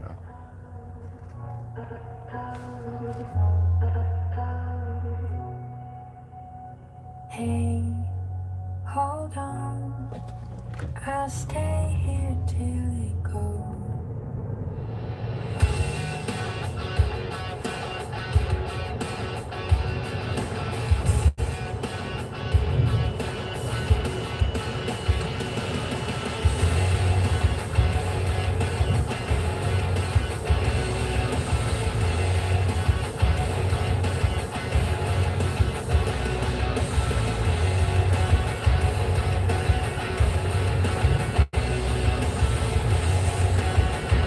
Dude, I had to double check that I wasn't running. And I went for it, and then in the rear mirror, we almost not moving because we had two trucks in the two lanes, and then a pickup truck on the third lane, and they accelerate so damn slow. So after a while, I saw that they were moving. I was like, huh, okay. So I didn't run a red light. It was just really slow off the line. Now they are probably 2 kilometers behind me. The whole group there.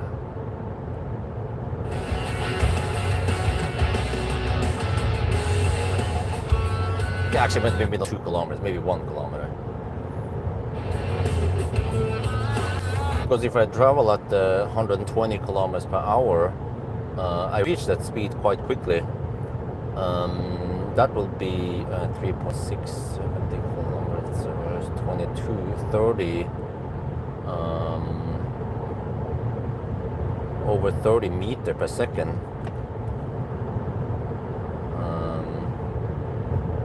So 35, I think. Yeah, so after 20 seconds, I will already have covered 700 meters.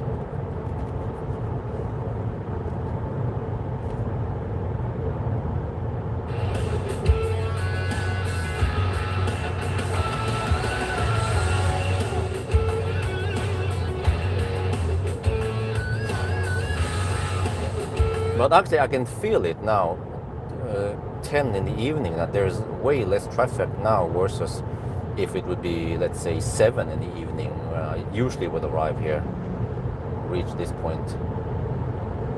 So yeah, it should mean that I can travel slightly faster now versus earlier, if I came here earlier. So it kind of slightly makes up for that part, right? There's a Polizei there, supposedly. That lane, I don't know what's going on. I have to be careful. There might be an accident, or not sure what's going on there. No, he's turning. He wanted U-turn, right? Can you Oh yeah, you can U-turn here, yeah.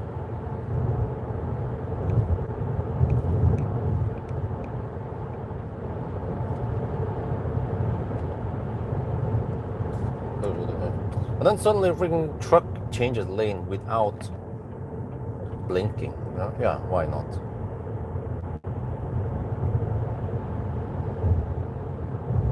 And it changes lane quite quickly also, which could be dangerous if there will be someone in a blind spot that he doesn't see.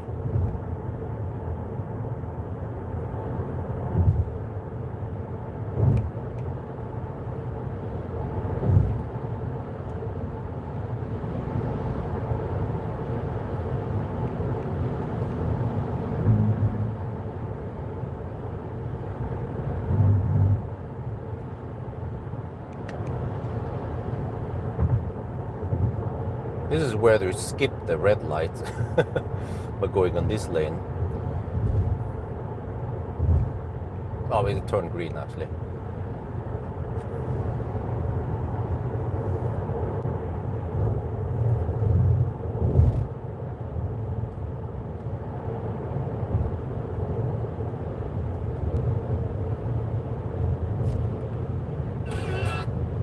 Enter to China.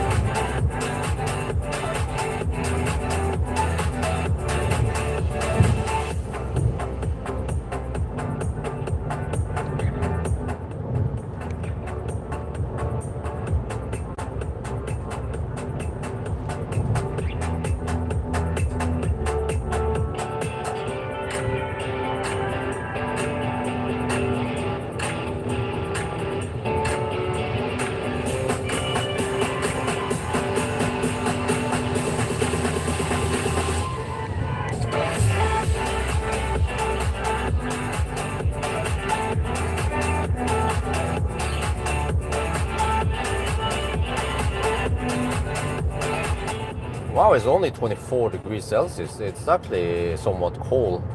Usually it's 28 at night.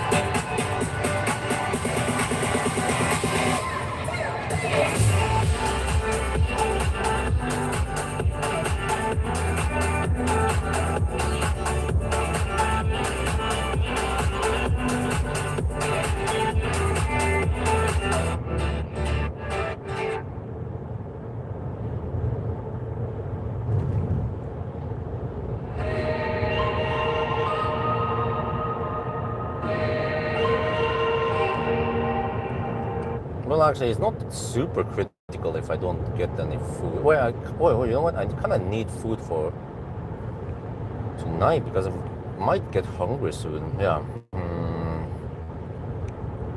But I could just eat some quick food at the hotel while I'm finishing up the copying the files and so on. So it doesn't have to be a full dinner or anything. Yeah, I could just eat something light because I feel like I ate quite heavy earlier today, around 4 or 5 in the afternoon. It was sticky rice and chicken on a stick. So yeah, just have to check if there is anything food at the next stop.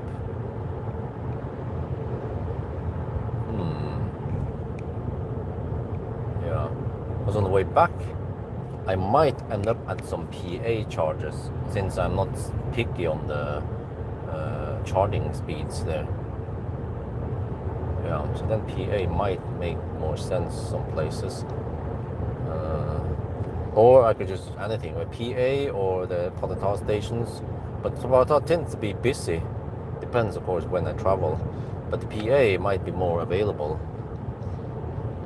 And they actually have slightly lower prices than the Spark charge.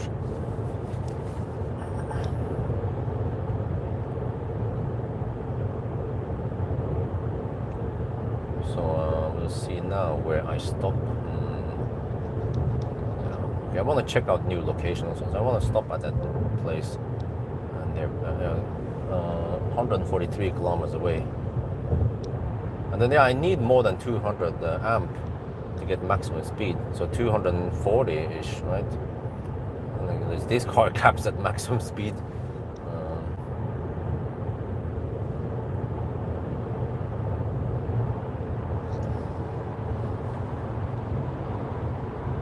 Bing. Yeah. Well, but the problem is that Moping at this time of the day might not be that fresh. Moping in the morning is usually really fresh. And in Changdao, there's a dude, he wakes up probably very early, 5 in the morning maybe, and then already around 6, 7 in the morning, he's out there selling Moping and some other stuff and sticky rice. He's doing that almost every day, at least as far as I know.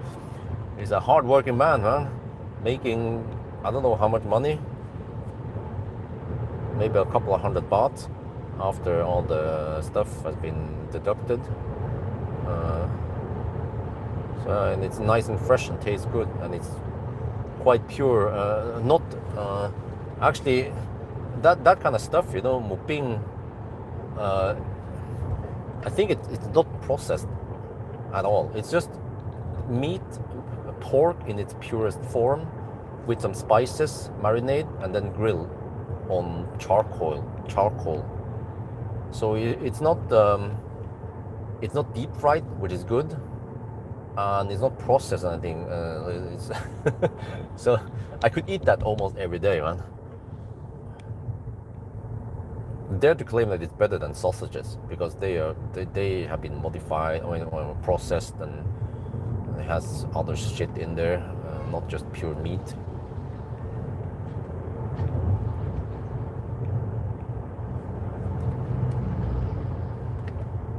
Of course, sticky rice, yeah, good food.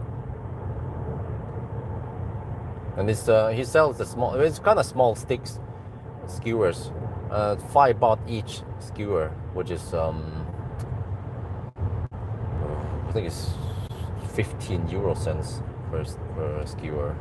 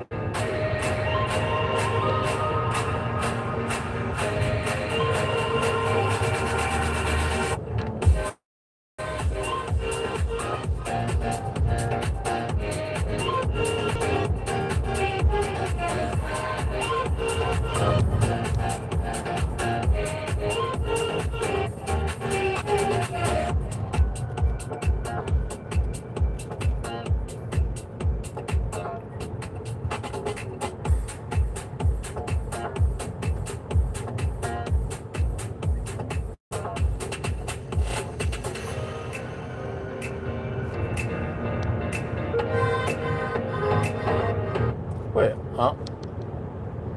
I'm pretty sure that this area before didn't, wait, or I'm not sure, but did we have street lights over here before? Or did they add it recently?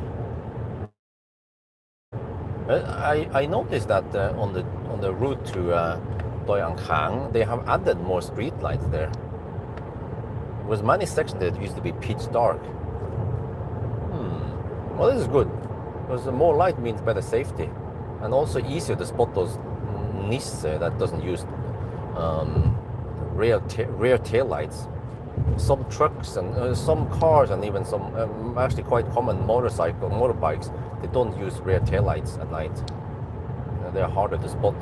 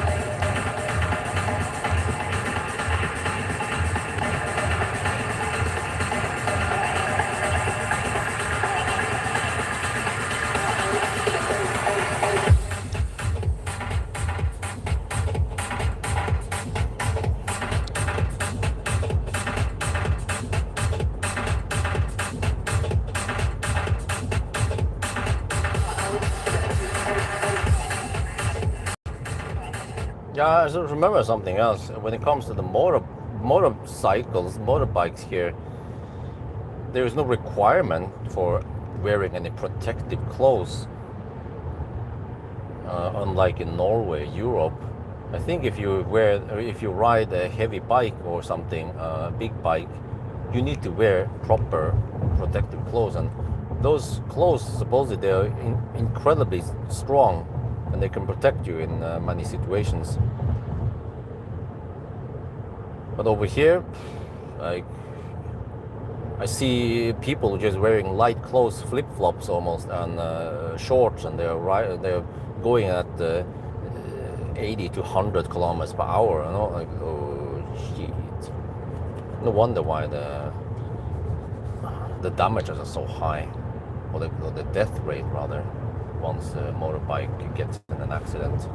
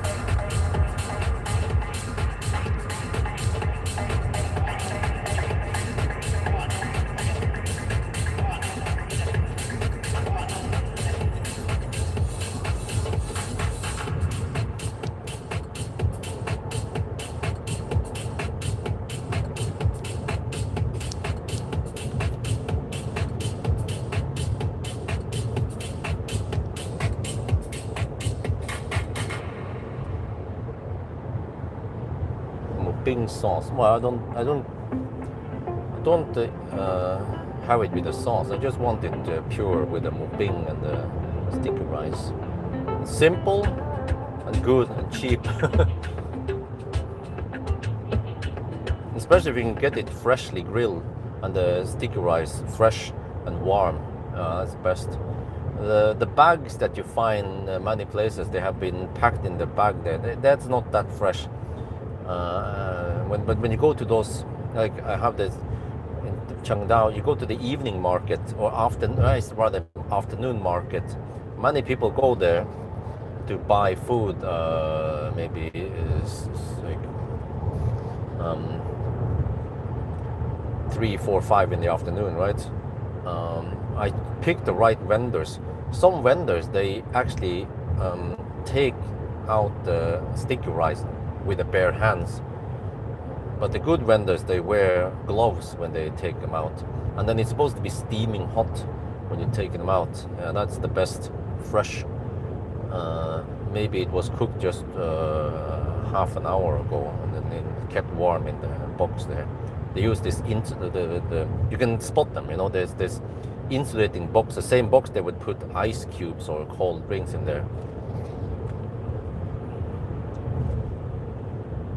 So, and also the morning market.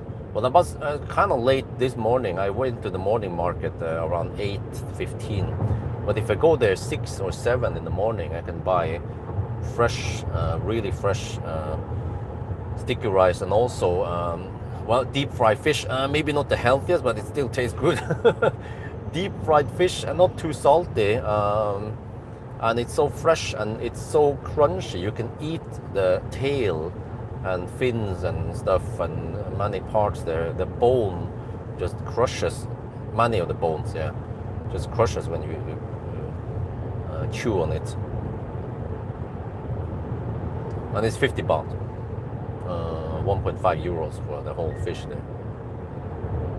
And the same thing, very kind of similar but slightly bigger fish in Pattaya, 480 baht. Yeah.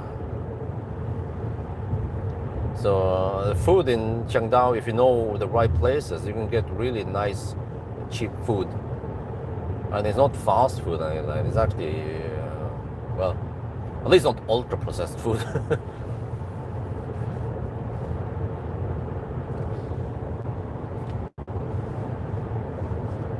So what I tend to eat is mukbang or chicken, deep fried chicken sometimes, but I try to avoid it too often. But try to go for the grilled chicken. And then I don't eat sausages that often because it doesn't taste that good in Thailand. But I tend to eat sticky rice quite often over here. But also they have, they have food in the bags. Tom jut, which is soup with lots of vegetables.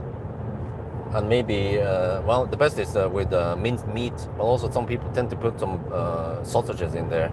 But I prefer the minced meat and the tofu and lots of vegetables. And if it's fresh, they can make it fresh also. That is the best. But also if you can feel the bag, if it feels warm, then that means that they made it not long time ago. And then with some with a regular rice, then just meat rice. And also they have palo or kamu, the braised pork, slow cooked pork legs, and egg with tofu. Palo, yeah, so it's lots of good food in Thailand.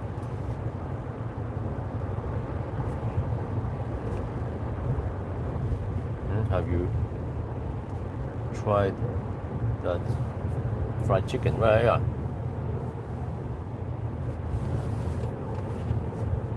I should make an episode just about the food I eat in Thailand, how much it costs.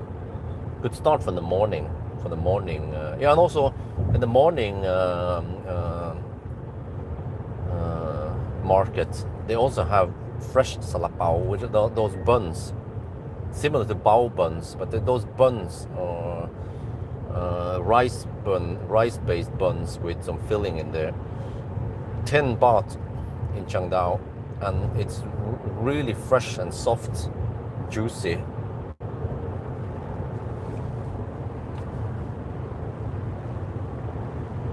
You look forward to the episode. Yeah.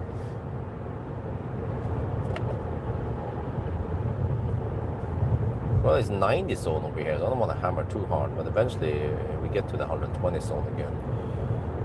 Wait, did they add light here? I'm pretty sure that this is new, because it used to be quite dark here. You couldn't even see, well, yeah. I think these street lights are relatively new, and looking at the pylons, and they look fairly new.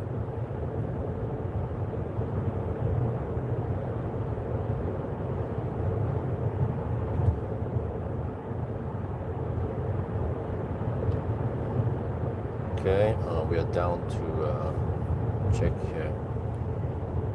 53%. Wow, we used almost half the battery already after just 1.5 hour driving. Look, don't change lane now. Wait until this guy is passed.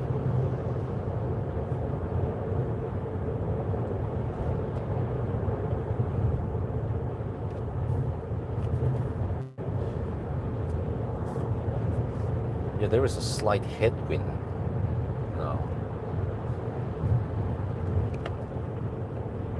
Think. Entry to Singbury. What? What the heck was that shit? Huh? The heck was the car saying? I heard it also earlier. I was like, huh? Wait, what? Come again? Okay, we entered the 120 zone now.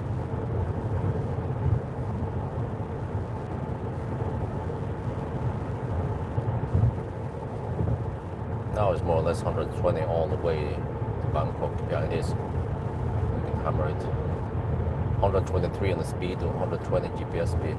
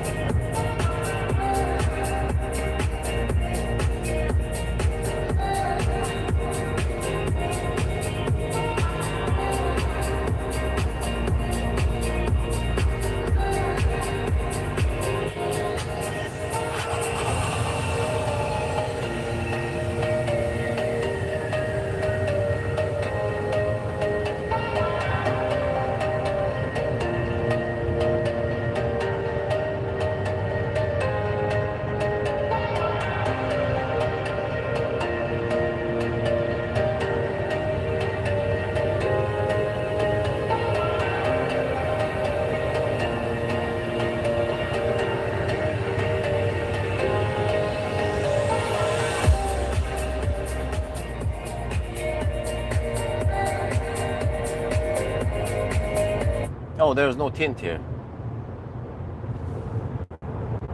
Yeah. So it gets kind of hot in here in the daytime, especially when you're driving south.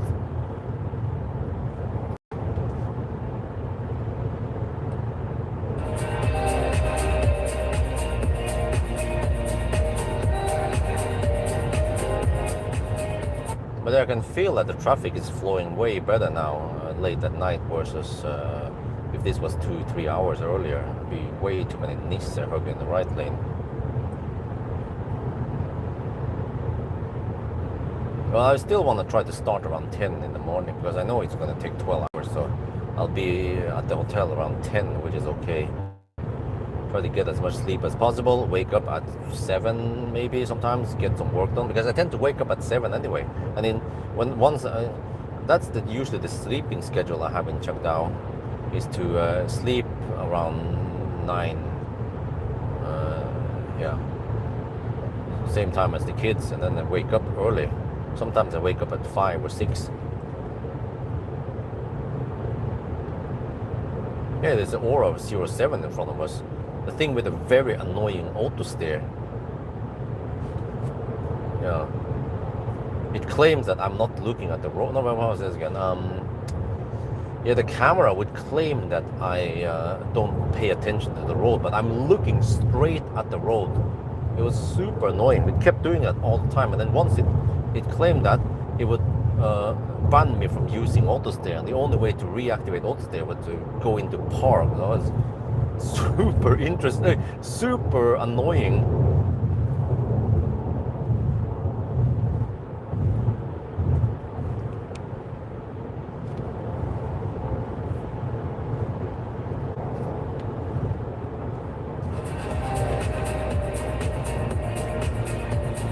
Right, so since the consumption is claimed to be 208 watt-hour per kilometer.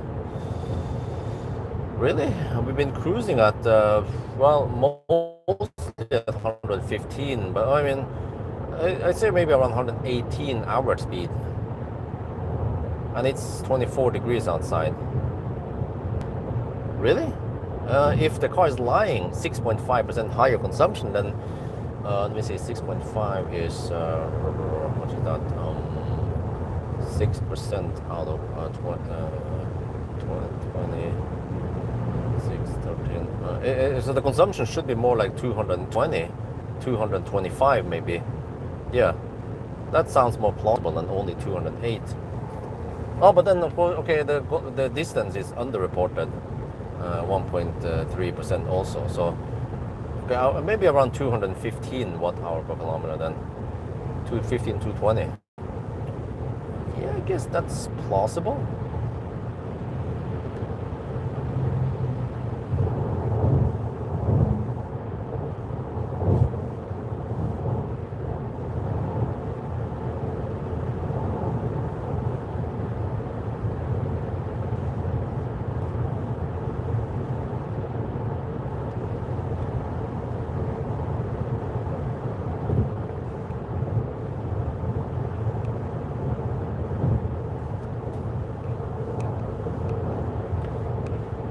Man, I need proper sleep tonight, so I'm ready for tomorrow. It's gonna be a freaking marathon, man.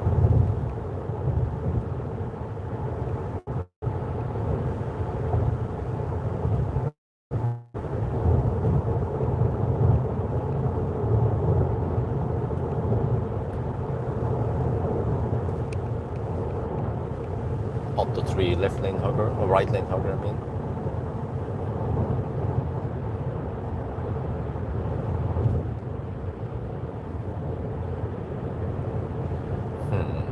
I need some kind of food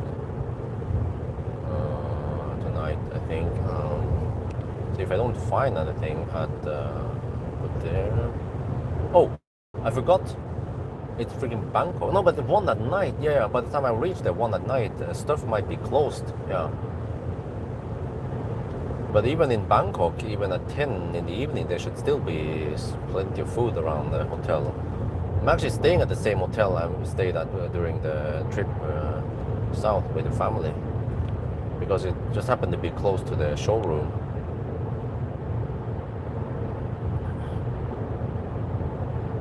But there's got to be a 7-Eleven or something nearby. I can grab something quick. Even cup noodle would work for me. And then some breakfast tomorrow. Yeah.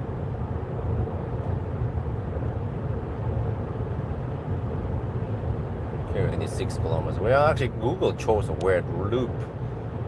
Instead of going straight to that location, it wants me to do a weird exit and whatever, and then get over there. I'm like, huh? What? Really? Oh, it's because on the other it is on the other side of the road. Oh, that's why. Okay, well, in that case, maybe I'll just go to that, let me see, choose another location instead. It's not super important to go there. Actually, I think I'll go for some PTT station. What about that flagship?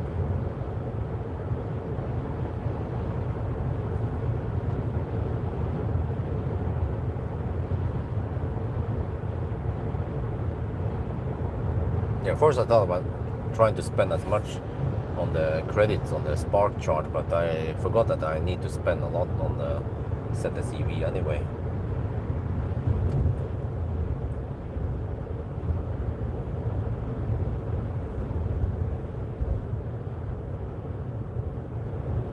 Let me check the flagship. Look, this guy.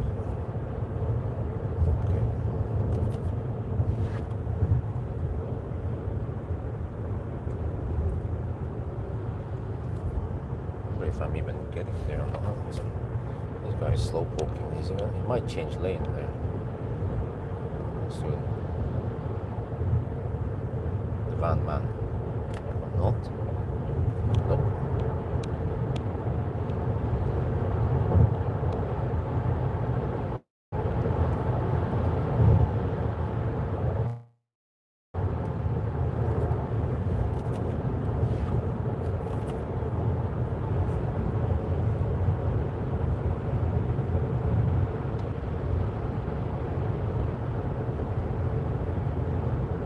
Flagship is there, and then how do I get over there?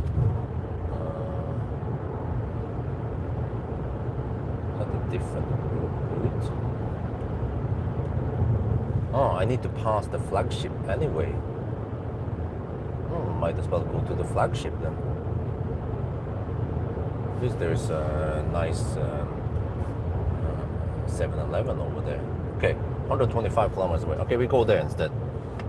Do a quick top up, but all the restaurants over there will be closed by the time I get there, so it's only 7-Eleven.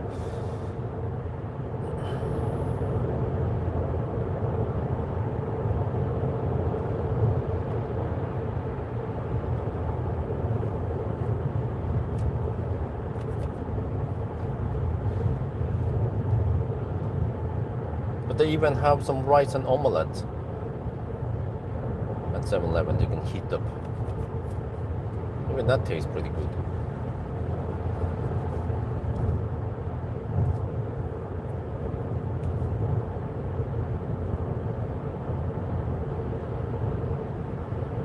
Okay, so that means going 124 more kilometers, right? We can cruise at almost, yeah, we can average almost 120 kilometers per hour. I think from here, yeah. There shouldn't be any stoplights, or maybe a couple. Oh, I don't remember.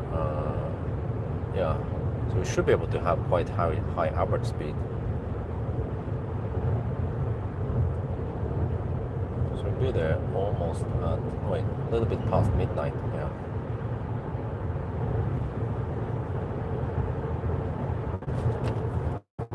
There's a freaking Prius in front of me here.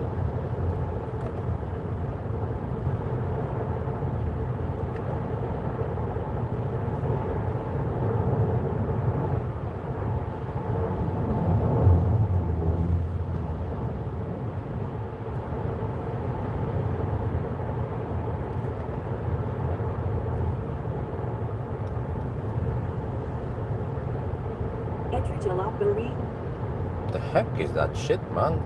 Occasionally it will say something.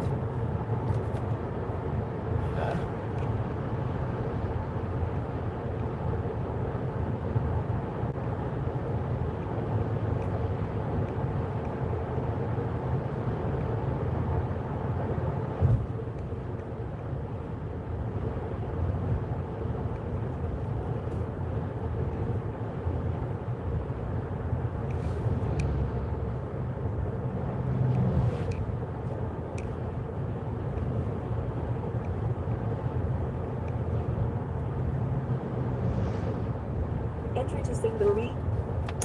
Entry to, what the heck is it saying? Entry to something.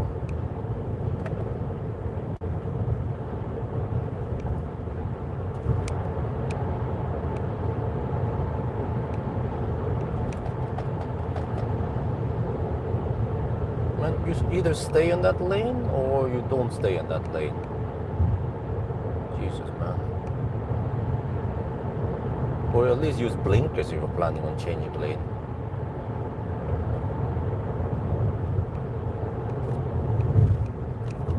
These headlights are pretty good.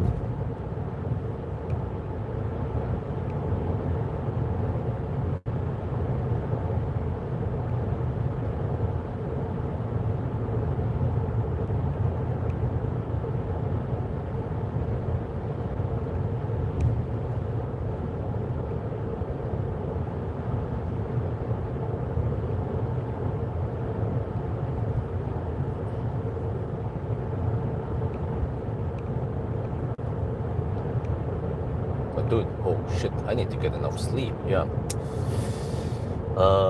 Let's see, tomorrow I should wake up at 8 and just get ready. Get to grab some food and then get ready. And then return the car. Then I have to estimate again how long it takes. But that's the Kesara charging station. 720 kilowatt. It's one of my followers. Yeah, I just passed it now. 720 kilowatt divided by 12 stalls, so that's only 60 kilowatt each. The only problem is that it uses Alexa app, and I simply cannot pay with that damn app.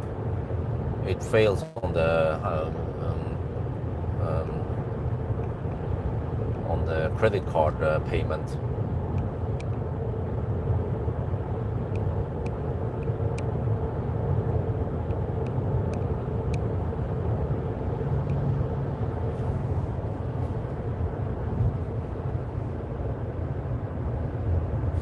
Pawel.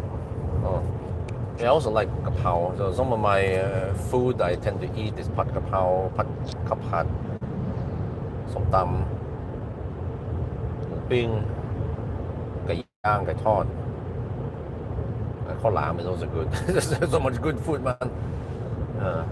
And some of the drinks also. Okay.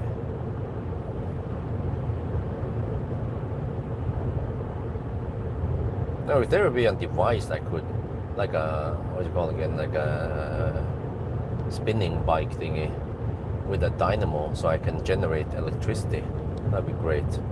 But I mean, I can only produce 100 watts of power. So it's not that many watt hour I can generate after half an hour session or something. Maybe I can go for that cardio, like lower intensity, but go for half an hour, 45 minutes. Just burn some fat and improve my stamina. Maybe I need help from Valdemar to build something.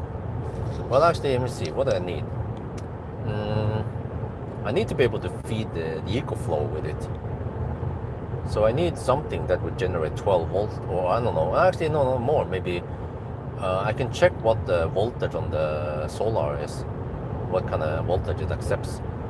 But that's DC power, so I will be generating AC power. So it needs to also connect it to AC/DC. Yeah, you can generate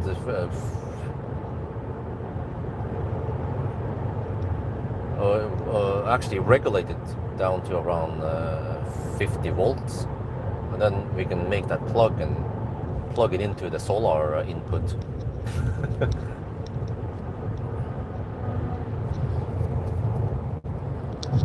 That could be a fun project. Try to log how many kilowatt hour I can generate.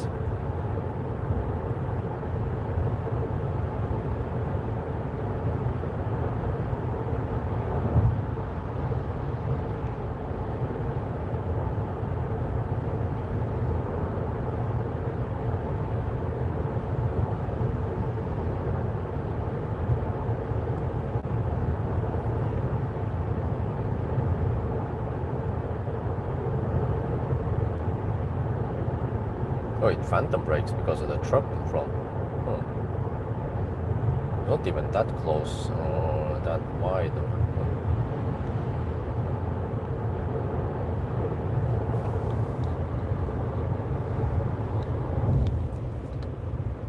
Why are we talking about gym equipment? Well, okay, let me explain. I've been in Thailand. Well, first I was in China and then Thailand and been gaining weight. My tummy feels bigger now. But there's so much good Thai food, man. Okay, I try not to eat too much, but sometimes it's hard to avoid it, yeah. So then try to lose weight, and it would be great if I can at least generate some electricity rather than just burning the calories into heat somewhere. Or motion that, well, I don't know, when you pump, when you lift, you're generating heat, yeah, just generating heat. But if I could at least generate electricity, that could be useful. Charge them cars, or I don't know, run the dehumidifier.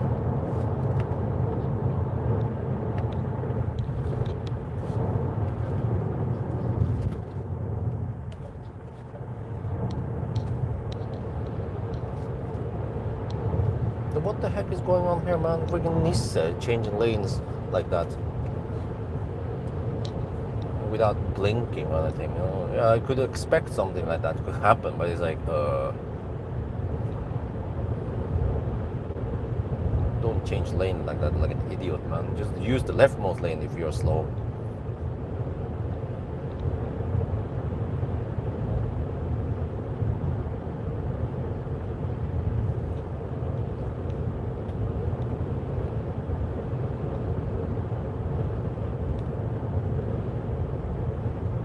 Yeah, so that the flagship is very close to the hotel and 103 kilometers away. 105 kilometers away. So that should take less than an hour to reach the flagship. And they should have plenty. Well, they have plenty of charger there, so it should be plenty enough. One available for me to plug it in. Unless there's a bunch of taxis charging 100% over there.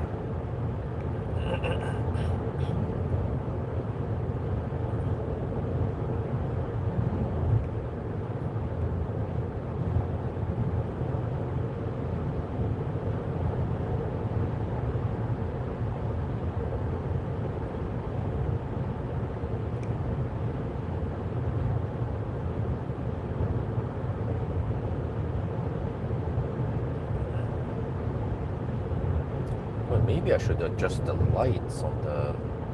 Well, I don't really have time right tomorrow. It's too dark when I arrive at night. Whatever. Yeah, supposedly the lights might not be properly rotated, but I think it's still good enough. It's not super critical to have super good bright lights. So, wait, there's someone who wants to hammer. Okay, go. Not gonna be in the way, but hammer it.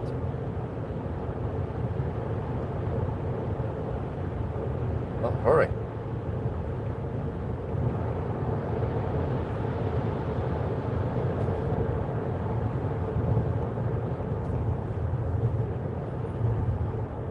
Entry to Angkong. How the heck is that shit, man? What the heck is it saying?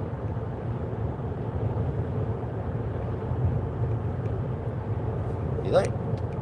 Is it because I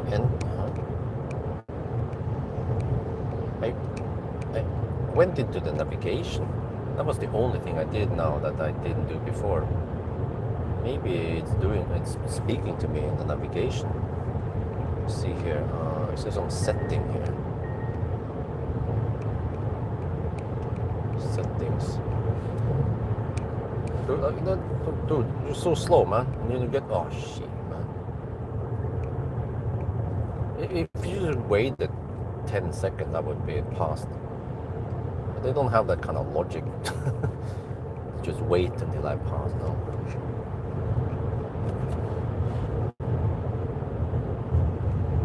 Mute.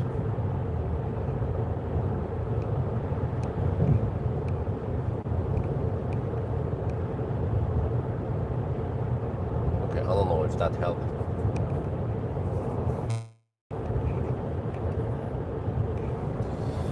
PTT has a flagship station that is big and looks kind of futuristic. Yep, that's the one I'm going to. It's called PTT 62 flagship. I've shown it in some videos. Here we see that factory again. Is this a rice factory? To the left here. Is that a rice? That's a rice power plant, right? Yeah, there's lots of electricity stuff around it. So it seems like it's the gas-driven power plant that I don't know what kind of gas it uses to generate electricity. But I mean, Thailand could be fully sustainable on solar. Like, there's so much solar here. Well, okay, when they have the cloudy days, yeah, okay, I forgot about that. But like, nowadays, man, you can get so much. I have that little roof. It generates 25 kilowatt hour per day, many days nowadays. So if you have a big system, you can get lots of sun, man. And just store it in batteries. Use some second-hand batteries even, some old EV batteries.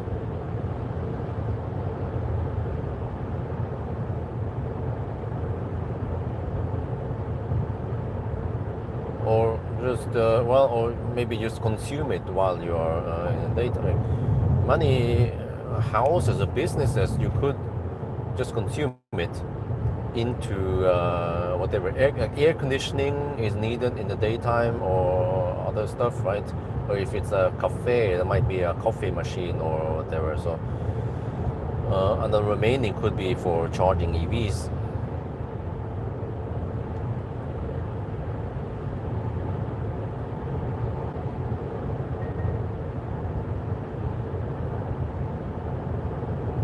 So, I mean, eventually, if I would live in Thailand, well, I don't know if I need that much solar, because if I would live here or at least stay here longer once I retire, probably not gonna drive that far. So getting around 25 kilowatt hour per day would be plenty for driving around a little bit. The only thing would be selling.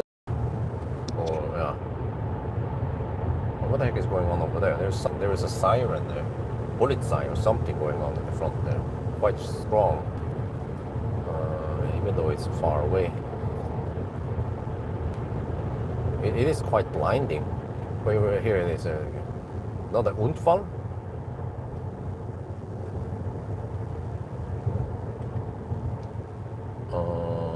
I don't know what the heck happened there. There's a bunch of police cars there and a bunch of cars pull over. Possibly speeding. But that didn't look like a typical Unfall site.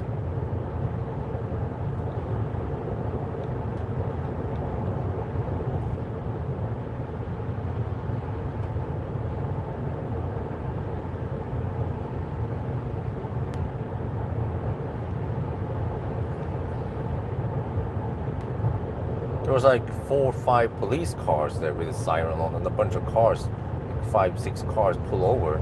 So I don't know, maybe total 7, 8 cars there. Half of them were police cars. Wonder what the heck happened there. Well, you want to hammer it? Okay, we're gonna hammer on the correct lane. Don't want to be in your way. Boom.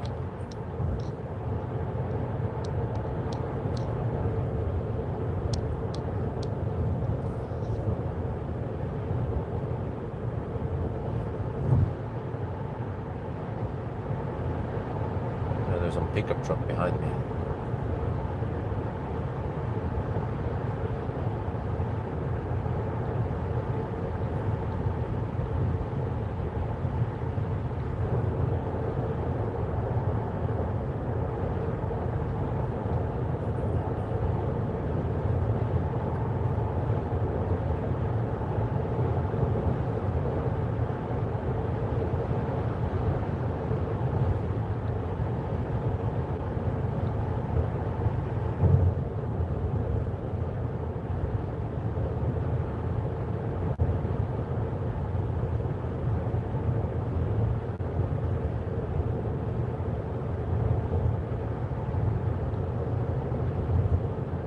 But actually, if I live in Thailand or stay here longer, I would probably have a battery.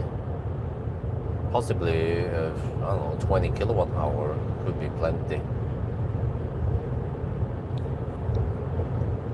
You just store it there and then use it for air conditioning or heat, or actually even heating. Because I like it warm in the evening. But I mean, if I live here or stay here longer, maybe I should build a custom house with actually insulation. But nobody builds it with insulation in Thailand, and the windows are quite thin, no insulation, so it becomes a bit cold in Chiang Mai, especially Chiang Dao at night. Plus that all this PM 2.5 pollution tends to seep in there. So we need the kind of windows we use in normal. Okay, maybe not the 3-layer windows, but at least maybe double layer with some proper rubber seals. It should be possible to make it. Just that, well, I mean, I bet the hardware is available. Just someone just need to order it and install it.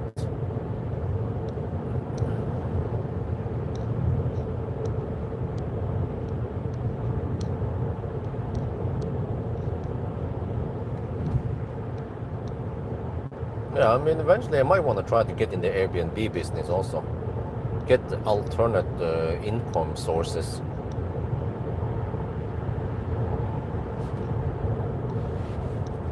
Because I believe that could be a good source. I mean, we tend to travel a lot, so we have experience with what is good and what is not so good with Airbnb.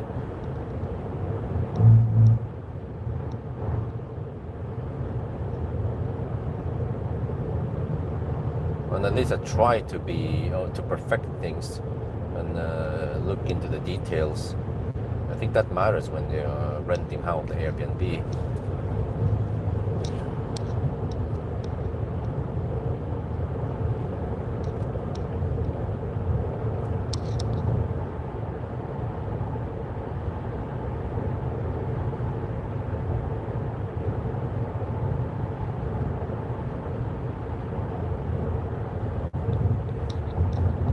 Now I feel like I'm getting a bit hungry, so maybe get some food at the flagship.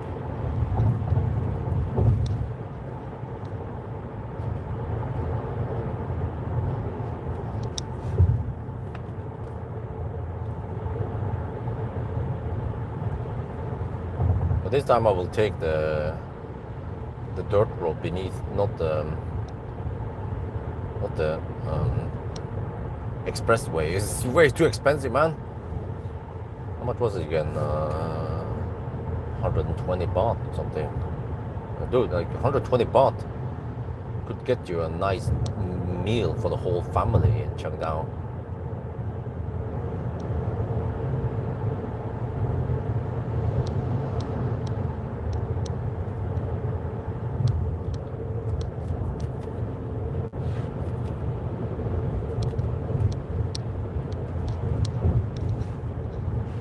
That guy's gonna, yeah, freaking left or right lane hugger.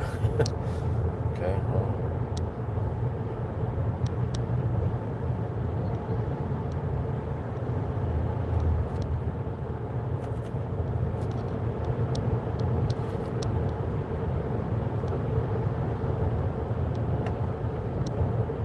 well, I will have to say the traffic past 11 flows remarkably well around Bangkok here compared to 7 in the evening.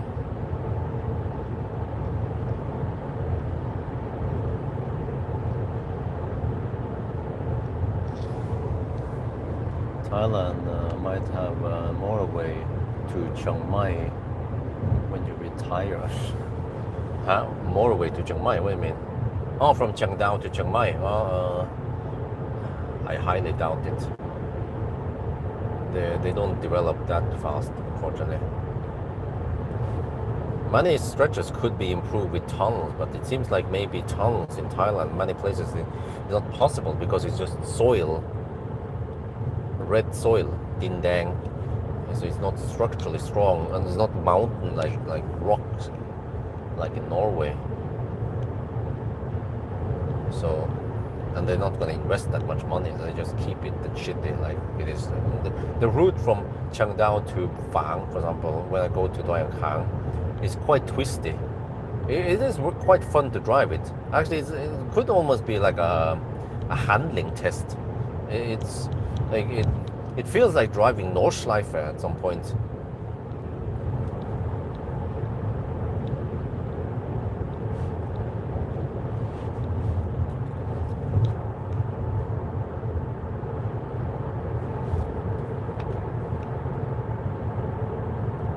But the road is, I mean, it's already pretty good.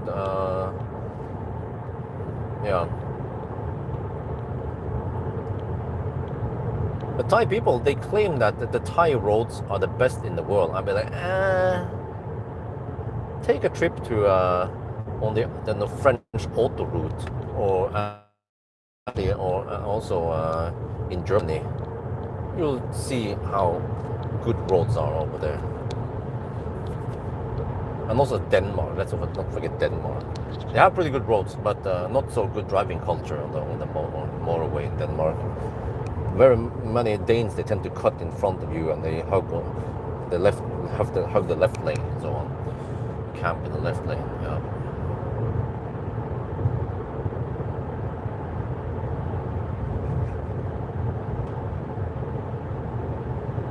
And here the problem with Thai roads is the freaking U-turn stretches and also narrow roads and bumpy roads, shitty surface. U-turn on the high-speed stretch, right? And also the damn stoplights everywhere, and the lack of roundabouts. Like shit, man, dude. And also either roundabouts or some kind of bypass, underpass or something, so that we don't have to, so we can drive from Bangkok to Chiang Mai without any stoplights, because you can drive from Oslo to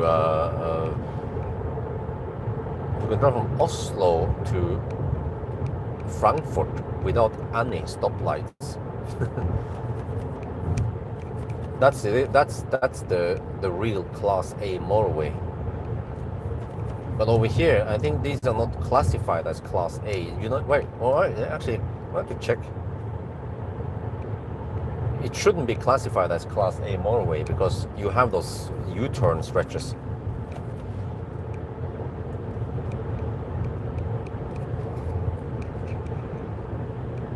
So you're hammering in this lane, and then suddenly some dude U-turns right in front of you.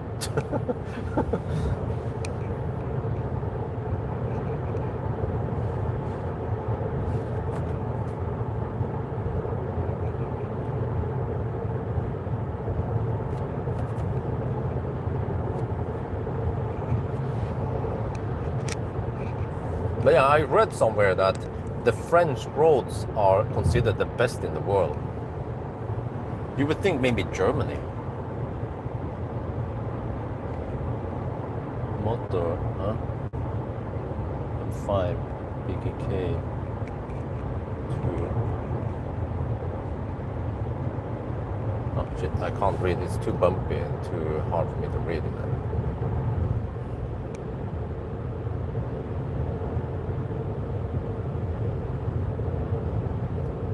Also, the ACC is not working right now because of the lane marking.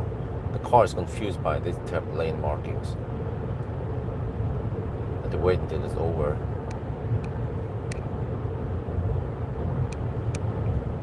There, slightly better. No, it's still confused. Jesus, man. Here. There, it locks in. Okay. Motor M5, BKK.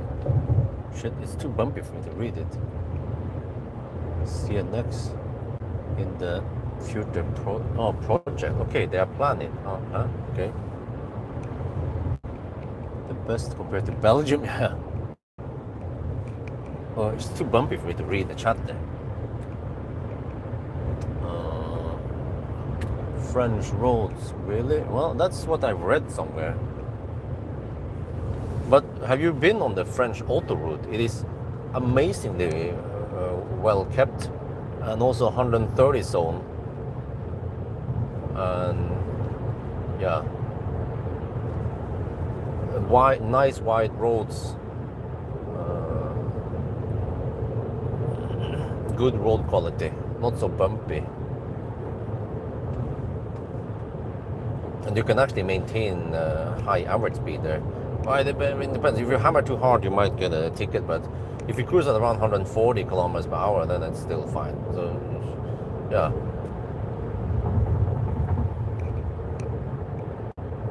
And they replace like long stretches of 130 zones over there, so you can travel quite fast. In Germany, there's Baustelle, all over the place, and many other countries. And Denmark is a mix of 110 and 130 zones. You can go relatively fast there at night. In the daytime, it's just annoying Danes in your way. And then the average speed in Denmark is actually lower than in Sweden in the daytime.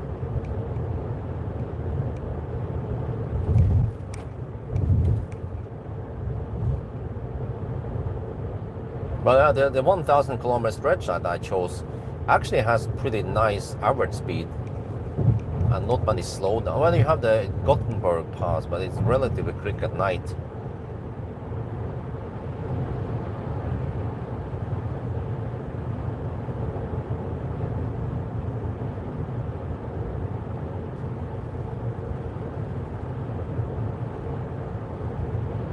Okay, let me see. 2 hours and 8 minutes now. But, well, actually, it's 2 hours and 6 minutes. 2.1 hours and 230 kilometers done, roughly. Let me see.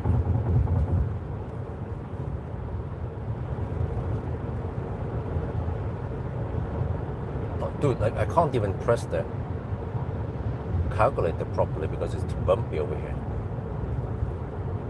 There. Oh, about 110 kilometers per hour average speed. I guess that for Thailand, that's actually pretty good.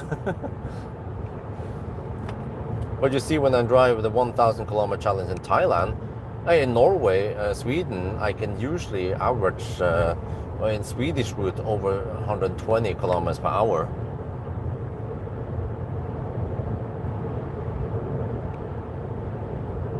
On the Varberg stretch, it's even higher, maybe around 130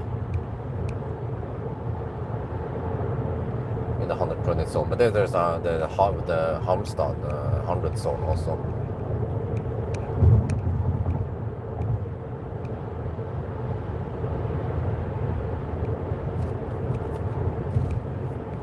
Oh yeah, many places in Thailand, the traffic would have been way better if they use roundabouts. Oh, there's this stretch again. Let me go choose right side. Not sure which side is the best. I think you're supposed to slow down a little bit here. This is Baustelle. And the narrow, kind of narrow. Okay, slow down a bit. Oh, and there's some stuff there. Oh, in the way. Okay.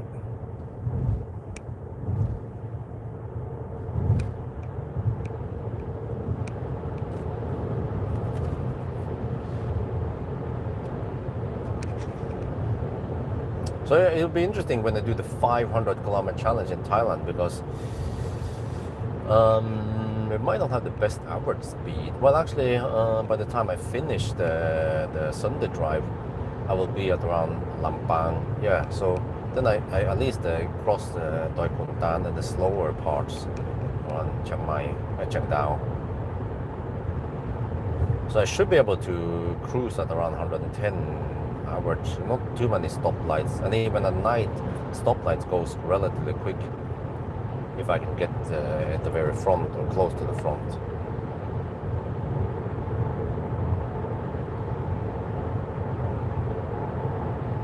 But it seems like the disadvantage with the ZSEV is that it tends to get thirsty once you hammer it,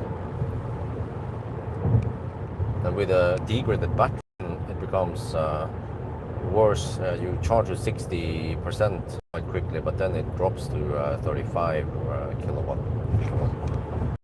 So I think I should be riding on the 48, 49 kilowatt wave.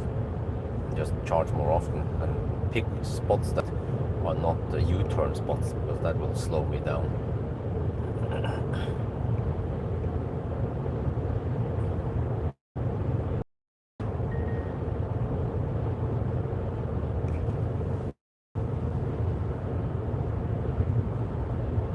Okay, we're getting close now. Yeah, all right, getting close to the city. Expressway, Autobahn. Oh, really? Are they gonna make an elevated expressway? Or I mean, like that? Really?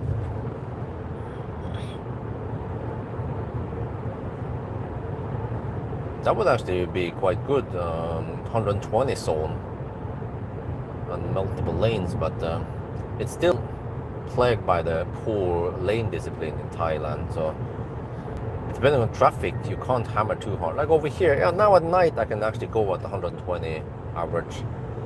But tomorrow, ain't gonna happen. Average speed in this stretch here to China or something, it's gonna be maybe around 100 kilometers per hour, just full of Nisse hugging the right lane. And there's so much traffic in the other lane, so you can't really go slalom, zigzag too much.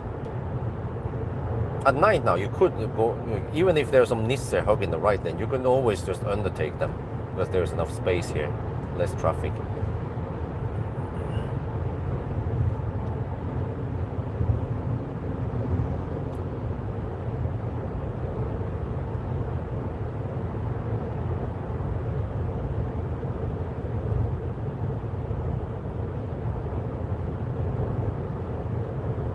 But I have one slight concern with the 500 kilometer challenge, because if you get close to Bangkok in the morning hours, there will be morning rush hour or something. So I need to look at the map again and figure out what I should do. Maybe the best deal would be to just get over to Chiang Mai and then charge up and do the Sunday drive, right? Or do the 500 kilometer challenge on the way back. Yeah.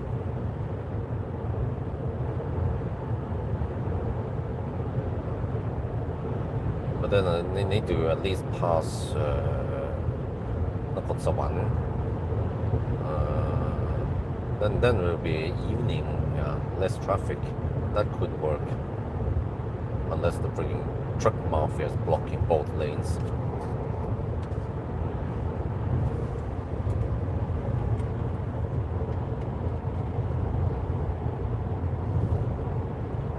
But actually, I think maybe the ZSEV benefits the 120 zones here for the 500 kilometer challenge. So there is actually one idea I could go for, is to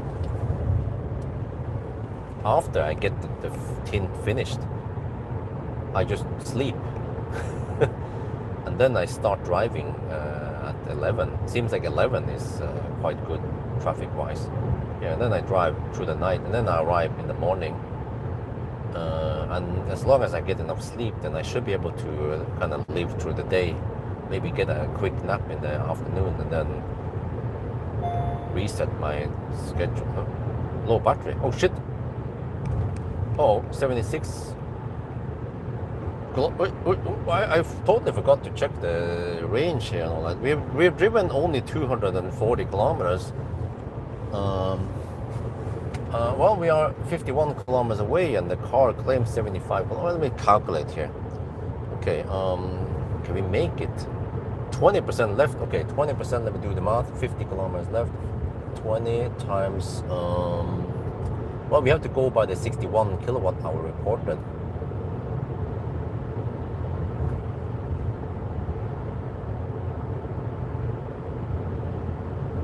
12.2 kilowatt hour divided by 50 kilometers.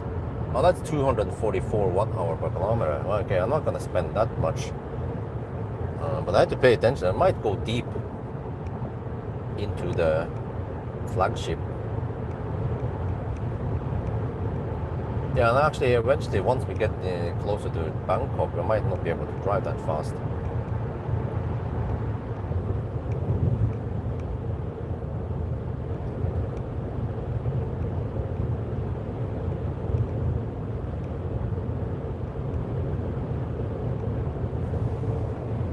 Well, I can always bail out before if I must. There's plenty of chargers for that spot.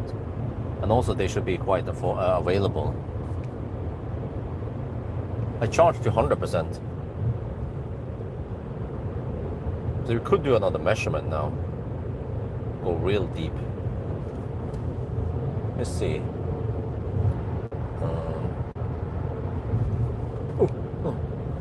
241 times 212 divided by 0.81. This time it's 63 kilowatt hour. Huh.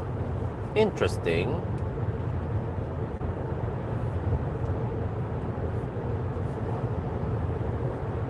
$63 kilowatt hour.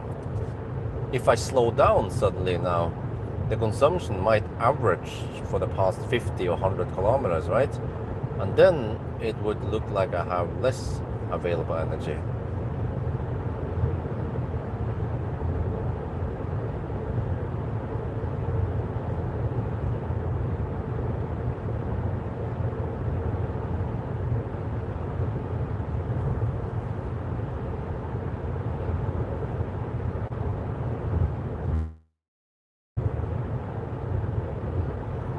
But am I keen on going 80 or 90 kilometers per hour for the next 50 kilometers?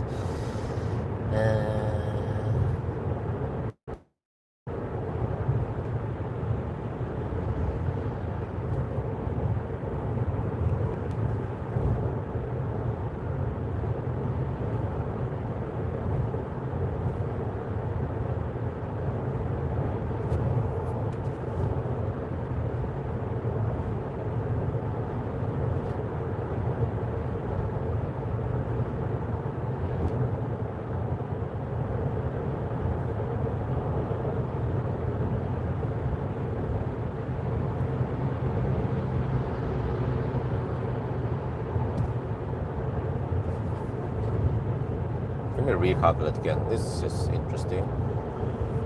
245 times 212. Okay, and then state of charge.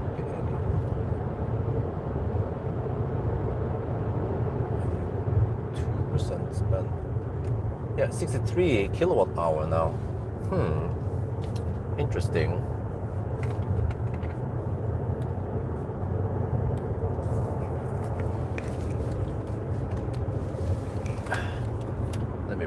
Let's try for fun. Why not? It doesn't cost us that much time actually.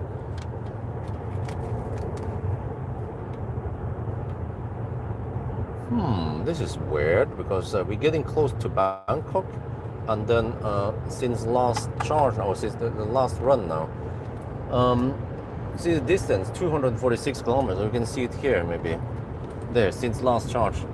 If you take you do the math here since last charge versus the state of charge, it seems like we have 63 kilowatt hour now. Okay, so what I'm going to do is drive slower for the last 42 kilometers, and then we see if the consumption drops significantly. That will reveal if the consumption here is not since last charge, but it's more like a rolling average.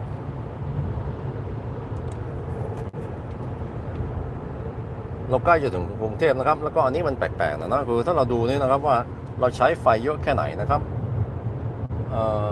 เอาระยะทางคูณ consumption นะครับมันจะเป็นกิโลวัตต์hourแล้วก็หารดูว่าเราได้ใช้กี่เปอร์เซ็นต์นะครับ 83% นะมันดูเหมือนกับว่าเรามี63กิโลวัตต์hourนะครับผมสงสัยว่าที่มันเขียนไว้เนี่ยมันไม่ใช่เป็น since last charge มันอาจจะเป็น rolling average ที่ผ่านมา50หรือว่า100กิโลเมตรเพราะฉะนั้นเราจะทดลองอย่างนะครับเราจะขับช้าลงนะให้มันใช้ไฟน้อยลงนะครับขับสัก90ก็ได้นะแล้วก็จะดูนะเราจะขับไปจอดที่ปตทนะflagship นะก็จะดูว่ามันที่เราใช้ไฟฟ้าเนี่ยมันจะตกเยอะไหม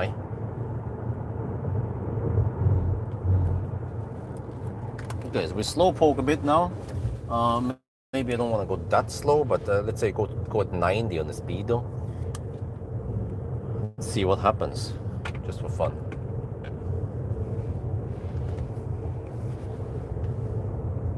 consumption last.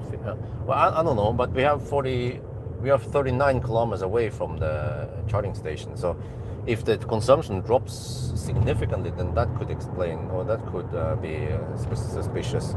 So you can check something here now. At the current state, need to write it down.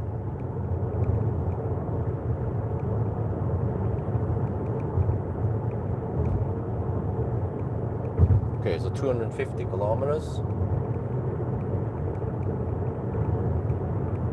And then 212. 212 watt-hour per kilometer.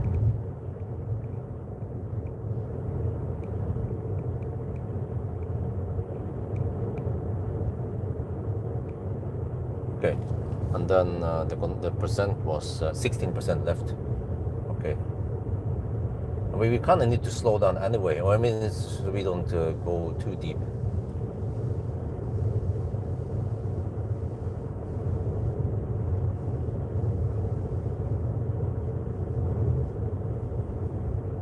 So far, 63.1 kilowatt hour estimated. Oh, there's some unfall here again. Well, I need to go straight, so let's, okay. I think they want to divert the traffic that way, okay.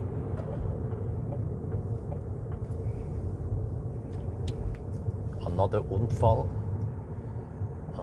which involves, I don't know, another motorbike. Again, a car versus a motorbike. Wow, that's a second. But I think here at least it wasn't deadly. The other location at Nakhon, there was one guy or some person dead on the ground there. Here they were just hurt. And, so man, it's freaking scary, man, with the motorbikes versus cars. The motorbike itself, if you're alone, no problem. Is when you add cars to the equation.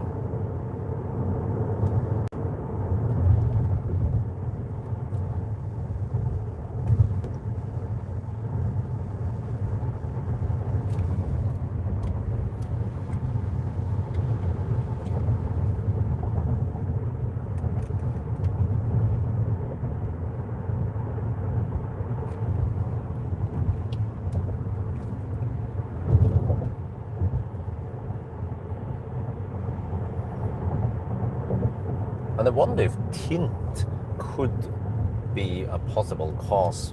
Because when I'm driving in cars with tint, man, I have so poor vision at night. And the side windows are tinted. So I actually lower the windows often when I back up so I can see the side windows better. And I noticed that in China, it was very common to have tint there, but they didn't tint the very front near the A pillar so they could see the mirror better. So maybe some kind of gradient would be prettier so that the last triangle in the front is not tinted.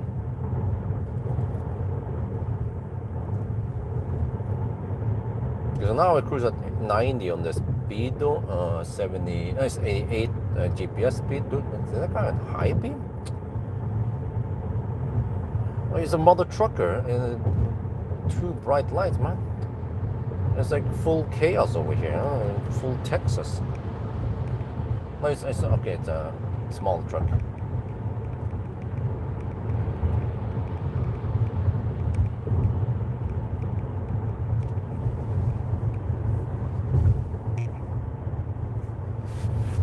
Okay. Anyway, oh, it's really bumpy over here. 33 kilometers left. Yeah, I think Thailand is one of the most dangerous roads in the world.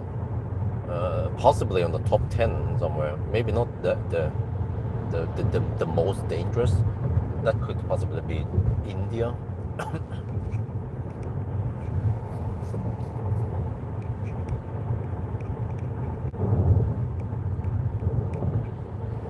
But yeah, unfortunately, Thailand is quite sloppy on the safety part, and not too strict when it comes to fines and so on.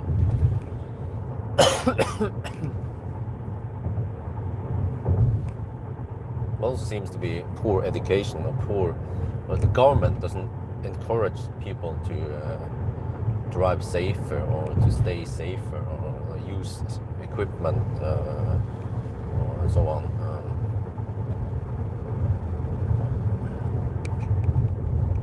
So it's like many things combined that causes all these accidents. And actually, when I think about it, I see more accidents at night in Thailand versus daytime.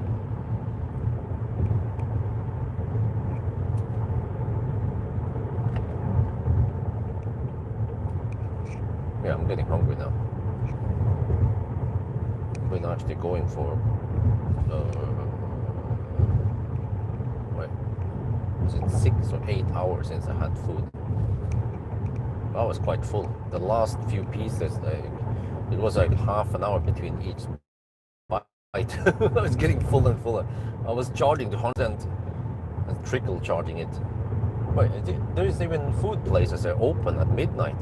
Oh yeah, there could be some noodle shop around the hotel that is open at night. And then here it's 26 degrees Celsius at night, nice and warm. Actually not too hot. Bangkok tends to be quite hot, unless in the daytime. Well, there seems to be stuff open here, dude. Even at midnight? Damn.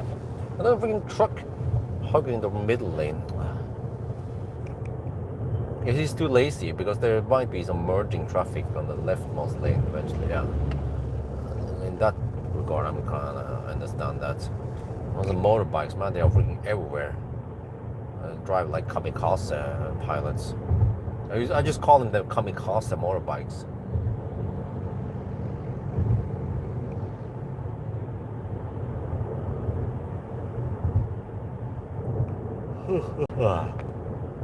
Well, it's almost midnight and we are here already. Okay. Well, got low on juice now, 14%. Wait, let me check consumption. What did it? What, 209 now? Let's see if it drops more.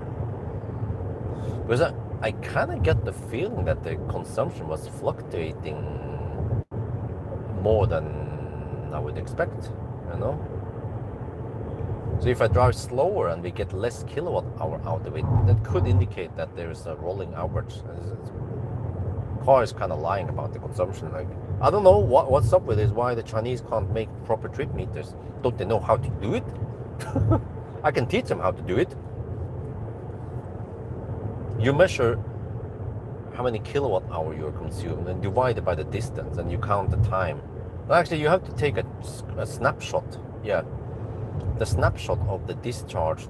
Okay, I can kind of understand it a little bit difficult, because you need to look at the kilowatt hour that you've discharged, but you also have to take into account regen. Otherwise, it will be incorrect.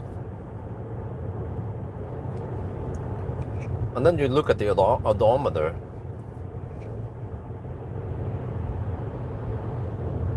But the odometer needs to, or they need to also take into account if you go in reverse. But I mean, it's not that big of a deal. But it actually adds a little bit error.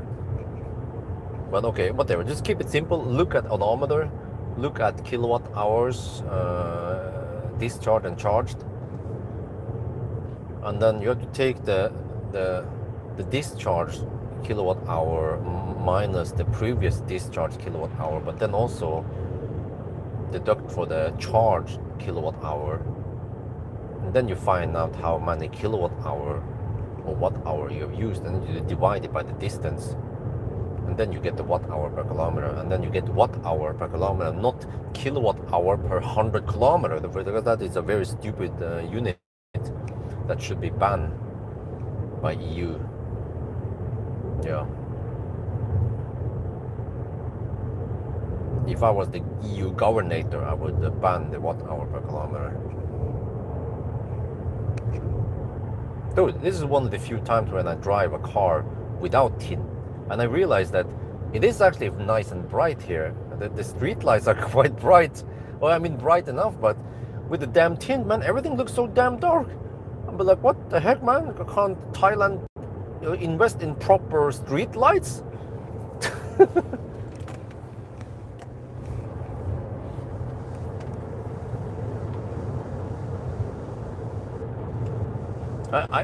Ideally, I want tint that can be turned on and off. There is supposedly a system that allows you to turn on and off. And you need to put some electricity on it, and then it can change the darkness. And there you can control it with remote. Or if it's automatic, that it just sends, like glasses, sunglasses. It senses that if it's dark outside, then it tones down, or it goes down to full transparency mode.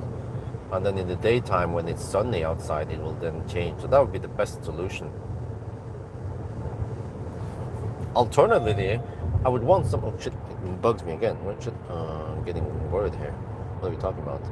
13%. Okay, it warns at 13%. It warns at 20% and then 13%. But we are 23 kilometers away, so that's fine. We have 46 kilometers to go. But for me, though, I don't mind the brightness of the sun. Many people, wife is just like, it's too bright sun. Okay, it's fine. The iris will adjust for it. You can wear sunglasses, but what I want is a very gentle tint. Just a little bit, okay. But I want the heat rejection.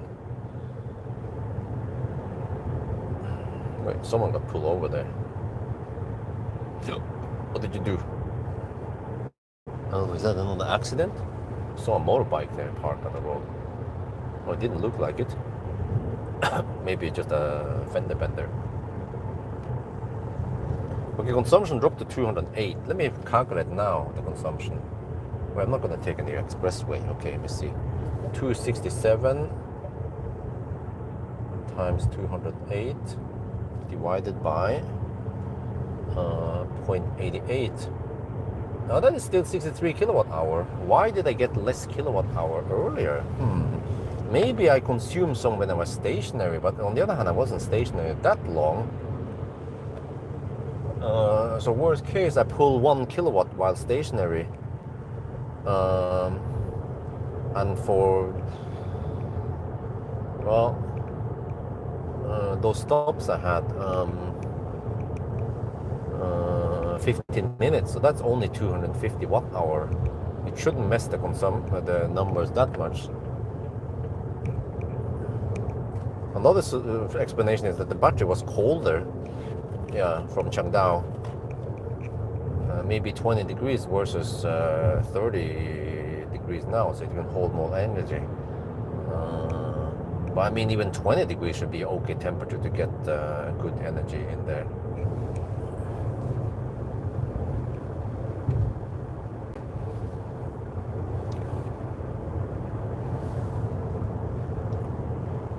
Oh yeah, the whole AC full blast. Yeah, I wonder what the heck that was all about, because I didn't have any keep climate on feature. But I mean, it's okay. Even if it's pulling 5 kilowatt, if it's only 2 minutes, that's 1/30th of a minute, an hour. So we're still talking about just I don't know, not much at all. Like 100 watt hour, 50 watt hour, maybe even that much. So it shouldn't really add too much to the error. But it seems like, some stuff might not have been counted. Wait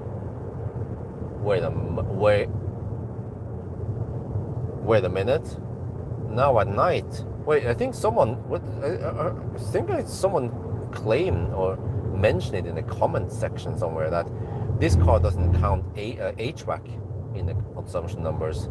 And actually now at night, the HVAC is running at really low power because there's not much need for it.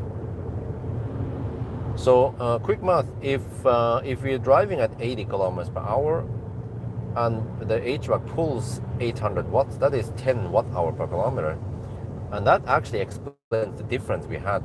It was roughly 10 watt-hour per kilometer.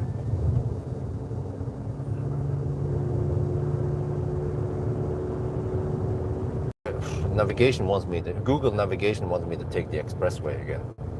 I will take the dirt roads here.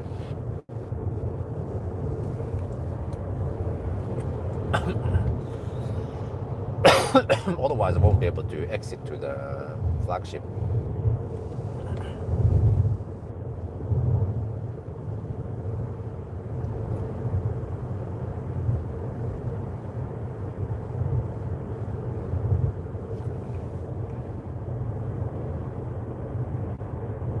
Dehumidifying, yeah, that could be it.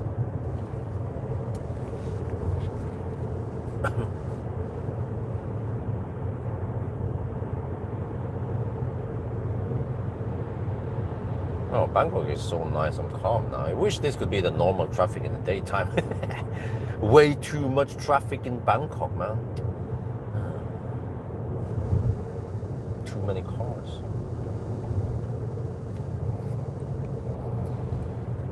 But yeah, maybe the public transportation is not good enough. The people, they take their car instead of instead of train or metro. There is a few metro lines. Yeah.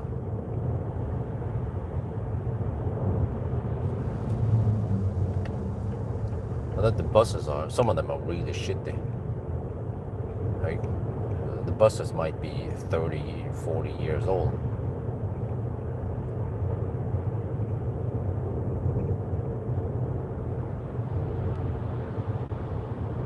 Okay, some people are driving slower than me now. I'm slow poking at 90 and they go even slower.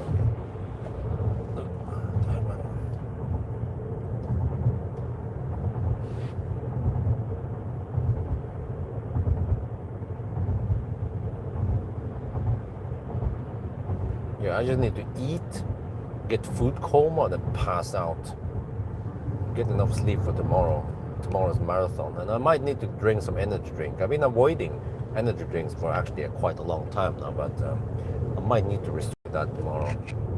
Let's see. Truck down some M150.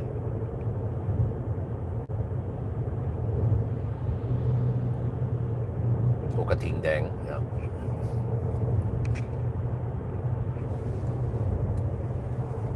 Dang, man, dang.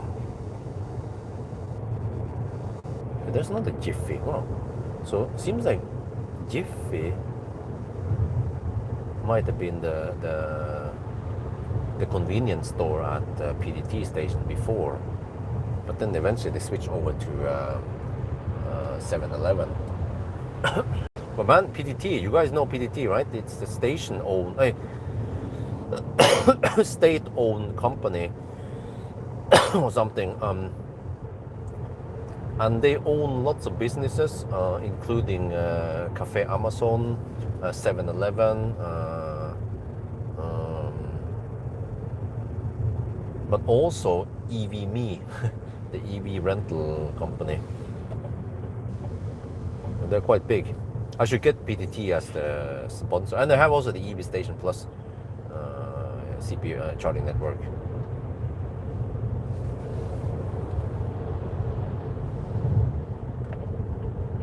I'm supposed to take in 1 point Dongmuang. Okay. Take the no, it's a Google always does this weird shit, man. It wants me to exit and then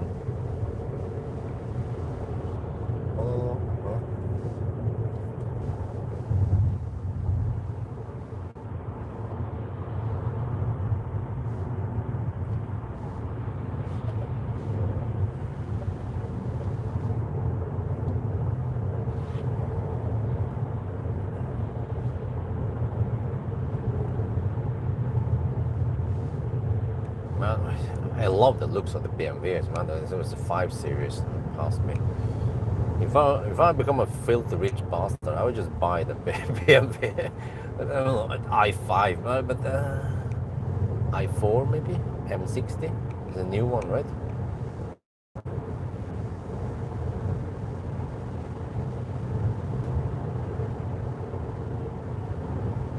Well, I mean, for the next 10, 15 years. I need family cars with enough space. I'm kind of stuck on that loop for now. Yeah, I think Don Mueang is coming up soon. Yeah, I can see it on the map. Welcome to Bangkok. Yeah, normally I would stop here in the Bangkok challenge would end here at Don Mueang.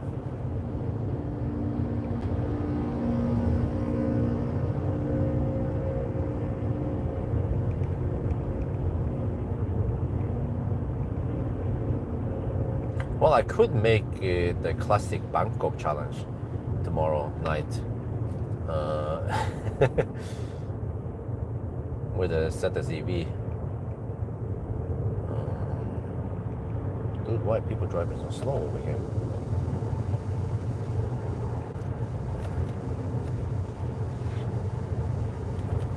Is that the Aura 07 I saw earlier? I've been slow poking for a while. Let me check it. I'm 9%. Okay, we're good on juice at least. Let me check trip meter. 205 watt-hour per kilometer now. So it doesn't drop that fast, right? Well, I still don't have any good explanation why we got way less energy out of the Sunday drive. Everything becomes like a big mystery now.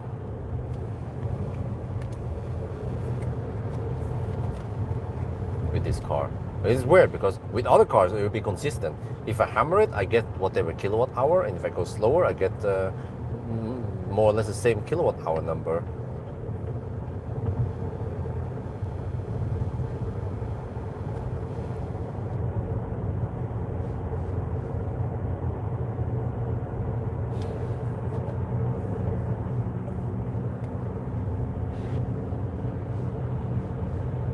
Welcome to Don Mueang. Here would be like the end point.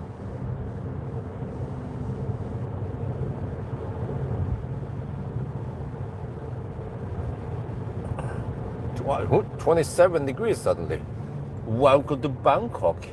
It's always nice and warm here in the evening and humid. If I'll be able to see the humidity. Maybe I need to bring that thing with me next time to measure PM 2.5 levels and humidity. Wait, this shit again now. Google navigation is confused. It wants me to drive this weird loop. I need to pay attention and find the exit myself before the flagship.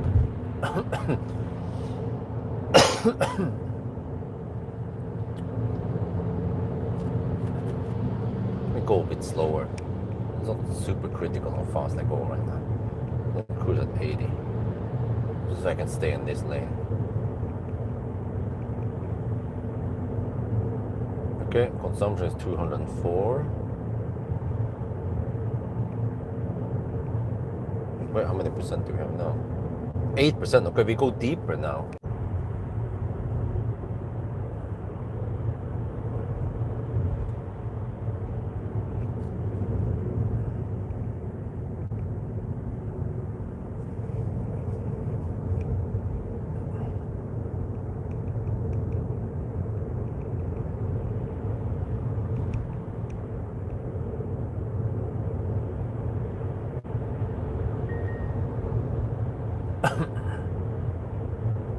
I need to get over to that other road eventually.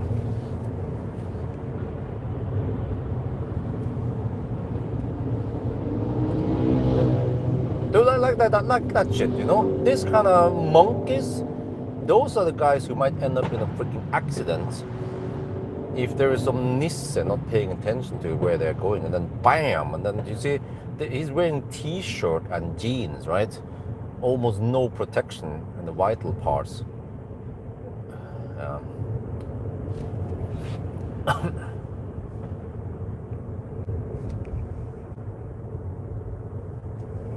At least he was wearing helmet, yeah. Okay, I need to get over to the road. So I think over there I could just stay there and definitely no problem. But I could exit a bit earlier.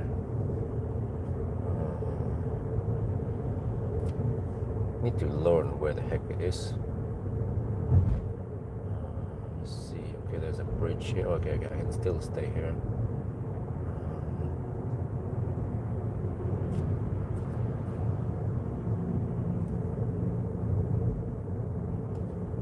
Could even exit here, Minburi.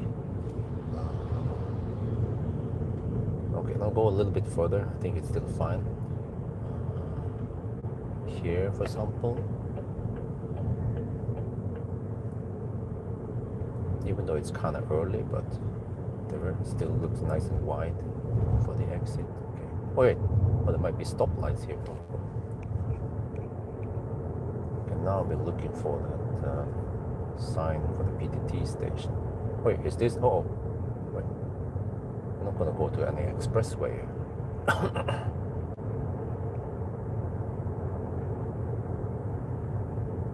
Oh, is this the entry again? Oh shit.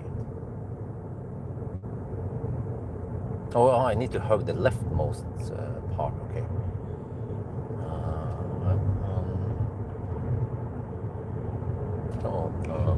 Hope we can exit in time.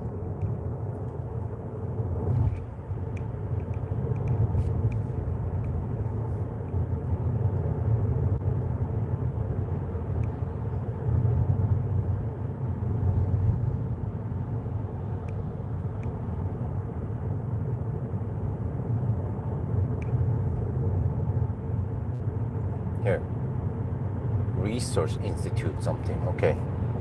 So that's what I need to look for next time.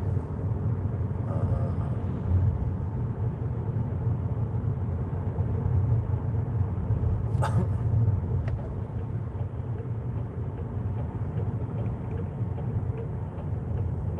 think this is actually the yeah, this is the very last exit before we get to that flagship. Here it is. And I don't know why Google is always confused about this location. It wants me to drive this weird 13 kilometer loop and then get back in here. Like, what the heck, man?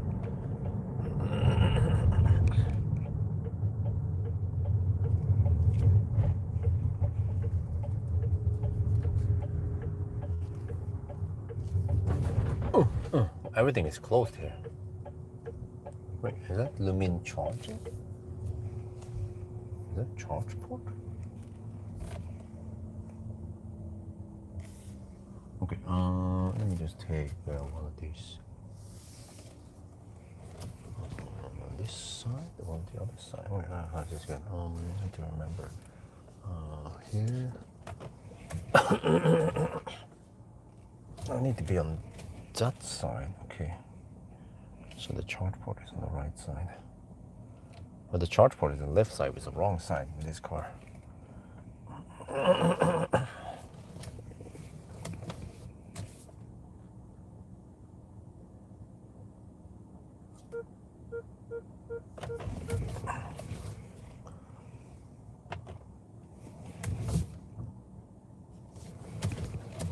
I'm kind of off the mark here slightly. Okay, let me park better in case someone else parked next to me. Okay, that's better. Well, actually, that's too much to the left again. To the other. Okay. There, maybe. Okay. So this time, let me check. 8%. Okay. Let me calculate.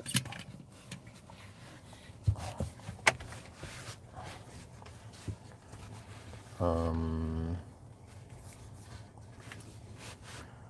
287.8 kilometers times 202 consumption divided by 0.92, 63.2 kilowatt hour. Interesting.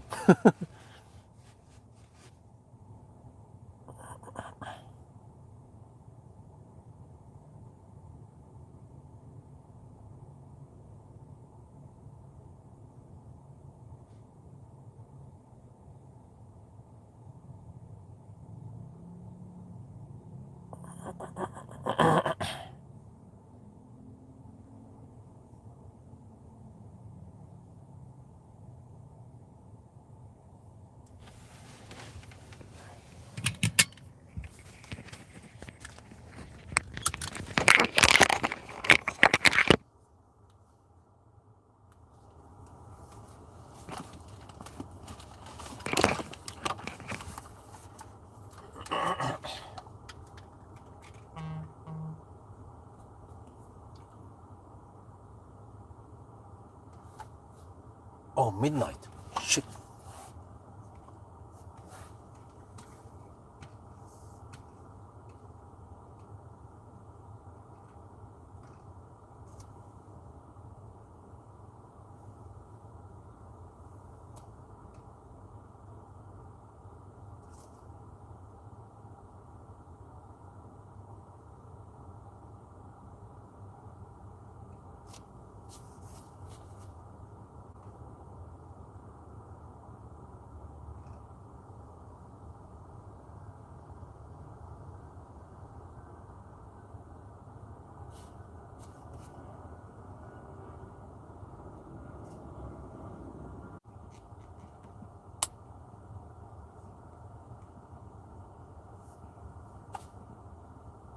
Okay.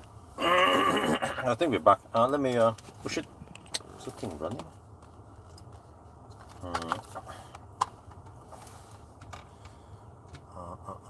63.2 kilowatt hour. Okay, let me see. Yeah.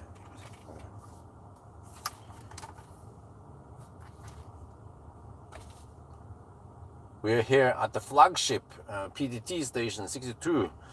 So if you look at the trip meter here versus the remaining 8%, this time we're supposed to have 63.2 kilowatt hour. This is a big mystery. But it seems like driving slower didn't really change anything. So it seems like this is still based on the since last charge. It's not lying. It's not based on the rolling average for the last 50 or 100 kilometers. Okay, whatever. I'm gonna charge now.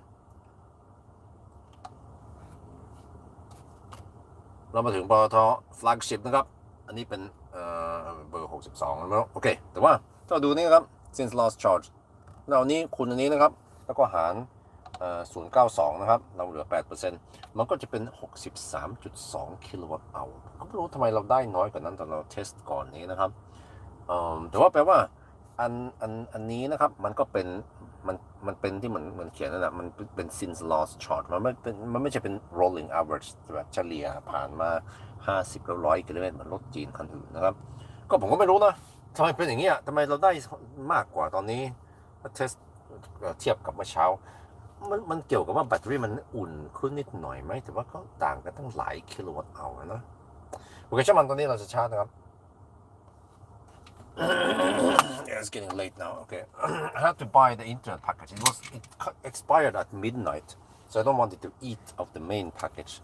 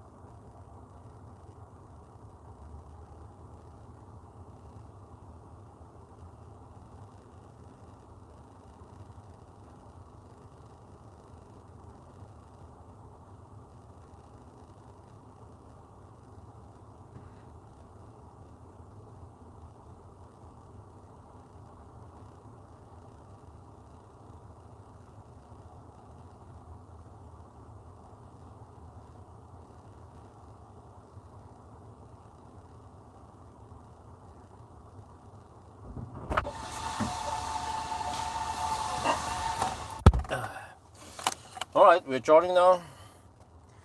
Well, oh, it's 200 amp limited. What the heck is this shit? Oh, a sea lion came. Okay, whatever. I'm getting 70 kilowatt roughly. Well, that's probably good enough. I need to eat anyway.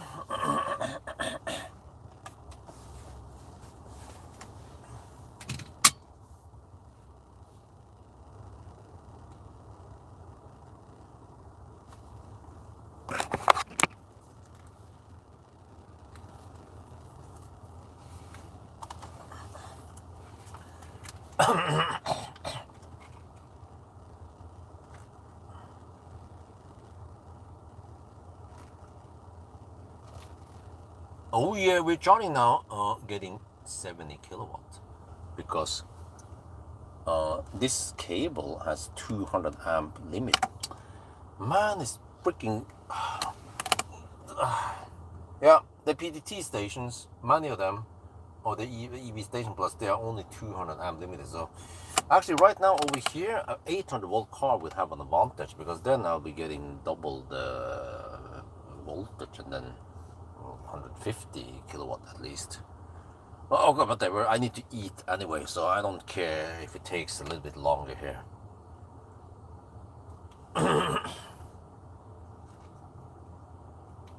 ตอนนี้เรากำลังชาร์จนะครับได้70 กิโลวัตต์เพราะว่าสายชาร์จมันมีลิมิต200 แอมป์ที่บอกให้EV Station Plus นะครับแล้วก็ที่นี่นะอันนี้มันไม่ใช่เป็นชาร์จธรรมดานะครับเหมือนที่เขาใช้ทั่วไปแต่ว่ามันก็มี200 แอมป์ลิมิตที่สายชาร์จนะครับนี่บอกเฮ้ยมันก็เป็นแค่70 กิโลวัตต์ถ้าเรามี800 โวลต์คอนะครับมันก็จะได้ประมาณ2 เท่านี้เราก็จะได้สัก140 กิโลวัตต์มันก็จะดีกว่านิดหน่อยนะครับแต่ว่าช่างมันไม่เป็นไรเพราะว่าผมหิวแล้วไม่ได้กินข้าวตั้งกี่ชั่วโมงเนี่ย6 หรือว่า 8 ชั่วโมงครับ ไปเสาะอย่างกินก่อน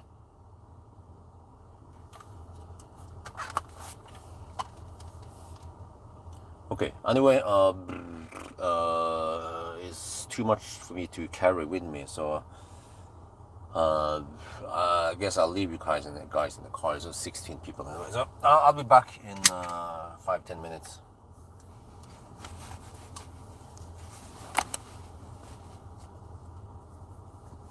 Just gonna grab the camera bag and go pee. And I also have to prepare the car for stuff. So actually, no, I could just end the live stream here. I forgot about it. Because from now it's just a quick drive to the hotel, and then so what I will usually do is prepare and start packing all the equipment in the bag and so on. So I'm ready. Just go right to the hotel and then park and go upstairs, more or less. Okay. But anyway, in that case, we're gonna say goodbye now, and then tomorrow we start again with a Model 3 rear-wheel drive. Yes, that's gonna be game over. So thank you guys for following, and then see you tomorrow in about 10 hours or 9 hours. Shit, I need to get some sleep soon. Okay, bye bye.